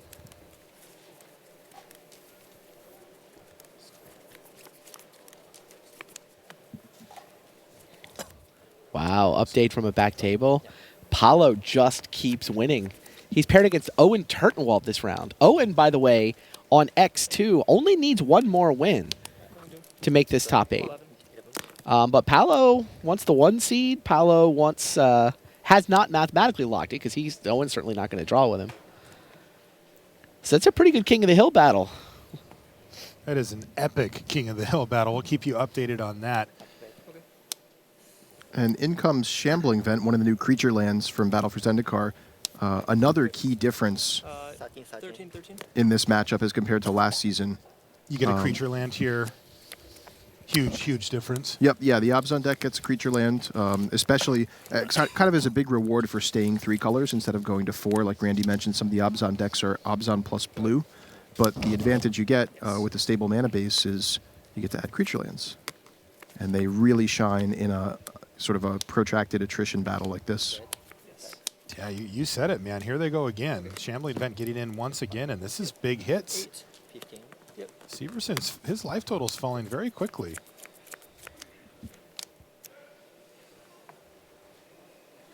In 4 life, draw a card. Yep. A lot of Ojutai's commands in the feature match area today, and a lot of gain 4 life draw cards happening as well, which is what happens here. For Severson, he's got Crackling Doom, Jace, land. Another one of our back table matches, Randy, has Ryochi Tamada versus Ricky Chin. They're both at 11-2, and Ricky's up a game in his match. That is a win and in. That's a win in for top 8 here. That is a win and in for top 8. Ricky Chin, by the way, has not lost a match at Constructed yet. Oh, jeez. 7-0 with Green-White Megamorph. Oh, by the way, that means he hasn't lost a match of Constructed in his Pro Tour career. That's Ricky's first? He won an RPTQ. Here he is. Yeah, he's from Canada. 7-0 in Constructed, trying to get another Canadian into the top 8. And you said it's Ricky that's up a game? Ricky's up a game. You haven't seen a ton of the Green-White Megamorph at the top, but he's certainly making it work. Results. All right, here's another Siege Rhino now for Yuta Takahashi, and Severson says, yep, you made one.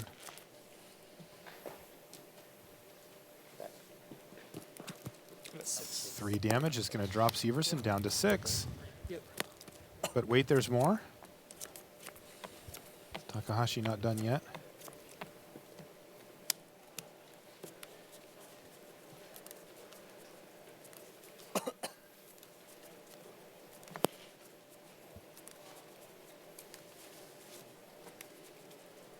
That's right, Eric. Get straightened up. Sitting at 10-3 late in the day on the PT. Oh, and it was a wingmate rock for the follow-up play for Takahashi. The pressure is mounting in a huge way on Eric Severson. He can use Crackling Doom, which will take out the Siege Rhino here. But that does not solve his problems. Any two of these things hit Eric next turn, and that's game. He's got a Jace, and he's going to activate it.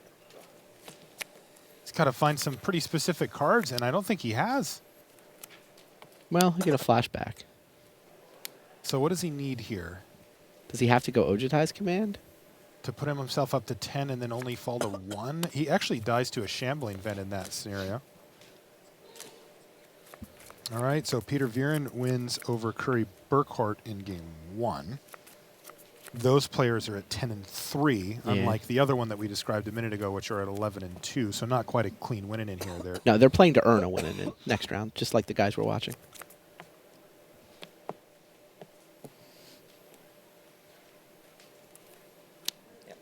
Yeah. So this is going to depend on what he draws here. I will play a mountain, and I will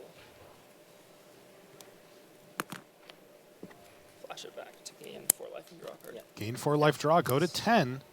It's got to be something. Maybe Takahashi will attack Jace. And he passed the turn. Yeah, Takahashi could attack Jace. He also might not animate a Shambling Vent. These are the things that Eric's hoping for. How about both? Yeah. All at you. Game 5. 16. Yeah, who are you attacking? All at you. All for you. And he takes it down. Yuta Takahashi in impressive fashion. Threat, threat, answer, answer, threat, threat, answer, answer. And then he just had more threats in the end than Severson.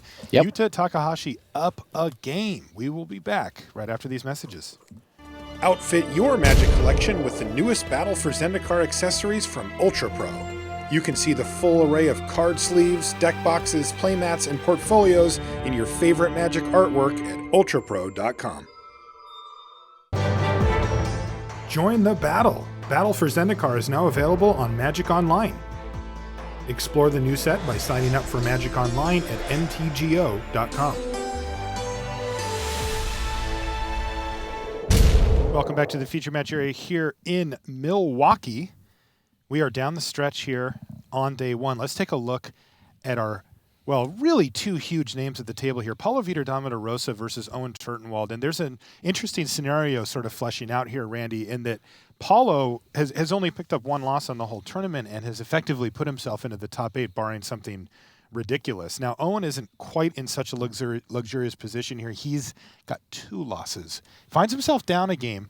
But one thing we should note here is that Paulo's on, the the Atarka red deck, which often will win game 1, but then face a lot of sideboard type hate in game 2. So, and it's interesting with this Atarka red deck. It's almost a combo deck. We heard Paulo compare it to Splinter Twin last night, and it means though that it's vulnerable to having all its creatures get killed. So you tend to see people sideboard in just a ton of creature removal, spot removal, trade 1 for 1, kill your creatures, and then you have nothing to point that Become Immense Team or Battle Rage combo at. yeah, I've also, I spent some time down in the feature match area for the last couple of rounds, and I also saw that when they got whittled down to just a couple of cards in hand and no threats, those cards became pretty big liabilities. Their opponents would hold up removal spells and or creatures and kind of force the issue, and it really didn't leave a lot of options. So this is, in some ways, a get-ahead, stay-ahead type deck. It does have a combo finish if the shields are down, but it feels like once people stabilize against it, this is not a burn-heavy deck. It's not. Right. It's pretty tough for them to just torch you out from 8 or 9. Stoke the Flames rotated out. Exquisite Firecraft is not making the cut these days. Now, Owen Turtenwald, on the other hand, he's on this dark Jeskai deck that we've been talking about, and we've seen quite a bit. And it looks like he's maneuvered himself into a reasonable position here at 10 life, facing no board from Paulo, but with cards in hand for Owen.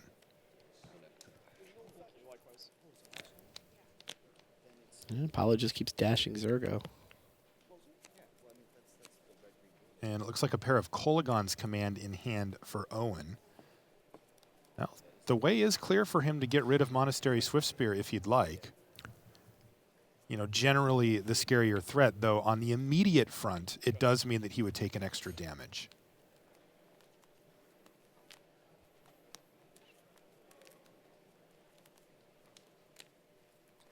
I don't believe that Paulo has cards to discard here.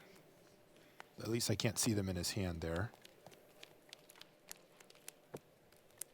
Yeah, so he's going to... Oh, he does have cards, but Owen's going to favor just getting a creature back into his hand anyway. In that case, it was a Mantis Rider. I think he just drew Erishing Cleric, too. I think you're right, Randy. Does not have a 5th land? No. So he's going Mantis Rider. Yeah, Mantis Rider, a reasonable blocker here. Oh, and he can play Tassiger? Oh, wow. Wow. Talk about reasonable blockers. And PV can do nothing but pass the turn. And now Owen can gain some life. He can sit on a Kolaghan's Command. He can attack for 7. I mean, that puts Paulo dead next turn. Yeah, and this is what we've seen is that, like, if Paulo goes for an attack, Owen just blocks, makes him do something, and then can kill. And it looks like Paulo's going to kind of bring that fight to Owen, though, by playing a Dragon Fodder pre-combat. It's going to get the prowess trigger going and enable an attack here. And Owen has Ojutai's Command here. That's going to put him back up to 11 and draw him a card. Yeah, things looking very good for Owen Turtenwald here in this game. Like I said, we have seen combo finishes, but it's rare to happen from this point. Oh, and by the way, Wild Slash will end the game. So Owen Turtenwald evens things up. It won't be so easy. Now, again, looking at how much weight that match carries for each of our players. It's a much bigger deal to Owen. So much more to Owen. It does. Like, Paulo's probably thinking about like what kind of sandwich he might want after this match, and Owen's sweating this. I mean, what does Paulo have to play for as far as finishing out strong here? He wants the 1 seed. The 1 seed, because I mean he is. Do you think playing first is good with a Tarka red? I sure do. I think he does. Yeah, I mean, I think that if Owen had been also on 36 points, they probably would have drawn, just to mathematically clinch it, and then they can play out the last couple of rounds for the 1 seed. I don't think the 1 seed is more important than clinching top 8, but Owen couldn't draw, so yeah, Paulo wants to win. Next, what are we going to have next round? If Owen wins, we're going to have 3 players on 36. Probably 2 of them draw, and the other one has to play. Somebody's playing down. Well, but playing up to the 1 seed if they win. Oh, right, of course. All right, well, back to our main match here. Remember, Yuta Takahashi took down the first game after just presenting more threats than Eric Severson could answer. And Eric finds himself in a spot where, coming as the overnight undefeated player, he's now 10-3 and 1 game away from picking up that 4th loss, which, while doesn't mathematically eliminate him, it does make him much less likely to make top 8 and puts him in the danger zone as well, where another loss would mean he's not top 8. Yeah, his breakers are pretty good, as you'd expect from an overnight leader. But yeah, he hasn't won a round of Constructed today. He 2-1 his draft. Anything of note, Ian, on the sideboard plans here from these two decks? You know, they have kind of similar game plans. They use a different colors, different cards to do it. But what happens post-board? So I think both players are going to prepare to play a pretty long, grindy game. They both have plenty of 1-for-1 removal and answers to each other's threats. So we'll probably see Severson bring in things along the lines of, you know, like extra heavy hitters like Tasigur and Dragonlord Ojutai. Maybe Disdainful Strokes or Valorous Stance just to answer some of the big threats. On the other side for Takahashi, you know, he's got Silk Wraps against Hangerback Walkers. Painful Truths is something that can help him hang in a long game, kind of his own answer to dig through time. Painful Truths looks like it would go nicely with a Siege Rhino as well, help offset that life loss. Definitely. And, you know, we talked about Dig Through Time being a big advantage for the Jeskai deck in those long attrition-based games. We didn't see Eric Severson draw one at all in Game 1, so the flavor of this game could be totally different. On the other hand, we also didn't see Yuta Takahashi draw any Obzon Charms, I don't believe. So that, you know, his own only card draw one. engine. Yeah, One, and he had to fire it off immediately on a Manus Rider. Right, in removal mode, yeah. Right. So, you know, both players have ways to draw two. Of course, drawing 2 your top 7 a lot better than drawing 2 random cards, but still, they both have ways to hang in the long game. All right, so the attrition battle begins here. Anafenza is put forth by Yuta Takahashi, but Silk Wrap takes care of that. He's got a replacement threat, though, Siege Rhino. So things sort of carrying along as normal here from Yuta's standpoint. Severson looks like he's trying to play the control route here as he's trying to manage the threats of Yuta. He's cracking a Flooded Strand, but really trying to figure out what he should get. This is on end step. Yeah. But I've seen him look at his hand twice, just going, wait, what do I need again?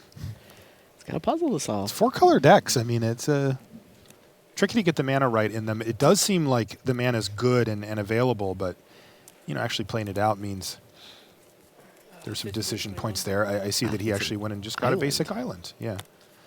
That means that any of his future battle lands will be coming in untapped.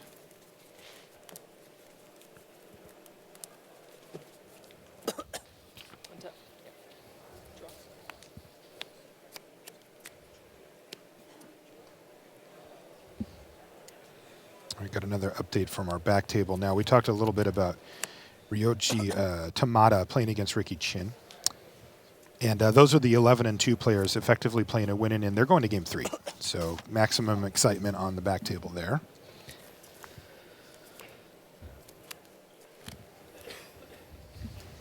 Geez, Severson's hand looks pretty stacked.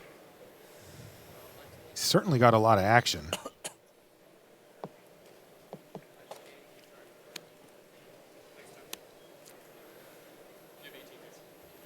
I mean, the other thing that Severson has that can win him one of those grindy games is Dragon Master Outcast. Oh, right. That thing just starts spitting out 5/5s. There's no equivalent threat over on the Abzan side of the matchup. It's a must-kill. Yeah, and it comes back with Ojutai's command. Tough turn for Severson here. His most proactive threat is the Mantis Rider, but if he plays that, he can't hold up Disdainful Stroke, so he might see a Hangerback Walker plus leaving up Disdainful Stroke. Of course, look at you, Ian Duke. Always a little risky, you Just know, calling it. if there's no opportunity to counter something with this Disdainful Stroke on Yeah, the following turn. That he didn't use up his mana super Right, efficiently. especially since he's got a pretty pretty gassy hand, you know, but he's light on land, so it's going to be a struggle for him to deploy all of his cards in time. Now, if you're in Takahashi's seat, how ominous are those two lands there? I think very, given the fact that Severson is, he clearly has a full hand, plenty to do, and he didn't spend all of his mana on his turn. You've got to imagine he's planning to spend that 2 other mana some way, and that's either a removal spell, but he doesn't have mana for Murderous Cut. Silk Wrap is sorcery speed, so yeah, Disdainful Stroke is definitely one of the things you're thinking about. And Takahashi's having none of it. He's going to play an on-offensive the foremost and maybe a 2-drop here and just pass the turn back, but he is not going to run anything into... Yeah, he had a Disdainful Tasigur. This is him declining the opportunity to play Tasigur. Nice play there for Takahashi. However, that is a little bit at the expense of Takahashi's mana efficiency, I think, depending on what else he has in his hand. Oh, here we go. Den Protector just a face up. Okay. He is committed to the cause. So that's seriously playing around Disdainful Stroke. Yes. There. That's like, I'm going to spend all my mana, and I'm going to do it in a way where you can't Disdainful Stroke, even if it means playing this Den Protector face up on turn 5. Yeah, he's got a backup Den Protector in hand as well, but that was a great play from Yuta. And now Severson is going to have to work his way out of this scenario. This could get touchy for him. He's just going to pass the turn back with that Ojutai's command up. No 5th land. Wingmate Rock off the top for Yuta, who immediately goes to his attack step. Looks like Severson did pick up a copy of Crackling Doom, though, so he'll have an answer to one of those big creatures.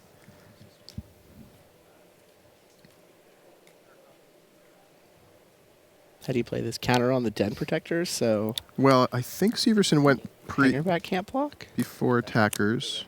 Yeah, so he's crackling before. Now it's obvious you put it on the Den Protector. I think he would have done that anyway. I go to 8. Trigger. No. Sorry? Exile. Oh, yes. Yeah, no Thopters. Wow. This is the power of Manifenza. Yeah, that's huge. And Severson, you see that head shake? Yeah, he shaking his head. overlooked that. And now the shields are down, and now Yuta Takahashi strikes. Wow, he has played this beautifully. Impossible to come back from at this point. He's so far behind.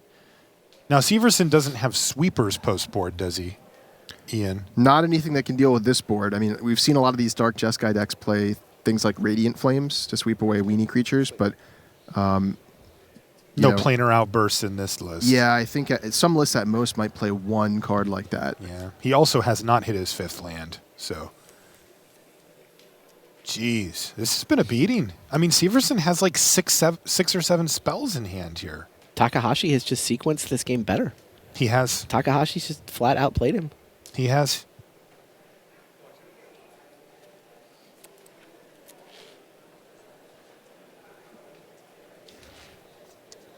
All right, we do have our first result in from the feature match table. That's Peter Vieren, and he has defeated Corey Burkhart in Belgian. 2 games. Yeah, from Belgium, and that puts him at 11-3, Randy. And he gets to play a win and in next round.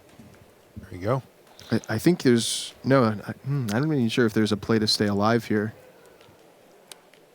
Can Wild Well, he can Slash? chump block with the Dragon Master Outcast here. Yeah, but then you can't Wild Slash the Den Protector. Guess this is Jace coming down, the card he must have drawn that turn. Okay. But I think this is still just lethal on board, right? Well, Takahashi thinks so, as in comes the team. And that does it. Yuta Takahashi improves to 11-3. Eric Severson on the ropes now. Yep. At 10-4 is going to have to win out and keep his fingers crossed here. 10-4, but with good breakers. So a couple of wins, he could still maybe get it done. All right, let's move it over to the King of the Hill match where we have Paulo, Vitor, Damo da Rosa with only 1 loss in the tournament. And he's up against Owen Turtenwald here. With only 2 losses in the tournament. With only 2 losses. This board state's looking good for Owen, but once we'll have to find out life totals. That's what I was just going to say. Because that's all the difference here. We're gathering that information for you now. Okay. Aha. Owen's at 11 and stabilized here. Remember, this is game 3. Paulo won a quick game 1. We got to watch Owen close out game 2. And I mentioned it as we left the table before, but this match has a lot of weight for Owen Turtenwald and honestly not as much for Paulo Vitor Damo da Rosa. Paulo poised to make his 10th career Pro Tour top 8. Owen would love to lock up number 3. It's 3, right? Yes. And you know, Owen's up for Hall of Fame candidacy this year. Oh, he's So on the a next ballot. Yeah, Wow. third top 8 could be huge for him. Another nice play here for Owen Turtenwald. The life-linking Grandmaster. Yeah, we've seen the Grandmaster be a real thorn in the side here of the Tarka Red deck. Now, it doesn't interact super well with the sort of combo finish that we described earlier with Teamer Battle Rage and such, but when it comes to this go wide plan, which they do, play a lot. I mean, they play all of the little Goblin Makers, the Dragon Fodders, and the Hordling Outbursts. It really does a nice job of holding back a pretty shocking number of Goblins. We got to see John Finkel against John Stern last round. Yep. And Finkel kind of played that like a violin. All right, there's that Hordling Outburst.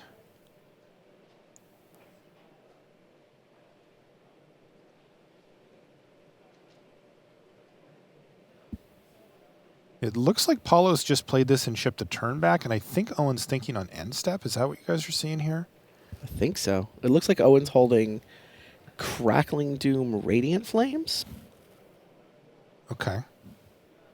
Wow, Radiant Flames Soulfire Grandmaster could be kind of insane. It's absurd. He can't do it. He wants to do it for 1. There's no way to spend 3 red with his board, is there? No, there is.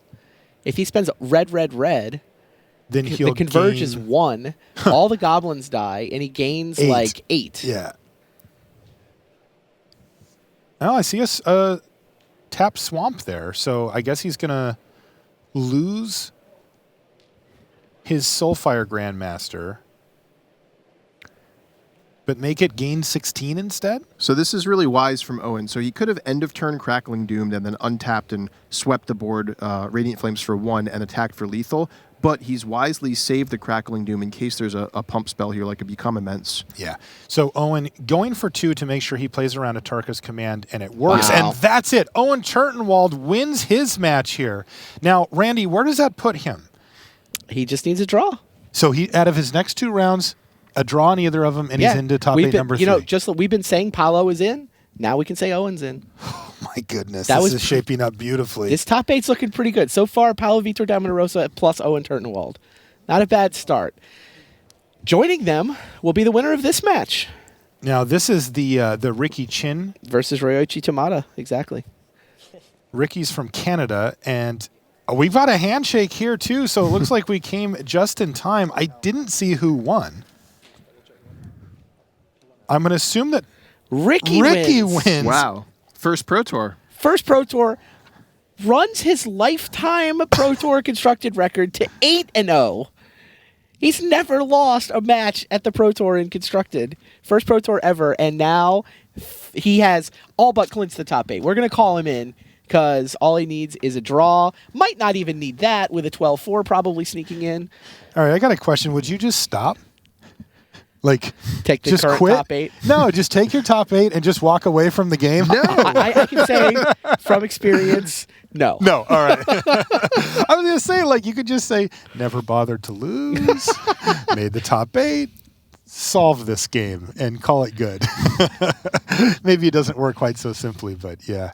Great stuff down there in the feature match area. I know a lot of you are excited to see how the top 8 shapes up, and as we hit up the next 2 rounds going forward, it is going to start to become crystal clear here. We're actually going to set up for an interview as well, I believe, with Ricky down there. Once I think it's Owen, actually. With Owen, okay. Mm-hmm. And get a word with him to see what's going on in Owen Turtenwald's mind. I had a chance to chat with him 4 rounds ago, so near the beginning of the day today. And it was typical Owen. You know, he was short and sweet, you know, and just sort of said, I feel good. I'm okay. He had just come off of a win in the draft portion there. But I can tell you that he's feeling good, and he should be feeling great now, right? All right, let's send it down to the feature match area where Tim Willoughby is with Owen Turtenwald. Welcome down to the feature match area floor. I'm here with Owen Turtenwald. Now, that last round, of course, as you get closer to the top 8 of any Pro Tour, things get a little bit tense. And if you have to play someone, that guy that just walked past like camera, Paulo, Vitor, Damo da Rosa, a tough opponent and a tough deck to play against in general. How do you say your matchup goes there? I think the matchup generally favors me, but it's a frightening matchup to play because they can just deal you 20 damage on turn 4. And, I mean, he's a Hall of Famer, excellent player. has 10 Pro Tour top 8s. You don't get 10 Pro Tour top 8s losing important matches like that. So you know sitting down that you're probably not going to have the best of it, but had good draws and made the best of it. Yeah, and I guess that one thing that the deck that you have has going for it is there's a lot of life gain in there. I mean, especially like how good is Ojutai's command now in this field? Great. Were you expecting any answer other than just great?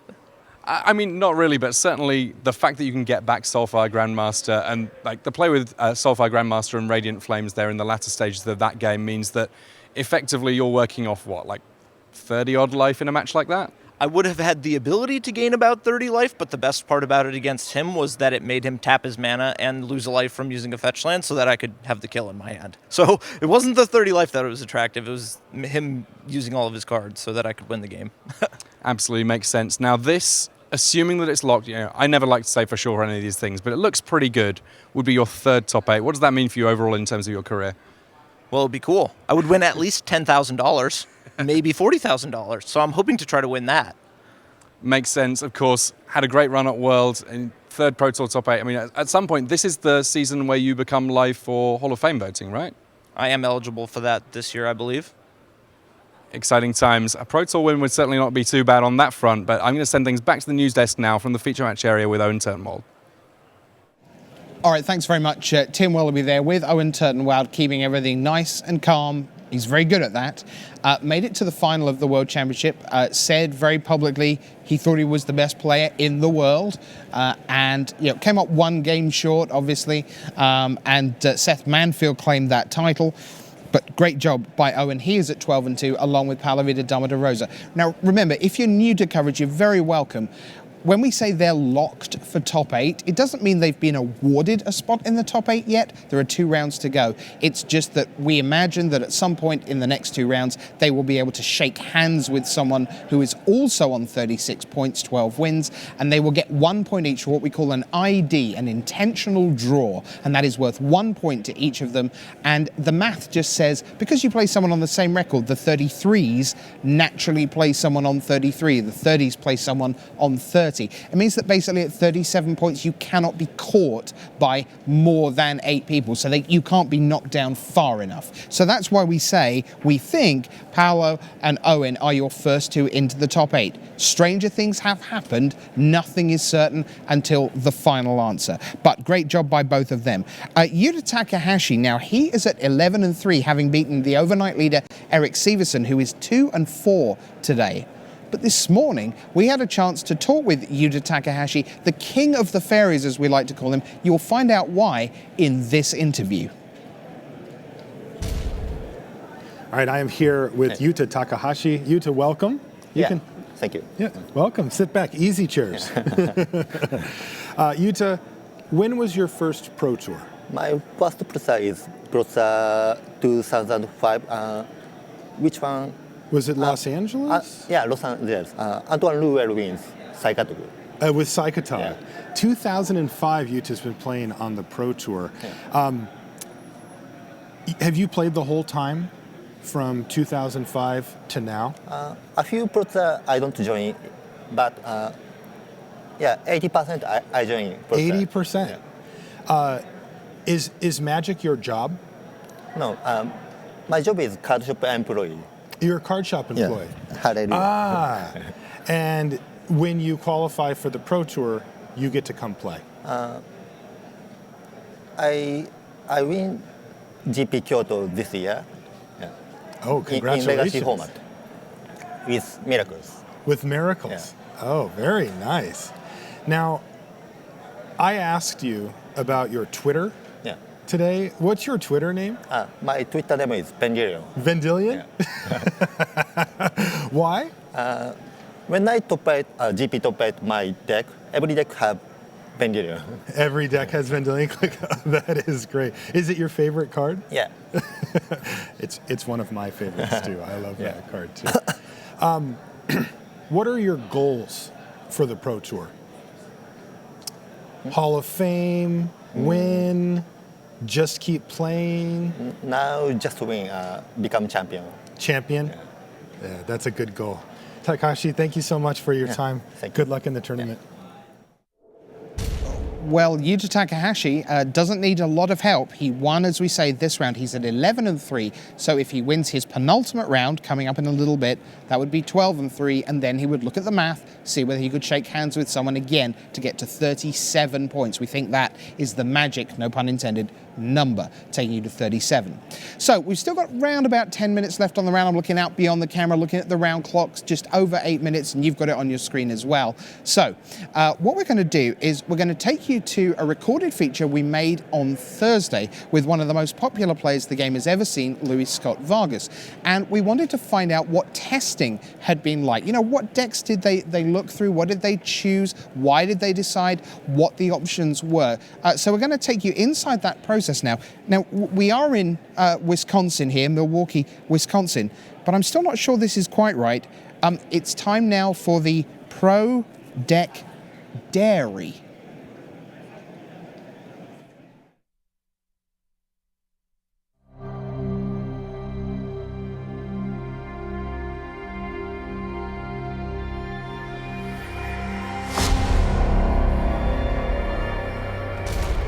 Hello, everybody. Welcome to the Tournament Center here at Pro Tour Battle for Zendikar, Milwaukee. I'm Brian David Marshall, and I am joined by Pro Tour Hall of Famer Luis Scott Vargas, better known the worldwide simply as LSV. Luis, welcome to the Tournament Center. We brought you here today to talk about Standard and like what goes into building a deck for a Pro Tour. Yeah, and today we're recording this on Thursday. This is the day before the Pro Tour, so I get to say a lot of things about decks that I don't even know which one I'm going to play yet. So you still, like, even we're less than, maybe about 12 hours away from you having to turn in your list and all that kind of good stuff. How can that be that you can be this close to there and still not know which deck to play? Well, a big part of testing for the Pro Tour is playing enough games with all the different decks and all the different cards so that at the end, 12 hours before the Pro Tour, you can make decisions without having to go and retest a bunch of stuff because you don't have time for that. 12 hours, I want to get 8 hours of sleep. That does not leave me a ton of time to make decisions based on playtesting. It's more that we know which cards are good against which decks, and we know how these specific decks interact, and then at the end, a lot of the changes you make are just based on that. And how much of that's also getting a feel for what people are talking about, and like how much intel do you soak up in those last hours before Pro Tour? Not a ton. People are pretty closed-mouthed these days for good reason, and a lot of the lists that you'll see online are not representative of the list you'll exactly see in the Pro Tour. Some are. I mean, you can definitely get good information by looking at like Magic Online results, for example, but we expect people to have a little bit different decks than what we see there. So a lot of it is just trying to estimate what we think is going to show up and then maybe tune the last couple slots against it. You worked with Team Channel Fireball, obviously, as you have since for the last half a decade, but it was kind of a slightly different lineup or a slightly the same lineup, really. Tell us about the team for this event. So even before there was a Team Channel Fireball, even before there was a Channel Fireball at all, myself, Paul Chian, Josh Adler-Layton, and David Ochoa, we used to test for Pro Tours together. This is back when people didn't have any idea who we were. We had very few results under our belts. That guy from Nationals. We were certainly not qualified for all the Pro Tours, but that was our testing team, and we've kind of gone back to that. On top of those four people, we also have Eric Froelich and Matt Nass. So that's our core. It's actually really small. It's a smaller team than normal because we wanted to test locally in Denver, where the three of us live. And to that end, we did have some help from like Brandon Nelson and Michael Jacob, actually, whose names you might recognize. And because they pitched in, even though they weren't coming to the Pro Tour. Convenient local gamers. Convenient, like at work. Yeah. 5 of the 6 of those people I just named, work at the same place. That's very nice. So now you get through this testing process, like 2 intense weeks, and you're on the eve of the Pro Tour. You have how many decks that you're really going to choose from here? Well, so the decks we're going to talk about, we've got like 4 different decks. These are the main ones we worked on. What we're going to play is probably narrowed down to about 2 of these 4 decks. So everybody on the team is going to play one of 2 of these 4 decks in your mind? I think that we might have one exception to that, but I think in general, yes, everyone's going to play one of the. There's 2 of these 4 decks, and everyone's going to play one of those decks. Okay. All right, let's take a look at what the output was here from Team Channel Fireball. So we're going to start with Jeskai. What are some of the new cards that come in for a Jeskai list like this, and what are the cards that make you want to play a deck like this that might be leaving the format? So Jeskai with black is going to be one of the most common decks at the Pro Tour, but this list is pretty significantly different than normal ones. This is like a Jeskai Mentor deck. We've got 4 Monastery Mentors, and then also 4 Seeker of the Way. So we're leaning really hard on prowess, and to that end, Magmatic Insight is a big part of that. 1 red, discard a land, draw 2 cards. And that fuels your Treasure Cruises and Murderous Cuts because of, the most impactful 5 cards in Battle for Zendikar, Prairie Stream, Smoldering Marsh, Sunken Hollow, combined with the other 2. And that lets these Jeskai decks play black cards in them and have a better mana base than they used to because your Polluted Deltas and your Flooded Strands and your Bloodstained Mires can go get dual lands. I always find it interesting when we get to the first Pro Tour of a new season and there's a new set coming in, and a lot of times the big impact is cards from the previous set that maybe got squoze out in the middle. So maybe some of the cards right now that we don't see from Battle for Zendikar maybe a year from now, but Monastery Mentor is a card that really, it's done a little bit, but it hasn't really gotten its day in the sun yet. Yeah, and the reason Mentor is good here is because all the fetch lands make all the delve cards better, all the delve cards better make the Mentors better. And then another card that we're not playing currently, but it is going to be in most Jeskai lists is Crackling Doom, and that's kind of like a new card because now all these decks can play it when they couldn't before. Specifically from Battle, we've got 2 copies of Radiant Flames and 2 copies of Dragon Master Outcast, which they're going to be somewhere in the 75 for sure, as well as Dispels, which is actually really well positioned right now. It's not a card that always makes the main deck. It's a card I love having in the format, though. And so Radiant Flames can do how much? It can do 3 damage. Most commonly, it deals 2, actually. Yeah. Because if you cast a Radiant Flames for 2 by paying like red, red, blue, or red, blue, blue, so you intentionally don't want to converge for 3, your Seeker of the Ways survive, your Monastery Mentor survive because of prowess. That's awesome. And sometimes you even have a turn where you go like Magmatic Insight, Radiant Flames for 3, and your Seeker survives. Dragon Master Outcast, talk about that card real quickly. It's seeing playing a lot of Jeskai lists because of the combination of Ojutai's Command, Dragon Master Outcast, just a hugely powerful late game. You play this 1/1, or you even discard it to Jace, ideally. And then at the end of once you have 6 mana in play, at the end of their turn, you just Ojutai's Command it right back into play and starts making dragons immediately. It gives this deck a closer, which it was missing for a while. And that's not a card I've heard people talking about a lot out of Battle for Zendikar, but it sounds when you... Oh, you're going to see a lot of dragons this weekend. Yeah. I think that we are not alone in summoning Dragon Master Outcasts. Awesome. Give this deck a likelihood score for you. This is currently the deck I'm most likely to play, and I think there are a number of people on our team are going to play this deck. So you're going to see some Monastery Mentors this tournament. Awesome. Okay, let's take a look at your next option here, Rally. So what does that mean? I assume Rally the Ancestors? We call it Rally. These are the functional names. When you're testing, you don't want to get too elaborate. Yeah. But this is a Rally the Ancestors deck. So you're basically, this is the only white card in the deck. You're splashing a double white card. You're paying 4 or 5 mana to bring back all your creatures from your graveyard into play until your next upkeep. What that does for you is it gives you a bunch of creatures to sacrifice to Nantuko Husk, which kills your opponent with Zulaport Cutthroat. Alternately, even if you don't kill your opponents and then Elvish Visionary, scry a bunch with Catacomb Sifter, and even get a Jace back, and then you can flip Jace, and then the Planeswalker Jace doesn't go away. Right. So this deck is very interesting because it uses Collected Company, Rally the Ancestors, and Jace, and a bunch of terrible creatures. That is what this deck is. I mean, how often do you see Sidisi's Faithful running around? Sure. So Catacomb Sifter, though, a 4 of... Catacomb Sifter is really important because, first of all, it gives you 2 creatures immediately. So when you're getting beat down and you collect a company to rally it back, it's multiple creatures, or you just cast it turn 3. Also, the scrying is really good because often 1 rally won't kill your opponent. This isn't the rally decks of last season where you had Mogi's Marauder to give it Nantuko Husk haste and just kill them in 1 hit. Your creatures do 1 damage per with Zulaport Cutthroat.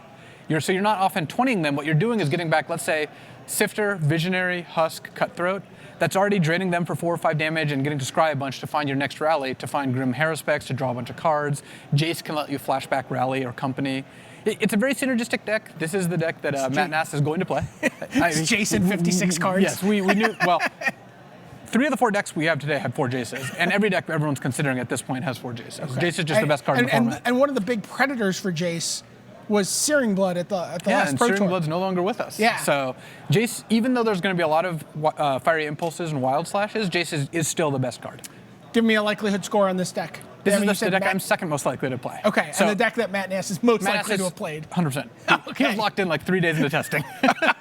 Okay, let's take a look at some of the other options. So Esper, this is a deck that your team really put onto the map at the last Pro Tour. Dragon Esper or Esper Dragons in Brussels, Pro Tour. a bunch of our team played it and did very well with it. I unfortunately was not one of those people. Yeah, but a handful of top 16s, top 17. Yeah, Josh, top 16. The overall win percentage was quite good, and that's because of the combination of Silumgar, Scorn, Foul Tongue Invocation, and Ojutai is just very powerful. And that remains true. If you look at this deck, it does not have very many cards from Battle for Zendikar in it. Scatter to the Winds is a new card I see in there. And Complete Disregard. Yeah. But past that, the biggest impact, again, is the mana base. Prairie Stream and Sunken Hollow means that you can actually play Esper. Esper Dragons used to not actually play white cards besides Ojutai because you could cast it off Haven of the Spirit Dragon. Right. But now you can actually play cards like Utter End and white sideboard cards. Ojutai's command seems like a big upward mover, like just on the few lists we've seen already. Yeah, Jace is just becoming better and better, and Ojutai's command combines perfectly with Jace. At this point, I do not believe any of us are going to play Esper. Paul Chion was the last champion. He played it online all day today and was just like, yeah, I don't think Esper's got it. Okay, so let's take a look at the last option here. This is Red-Green Landfall, and it is pretty much what it sounds like. Well, we just took every card that had Landfall on it. Slide Runner, Side Leopard, Snapping Gnarlid. Yeah. And Retreat to Valakut actually was a surprisingly good card in this deck. So this deck is very similar to the Atarka red decks. It even has still Atarka's Command, Monastery Swiftspear, Abbot, and then the Berserk Bloodlust combo, Become Immense, and Temur Battle Rage. A limited staple for you, right? Yeah, that is actually true. And this deck does that part of the deck better than the red decks do because it has naturally with Slide Runners and Gnarlids, these 4 power creatures just by themselves. And if you save up fetch lands, so you sack them all in the same turn, you can 5/5. Retreat to Valakut also stacks really well. The disadvantage of this deck is it doesn't interact. If you notice, there's not a single card in this deck that can remove an opposing permanent from the battlefield. So the only interaction it has is Retreat to Valakut makes their creatures unable to block, which is actually very good. Right. That being said, I think because the Battle Rage Become Immense combo is so prevalent in the normal red decks, people are adjusting to that. We expect a lot of Murderous Cuts, we expect Surge of Righteousness, we expect Jeskai Charm. I don't think we want to play this deck in a field full of those. So at this point, we've moved on, and I don't think anyone's going to play this deck. But this is kind of one of your baseline decks, maybe when you start testing. Yeah. Like, what is the field going to look like? What can people do? Yeah, when we wanted to see how good we were against red, we tested against a normal Atarka red list that just doesn't have Leopards or Gnarlids.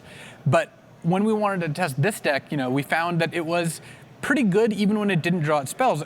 Any combination of lands and creatures, you end up with 1 mana 3/3s and 2 mana 4/4s. The problem is this deck just didn't have enough interaction, and I don't think the combo kill was good enough. Okay. All right, give me a prediction. If one of these decks is going to make the top 8 this weekend, which one will it have been? Oh, Rally for sure. Okay. All right, Luis Scott Vargas, thanks so much for coming and sharing your playtesting experience with us here at the Tournament Center. Diary. Pro Deck Diary. Okay, there we are. Thanks very much to Luis Scott Vargas for joining us for that feature on Thursday. Always great to get inside a big testing team. Talking of which, one of the best testing teams this weekend has been Team Eureka. That's capital E, capital U, European Union, Rika. That gives you a clue. Most of them are from Europe. And they're headlined by one of the most popular men in Magic, one of the commentators on the European Grand Prix circuit, Matej Zatlkai. And earlier in the tournament, BDM had a chance to catch up with Big Z. I am here with Matej Big Z Zatlkai. Matej, your team, Team Eureka, has had an absolutely fantastic showing here, coming overnight, really dominating this tournament. Yeah, I think that the number was almost 76% win percentage on day one in limited. Overall, we were still the leading team at around, I think, 65%. So pretty good. I mean, that's pretty good. Are you surprised having that? I mean, you sat there, you tested with these guys, you put in a lot of the work. Are you surprised to see it show up the way it has? In a way, no. We have somewhat of a unique testing process, I would say. One of the good things is that none of we have some 2 platinum players, but we don't have the egos that some other teams might have. So there's a lot of teamwork involved, and it actually shows. One of the things we do when we draft, when we prepared for the draft, everyone drafted, made their own decks, played it out. But then after every single draft, we laid out all the decks and spent at least 3 minutes talking about each of the decks and which card overperformed, which underperformed, how was the archetype, which cards are important for that particular archetype. And I think it's very important, especially for this set, where it's more about drafting a synergy deck rather than just efficiency. Well, that's super insightful, because if you go to some of the testing houses, there's arguments, there's definitely egos that get thrown on the table, and you guys have been able to take that out for the most part. Yeah, definitely. I mean, there's we don't really argue. Like, we always have some arguments and we like come to a conclusion, and there's like no bad feelings, nothing like this card is unplayable, you're stupid, get out of here, and no, there's nothing like that. So we try to be reasonable. What about for constructed? Yeah, we were testing a lot. For us, just like last time, it was more about finding the key cards of the format. So we wanted to make sure, like, what is this format about? Which cards do we think are strong? And at the end, we narrowed down to 3 decks, which included the 3 cards we considered strongest for the format, and that was Gideon, Jace, and Silk Wrap. So all our decks played 4 of each. Okay. So and in the end, we played 2 different decks, but both plays 4 of each. All right, that's Big Z from Team EU Eureka. Good luck in the tournament, Big Z. Eureka. Yes, great job by Matej and the team. Now, someone got in contact with me yesterday and said, you know what, we love seeing all these Hall of Famers in action, but we don't actually necessarily know a lot about them. We're new to coverage, we're new to Magic, we've been playing in the last couple of years, and of course the Hall of Famers, well, they have resumes going back at least 10 years, and in some cases, the best part of 20. Well, maybe not everyone at home knows that Zvi Moshevitz is arguably the greatest theorist, one of the greatest deck builders, one of the great players of all time. For all 3 of those reasons, he's in the Hall of Fame. And this morning, he was in the easy chairs talking to us about his life in Magic. Here he is. Hello there, I am here with Hall of Famer Zvi Moshevitz. Zvi, welcome to the easy chairs. I see you've made yourself comfortable. Oh, they're very comfortable chairs. I like that, yeah, I like these chairs too. Zvi, I wanted to give kind of you a chance to let people at home know who you are and where you've come from. Now, you're a Hall of Famer. I think that anybody that follows a lot of Magic knows who Zvi Moshevitz is. That's not hard. But, you know, for somebody like me, I came back to Magic 2008, 2009. I heard your name a little back then. But really, you know, to me, you were one of the old school, hardcore, you know, Pro Tour players. And it took me a while to become familiar with your resume and such. So I wanted to give you a chance to let us know who you are. Yeah, I spent a decade playing Magic professionally. It's all I did in college. It's a lot of what I did in high school. And then once I got onto the tour, that's what I did every week. I traveled to the new place, and then I got back and I played online and I wrote articles and I built decks. And that's how you get good. It's just you train, you report back, and you explain all your reasoning, and you play all the time, and you group with a lot of great groups. I was, you know, Mod Squad, Godzilla, Your Move Games, Pantheon until very recently. And those guys make you better, and those associations make you better. And I built a lot of great decks. Yeah, that was one of the things that I actually had a chance to chat with Eric Lauer. And it was over dinner. And, you know, one of the topics of conversation that comes up pretty frequently around Eric for some reason is best deck builders of all time. And your name was thrown out by him in a very, very short list of, these are the ones I'm considering. What has been deck building for you, you know, over the course of your career? To me, that was what the game was largely all about from the beginning, was this is your chance to do your thing, to make your mark, and to play the things you want to play and see how they go and make them the best they can be. And I loved that everyone was forced to get out there and figure out how the game worked and what they wanted to do. And I bemoaned it when people started going on the internet and saying, oh, wait, I can just copy someone else's list because they're better at this than I am. And they started copying your list a lot. And then they started copying mine. I started out, I actually sent an email to my team at the time, the Legion, and somehow Frank Casamato had been CC'd on a bunch of our emails. And he's like, can I publish this? I said, okay. And then people liked it, and I thought, well, okay, I should keep writing stuff. And that's how you started writing? That's how I started writing. That's great. Now, where has life brought you now? Where are you at with the Pro Tour now and how you approach all this stuff? I'm married. And I have a wonderful wife, Laura, and my son, Alexander, is 1.5 years old. And we're going to have more kids. So I don't have much time because I'm starting a new job next week, actually. And so it's very hard to like stay in a house for 1.5 weeks and be away from your child and do nothing but Magic all of a sudden and take all your vacation days that way and so on. So I decided, you know, I love the Pantheon. These people are amazing Magic players, but it doesn't work for me anymore. And so I went back, I founded a new team with a bunch of guys from New York and now a bunch of guys from Madison. And we hang out, we have fun, a lot of older people, a lot of people with jobs. But what we've learned is how to get very efficient use of our time. So we know how to look at a spoiler list, how to decide which of these decks are viable, which of these ideas could work, how to explore it, and how to get to a reasonable place in a reasonable amount of time, and to use the information that flows to you over the course of the 3-week period. All right. Well, see, thanks for taking the time, and good luck in the rest of the tournament. Thank you very much. All right, so Hey, hold on. What? I have a response. First, I need to fetch something. So, I just want to let people know we're waiting for Magic to start. There's still like matches. People are digging in their heels here as we come down the stretch here of Standard. People have dug their heels in, and they're like, I am not gonna lose here. And a couple of matches have really gone on down the stretch. Right, they certainly have. So let's see if we can give you some important ones. John Finkel is absolutely still alive in this tournament at 11-3. I just had a very bold prediction from the floor. My good friend Mike Flores is like just open-mouthed, and I'm like, what's going on? He's like, I just realized what's going to happen. I just had a vision of the future. Okay. And he's like, John Finkel and Paulo Vitor Damo da Rosa are going to meet in the finals of this Pro Tour and play 5 games. He's like, it's written. He's like, that's just what's going to happen. Okay, Mike. Let's see. Let's see if we add prognosticator to his many other talents. What we do know is that that's still live because John Finkel is at 11-3, and Paul Reitzel, he was up against Patrick Chapin. Yeah, just drag it round the back. There we are. You can have a look at those. That means all the results are in, which is great. Paul Reitzel was up against Patrick Chapin. They were at it hammer and tongs. Paul Reitzel wins that one, goes to 10-3-1. So that's win and win. Win and win. In. Win-win. In. Yeah, that's absolutely clear. Martin Mueller against Reed Duke was a match in the last round. Reed Duke fans, sorry, he has his 4th loss. Doesn't absolutely eliminate him, but Martin Mueller with his win goes to 11-3. No one told Martin Mueller it would be easy. No, he just seems to play like it is because he's had a fantastic run over the last year. Now 18 and just the real deal for sure. Takahashi is 11-3, you know, from the feature match area. Severson down to 10-4. PV and Owen, 12-2 to recap.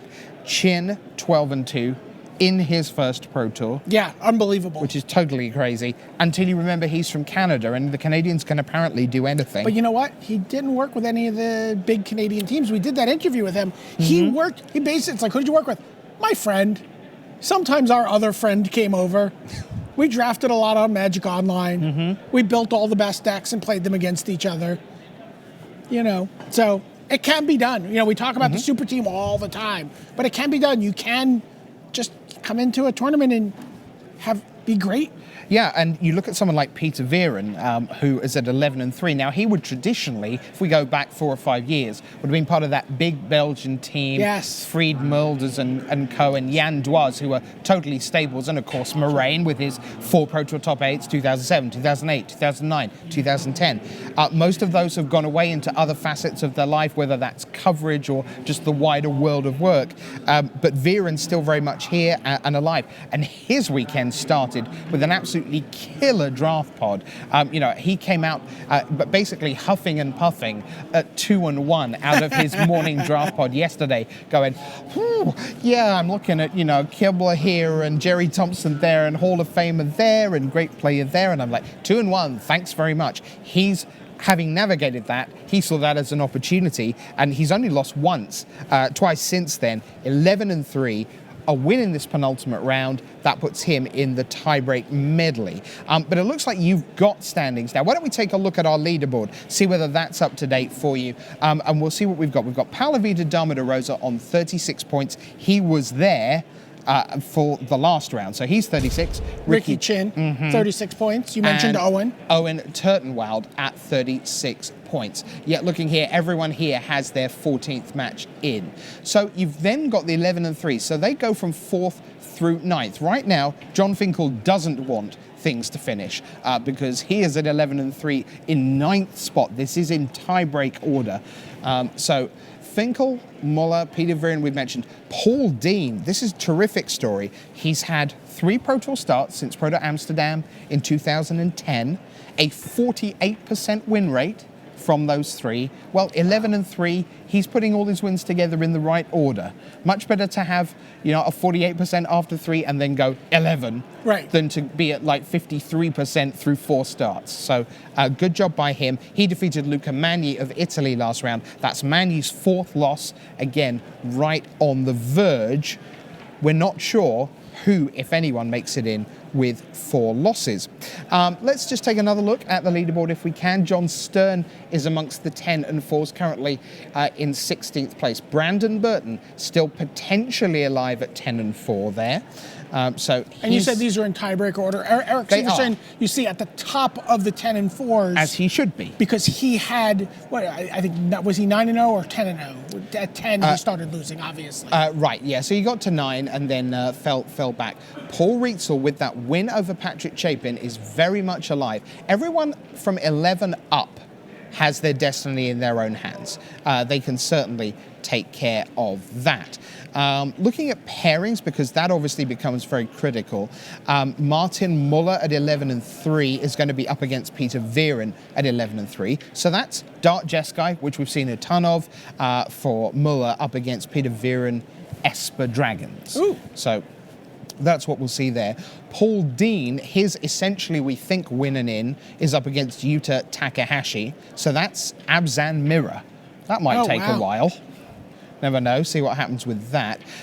Ricky Chin, the king of the hill table, 12-2 with green-white Megamorph. Owen Turtenwald, 12-2. Well, that looks to me like a draw right there. So it wouldn't surprise me if we put in someone else. Maybe Paul Reitzel with Esper Control up against the 4-color Dragons deck of Thiago Saporito, another Brazilian who's right in the thick of things. Yeah, so it looks like for sure Ricky Chin and Owen Turtenwald shake hands. Yeah, as you go down the list a little bit below Corey Burkhart, there's some big names there also, just at X and 4. Alexander Hayne, Wang Ho Shan, Seth Manfield, Thiago Saporito, Sam Black, Fabrizio Anteri. Wait, it's a lot of the people we interviewed because they were national champions at the beginning of this tournament. Absolutely. But a really packed. Let Patrick Chapin, Calcano, just falling a little bit below that at 29, but just a star-studded top table. All those national champions, they don't get to pick their teams because that's what the WMCQs give them.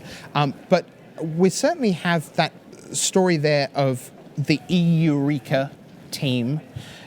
They've done some things sort of quietly behind the scenes that may not be immediately apparent to people who are dreaming of being on a big team. Because I think to most people, the starting point is be in a room with lots of very good people and play test lots. That's your kind of starting mission statement. But I think we're in an era of teams now, BDM, where we are starting to see teams be about more than that. Well, they're certainly about stability, right? You want to find players who are, I think if you're trying to qualify for the next Pro Tour, you probably want to be working with a lot of people trying to qualify for the next Pro Tour, because the players who are looking to put up those consistent finishes and get gold, get platinum, because they want to keep that same group of people coming back each time. I mean, that's really the trick in team selection, because it's very difficult.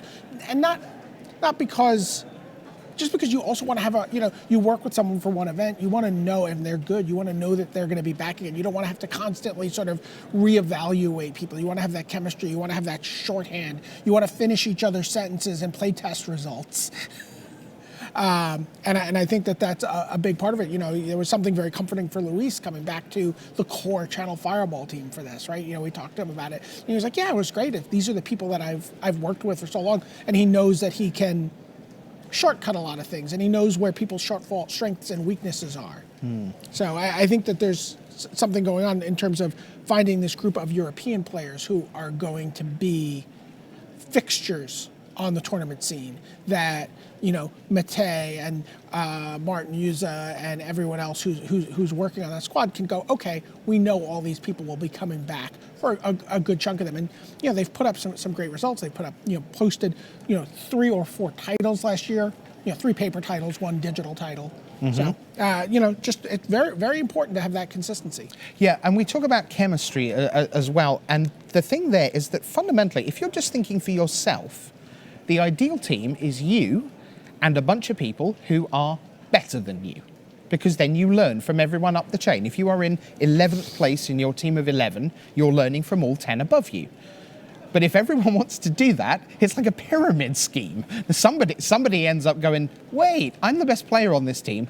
And that, of course, is part of the reason that Willie Adel is in the Hall of Fame, because he knows he's the best player on the team, and he doesn't care that he isn't playing with 11 players better than him. He actively wants to encourage Guillaume Medeiros Marian, Thiago Saporito. Right. Paulo doesn't need any encouragement at this point, it's fair to say, but he did once upon a time. We forget that when Paulo was making the top 8 of the World Championship in 2006, this is a guy who was like 15, 16, 17, at the start of his career. He was a very young man indeed, and that support was there. And Paulo said so in the Hall of Fame. Yeah, no, that was amazing to me. Yeah, I mean, when you think about the opportunities Willie Adel's had as a team builder, where they're like, hey, Paulo speaks very highly of you. You have the results. Why don't you come work with Team Channel Fireball? Come to Vegas. Play.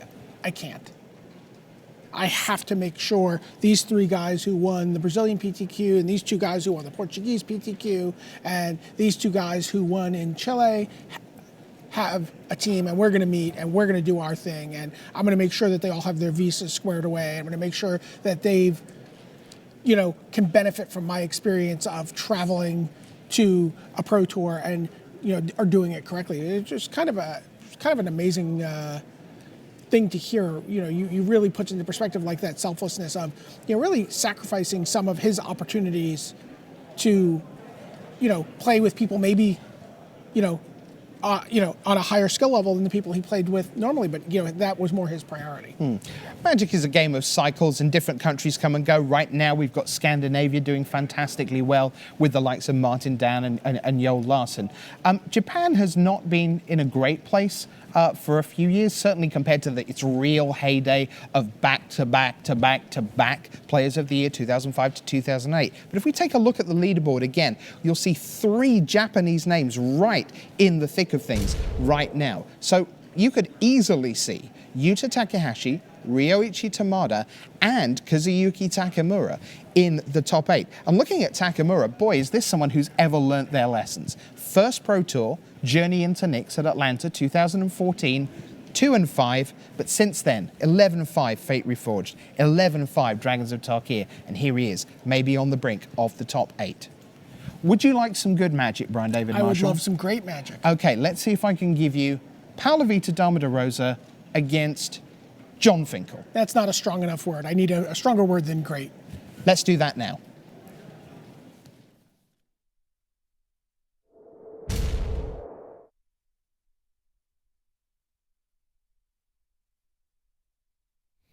Hello there, and welcome to the booth here in Milwaukee. That's Randy Bueller, that's Ian Duke, and I'm Marshall Sutcliffe. And you heard it from Rich. We've got Paulo Vitor Damo da Rosa versus John Finkel waiting in our feature match. Let's head down for round 15.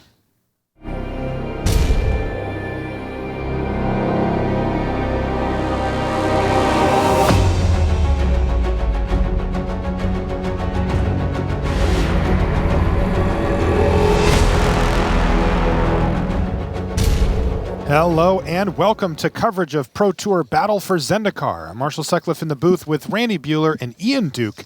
We're in round 15. We're down the stretch, and we have... This is just one of the best matchups I've ever seen in the feature match area. I don't know Randy, why you said one of. We've got 23 completely Pro Tour top 8s. 23 Pro Tour two top players. 8s and counting. Paulo tied for 3rd all-time currently with 9. We believe he's pretty much already in this top 8. That will become his 10th, but for now he's got 9. The only guy with more is that one, John Finkel, Johnny Magic. 14 Pro Tour top 8s, and if he wins this match, he'll run it to 15. He'll run it up to 15. So let's get underway here. Now, Ian, I want you to walk us through what the matchup looks like from each player's side here. So we saw a little snapshot of this matchup in the previous round. Paulo is playing the Atarka red deck, and he's up against Pantheon's Dark Jeskai deck from John Finkel. So John playing same or very similar list to Owen Turtenwald that we saw last round. Yeah, last round, Paulo got game 1, but Owen took game 2 and 3. Owen has already taken an intentional draw with Ricky Chin, so they've gotten to 37 points. Neither Rich or me or anyone else I know of can construct a scenario where 37 points misses this top 8. So congratulations to Ricky and to Owen. Now, John spent some time trying to convince Paulo that he was also already locked into this top 8. John would like Paulo to just scoop here and let John join in all the fun tomorrow. But they're playing for now. Feels like the incentives aren't perfectly lined up for Paulo to do that. Look, if I'm Paulo, yeah, maybe I think I am locked. I don't really want John Finkel in my top 8. No, have you seen him play Magic? I have. I want to beat John now. I'm like, you want to beat me on Sunday? You have to beat me now first. That's what I'd be thinking if I was Paulo. And apparently, something similar happened here because here they are playing. There was no scooping, drawing, or anything different. Now, we heard a little bit from Owen last round. He thinks that this matchup is favorable for the Jeskai deck. Yeah, and you agreed with him. I agree with both of you. However, he does say it's scary because we all know the Satarka red deck is capable of some explosive draws and combinations. Reasonable start here for Finkel. He's got a Soulfire Grandmaster, which is a big part of the equation here. As this is one of the ways that he can recoup a lot of these sort of incidental damage that he'll pick up off of these creatures, discounting one of those. You called it like a combo finish, Ian.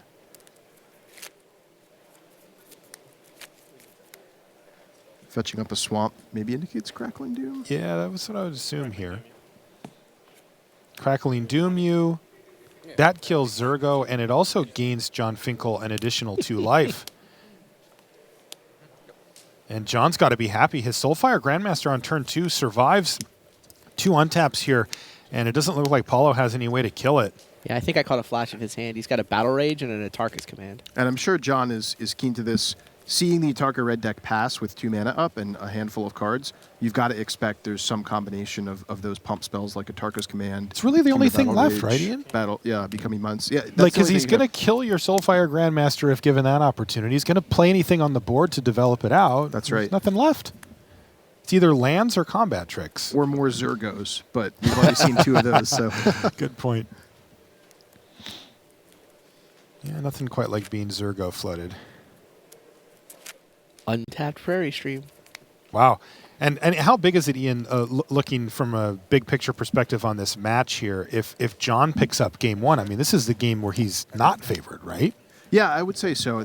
For sure, the Atarka red deck, it's such a focused strategy that it's very attackable post-sideboard, and game 1 is really the game it's hoping to kind of steal before the other deck can prepare as much. And then, you know, we've seen this a lot, these sort of very aggressive decks try to win game 1 and then just maybe hope to get one of the next 2 games.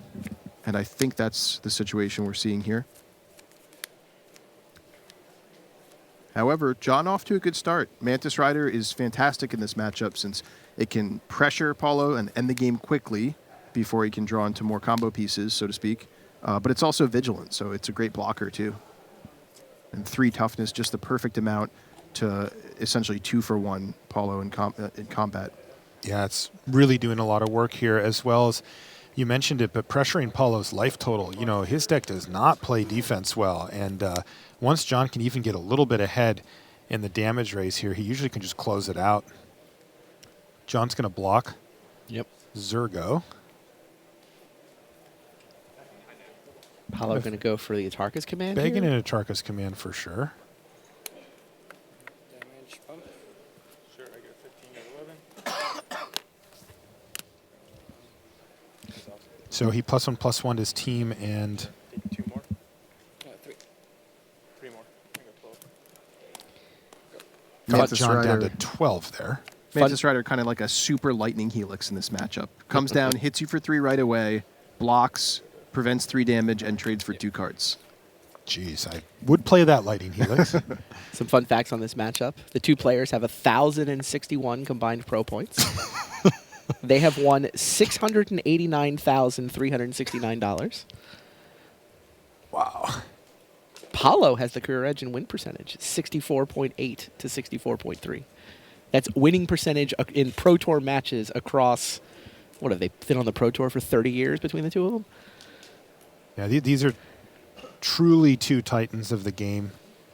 Yeah, the end of the week. As of the end of the weekend, they're going to be 1-2 in career Pro Tour top 8s. Paulo is breaking his tie with Nassif and tying Kai Buddha at 10 Pro Tour top 8s. And Finkel's either a catastrophe in the next either hour. adding one or staying the same. Either way, Or he's he's still only gonna be up 4 4. clear. Yeah.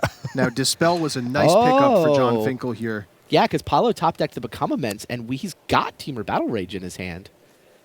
So Paulo legitimately going for the combo kill here. Yeah, and if John, you said John has Dispel in his hand? Yeah, I think he just drew it or He's drew gonna it wanna- recently. Yeah, you're right. He's going to want to Dispel this.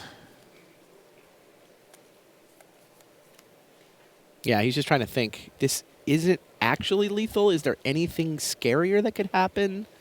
I don't think there is. Well, I'm sure he's anticipating the Battle Rage, and Yeah, I mean, it, the mana's just, sitting it right makes so there. much more sense to counter the Become Immense than the Battle Rage. Wow. He's going to let him go for it and counter the Yeah. Battle Rage instead, which does mean that he's taking a good hit of damage here, but it does mean he's not dead. Right. He gets Paulo tapped out. He gets the extra card out of Paulo's hand. But at the cost of 7 life. 6. 6 life plus the trigger. I guess he gets a trigger either way. I mean, the You're trigger's right, happening 6. either way, You're right. exactly. So 6 life he traded there. Now, clearly this is a calculated play from John, but I Yes. have to wonder if it's being a bit greedy. I mean, he is taking more damage overall. You always have to be careful about that against a red deck. The plus side is it does get him to commit both the Become Immense and the Teamer Battle Rage for a non-lethal combo, which will give John a little bit of breathing room in future turns. Yeah, he did also, by the way, Ian, buy back his Dispel using the Ooh. ability from the Soulfire Grandmaster. Oh. He drew Tassiger here as well. Maybe that's why he was so interested in Paulo being tapped out.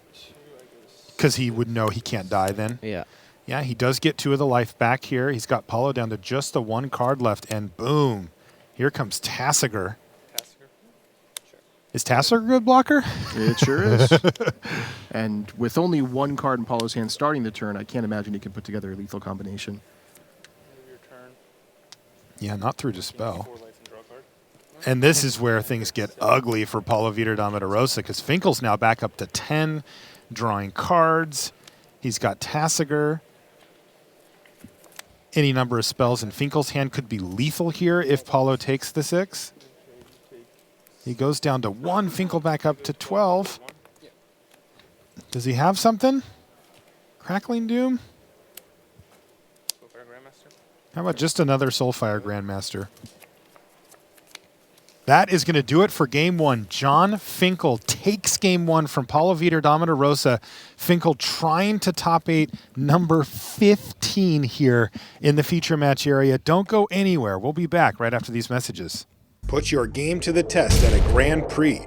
These open tournaments feature the best players in your region as well as top Magic pros.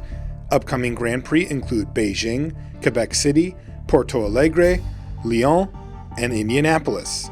Visit magic.wizards.com/Grand Prix for a complete schedule.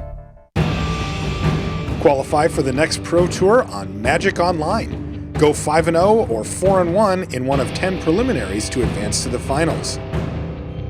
You can see the full schedule at mtgo.com. And welcome back to the feature match area here in Milwaukee.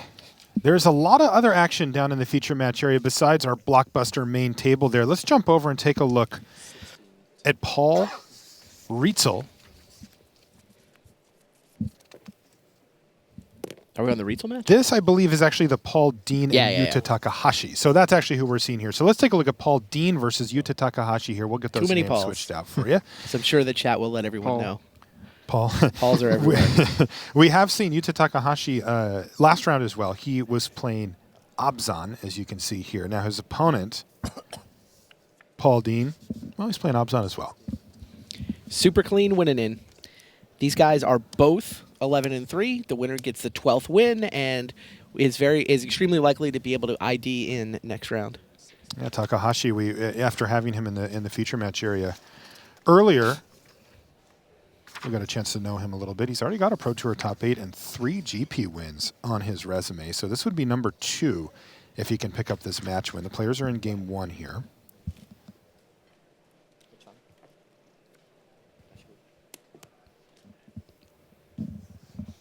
You want one more fun fact from that Paulo versus John match? Yes. Guess how many Pro Tour matches they have won between the two of them? I don't know.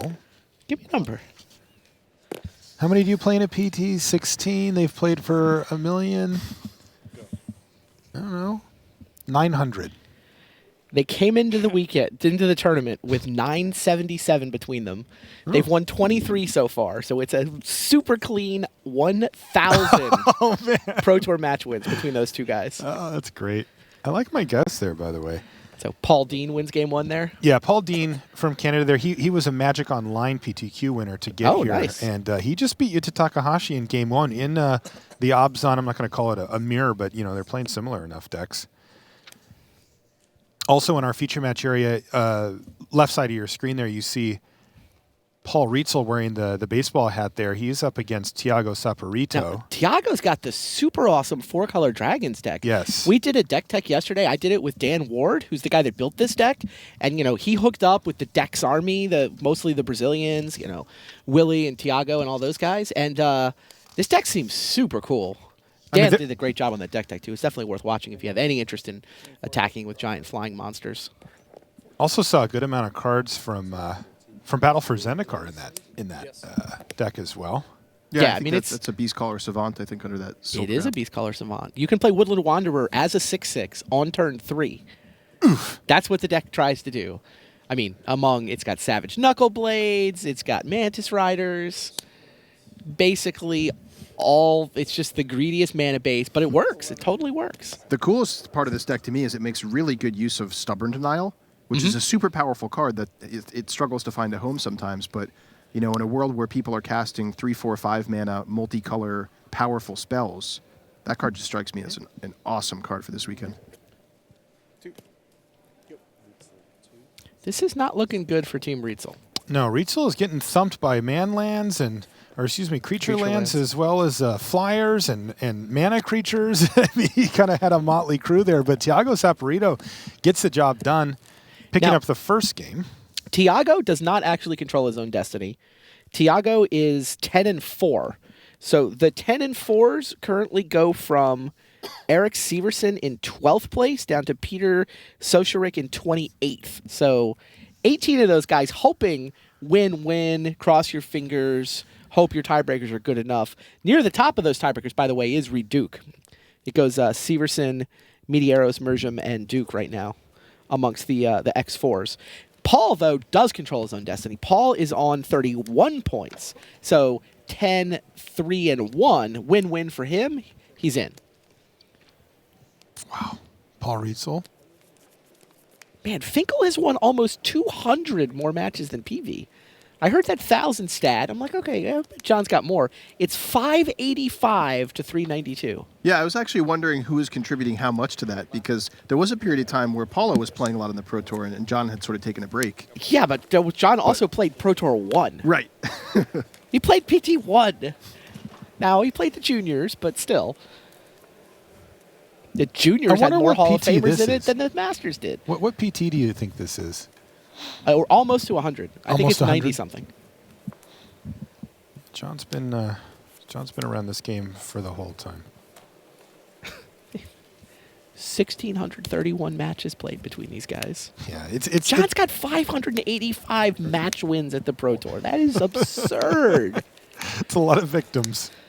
We're back on our main match, as you can see here, as Paulo. Now, the interesting part here, though, of course, is take a look at their records in the tournament. One of them, Paulo, is at 12-2, and Finkel's at 11-3. So they're not in the same scenario as each other. John Finkel picks up a victory here, and he puts himself in a position to draw in the last round. But Paulo will be in that same position even if he picks up a loss here. Yeah, it's pretty much identical to the scenario last round where Paulo played John's teammate, Owen Turtenwald. On the same deck, Paulo was up a match, just needed a draw, couldn't get it, so they played it out. Worked out for Owen. Will it work out for John? Will it indeed?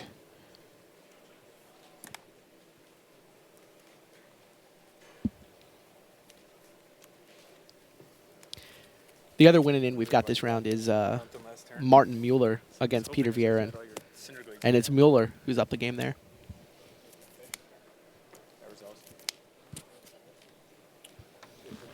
Tim Willoughby continues to remind us that was his pick to win the Pro Tour. A week ago. A horde of goblins enters the battlefield for Paulo, but it's met with radiant flames. Card we've seen do a lot of work this weekend. Yeah. Necessary sideboard and some a card against these small creature decks, and it's doing great work here. Ooh, but a nice follow-up from Paulo.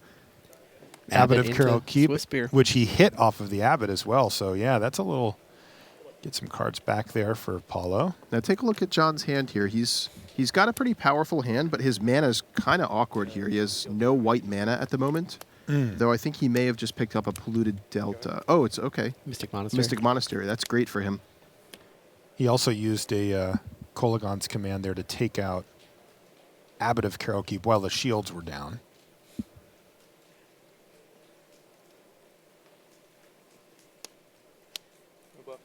Paul's going to attack with 2 Monastery Swift Spears, but has nothing else while John Finkel's tapped out. Just hits for 2 and passes the turn back. So it's going to be a sigh of relief for John. He could have taken a lot more damage that turn. John with his second Kolagon's command. I wonder if we'll see him try to empty Paulo's hand.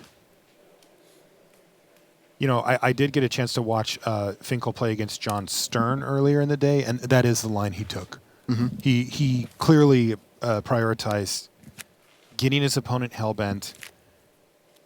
It just gives you so much more information against this deck because of that combo finish we've been talking about with Become Immense and Temur Battle Rage. All right, he's going to be patient here, though, and just play a Mantis Rider and attack with it. Now, I think Paulo is sitting on a copy of Atarka's command in his hand, so that could prove to be pretty dangerous, depending how these next couple turns play out. Abbot of Carol keeps the follow-up play here for Paulo, who hits a Lightning Berserker. Yeah, John's hand was 4 3s, right? Crackling Doom, Kolagon's Command, Mantis Rider. He basically had to pick one of his 4 cards to play. There was no way to get 2 spells this turn. And it does open up this little window for Paulo. Yeah, Paulo thinking about casting the Berserker. Do I want to dash it? Yeah, and he does. And it doesn't attack. Okay. So he does not want the Atarka's Command in that window. Now, this is because really he interesting. didn't want to lose the Berserker. Yeah, because John Did could John draw land 6? He may have. That is huge. He drew an Arishan Cleric off the top. Also huge. Okay, yeah, that works just fine. Oh, he's cracking the Polluting Die, I see. But one important note here is that dash Lightning Berserker serves as a buffer for the Atarka's command. Otherwise, John Finkel's second Kolagon's command could make Paulo discard the Atarka's command at an inopportune time. Oh, yeah, good point. Oh, is that a 3rd Monastery Swift Spear? Look at the team assembled now here for Paulo Vitor. This is where you start wondering how many cards your opponent has in their graveyard. Only 1 card in Paulo's hand, though. So I think John's gonna block, anticipating a spell triggering prowess, and then he can respond with Kolagon's command. Problem is he doesn't really get full value out of the command here, since this will be the last card out of Paulo's hand. Cards in hand was a question from Paulo Vitor Damo da Rosa, and he says, all right, here it is. Tarka's command. Usually it's do 3 to you, +1/+1 to each of my creatures. Yeah. In this case, all 4 of his creatures are getting +2/+2 off of it. Right. Now, the Mantis Rider does still trade for the Abbot, so John's basically being hit by 3 3-power Swift Spears, and he can kill one of them. Does seem like it is in his best interest. Curious to see what he aims this at. He can either kill one of the Swift Spears or he can keep his Mantis Rider alive but take a lot more damage. And the awkward thing is he'd love to regrow one of these creatures with the Kolagon's command, but the timing is just not going to work out for him. He can't afford to take the damage. Right. So this has him taking 6 damage. Plus the 3 from the command. Plus the 3 from the command.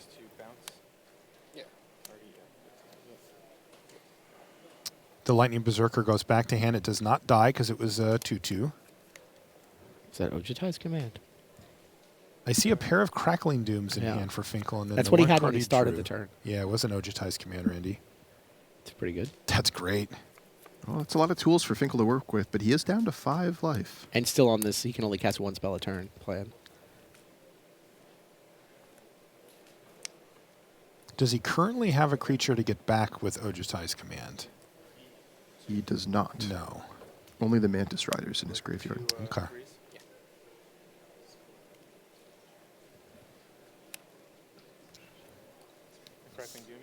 All right, we've got a match update from our back table again. Yuta Takahashi, sitting at 11-3, playing against Paul Dean from Canada at 11-3. They're going to game 3. Soulfire Grandmaster. Oh, nice pickup. That's a nice draw. This will do a lot of work here. So this makes the next Crackling Doom also gain 2. In addition to that, the Grandmaster could just trade with something in combat and then come back with the Ojutai's Command, if need be. I believe that was an Abbot off the top for Paulo. Yeah, it looks like it was. He did hit a mountain. It's off screen right now, but I could see it on one of my other monitors. He played it. Played a mountain. Okay. Plays the Lightning Berserker. Just the Berserker. Yeah, that's 5. That's a 5. Okay. So one option is just to block with the Soulfire Grandmaster, gain the 2. Block with the Cleric's not terrible either. Oh, yeah, that's fine too. Make him do 2 pumps and then he can kill it with Crackling Doom. He could also just let his Erishan Cleric Right, trade right, because that he might can be get fine. that back later. Even better. Because what this does is it gives him a target for Ojutai's Command that he didn't have before. And he still gets the Crackling Doom this turn as well. Wow, things are looking much, much better for Finkel after having fallen to 5. He's going to jump back up to 7 here. And he's at virtual 11, 12, 13, 14 if he wants it. Now, he does have a board state to handle here, though. Paulo keeps drawing gas. Yeah, he does. Dragon Fodder. And a Prowess trigger. Allows him to attack with a 2/3. John's going to dip down to 6 life, but as you can see, Paulo is now completely out of cards. It's going pretty wide, though. It turns out John Finkel's pretty good at figuring out these puzzles, especially when you take the whole unknown information part off the table for him.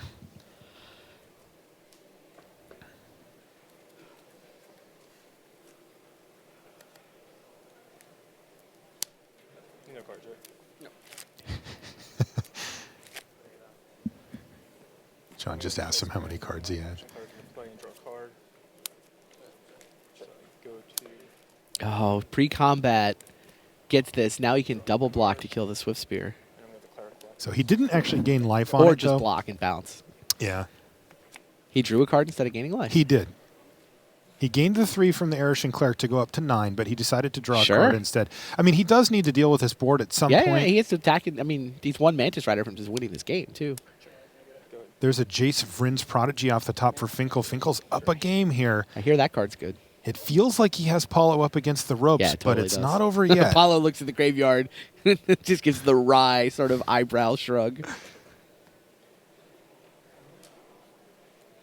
Paulo demonstrating his range here, though. Remember, the last big finish he had at a PT was with Esper Dragons. No, yeah, good point. If John flips this Jace, he gets to Radiant Flames with Soulfire Grandmaster in play to both clear Paulo's board and gain. I mean, it depends how many of his own creatures he's willing to kill, Yeah, but it'll be the 15 to 20 range if he wants it to be.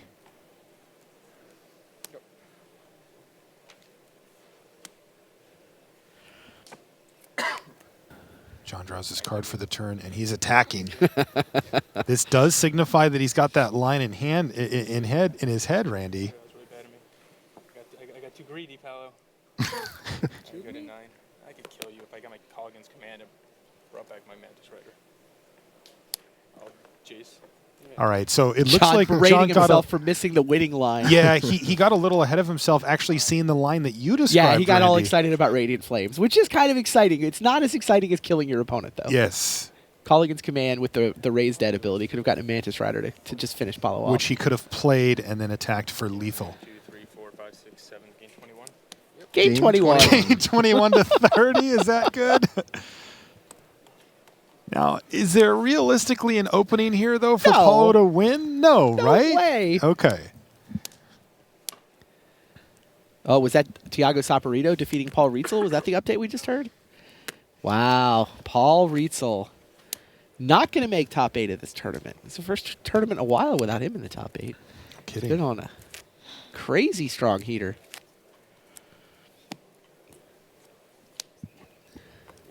Oh, man. It sounds like Peter Vieren has a virulent plague in play against the tokens deck.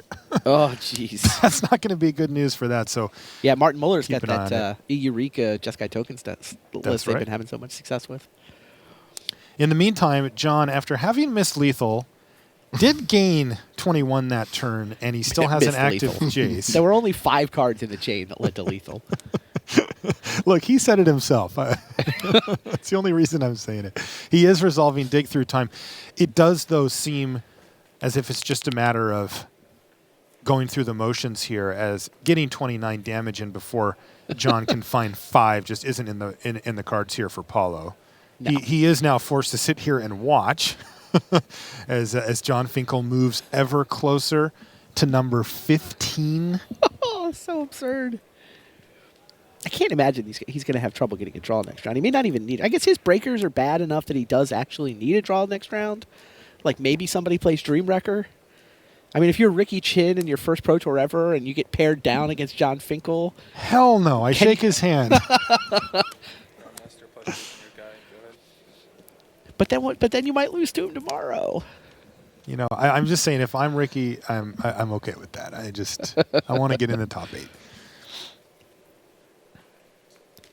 Now, if you've been here before, like Paulo, I think you have a different approach to it.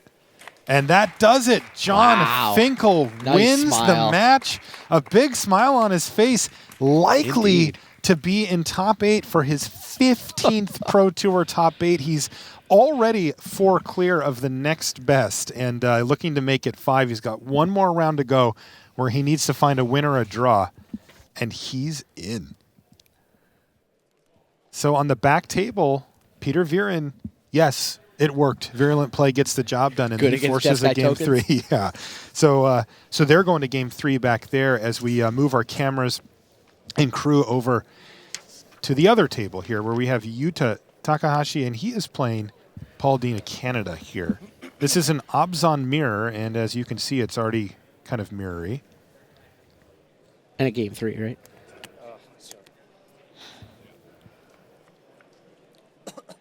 Correct, Randy. This is a game 3.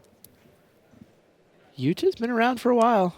200 career pro points, a Pro Tour top 8. Those 9 Grand Prix top 8s include 3 wins. That's impressive. 3 GP wins. There's not a lot of people with 3+ GP wins.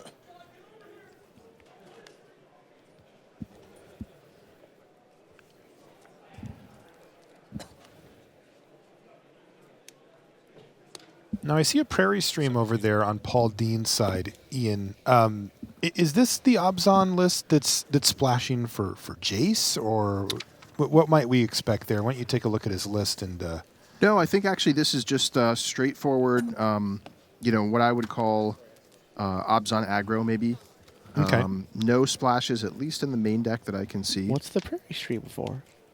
It's just get an extra kind of sideways getting a dual land. Oh, I see. He doesn't Like need the blue mana, but he wants to be able Sunken to fetch Hollow, it out. for example. He wants to be, yeah. That is the problem with Obzon, is that your dual lands, you have so many enemy color pairs that you have to get off-color dual lands to make the mana work. Right, so Prairie Stream can get either Sunken Hollow or Canopy Vista. So it can get all your colors, but in kind of a roundabout way.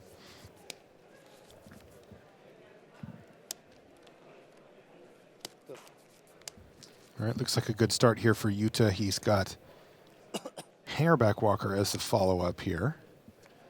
But the big hitter for Paul Dean has arrived. Anafenza, the foremost, is looking to rumble.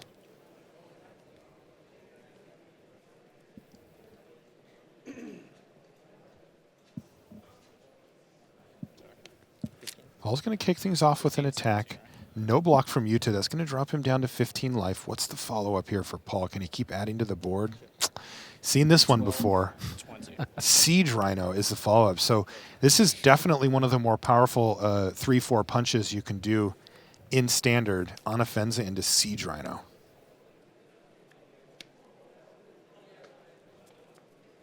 Wonder if is Yuta missing land drops here? Yeah, it looks like he has been. I don't know. I kind of caught it the way he flipped the card off the top of his library, like, give me something. He does have 3 mana and an Obzon Charm. So there's a chance that he's going to crack that to try to hit those lands or maybe take down a threat from the other side.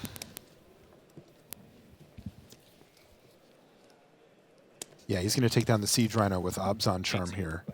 And yeah, no land drop there from Yuta Takahashi. Again, Paul Dean, Magic Online PTQ winner here. Playing his 4th Pro Tour. Yeah. Now, big problems coming here for Yuta, because I believe Paul Dean has a Wingmate Rock. Oh, you weren't kidding, Ian. Here it is. And that's going to do it. Yuta Takahashi just picks up his permanence. He's seen enough, and Paul Dean wins the match. He's now 11-3. Yeah, joins John Finkel and Paulo Vitor. Damo da Rosa at 36 points.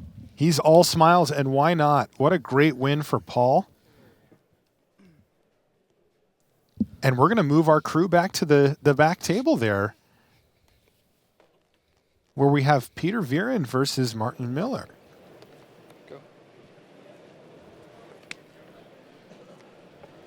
So we've got a big crowd of teammates and friends of Martin watching in the feature match area.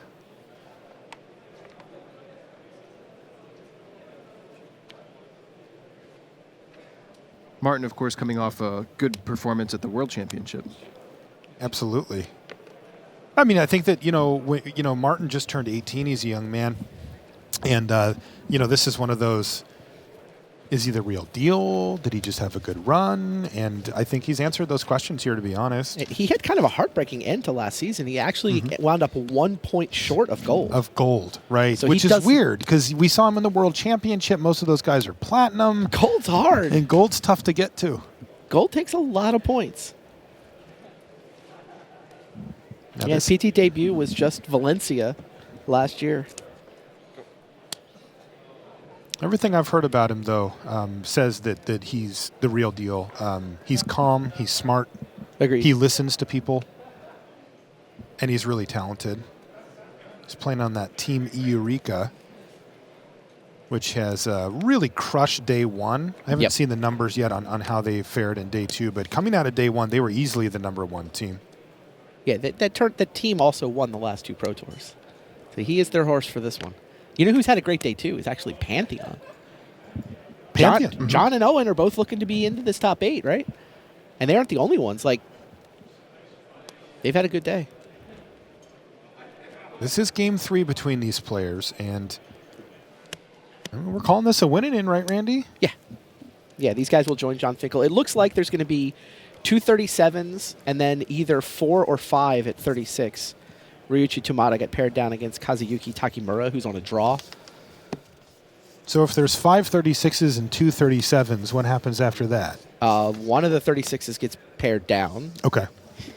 I mean, it should be those 6 or 7 should make it, but somebody gets paired down. A lot of it depends on how the 31 versus 33 match goes this round. They're in game 3, by the way, off camera, Tomata and Takamura. Take a look at Peter playing Esper Dragons.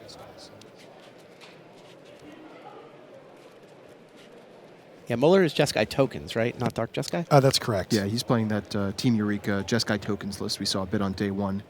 Yeah, Jeskai Ascendancy in the list. That's one of the key cards. Treasure Cruise. You know, think about the Jeskai tokens decks from last standard, and it has a lot of similarities to it.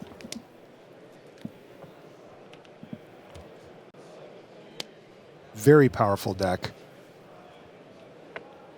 But it does seem that Peter Vieren brought the tools to beat it. We talked earlier, he had Virulent Plague on the battlefield. He doesn't currently. Yeah, just one copy of Virulent Plague in his sideboard. So awesome if it turns up. Cross your fingers. Yeah, cross his fingers. Here's to dig through time.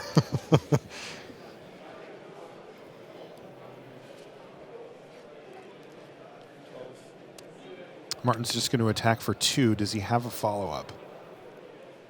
Peter's fallen down to 12 life. Again, this is game 3 here in what is likely to be a win-in for top 8. So much on the line for both players. Treasure Cruise for Martin. That is on the stack. Peter's playing Esper Dragons. Martin has left 1 mana available. And Peter says, okay. This is huge.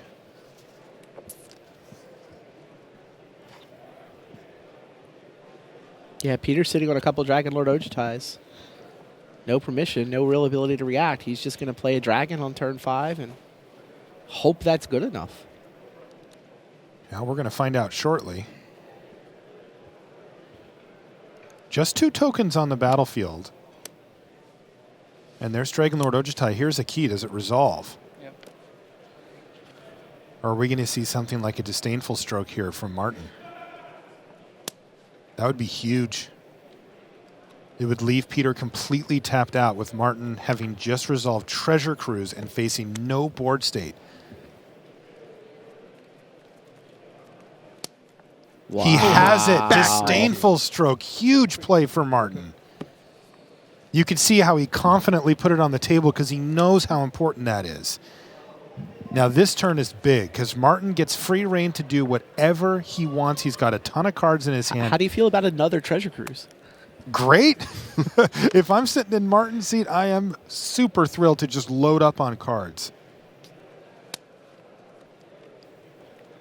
Now, a Jeskai Ascendancy wouldn't be bad here either. Well, he's mostly drawn land. He did get the Disdainful Stroke off the last cruise, but I mean, a bunch of land in his hand right now. Okay, so he is going to need to still hit. And Peter just has to shake his head. Yep, you got it. Hold his breath. Yeah, Peter thinks he's being crushed here, but actually Martin kind of needs to hit, or that All right. Dragon Lord's going to Well, there's stick. an Ascendancy, a And a Disdainful Stroke, and a Jace off the top. Enormous. Because Peter Vieren, as we can see, only has a follow-up Dragon Lord Ojutai. Yeah. Which is going to meet a Disdainful Stroke. Also, that Blighted Fen doesn't look great against the tokens deck. We have seen it do work, though. I wouldn't be surprised to see Blighted Fen pop up more and more often in these control decks, but what did he find here? Well, you can see what Martin's got in his hand now. we mentioned that as he drew them. Everything. Does he have a third cruise? Is that just, oh, that's left over. Okay. Still. Now, Martin did just pass the turn here, though. He's Yeah. left up. He's left up that Disdainful Stroke Stroke instead of tapping out for Jace or Ascendancy.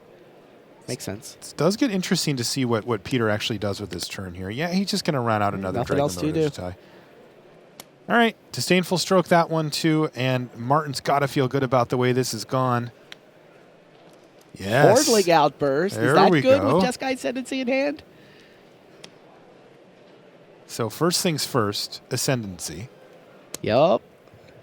And that's going to let him get a couple of those extra lands out of his hand on the loot Indeed. ability here as well. He finds another Disdainful Stroke, though I Yeah, he don't already think played a he's land going to this have turn. the mana to cast it. Still. Attack for 4. Right. And you have 5 tokens for next turn. Let's He is see, easily representing lethal damage here. Dig Through Time into Violent Plague, maybe? I think he just drew Dig Through Time. Oh, Ian. wow. I was being hopeful there. Yeah, but I think he may have actually just found it. Yeah, he did. Wow. Okay. Okay. If this finds Virulent Plague, I mean, you sketched out this line.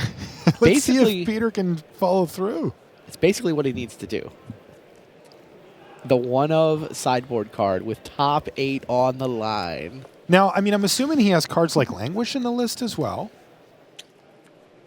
which I believe he has the mana to cast. Yeah, I mean, typically Esper Dragons has access to Crux of Fate, often Languish.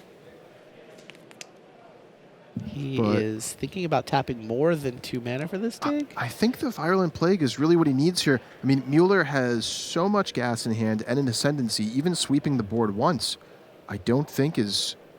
I mean, it's a start, right? Yeah. But Also, this does give him the option.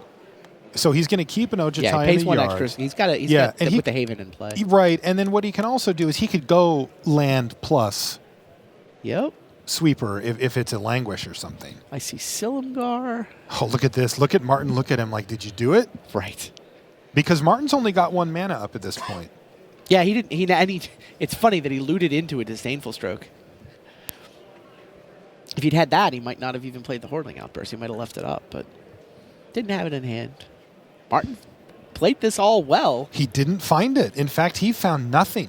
nothing. Jace, dig through time number 2, Dragonlord Silumgar. Uh-oh. Wow, yeah. Peter Vieren's lines at this point involve Martin not having a way to trigger Jeskai Ascendancy, which is a super long shot. And even then, it puts Peter down to 1. Just block on board. with an 0-2 Jace. Yeah. In this hypothetical where there's no way to trigger Ascendancy, Jace can block. Martin's probably holding his breath here. Yes. And he says, Dig yeah, through no time, problem. And the best he could come up with was an 0-2 Jace to block with. Crazy. All he needs to do is cast something. There it is, and that does it. The hand gets extended, and Martin Mueller, sigh of relief. He doesn't look too shaken about it, but you heard the claps from his friends, and there's a smile. He can't help it, as he's put himself in great position to make the top 8 here, and maybe hit gold this time around. Yeah, bare minimum, he's going to Atlanta. Yeah. So great win there for Martin, and what a fantastic round down in our feature match area. Great stuff. Super fun to commentate as well. Welcome back to the booth here in Milwaukee. That's Randy Bueller, Ian Duke, Marshall Sutcliffe, and we need to take a deep breath here in the booth because that was a lot of action down there. I know that Rich Hagan is ready at the news desk to get you up to speed on what's going on with the tournament. We'll see you in just a little bit. All right, thanks so much to the team down in the booth, keeping track of all the action. So this is where we think we are. Ricky Chin, 37 points. Owen Turtenwald, 37 points. Congratulations in. John Finkel up to 36 points. Needs one more point. That would be a handshake. Paulo Damo da Rosa still on 36 points. He's been there since 2 rounds ago. Still 36, still needs a handshake. Paul Dean from Canada up to 36 points. Needs a handshake next round. Yuta Takahashi on 33, one of the first players who needs to win their last round and see whether someone on 36 makes it in the big scrum. Martin Mueller, you've just seen, go to 36. Peter Vieren in the same boat. 33 needs to win, see what the tie breaks look like.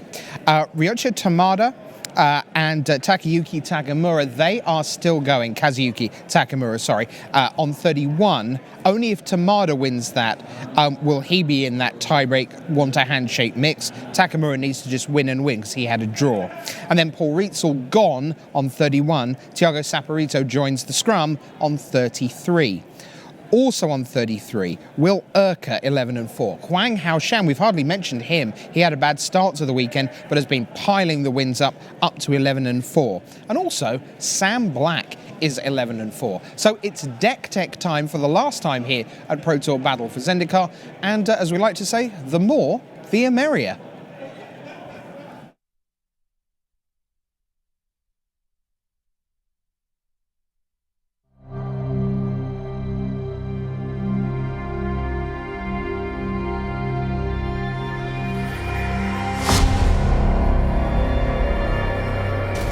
Hello, welcome to the Tournament Center here at Pro Tour Battle for Zendikar. Deck builder in residence Sam Black is here with us.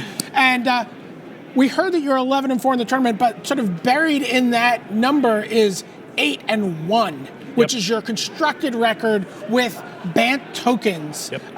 So let's set this up. Tell me where you were on Wednesday before the Pro Tour, and then where you were on Thursday before the Pro Tour.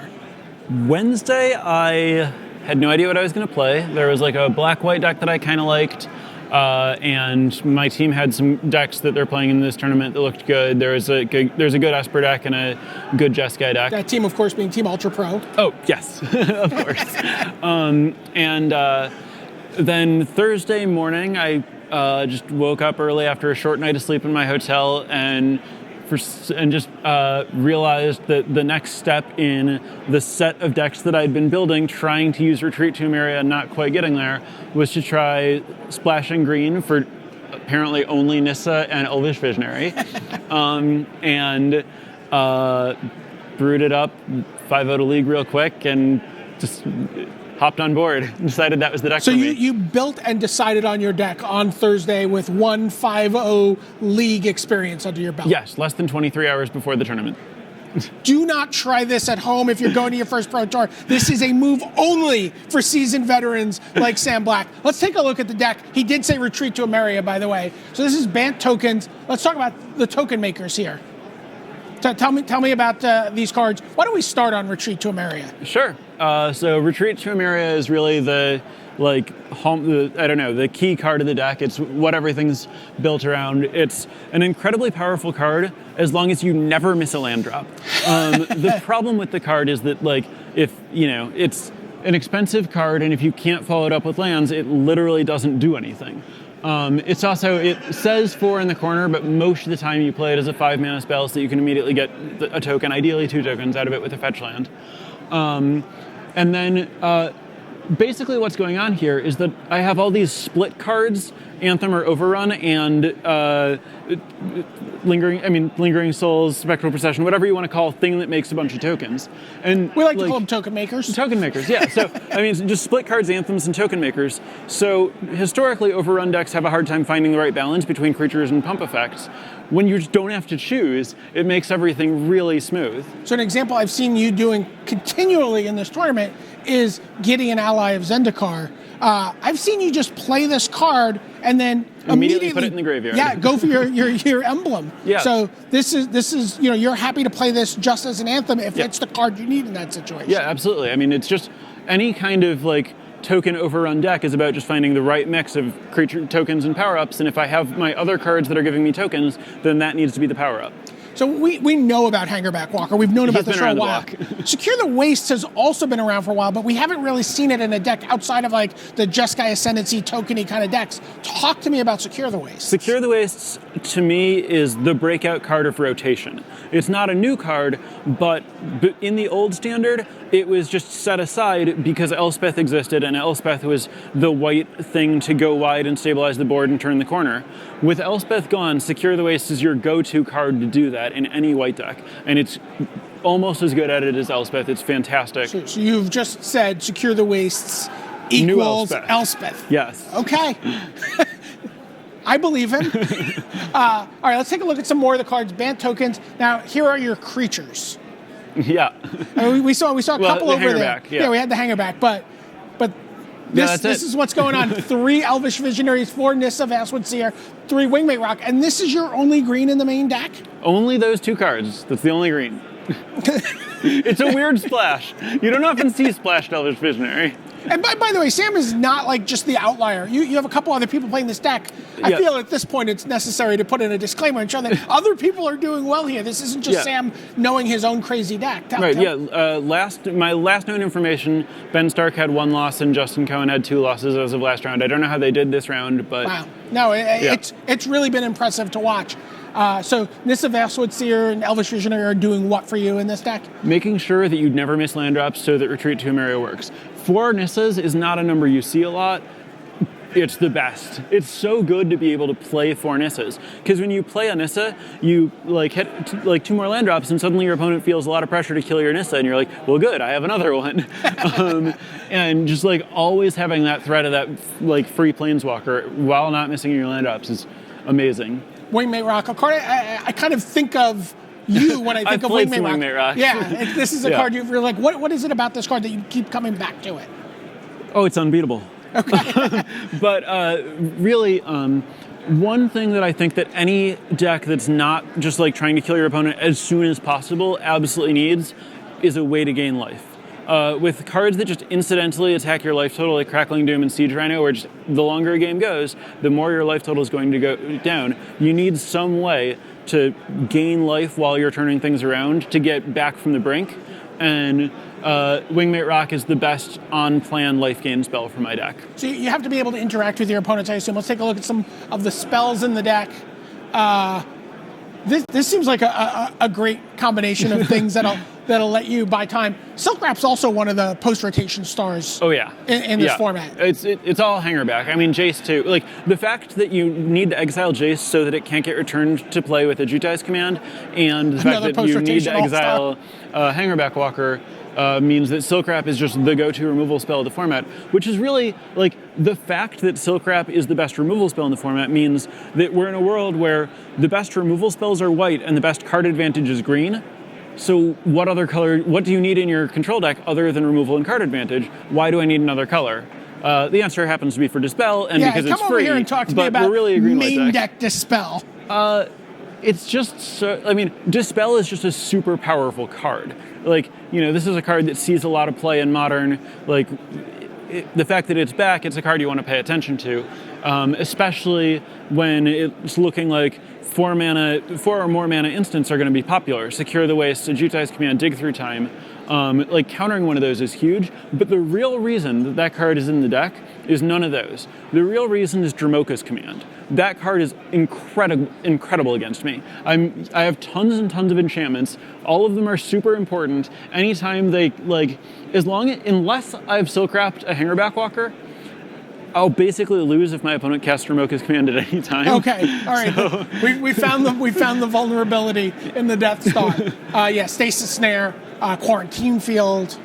Quarantine Field's a hot one when you never miss a land drop. Yeah, no, right. You're talking about, again, how many lands total in the deck? 26, but it plays, or 25, 26, 25. But it plays like 25, but it plays like 29 because of Nissa. Okay, so let's take a look at how you make that all come together. We've seen a lot of fetch lands, but one fetch land we haven't seen a lot of is Blighted Woodland. Yeah. And this is a card you said you should have had another one of? I should have had at least one more. At least one more. When you have Retreat to Emeria in play, which you often eventually will, this is just a land that is incidentally a seal of Overrun. Right, because people forget, Retreat to Emeria, yes, it makes an ally token, but it also gives all your creatures +1/+1 on landfall if you want it to. You have that option. Right. So. And so you'll notice, with Retreat to Emeria, you always want to be playing fetch lands, but I'm not playing the maximum number of fetch lands because extra fetch lands have huge diminishing returns because if your first 4 lands are fetch lands, you have to break them before you play Retreat, and you're not getting any value out of it. Blighted Woodland, you don't have to break ahead of time. You can play it, get mana from it, use it to cast Retreat to Emeria, and then still be able to break it later, which is a huge difference between that and the other fetches that makes it a much better fit. So what would you cut to make room for 1 or 2 more Blighted Woodlands? Plains, just like 1 Plains for 1 Blighted Woodland, and then maybe even a spell for another one. Let's take a look at the next, round out the lands. 2 Canopy Vistas, 4 Plains, 4 Forests, 2 Prairie Streams. Maybe that one of those plains becomes a Blighted Woodland moving forward. Yeah. You also, one of the things, I went over and watched you play this round, round you won, and you had Evolutionary Leap, and that's a card that's coming in out of the sideboard. Yeah. Tell me about that card and why you think maybe it should be a main deck card. Yeah, Evolutionary Leap has been incredible for me all day. Whenever I've had it in play, I've just buried my opponent. It's so good with every single creature in the deck that it feels like something that I probably want to eventually draw into just in the course of a normal game. I want to board it in against anyone where I expect the game to go past turn 7, and that's everyone except super aggro decks, and that's just enough of the field that it's very likely that you want 1 main. Right, and you're trading in tokens for these high impact creatures. And it also just lets you break your own creatures. Hangerback Walker, which is so important in this format. I didn't even think about that. Oh my god. Especially it's important for everyone, but when you need flying defense and you're trying to go wide, it's so much bigger. Okay, so I think that is it for the deck. Sam Black, I'm going to let you go out. You have another round to go. Sam Black, Brian David Marshall from the Tournament Center. Ban tokens, everybody.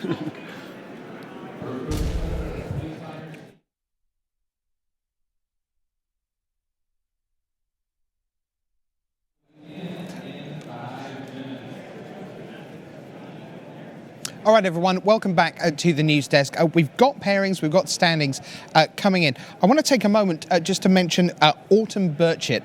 Now, Autumn Burchett is from England, so the bar's quite high before we mention people from England, because, hey, guess what? I'm English. But Autumn is in her first Pro Tour, and in the last round, she beat world champion Seth Manfield. That's a great achievement in and of itself. But as a result of that, she is at 33 points, in 17th place in her first Pro Tour, and theoretically is already qualified, by the way, for the next Pro Tour. 33 match points brings you back with another invite, so fantastic, but is also in the mix for a top 8 berth. Looks like tie breaks are going to work against her, but did just want to take a moment to say congratulations, first Pro Tour to Autumn Burchett. 11 and 4 going into the last round. Great job. Someone else we've been following this weekend with a great story is Brandon Burton of the United States. I hope most of you have read the great story of him. If you're not, if you're late to the party, go have a look on the Magic website. It's a terrific story, the story of Brandon Burton. Now, he is currently in 11th slot. I'm going to be joined by Brian David Marshall in just a little bit. But he's in 11th slot looking towards tie breaks. While we look at the tie break math, we're going to send you off to a little bit of video with another Hall of Famer who's not in the mix for this tournament, but wanted to talk to us, and we had a quick word with Frank Karsten. I'm here with Pro Tour Hall of Famer Frank Karsten, and we are here at the end, towards the end anyway, of day 2 here at Pro Tour Battle for Zendikar. And this has got to be a place you enjoy being as a student of the game. Yes, exactly. This is the time where all the deck lists from everyone become available, and I can look over them and see like what the new standard metagame is shaping up to be. Well, coming into the tournament, people were talking about the 4 pillars of the format, and it's kind of played out that way a little bit, but is there room for evolution going forward? Well, for sure. I played against Gabriel Nassif in the format, who surprised me with an aristocrat-style deck, which relied on creatures that benefit when you sacrifice creatures. That looked awesome. I tried building something like that as well, didn't get there. Also saw Christian Calcano and other players with like a blue-black variant of that deck. That may be like one of the few relatively unexplored angles, which I'm hoping to see more of in the upcoming weeks. What was the coolest deck you thought about coming into this tournament, but you didn't have the either the courage or the results to pull the trigger on? Or the wisdom not to play it, perhaps. I made a lot of really bad brews. I think I got laughed out of the room for making some Grixis ingest deck with like all the ingest creatures and then some more devoid cards, and it didn't win a single game, I don't think. But that was, well, something I was trying. Always the new cards from the new set, seeing if it can work together. It was fun, but there is just not enough support for it. I also tried a Ram deck, trying to get into Ulamog, with Hedron Archive and all the sweet lands, but without Rampant Growth, it just didn't get there. I'm hoping to see some more support for those archetypes in the next set, and Ode of the Gatewatch. I will certainly be looking for that. Knowing what you know now about this particular event, what deck would you have played in the tournament? I played Atarka Red. I didn't make day 2, but I would have, if I would have to make the same choice again, I would still play the same deck. I enjoyed how it played. It fits my playing style. I like all the combat math and counting with all the pump spells. It's kind of like playing Affinity, but in Standard. I love that. Although I didn't do too well with it, I like my deck choice still, and I would have chosen the same going forward. Some interesting comparisons we've gotten for Atarka Red. Paulo, Vitor, Damo da Rosa called it Splendor Twin. Frank Karsten calls it Affinity. Those are both very scary decks, so we could be seeing a lot of Atarka Red in the coming weeks. For Frank Karsten, this is Brian David Marshall. That's Brian David Marshall. That's Brian David Marshall. You said there weren't 2 of you. All right, so there's lots and lots of math going on here. Why don't we send you to our leaderboard overall and try and make sense of it for you? This is dependent on who plays and who doesn't. So we'll work through the pairings first of all. Ricky Chin is up against Paulo Damo da Rosa. That's 37 points against 36. They could choose to ID, so very likely they will do that. Now, Owen Turtenwald is part of a group of 3 players called the Peach Garden Oath, one of whom is Reed Duke.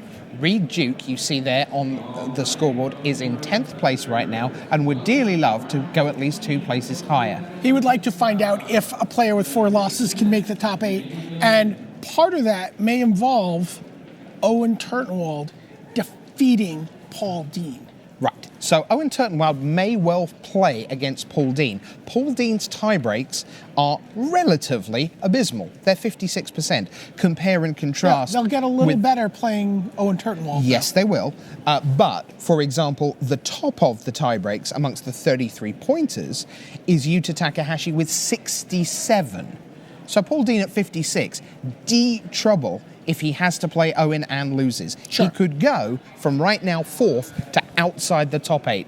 We call that dream crushing, and there's a reason for that. That is what potentially is happening there.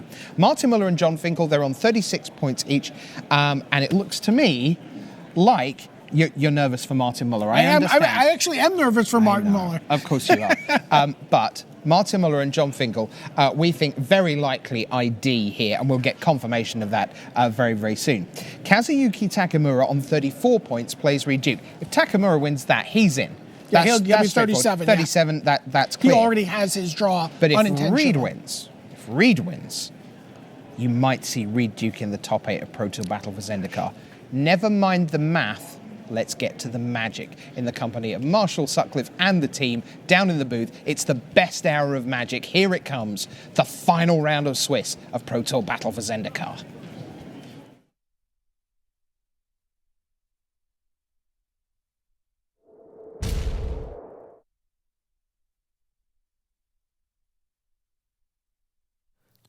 Hello there. Welcome back to the booth here in Milwaukee. Randy Bueller, Ian Duke, and Marshall Sutcliffe. And there's tension in the booth. I can't imagine what it's like down in the feature match area. Owen Turtenwald is playing Dream Wrecker to block for Reed Duke, to add Reed to a top 8 that already includes Paulo and John and Martin Mueller and Owen. Yes, this is awesome. This is shaping up to be an all-timer here. Let's head down to the feature match area for round 16 here from Pro Tour Battle for Zendikar.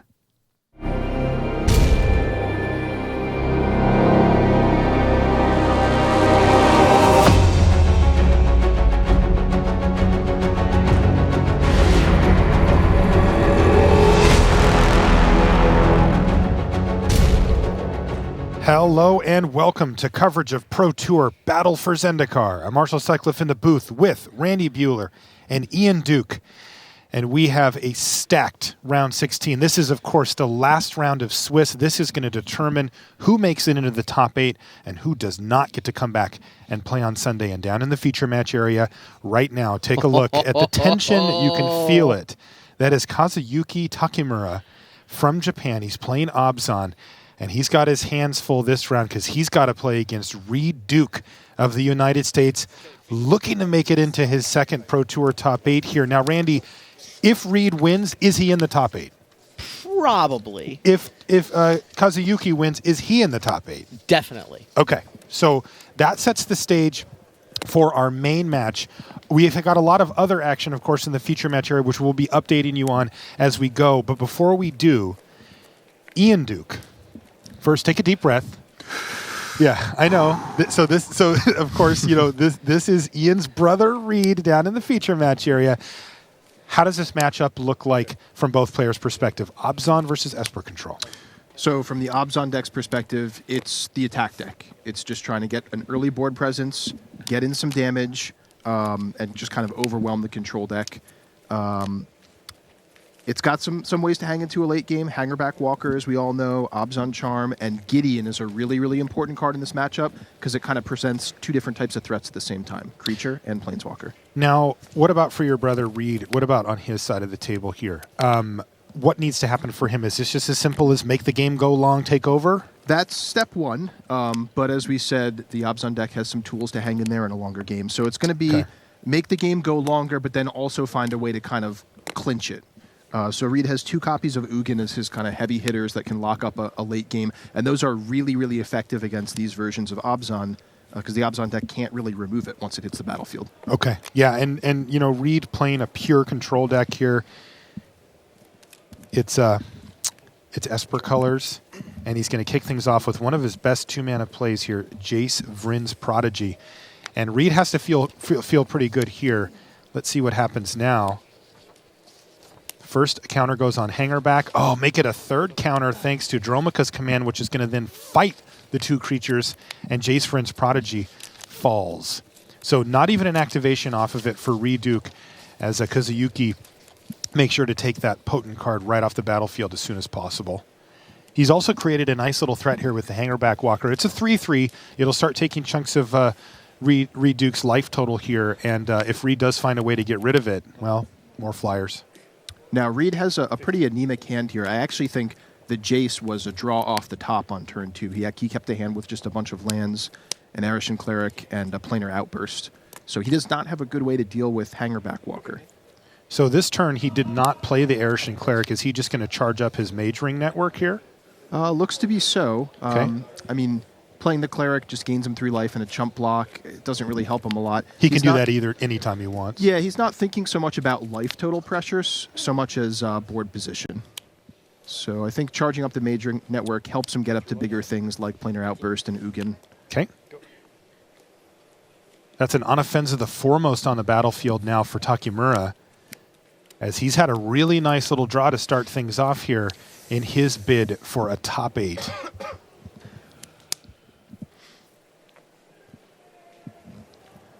Now, interestingly, going on our side tables as well, Randy, we've got Owen Turtenwald playing against Paul Dean, and there's some kind of interesting interactions happening over there as far as tournament math goes. Yeah, Owen's already in the top 8. He could have given Paul Dean a draw so that Paul Dean would clinch top 8, but he's not. He's trying to make it easier for Reed Duke to advance with a win. He may actually wind up doing a favor for Brandon Burton. Sandy Dog. Yeah, Sandy Dog may get the 8th seed. Wow, and Owen has just won game 1 already. Holy smokes. So Owen's doing what we call dream crushing. Trying to, yeah. Paul Dean is in with a win or a draw, but Paul Dean's tiebreakers are not good. He is out with a loss. Now, what are Owen's motivations there? Helping Reed. His friend Reed Duke. Absolutely. Also, getting the 1 seed would be nice. He will, in fact, be the number 1 seed and be on the play every round tomorrow if he wins. If he wins that match. Okay, so we will keep you up to date on that as well as we kind of move our way through our final round of Swiss here. Oh, Planar Outburst. And here's Planar Outburst. Now, that is going to help clean up what had gotten to be a pretty threatening board there for Takamura. But as we've mentioned before, you mentioned it a few minutes ago, Ian, nice little threat there with Hangerback Walker, as it's going to leave him behind the 3 Thopters. And we'll also note that the Shambling Vent picked up a counter from Unoffensive last turn after attacking, so that's also a potent attacker too. Yeah, fantastic start for Takamura here. He had a couple early creatures, and sitting in his hand, he has a Den Protector and Obzon Charm to add some recursion and card advantage to back it up. In addition, his threats were particularly difficult for Reed to remove here. Hangerback Walker is a problem in 2 ways. First of all, the Thopters that come after a Wrath effect like Planar Outburst. Second thing is, Hangerback Walker and its Thopters are all colorless, so Ugin does nothing against them. So Reed is in a really, really tight position. Yeah, absolutely. And the Shambling Vent, the creature land down there as well, makes things even tougher. As only sorcery or only instant speed things are going to be able to deal with that. Reed looks calm. He's just looking at Kazuyuki and trying to figure out what he's doing. Looking at what Reed's up to, cards like Dig Through Time and such are the kind of thing he wants to see to find the right answers, right? His hand doesn't really have a whole lot going for it. He doesn't have a lot of time, though. Yeah, this is not looking good for Reed Duke at the moment. It's interesting to me that Reed chose to play a different deck from the rest of the team. Both the other Pantheon guys who are through to this top 8 already, John Finkel and Owen Turtenwald, both went with the Dark Jeskai list. Yeah, Reed actually said this was one of the first decks he started playing in testing, and he just kind of was getting some reps in on his own, and he tested a bunch of different things throughout the process and grinded against the other Pantheon players, but never found a reason to switch off this deck. He just kept winning with it. So there's that Dig Through Time. So one of the best draws I think he could get here, but I mean, he's still in a really, really tight position. He's down to 8 life here after cracking that Polluted Delta. And there are 9 points of power on the board on the opposing side, assuming that Den Protector gets turned face up. Also, we know Takamura has 2 copies of Obzon Charm in his hand to potentially add even more power to his board. So I think we're seeing Reed's maybe final desperation here. Although never say never. Dig Through Time has worked miracles before. Indeed. In the past. Here it is, Dig Through Time. Did have to tap 3 mana for it. Yeah, Reed has to find something pretty amazing here. He does have his Mage Ring network with 2 counters on it, so he's got a little more mana than it looks at first glance available to him. But what can he even find here? So it's a great start for Kazuyuki Takamura. Can he capitalize on it and pick up that first game win over Reed Duke to get himself 1 game away from the top 8?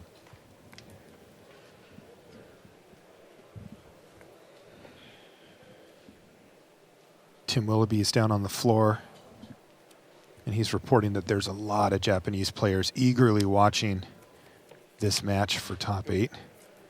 All right, Reed selected 2 cards from his dig and just passed the turn back.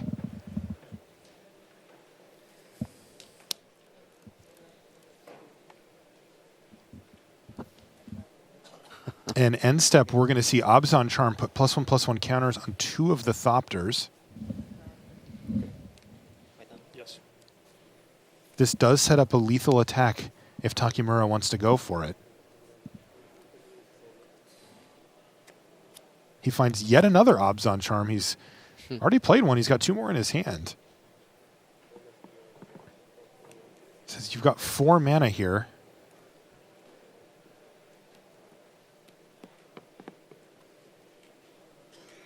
It's lethal if he flips up the Den Protector and attacks with just the creatures on board.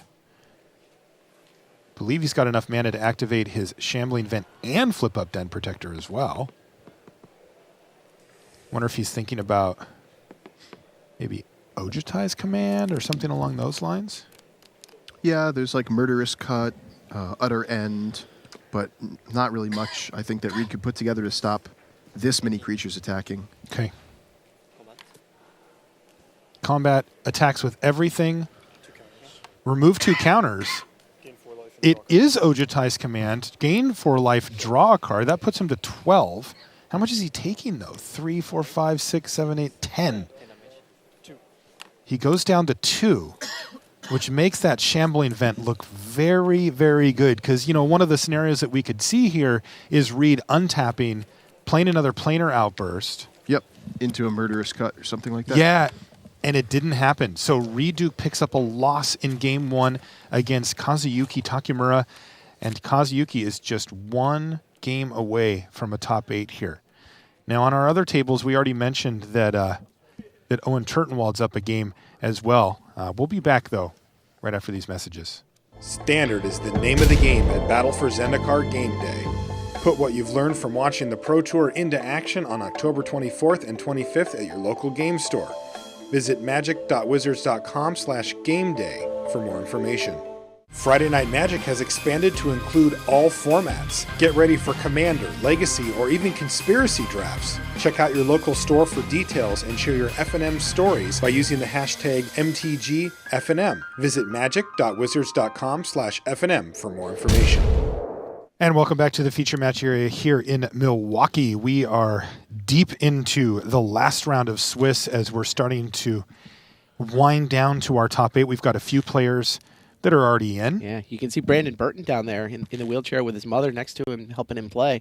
He is playing for either 8th or 9th here with a win, depending probably on this game between Owen Turtenwald. But Javier Dominguez has taken Game 1 in that match. They're shuffling up for Game 2 right now. Now we're checking in over here on Owen Turtenwald, who's up a game over Paul Dean. You can get a look at the life totals there as that game starts to play itself out. Again, Owen Turtenwald is in our top 8 virtually. And Paul Dean would be in with a draw or a win. He's going to have to get the win. Yeah, sometimes you got to earn it. Wonder if Owen has any thoughts about that constructed master slot at Worlds as another reason to play. 3 more points here could help him toward, that's a good point, toward Randy. that world spot. That's a good point. I doubt that's super relevant. Like, I think he would, if he was paired against a friend, he would take the draw. But he's paired in a situation where he can help a friend. I think it's trying to help make Reed's path easier is the primary thing going on here. Also, as you said, better seeding in the top 8, right? Yeah, if he could have drawn into the 2 seed, but he's behind Ricky Chin on breakers. So the draw would get him the 2. A loss could drop him below that. Will drop him to at least a 3, in fact. You know, after that last sequence there between Owen and Paul, I'm getting some kind of body language stuff from Paul that, all right, he hit a land. I see. So he was, I think he was worried about hitting a land there, but things are not looking great for him unless he's got a nice play here.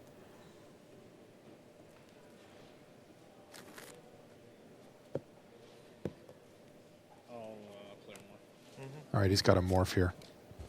Okay, so things moving forward here for Paul Dean as Owen Turtenwald looks to clean up here. He's going to knock him down to 9 this turn. Wow, Wow, Manus Rider looking great here.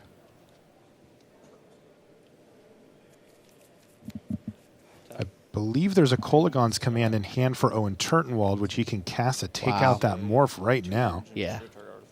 Oh, and destroy an artifact just to make sure that the Hangerback Walker doesn't get out of hand. Pretty good. Win here means that Reed Duke would be either 7th or 8th with a win. A loss here by Owen, and Reed is either 8th or 9th. It's kind of a big difference. Certainly big enough to play for. Of course, Reed's down a game. Reed's still got some work to do to hold up his end of this deal. Yeah, we'll touch in on those sideboards in a minute when we get back up to our main match, Ian, and get a little report on how things change post-board. But let's focus in on this quite important match, especially if you're sitting in Paul Dean's seat, as this is his top 8 on the line here.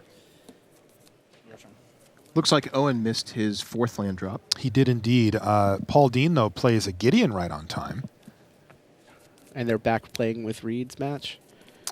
It does look like we're back playing there. So why don't we jump over? That is an absolutely critical match as we start to make our top 8, as we have a potential winning in here on one side and then maybe a winning in on the other side as well for our main match. So let's jump back down there and see what happens in game 2. Now, Ian, you've been looking at these sideboards. What do you see in here? So I think Takamura is going to bring in some additional hand disruption, or some hand disruption, I should say. He doesn't have any main deck. A couple copies of Duress and Transgress the Mind will probably come in. And he has option to bring in extra Planeswalker threat in Sorin, maybe Tassiger in case the game goes long. Reed, on the other hand, has some pretty good options here, too. He's got 2 copies of Dragon Lord Silumgar, which seems perfectly fitted against a deck full of mid-range creature threats. A copy of Disdainful Stroke. 3 copies of Surge of Righteousness.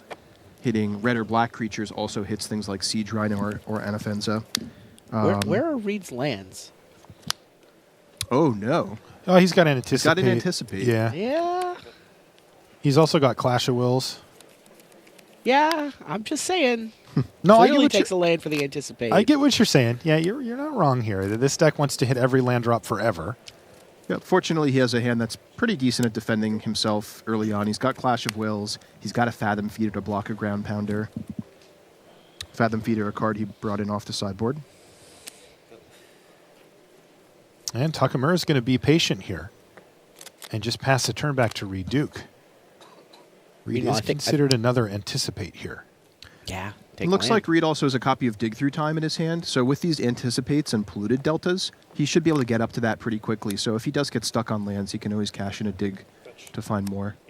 So Did he find a land there? I think so. Okay. This is actually, I think, a pretty fine start from Reed's perspective. Yeah, this is here. working out. The 2 Anticipates have worked out just fine. Yeah, it looks like he found a Sunken Hollow off that Anticipate as well. And like you said, Ian, he's already got 4 cards in the graveyard here. Yeah. And meanwhile, Takamura hasn't played a spell yet. Yeah, Takamura being patient here, but you don't want to play too much into Reed's hands here. It's not patient, right? It's just his draw. He just can't cast anything? He could have cast 1 Transgress the Mind. It's the only card in his hand he could play for less than 4. Huh. Right. It's a pretty slow draw for Takamura. He actually can't, right? Because that's a Windswept Heath. That can't find a black source? What's the land on top? Looks like he just top decked a Flooded Strand. That would be his first black source. So he wasn't able to cast Transgress the Mind up until this point.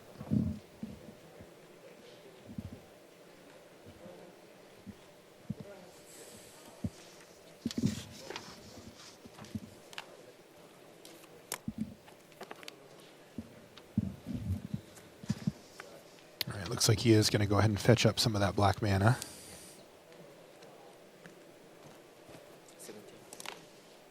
Gets the basic planes first, so it'll come into play untapped. Yeah, I think Takamura would have loved to run the turn 3 Transgress into turn 4 Gideon, but just now found his black mana. I do believe that land, the leftmost land on his board, is a Canopy Vista. Transgress is interesting. Converted mana costs 3 or greater. You know, it's good at taking away threats, but many of the answers it's not as good at. All right, and it looks like it was just a Siege Rhino that Takamura went for there, but Reed Duke Clashed of Wills. And this is a big turn here because Takamura has to keep loading up the pressure on Reed Duke. Otherwise, he's going to start resolving dig through times and just run away with this thing.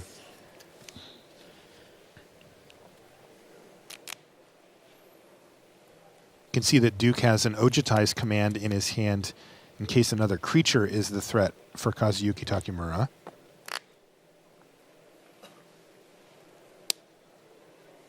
Land. And he's going to play Gideon, which is interesting, as Reed does not have a way to interact with that right now. Yeah, he just drew Ojutai's command, which would have been great on the Siege Rhino. Mm-hmm. If he could have Ojutai's command, he'd be able to sync this one with Clash of Wills, but Now, not the order he drew his cards in. Right, but he can actually dig here with 2 mana up, right? Yeah, and Reed plays 4 copies 3 mana up. of Clash of Wills and probably brought in a Disdainful Stroke. So Does he have Scatter to the Winds also? He does too, yeah. So if he can dig with 3 mana up, he's got many, many ways. Even 2 mana gives him plenty of ways. Yeah, he can.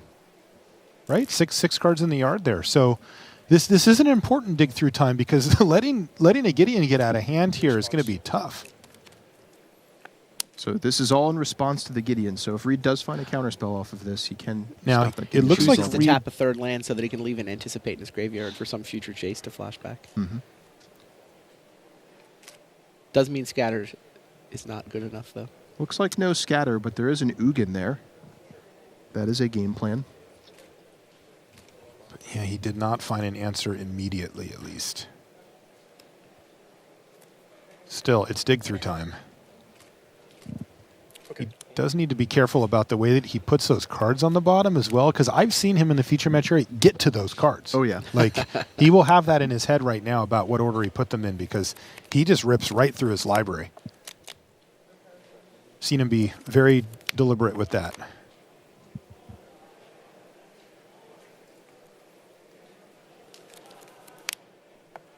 So that's 6 mana now for Reed Duke, 2 away from an Ugin.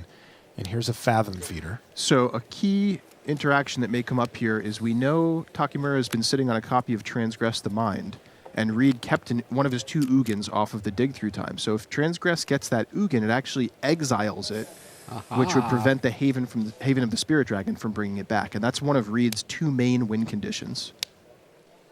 So that could be big the other for one being the Kazuyuki. other Ugin? The other one being the other Ugin, yes. I would be willing to wager that he brought in his Dragon Lord Silumgars too, so that's probably another way for him to win. There it is, Transgress the Mind.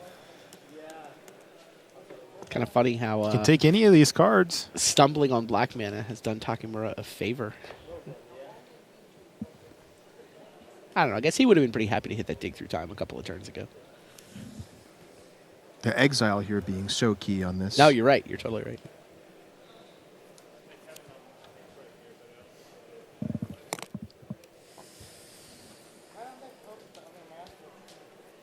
You have to.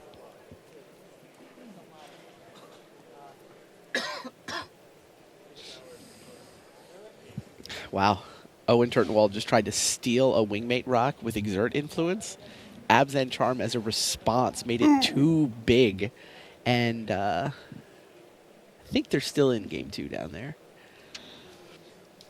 Yeah, still in game 2. But both life totals below 10. You have to take Ugin here, right? It's the obvious pick, but it, of course, is going to have to match up with what Takamura has in his hand. He does take the Ugin, though.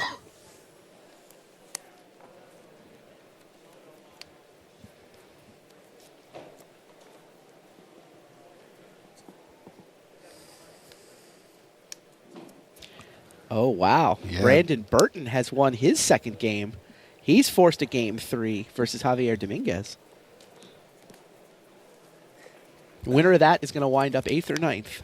All right, it looks like Kazuyuki's getting aggressive here. He just plussed his Gideon and attacked with both. Reed is going to trade off Fathom Feeder for a Night token and take a big hit here. Draw a card, return to play. Sure. I mean, he's got Ojutai's command set up. He's got to bring it Ojutai's back. command to get back the Fathom Feeder and draw a card on end step. Reed's at 12.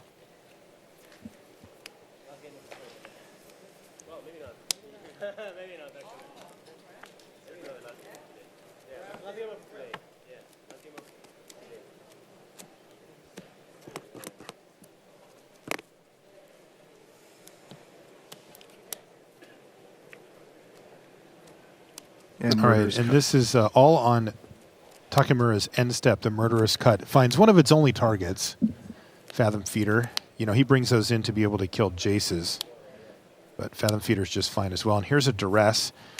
Nothing to get Swing and a there. miss. Yeah, it's just Tassiger and a pair of Forests there for Kazuyuki. So at least Reed knows what it is that he needs to deal with now. It's just a question of, does he have the tools to do it? Hits his 8th mana now and passes the turn back. He's got that planar outburst in hand, but Doesn't deal with Kazuyuki, Gideon. yeah, and he knows about it.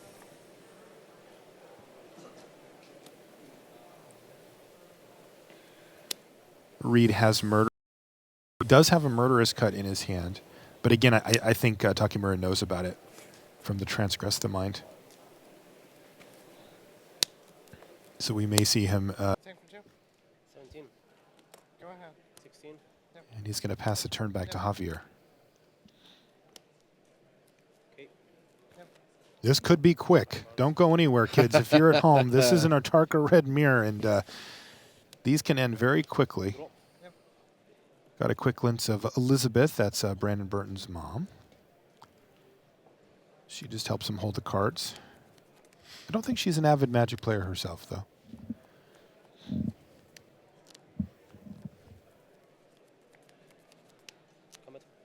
Yep. No blocks. 3. Yep. No blocks, says Brandon Burton. 15. Takes 3 damage, down to 15. Yep. And a McKindy Slide Runner. All right, so Javier has the slightly bigger version of the deck here. I don't think Brandon's playing Slide Runners, and there we go. Wild Slash to take it down. Well, if I recall, I think Brandon's version is a lot more burn heavy than many of the other Artarka red decks. Serving him well today. He's 11-4 and maybe playing for top 8. Yeah. Now what does it mean for Javier, though, Randy? I mean, their breakers are almost identical. The Okay. winners, I mean, Brandon's are slightly better, but it's in the 3rd decimal point. With Owen Turtenwald winning his match, but Reed losing, the winner of this is probably 8th. So Owen has effectively opened up a slot in the top 8 here. Yeah, he knocked.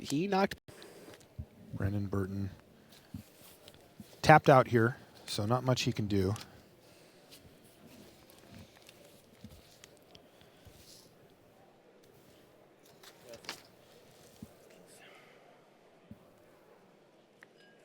Dominguez is a Grand Prix champion. He won GP Paris back in 2014. He's played 19 Pro Tours. Silver Pro with about 30,000 in career winnings. That qualifies him as a regular. Yeah.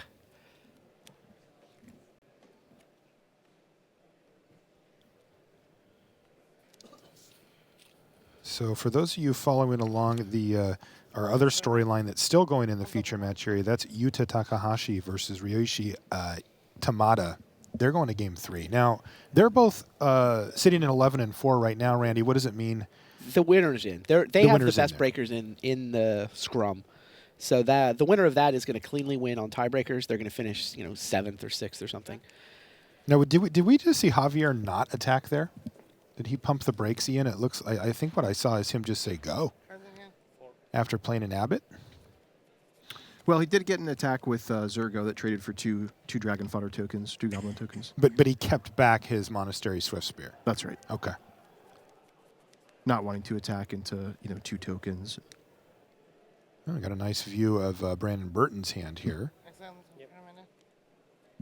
Forest. Okay. I'm gonna play that. Okay. All right, so Abbott exiles a forest, which Brandon plays immediately. Then attack for 2. And he's just going to keep chipping in there with Zergo. No effects. Okay. Brandon Burton, again, a Magic Online player, so he knows all the interactions with the, no effects. I often hear that from the Magic Online guys. Ooh, and here's a Wild Slash now. Post-combat to leave Javier Dominguez with no creatures. Brandon Burton working his way forward here. This is game 3.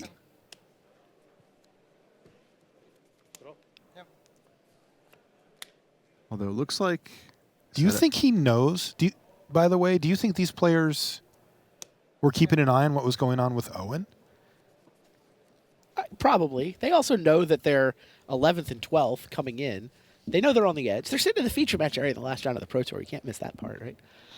It's true. I don't think they're confident that they're definitely in, but...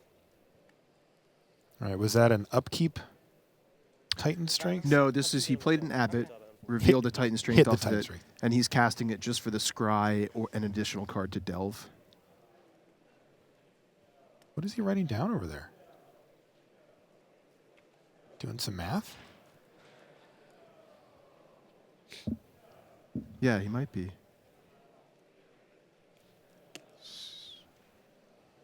Odd. Maybe he's making a grocery list for later? I think he's doing math. Is he just running the numbers here? Yes. Okay. Yeah, it looks like I see definitely some numbers there. Yeah, you're right. Interesting. Take a look at Brandon Burton and Elizabeth. Oh, look at this. Hooting Mandrills from Javier Dominguez. He's going big? Yeah. We weren't kidding when we said the bigger version of Atarka Red. Yeah.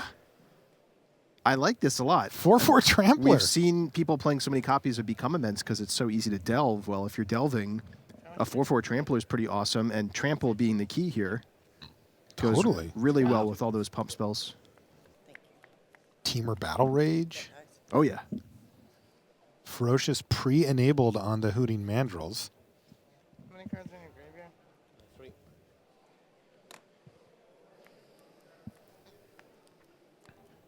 Attack with the Abbot. All right, Abbott's going to hit the red zone here for Brandon Burton. It does have one prowess trigger this turn from Hordling Outburst. And Javier says, I'm going to think about that one. Brandon has a Fiery Impulse, so he can get a second Prowess trigger, get it to 4 power. I think Brandon is hoping that Javier will block with Hooting Mandrills and kill the Abbot, Prowess trigger, kill the Mandrills. Yeah, that does sound nice for Brandon. I don't think... I mean, Javier, it's one Prowess trigger and there's an untapped land. Like, I don't think you block. Yeah, I think if you're going to block, you block with Abbot. The problem is that a Prowess trigger would turn that into a chump block. But Brandon's not interested. He knew what his plan was if Javier decided to block with the Abbot, and he immediately binned his own. Yeah, well, there's no juicy target for Fiery Impulse other than the Abbot. I don't know. He could have impulsed the Abbot pre-combat and just attacked with a 4-power guy. That's a line. He may also just want the Abbot, or sorry, want the Impulse so that he can trade this way with the Mandrills. Right. He's going to double block. So I don't have a good graveyard count on Javier, but looks like is 4. Atarka's command plus Become Immense? That's a lot of damage. 4 in the Wow, yard. that is a lot of Not quite enough, I think, here. Atarka's command adds 4, Become Immense adds 6 for a total of 14, and there's 2 blockers, so that would leave Brandon Burton at 3. I mean, you can hear Brandon asking for the graveyard count, too. I think he's well aware of what's possible with a Become Immense here. Yeah, I think he's been experiencing that from his own side. Oh, sure. So I think maybe you fire off the Become Immense here just to get the full value out of it. There's an argument to holding on to the Atarka's command and hoping you get some more creatures on the battlefield later on, or just kind of using it as a trick to keep your Mandrills alive. Because you're only getting, you're always guaranteed 3 damage out of the Atarka's command. Here you're only getting 1 extra on the Mandrills. So it might be worth holding on to that. Yeah, I like the way you're approaching this here, Ian. And it looks like Javier's decided on the same. Become Immense. Turns that Hooting Mandrills into a 10/10. Just the 1 card in your graveyard? So tramples over for 8. It's a huge hit, and it also takes away the plan from Brandon Burton of being able to take out that Hooting Mandrills with his Fiery Impulse. Makes your tokens. Okay. I'm at 8. You're 7. He's 13. Thank you. Check for 1. Yep. Go ahead. Well, he's just going to run back that same plan as before by attacking for 1. This does not play around Atarka's command, but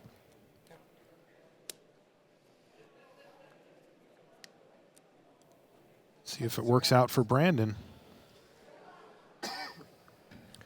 Burton going for the double block here, hoping to get a wild slash after combat to take out the mandrills.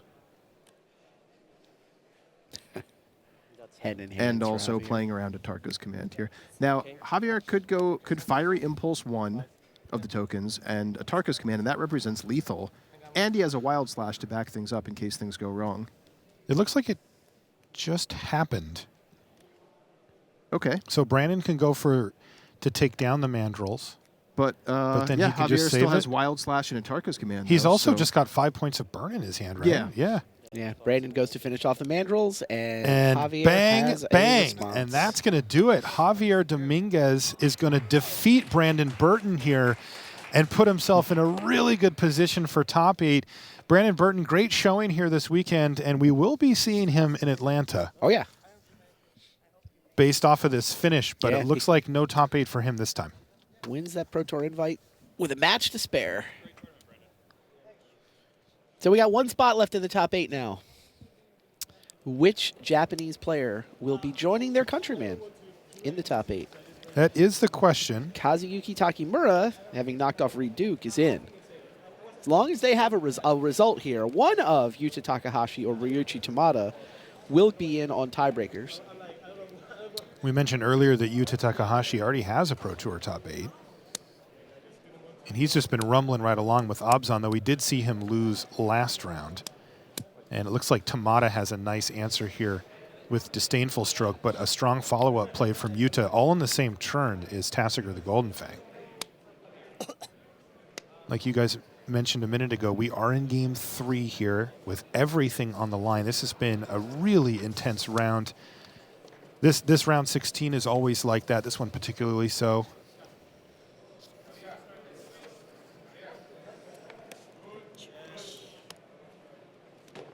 Things moving forward here for Tamada. Get a look at Takahashi there. So with all the crazy 4-color decks we've seen all weekend long, this is just Jeskai versus Obzon. It is, isn't it? It's 3-color Jeskai, no fancy splash, versus 3-color Obzon with no fancy splash. It kind of feels like home. Got used to it.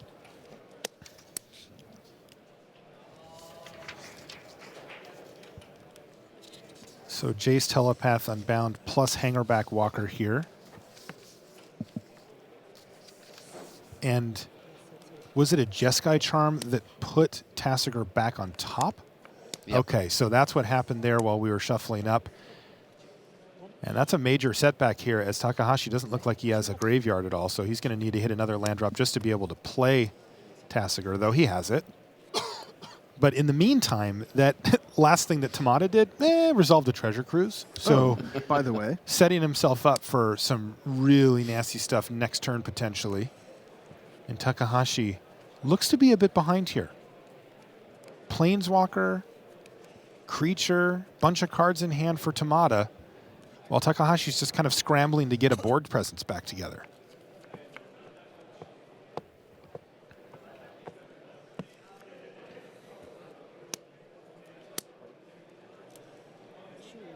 Well, there's Silkrap. That's the best Hangerback Walker answer in the format, pretty much. That's it. That just locks that thing right out. Oh, by the way, Siege Rhino. Last one got countered, but not this one. So a really good turn for Yuta Takahashi as he adds a big threat and takes out one of the threats from Tamada.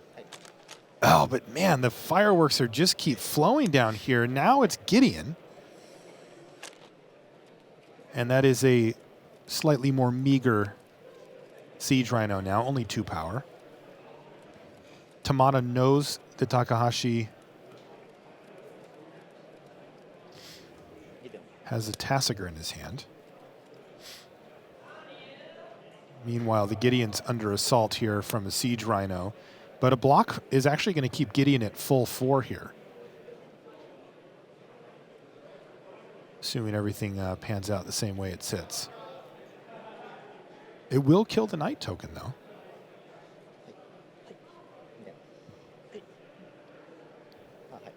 Oh, Tamada reminds him, hey, that's a smaller Siege Rhino you got.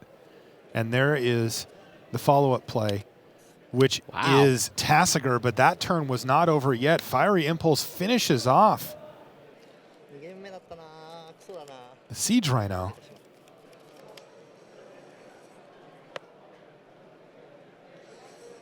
This isn't, what is this? Jeskai Charm again. Jeskai Charm again. That Tasigur has been bounced to the top of the library twice now. And Tamada's beating down now with Gideon. He's playing the tempo game beautifully here. He's even got a replacement Jace. Tasigur the Golden Fang hits the battlefield. Feels like Tamada's getting close. And there's an option for a flashback treasure cruise in the graveyard. And possibly another one in his hand, actually, it looks like. He's going to do Fiery Impulse plus Fiery Impulse here out of the graveyard. That can get him in for 5 more. And really limit the number of cards that Yuta Takahashi can draw here. Jeez. And it's another treasure cruise, but he's seen enough. And Tamada is through. You said this is a win in, right, Randy? Absolutely. So that's it. Tamada defeats his countryman and puts himself into the top 8 here in Milwaukee. That's also going to wrap up our coverage here down in the feature match for the Swiss portion. Yeah, a couple of Grand Prix top 8s for Ryuichi Tamada, but his first Pro Tour top 8. Yeah, super exciting stuff down in the feature match. I know you guys at home can feel the same amount of tension that we feel here from the booth. Yeah. Incredible stuff coming down the stretch. Any thoughts, Randy, as we kind of exit the Swiss portion here? This top 8 is awesome. It's unreal. I mean, it would have been a little more star-studded if we'd gotten a certain Duke brother in. I'll give you that. Right? And I mean, the Brandon Burton story would have been fun to watch. Whatever. John Finkel, Paulo, Vitor, Damo da Rosa. That's 25 top 8s right there. I'm 2 guys in. You're adding them in, yeah.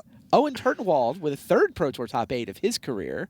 You know, throw in Martin Mueller as your sort of up-and-coming wunderkid trying to, you know, break through that silver status, get up to gold or platinum. Just an awesome day set up for tomorrow, however the top 8 announcement plays out. We will have a sweat, though, with a couple of room for a couple 36ers. We think we probably know who they are. But okay. Well, you know what? Let's send over to the news desk. Richard Hagan, I'm sure he has all the information for you at home to figure out exactly how this top 8 is shaping up. Rich, what do you got for us? The letter D, Marshall. It's Dean or it's Dominguez. It's pretty much that straightforward. The previous 7 are locked. And then it's either Paul Dean or Javier Dominguez. Now, the way it works, Dean was on 56 and bits in terms of opponent match win percentage. That was his tiebreak coming in. Dominguez, 59 and change, so a couple of percentage points between the two. So that is what we wait for, really, in the top 8 announcement. Who will be the 8th seed? Will it be Javier Dominguez of Spain or Paul Dean of Canada? The 7 who we know are in, Ricky Chin in his first ever Pro Tour, Paulo Damo da Rosa, Owen Turtenwald, Martin Mueller, John Finkel, from Japan, Kazuyuki Takamura, and Ryuichi Tamada, and then Dean Dominguez. Let's talk to someone who really doesn't need to worry about Dean or Dominguez because his name begins with Ricky Chin. Thanks, Rich. I'm here with Ricky Chin. Ricky, this is just an unbelievable story to me. You've been playing Magic for quite a while. Yes. But only seriously for the last 2 years. Yes. 2 years ago, you said, you know what? I need to find more competition. You kind of were doing very well at the local level. You said, I'm going to look for Grand Prix. I'm going to try to get to the Pro Tour. 2 years later, here you are. And what I'm imagining is happening right now home in Quebec. Yeah. Is people are going, that guy? Exactly. Wait a minute. Yeah. I've played that guy. Yeah, and I've probably beaten him. It's an amazing story. This is your first Pro Tour, and I got to tell you, I would not have expected it. Tell us how your tournament started, please. I started 0-2 in the draft. First, 0-2? Yeah. First round was against Craig Wesco, and he beat me 0-2, I think. I think I played poorly, so I was thinking, I need to make day 2, and that's about it. And if I do, then tomorrow I can cash in if I do top 75.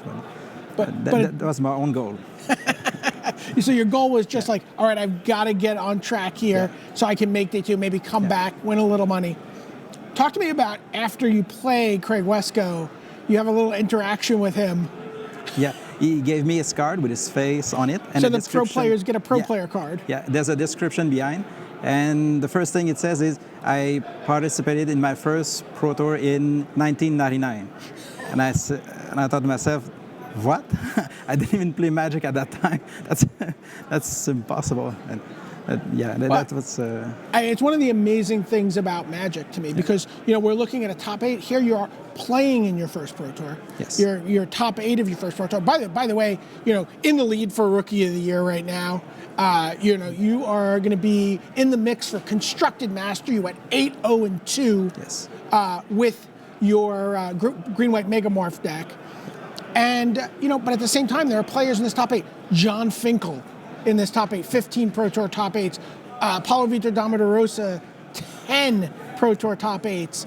Not just Pro Tours, just the top 8s. Yeah. How do you get your mind around being in the same bracket as those guys? With the same mindset that I played in this tournament, I played every round. I already played the matchup, so I know how to play against them, even if it's Paulo or John Finkel or anyone. I think that I can probably just play like I practiced, and I think I can beat them. Now, speaking of practice, this is kind of interesting because you really are living the dream because you did this without a super team. Yes. You came, you played your first Pro Tour, you and some buddies preparing, and here you are in the top 8. But that's a little tricky now because you need to get a good night's sleep. You said. Yes. But you also do need to test the matchup, look at the specific cards of the sideboard. What are you going to do? Well, I'm going to check every deck list, see who I'm going to play against or probably going to play against, and try to work on sideboard plans and if there's video, how they play the deck. Do they usually play it more aggressively, passively, or I'll try to do that. I don't know if it's available on YouTube or. It'll all be available. Okay. And maybe you have some friends home who can help you test the matchup. But here you don't have a huge support network. No, I came here with a friend that's also qualified for the Pro Tour, and that's about it. I don't have a team behind me. All right. Well, I'm going to go let you go out on the floor. Do some high fives, maybe make some friends. Pascal Menard maybe can put in a little work for you. Yeah. So, Ricky Chin, congratulations, man. Thank you. Seriously, awesome. Just a great story. Good luck tomorrow. You legitimately will need it. I know. I'm Brady Marshall's taking it back to the desk. It's true, you will need luck tomorrow because they all will. You cannot win Pro Tours. You cannot make top 8 with the cards falling your way somewhere along the line. Now, a couple of people from England who've done terrific work this weekend. Momentarily, Fabrizio and Terry just want to take time to say well done to him, the English national captain for the World Magic Cup. 11-5, he ends up defeating Pedro Carvalho in the last round. So 11-5, that's great stuff. But that is not the highest place English finisher because that honour goes to Autumn Burchett, who finished 12-4, beat Seth Manfield in the penultimate round to get to 11-4, finishes 12-4 by beating Sam Black with that tremendous retreat to a Meria deck that we saw in the deck tech just before that last round. So congratulations in her very first Pro Tour, Autumn Burchett, 12-4. Phenomenal. That may well be enough for top 16 somewhere around there. Now, Peter Vieren and Will Urker, they were on 11-4 coming into the last round, and they sat down at each other, they did a little bit of math, and they went, yeah, we're not making top 8, let's intentionally draw. So they got a point each. Right now, it's Dean or Dominguez for 8th place. It's entirely possible that the winner of Vieren Urker would have been 8th. Well, they get to 34 points, they get lots of cash, they're certainly back for the next one, so we'll see exactly how the math breaks down. But it does look to us like Vieren and Urker maybe had a shot at top 8 and did not take it. So that's them. Tim Wu, 11-5, defeating Zvi Moshwitz in the last round. And Antonio Del Moral Leon, former Pro Tour champion, ranked number 15. He gets to 11-5, winning his last round against Pat Cox. More results as they come in, but right now it's time for a little chat with another of our top 8 people, someone who's been here before, and before, and before, and before. Here's Paulo Vitor, Damo da Rosa. Rich, you left out at least 4 befores. 6 befores. 6 befores, even. I wasn't really counting. Paulo Vitor, Damo da Rosa, Pro Tour Hall of Famer. How does it feel? Like, it's going to seem weird for people at home, right? Because you've been to the Pro Tour top 8 9 previous times. This is your 10th trip to a top 8. But oddly, this has to feel like a relief for you. It does. It feels great. I think the first couple of times, you know, I did so well so early that I didn't really have a grasp on what the reality of the PT was, how hard it was. Like, oh, top 8 again. Like, I'm just gonna keep doing this, and then I stopped. I started losing and losing and losing, and I wondered, can I ever win again? And well, it turns out I can. So it feels great. And it's not something that's happened overnight at this Pro Tour. It really happened at the back end of the last Pro Tour season, where you got, you had the Esper Dragons deck that did so well for you. You had the top 16 or top 17 there, and then some Grand Prix success. But it's kind of interesting to me. People talk about, Pro Tour teams like you switched. For that Pro Tour, you were working with the face-to-face and Channel Fireball team. For this, you're working with the face-to-face guys specifically. What was that transition like for you, and how difficult was that to sort of like recalibrate your experience? It was not that difficult because the way it worked, I tested with CFB, and then I tested with both, and then we just face-to-face. So I had experience testing with the face-to-face people already. We were already good friends, so I wouldn't say it was a hard transition or anything. It was different because I think I've been playing with the same guys for many, many years, and I've been playing with the other guys for 2 PTs. Right. So it doesn't really compare in that regard, but I think it was still fine. But there's definitely something about being in sync, because the guys from the original Channel Fireball team that you worked with, they really wanted to look to go into more of this kind of almost Team Ultra Pro method of testing, where they're testing much more on Magic Online, and you really like that kind of immersive, people in the room playing with physical cards experience. Is that an accurate description? Yeah, I think so, and especially important for me because I don't play much Magic outside of tournaments. There are some people who will play Magic Online 8 hours a day, and that is not me. Sometimes I don't play a game between 2 major tournaments, so I really need the time to immerse myself in it. Otherwise, I'll just forget everything. Like I've played a lot, so a lot of things are second nature to me, but I still need like 1 or 2 weeks to remember everything, to see what the new decks look like. And how much of that is also you absorbing stuff from other people, asking them like, so, what do you know about this? How was this card? How much of it is like all that kind of like little like just grabbing of information from all sorts of different parts of the game? A decent amount, I think. It usually just saves you a lot of time. If I think there's something that I'm not sure about, I'll go and try it myself. But just being able to go, like, is this card good in this matchup? And have someone tell you, no, it's not. I'm confident it's not. You're like, and being okay. able to trust that. Yeah. And we're like, I'm not even going to try this card because, my 2 teammates who played this matchup said the card wasn't good. So I don't have to waste time on it. I think that is very valuable, yeah. Okay. I'm going to let you go. Get ready with playtesting. I have one question for you. I want to think about this.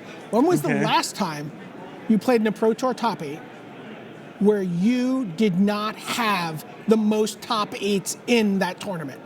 That was probably my last PT top 8. Hawaii, I think. Because John was in that Pro Tour top 8. Okay. Yeah. It was a trick question. You got it. Good on you. I'm going to let you go. Paulo Vitor, Damo da Rosa, good games tomorrow. Sending it back to the desk with Rich Hayne. Thanks very much, BDM. Want to start this little segment with a public service announcement. A lot of you, I know, will be watching on headphones. That's fine, and I hope you can hear me. In a little minute or two, we'll be having the top 8 announcement. In that top 8 announcement, John Finkel will be called to the stage. When that happens, this room is going to go nuts, and your headphones are going to ring at a very, very, very loud volume. So you might want to turn things down just a tiny little bit, because that is going to be a really tremendous moment. Finkel, utterly beloved in the Magic community, and when he is announced for his 15th Pro Tour top 8, yeah, the roof is going to be raised. Meanwhile, other people who are perhaps a little bit further behind, not going to get quite that recognition. Shota Yasuoka, Hall of Famer now, of course, we can say that following his induction earlier this week. He ended up 11-4-1, had to beat Craig Wesco to get that final win. So Wesco 10-5-1. Guillaume Medeiros Meryan was right in the thick of things overnight. He had a disappointing day today, 7-1. Overnight, ends up 11-5 for the Brazilian. That's still a great performance, and by winning that last round, that guarantees that he will be back. Remember, 33 match points, 11-5 is enough to bring you back. John Stern defeated Lucas Xiao. John Stern seemed to just be drawn against Canadians all the time. That's what happens when you're near the top tables. Talking of another Canadian at the top tables, Sam Thalmaratnam, who for a long time was just paired with Patrick Chapin all the way through the tournament in terms of their record with the one draw. He ended up with 11 wins, 3 losses, 2 draws, defeating Pierre Dajon. So another excellent finish for Sam Thalmaratnam, who is quietly one of the most underrated, underappreciated, unknown, very, very good players in the professional world of Magic the Gathering. So well done to Sam. Another rock solid performance, because that's pretty much just what he does. Other names, Brian Kibler, the Dragon Master, who began the morning, we watched him draft yesterday morning. He ends up at 9-7, defeating Thomas Vanek of the Czech Republic. Matt Nass had a decent day at the office, 10-6, in a little sort of Channel Fireball-esque square-off against Ben Stark, who falls to 9-7. Jerry Thompson defeated Makihita Mahara in the final round for Thompson to go to 10-6. But we have someone else from the top 8 across the studio. He's only 18. That means it must be nearly his bedtime. Why don't we head across and talk with Martin Mueller? Thanks, Rich. I'm here with the World Magic Cup champion.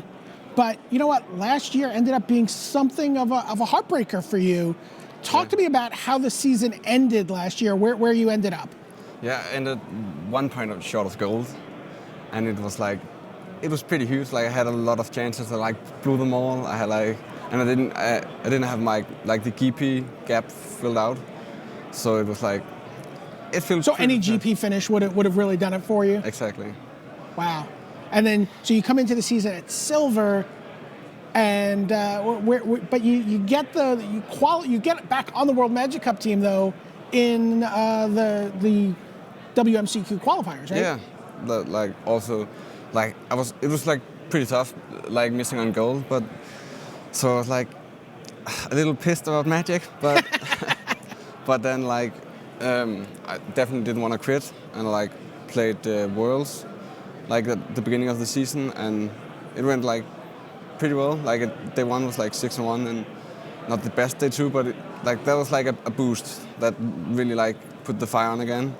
And then after winning the VMCQ and joining Martin and Daniel Lynn and Christopher Larsen on the World Magic Cup team is now I really want to make what I can out of this season. So you come here, you're on a silver invite, and talk about your weekend. I mean, because this is your first top 8.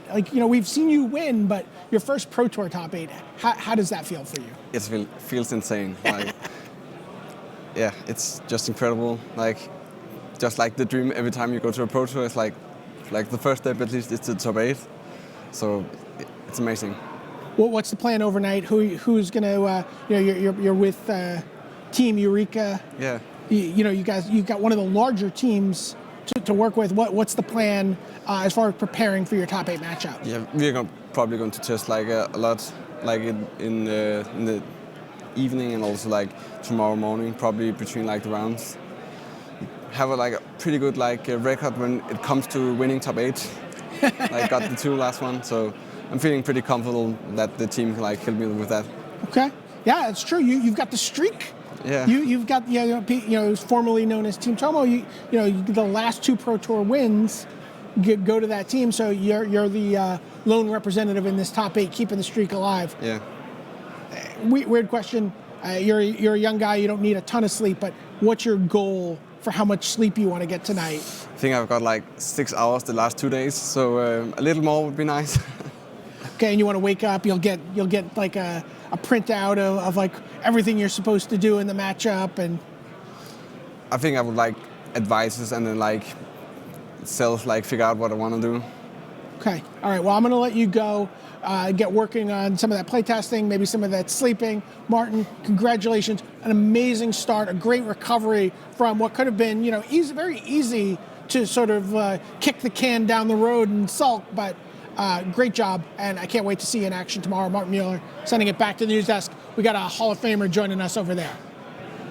All right, thanks very much to Brian David Marshall. He'll be joining us right here at the news desk momentarily.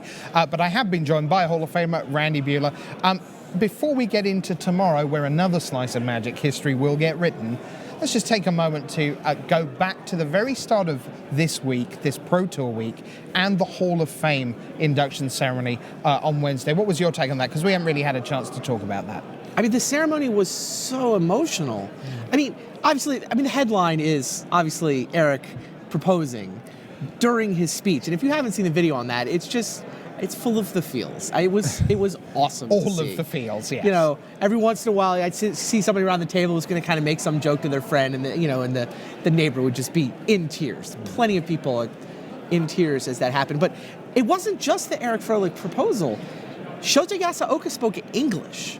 I've never heard Shota speak English before. He clearly practiced for hours and hours for that moment to be able to give that speech in English. And it's not just that he gave that speech in English. He gave it well, of course. He gave it well, but it was also expansive and emotional. Yes. I've interviewed Shota multiple times through translators, and it has come off as brusque and not, and I don't. I mean, just like he's just very few words, very matter of fact. Like, well, yes, I thought this would happen, and I should have led with Shota spoke, and then Shota spoke English. Is the other upset? Yeah, I mean, but it was really great to get that kind of like peek into. Yeah. He has not let people into sort of his gooey interior very often. It's a great point. He had the Japanese traditional garb on, and really did sort of let his guard down. I think you're exactly right to say it that way. Yeah. And I mean, Willie's speech was also great. I think Willie had more people in tears than anybody did. Yeah, I mean, it was great. You watch it. Willie was sitting right there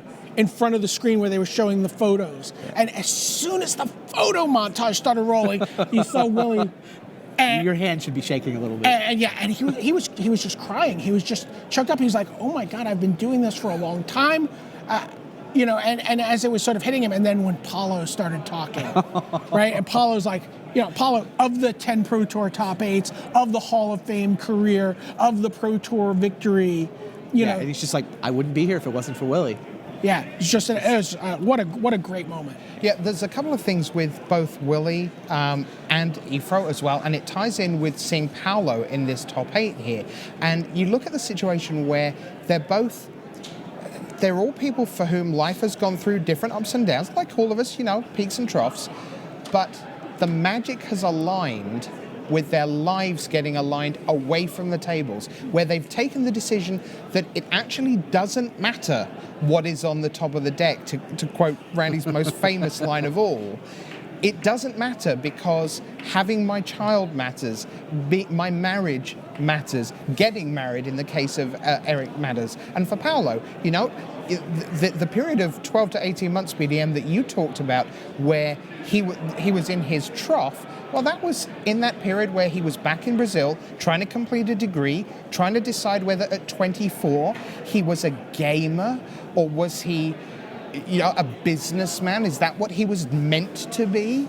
And now here he is, his life's together, and he understands who he is some more. And to sort of play off what you said, which is not to say that the family matters and career matters and school matters.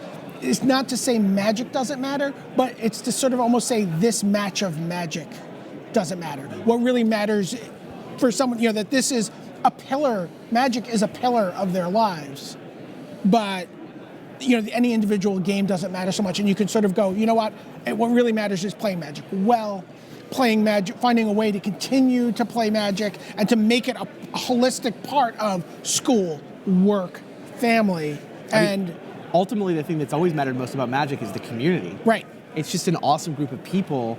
And, to be part of that community is why you see people keep coming back to the Pro Tour. Maybe they're not testing as much as they did 10 years ago, but it's just an awesome community to be a part of. Sure, again, think about that photo montage yeah. from the Hall of Fame. Absolutely. What are the photos that really made you go, wow, right? And it's everyone going, oh my God, right? It's like all these friends shaking each other and in disbelief and high-fiving and carrying someone on their shoulders and commiserating in some cases. And Willie with a full head of hair.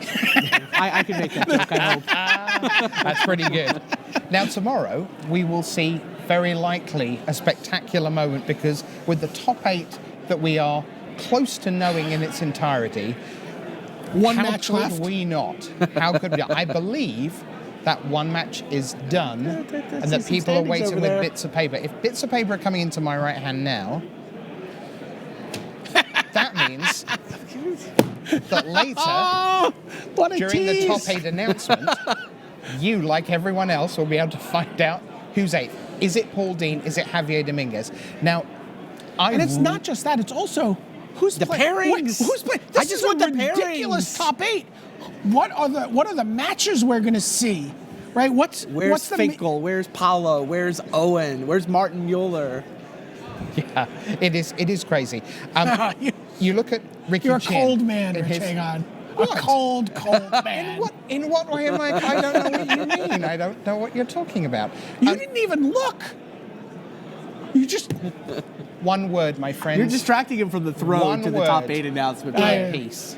I knew I forgot something this morning. Ricky Chin, let's just take a moment there because, look, Paulo, 10 Pro Tour top 8s, Owen, 3, Martin Mueller, World Magic Cup captain, 18, John Finkel, 15, fine. Ricky Chin, his first Pro Tour. Awesome. No one gets to do something like this. We were talking about it a little bit in the chairs. Wow. Someone got to do this. Yeah, Josh Cho.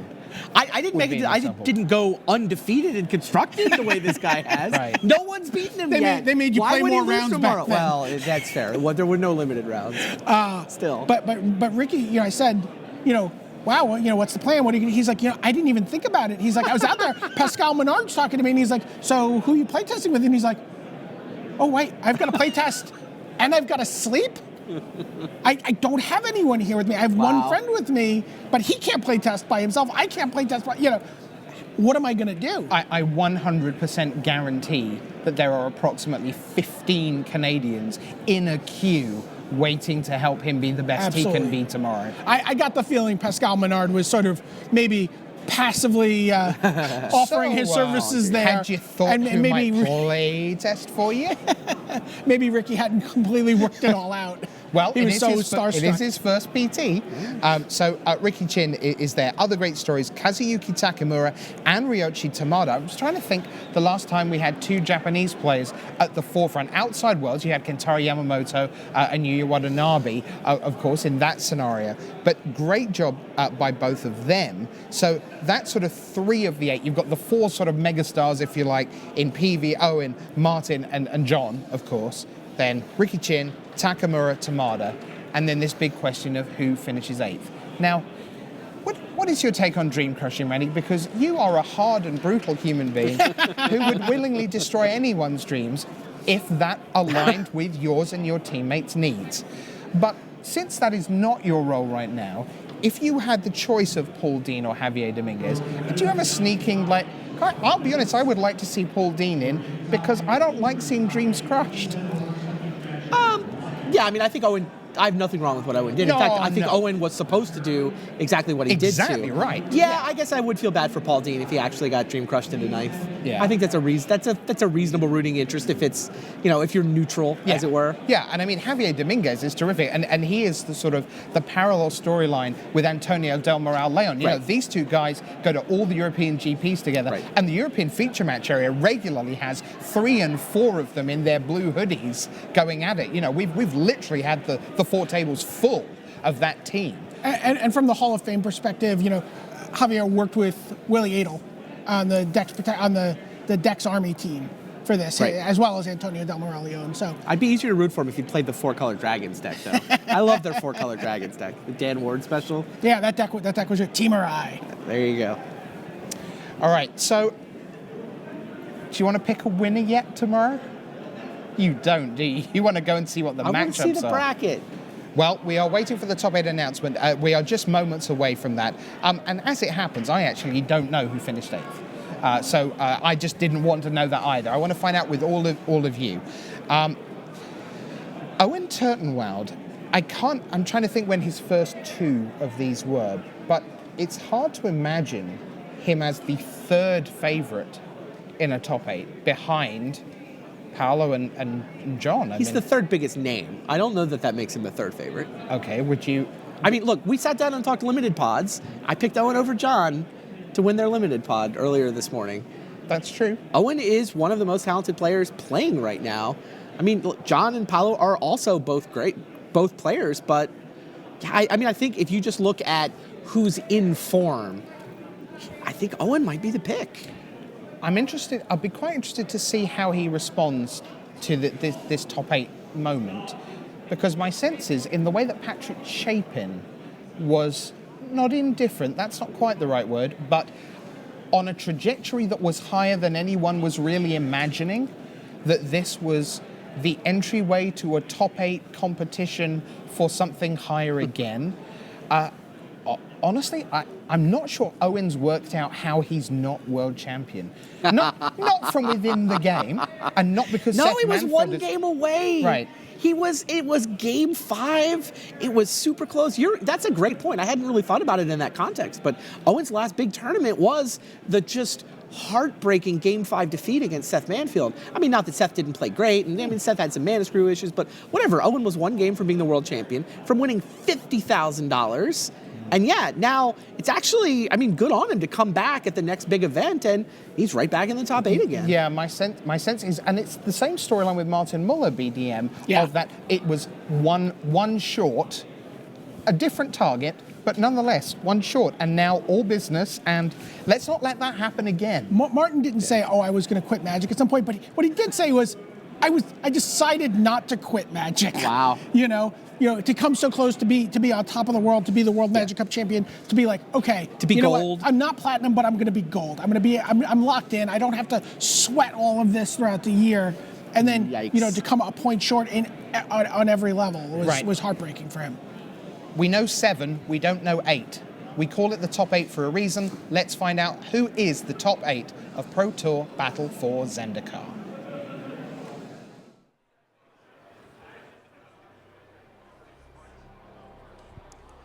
Ladies and gentlemen, it is time for our top 8 announcement.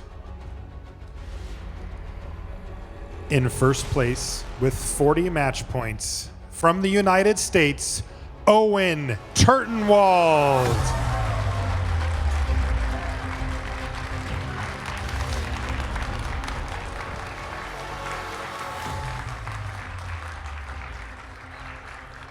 And in second place, with 38 match points, from Canada, Ricky Chin.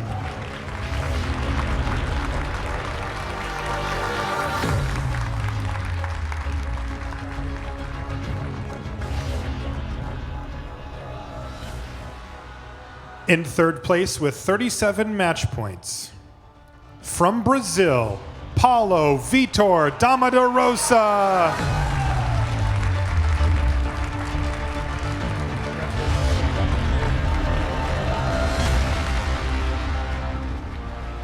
In fourth place, with 37 match points, from Denmark, Martin Mueller.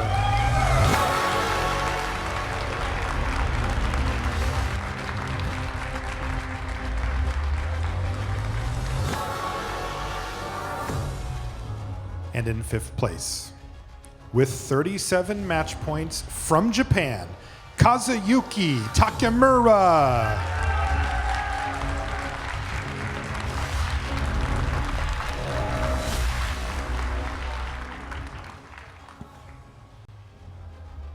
In sixth place, with 37 match points, from the United States, John Finkel.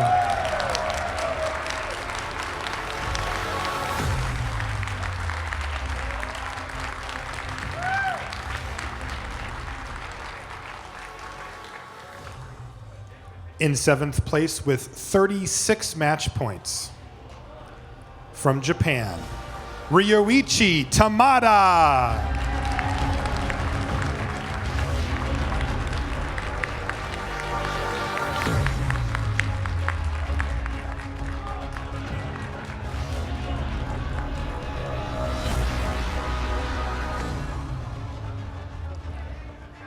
And in 8th place, with 36 match points, from Canada, Paul Dean.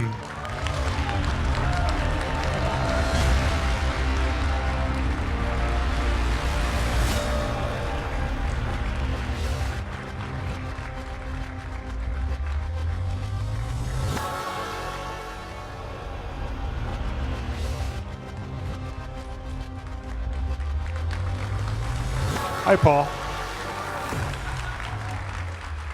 Ladies and gentlemen, your top 8 for Pro Tour Battle for Zendikar.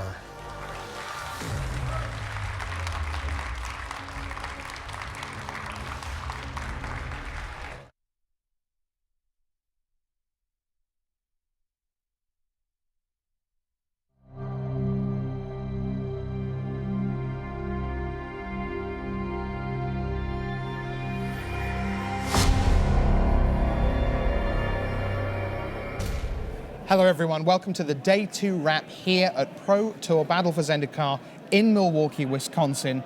It's been a really fun city, BDM, but boy has it been fun inside the building this time around. Yeah, I mean, if you are a fan of Magic, if you're a fan of the Pro Tour, how can you not be excited? Owen Turtenwald coming off of, being one game away from being the world champion, climbs right back in the saddle. He's in the Pro Tour.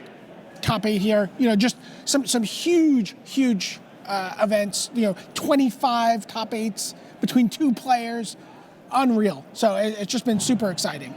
All right, so why don't we get to our master scoreboard, show you who is in our top 8. Let's take a look, and there you see it, an absolutely stacked top 8, which does indeed begin at 13, 2, and 1 with Owen Turtenwald. The formerly top 5 ranked pro rankings, Owen Turtenwald, he's going to go up. Yes, that is fair. So he's number 1. From the Pantheon, those guys are playing the Dark Jeskai deck.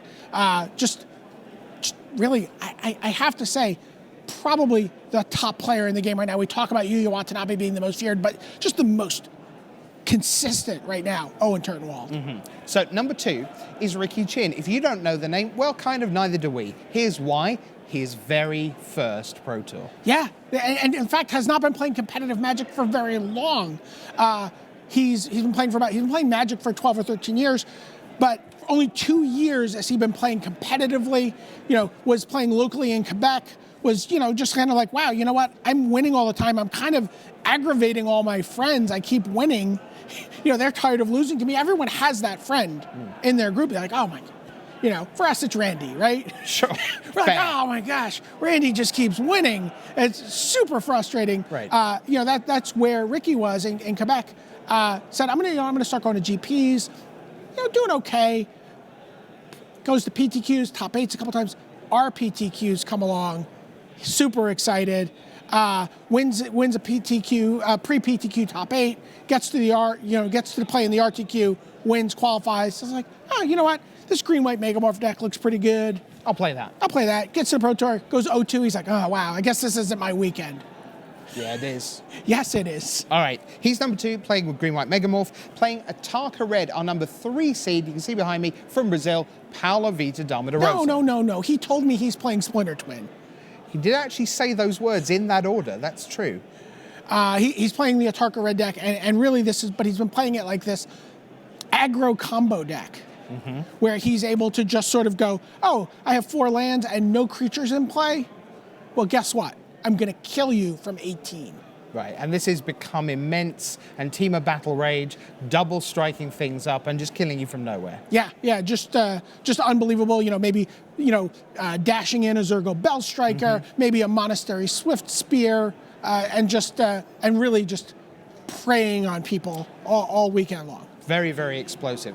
Number 4 seed from Denmark is Martin Mueller with Jeskai tokens. Yeah, I believe he's playing with Team Eureka. That's right. And just what a really, there's so many stories in this top 8. His story just magnificent to me. He wins the World Magic Cup as the Danish national champion a couple seasons ago, and he goes into this last season and he's like, wow, this is going to be great. I've got all these pro points. I've got this opportunity. I've got this great team.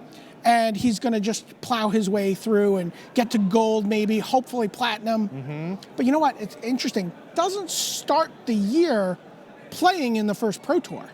Right. He only played in 3 Pro Tours last year. And he finished up 1 point shy. 1 point shy of getting to gold. So that meant that this was his silver invite for the year. And if he didn't do well here, that was the end. He would be back into the world of the PPTQ, the RPTQ. He does have the World Magic Cup. He qualified to play on the Danish World Magic Cup team again through the World Magic Cup qualifiers. Mm-hmm. But yeah, what a great story. Super proud of him and super excited to see what he does here in his first Pro Tour top 8. Yeah, remember, if he wins this, the winner here will be automatically platinum, not just for the rest of this season, but all of next. That is almost 2 years of platinum status. That is full-time pro for sure. Martin Mueller, number 4. Now, number 5, Kazuyuki Takamura, the first of our Japanese players in the top 8. Great job by him. The first of our Abzan players in the top 8. Yeah, and you know what? It's funny. We were really talking. It looked like Yuta Takahashi was going to be the Japanese player who was sort of setting the pace for a while. Tamada was also setting the pace for a while. But, great job by him. Just solid finish. And looking forward to seeing what he does. Been overshadowed maybe by some of the bigger names in this field. Mm-hmm. I'm going to go from 5 down to 7 to the other Japanese player in the top 8, Ryoichi Tamada.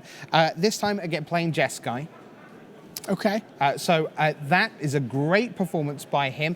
Plenty of GP experience, reasonable amount of PT experience, but by far his best performance on the Pro Tour. Absolutely. And you want to talk about Paul Dean a little bit and talk about, again, another amazing story and maybe a tale of revenge potentially tomorrow. How so? Well, look who he might be playing. Oh my Lord. Look who he is going to be playing. Not might be playing. He is going to be playing in the quarterfinals. So, in the last round, Paul Dean came in knowing that a handshake would give him 1 point, take him to 37 points. Great. He faced Owen Turtenwald, who was hoping that Reed Duke, who finished 19th in the end, would make it in. So Owen says, I'm going to play. They then play each other. Paul Dean loses. Dream Crush is what we think. But by the tiniest of margins, he beats out Javier Dominguez to make it into the top 8. And great job by Javier Dominguez. I'm sure for every winner there is a loser. I'm sure Javier Dominguez is devastated right now. And hats off to him for a great run. Your time will come. He's a terrific player. But Paul Dean is in and will now play Owen Turtenwald, as you say. And he's on Abzan, so he's playing Siege right now? Dean is on Abzan, yes. So you know what they say. Revenge is a dish best served gold. Is that what they say? I think that's what they say. I have I'm a little deafness here from the cheers from our next player. 1, 2, 3, 4, 5, 7, 8 we've done. We have, in a sense, saved the best to last. Because number 6, they see him, John Finkel, arguably the greatest Magic player that has ever lived and ever sleeved up a card. Yeah, we're coming up on the 20th anniversary of the first Pro Tour. Mm-hmm. Puck Building, New York City, February 1996. And in the junior division of that Pro Tour, back then, the younger players, the Oliver Tomaikos played in a separate division, the junior division and the adult division. A player by the name of John Finkel made the first of his Sunday appearances. Mm-hmm. Doesn't count on his resume as a regular Pro Tour top 8, but as a junior Pro Tour top 8. And he has been playing on the Pro Tour ever since. 15th Pro Tour top 8. He is, the most admired, feared, winningest, just the all-star of the game. He's our Tiger Woods. Yeah.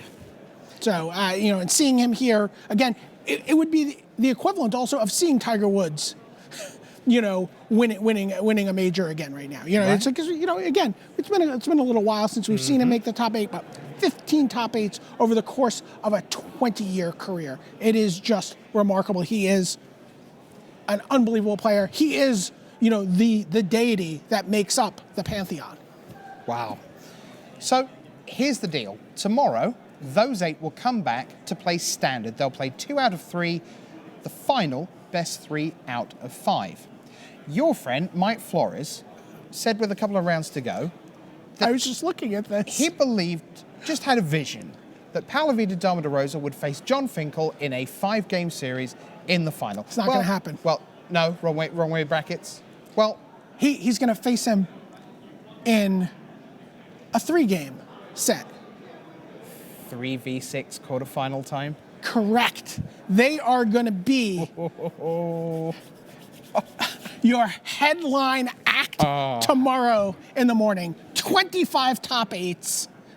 Going at it for a chance to advance to the semifinals. Okay, so there you have it.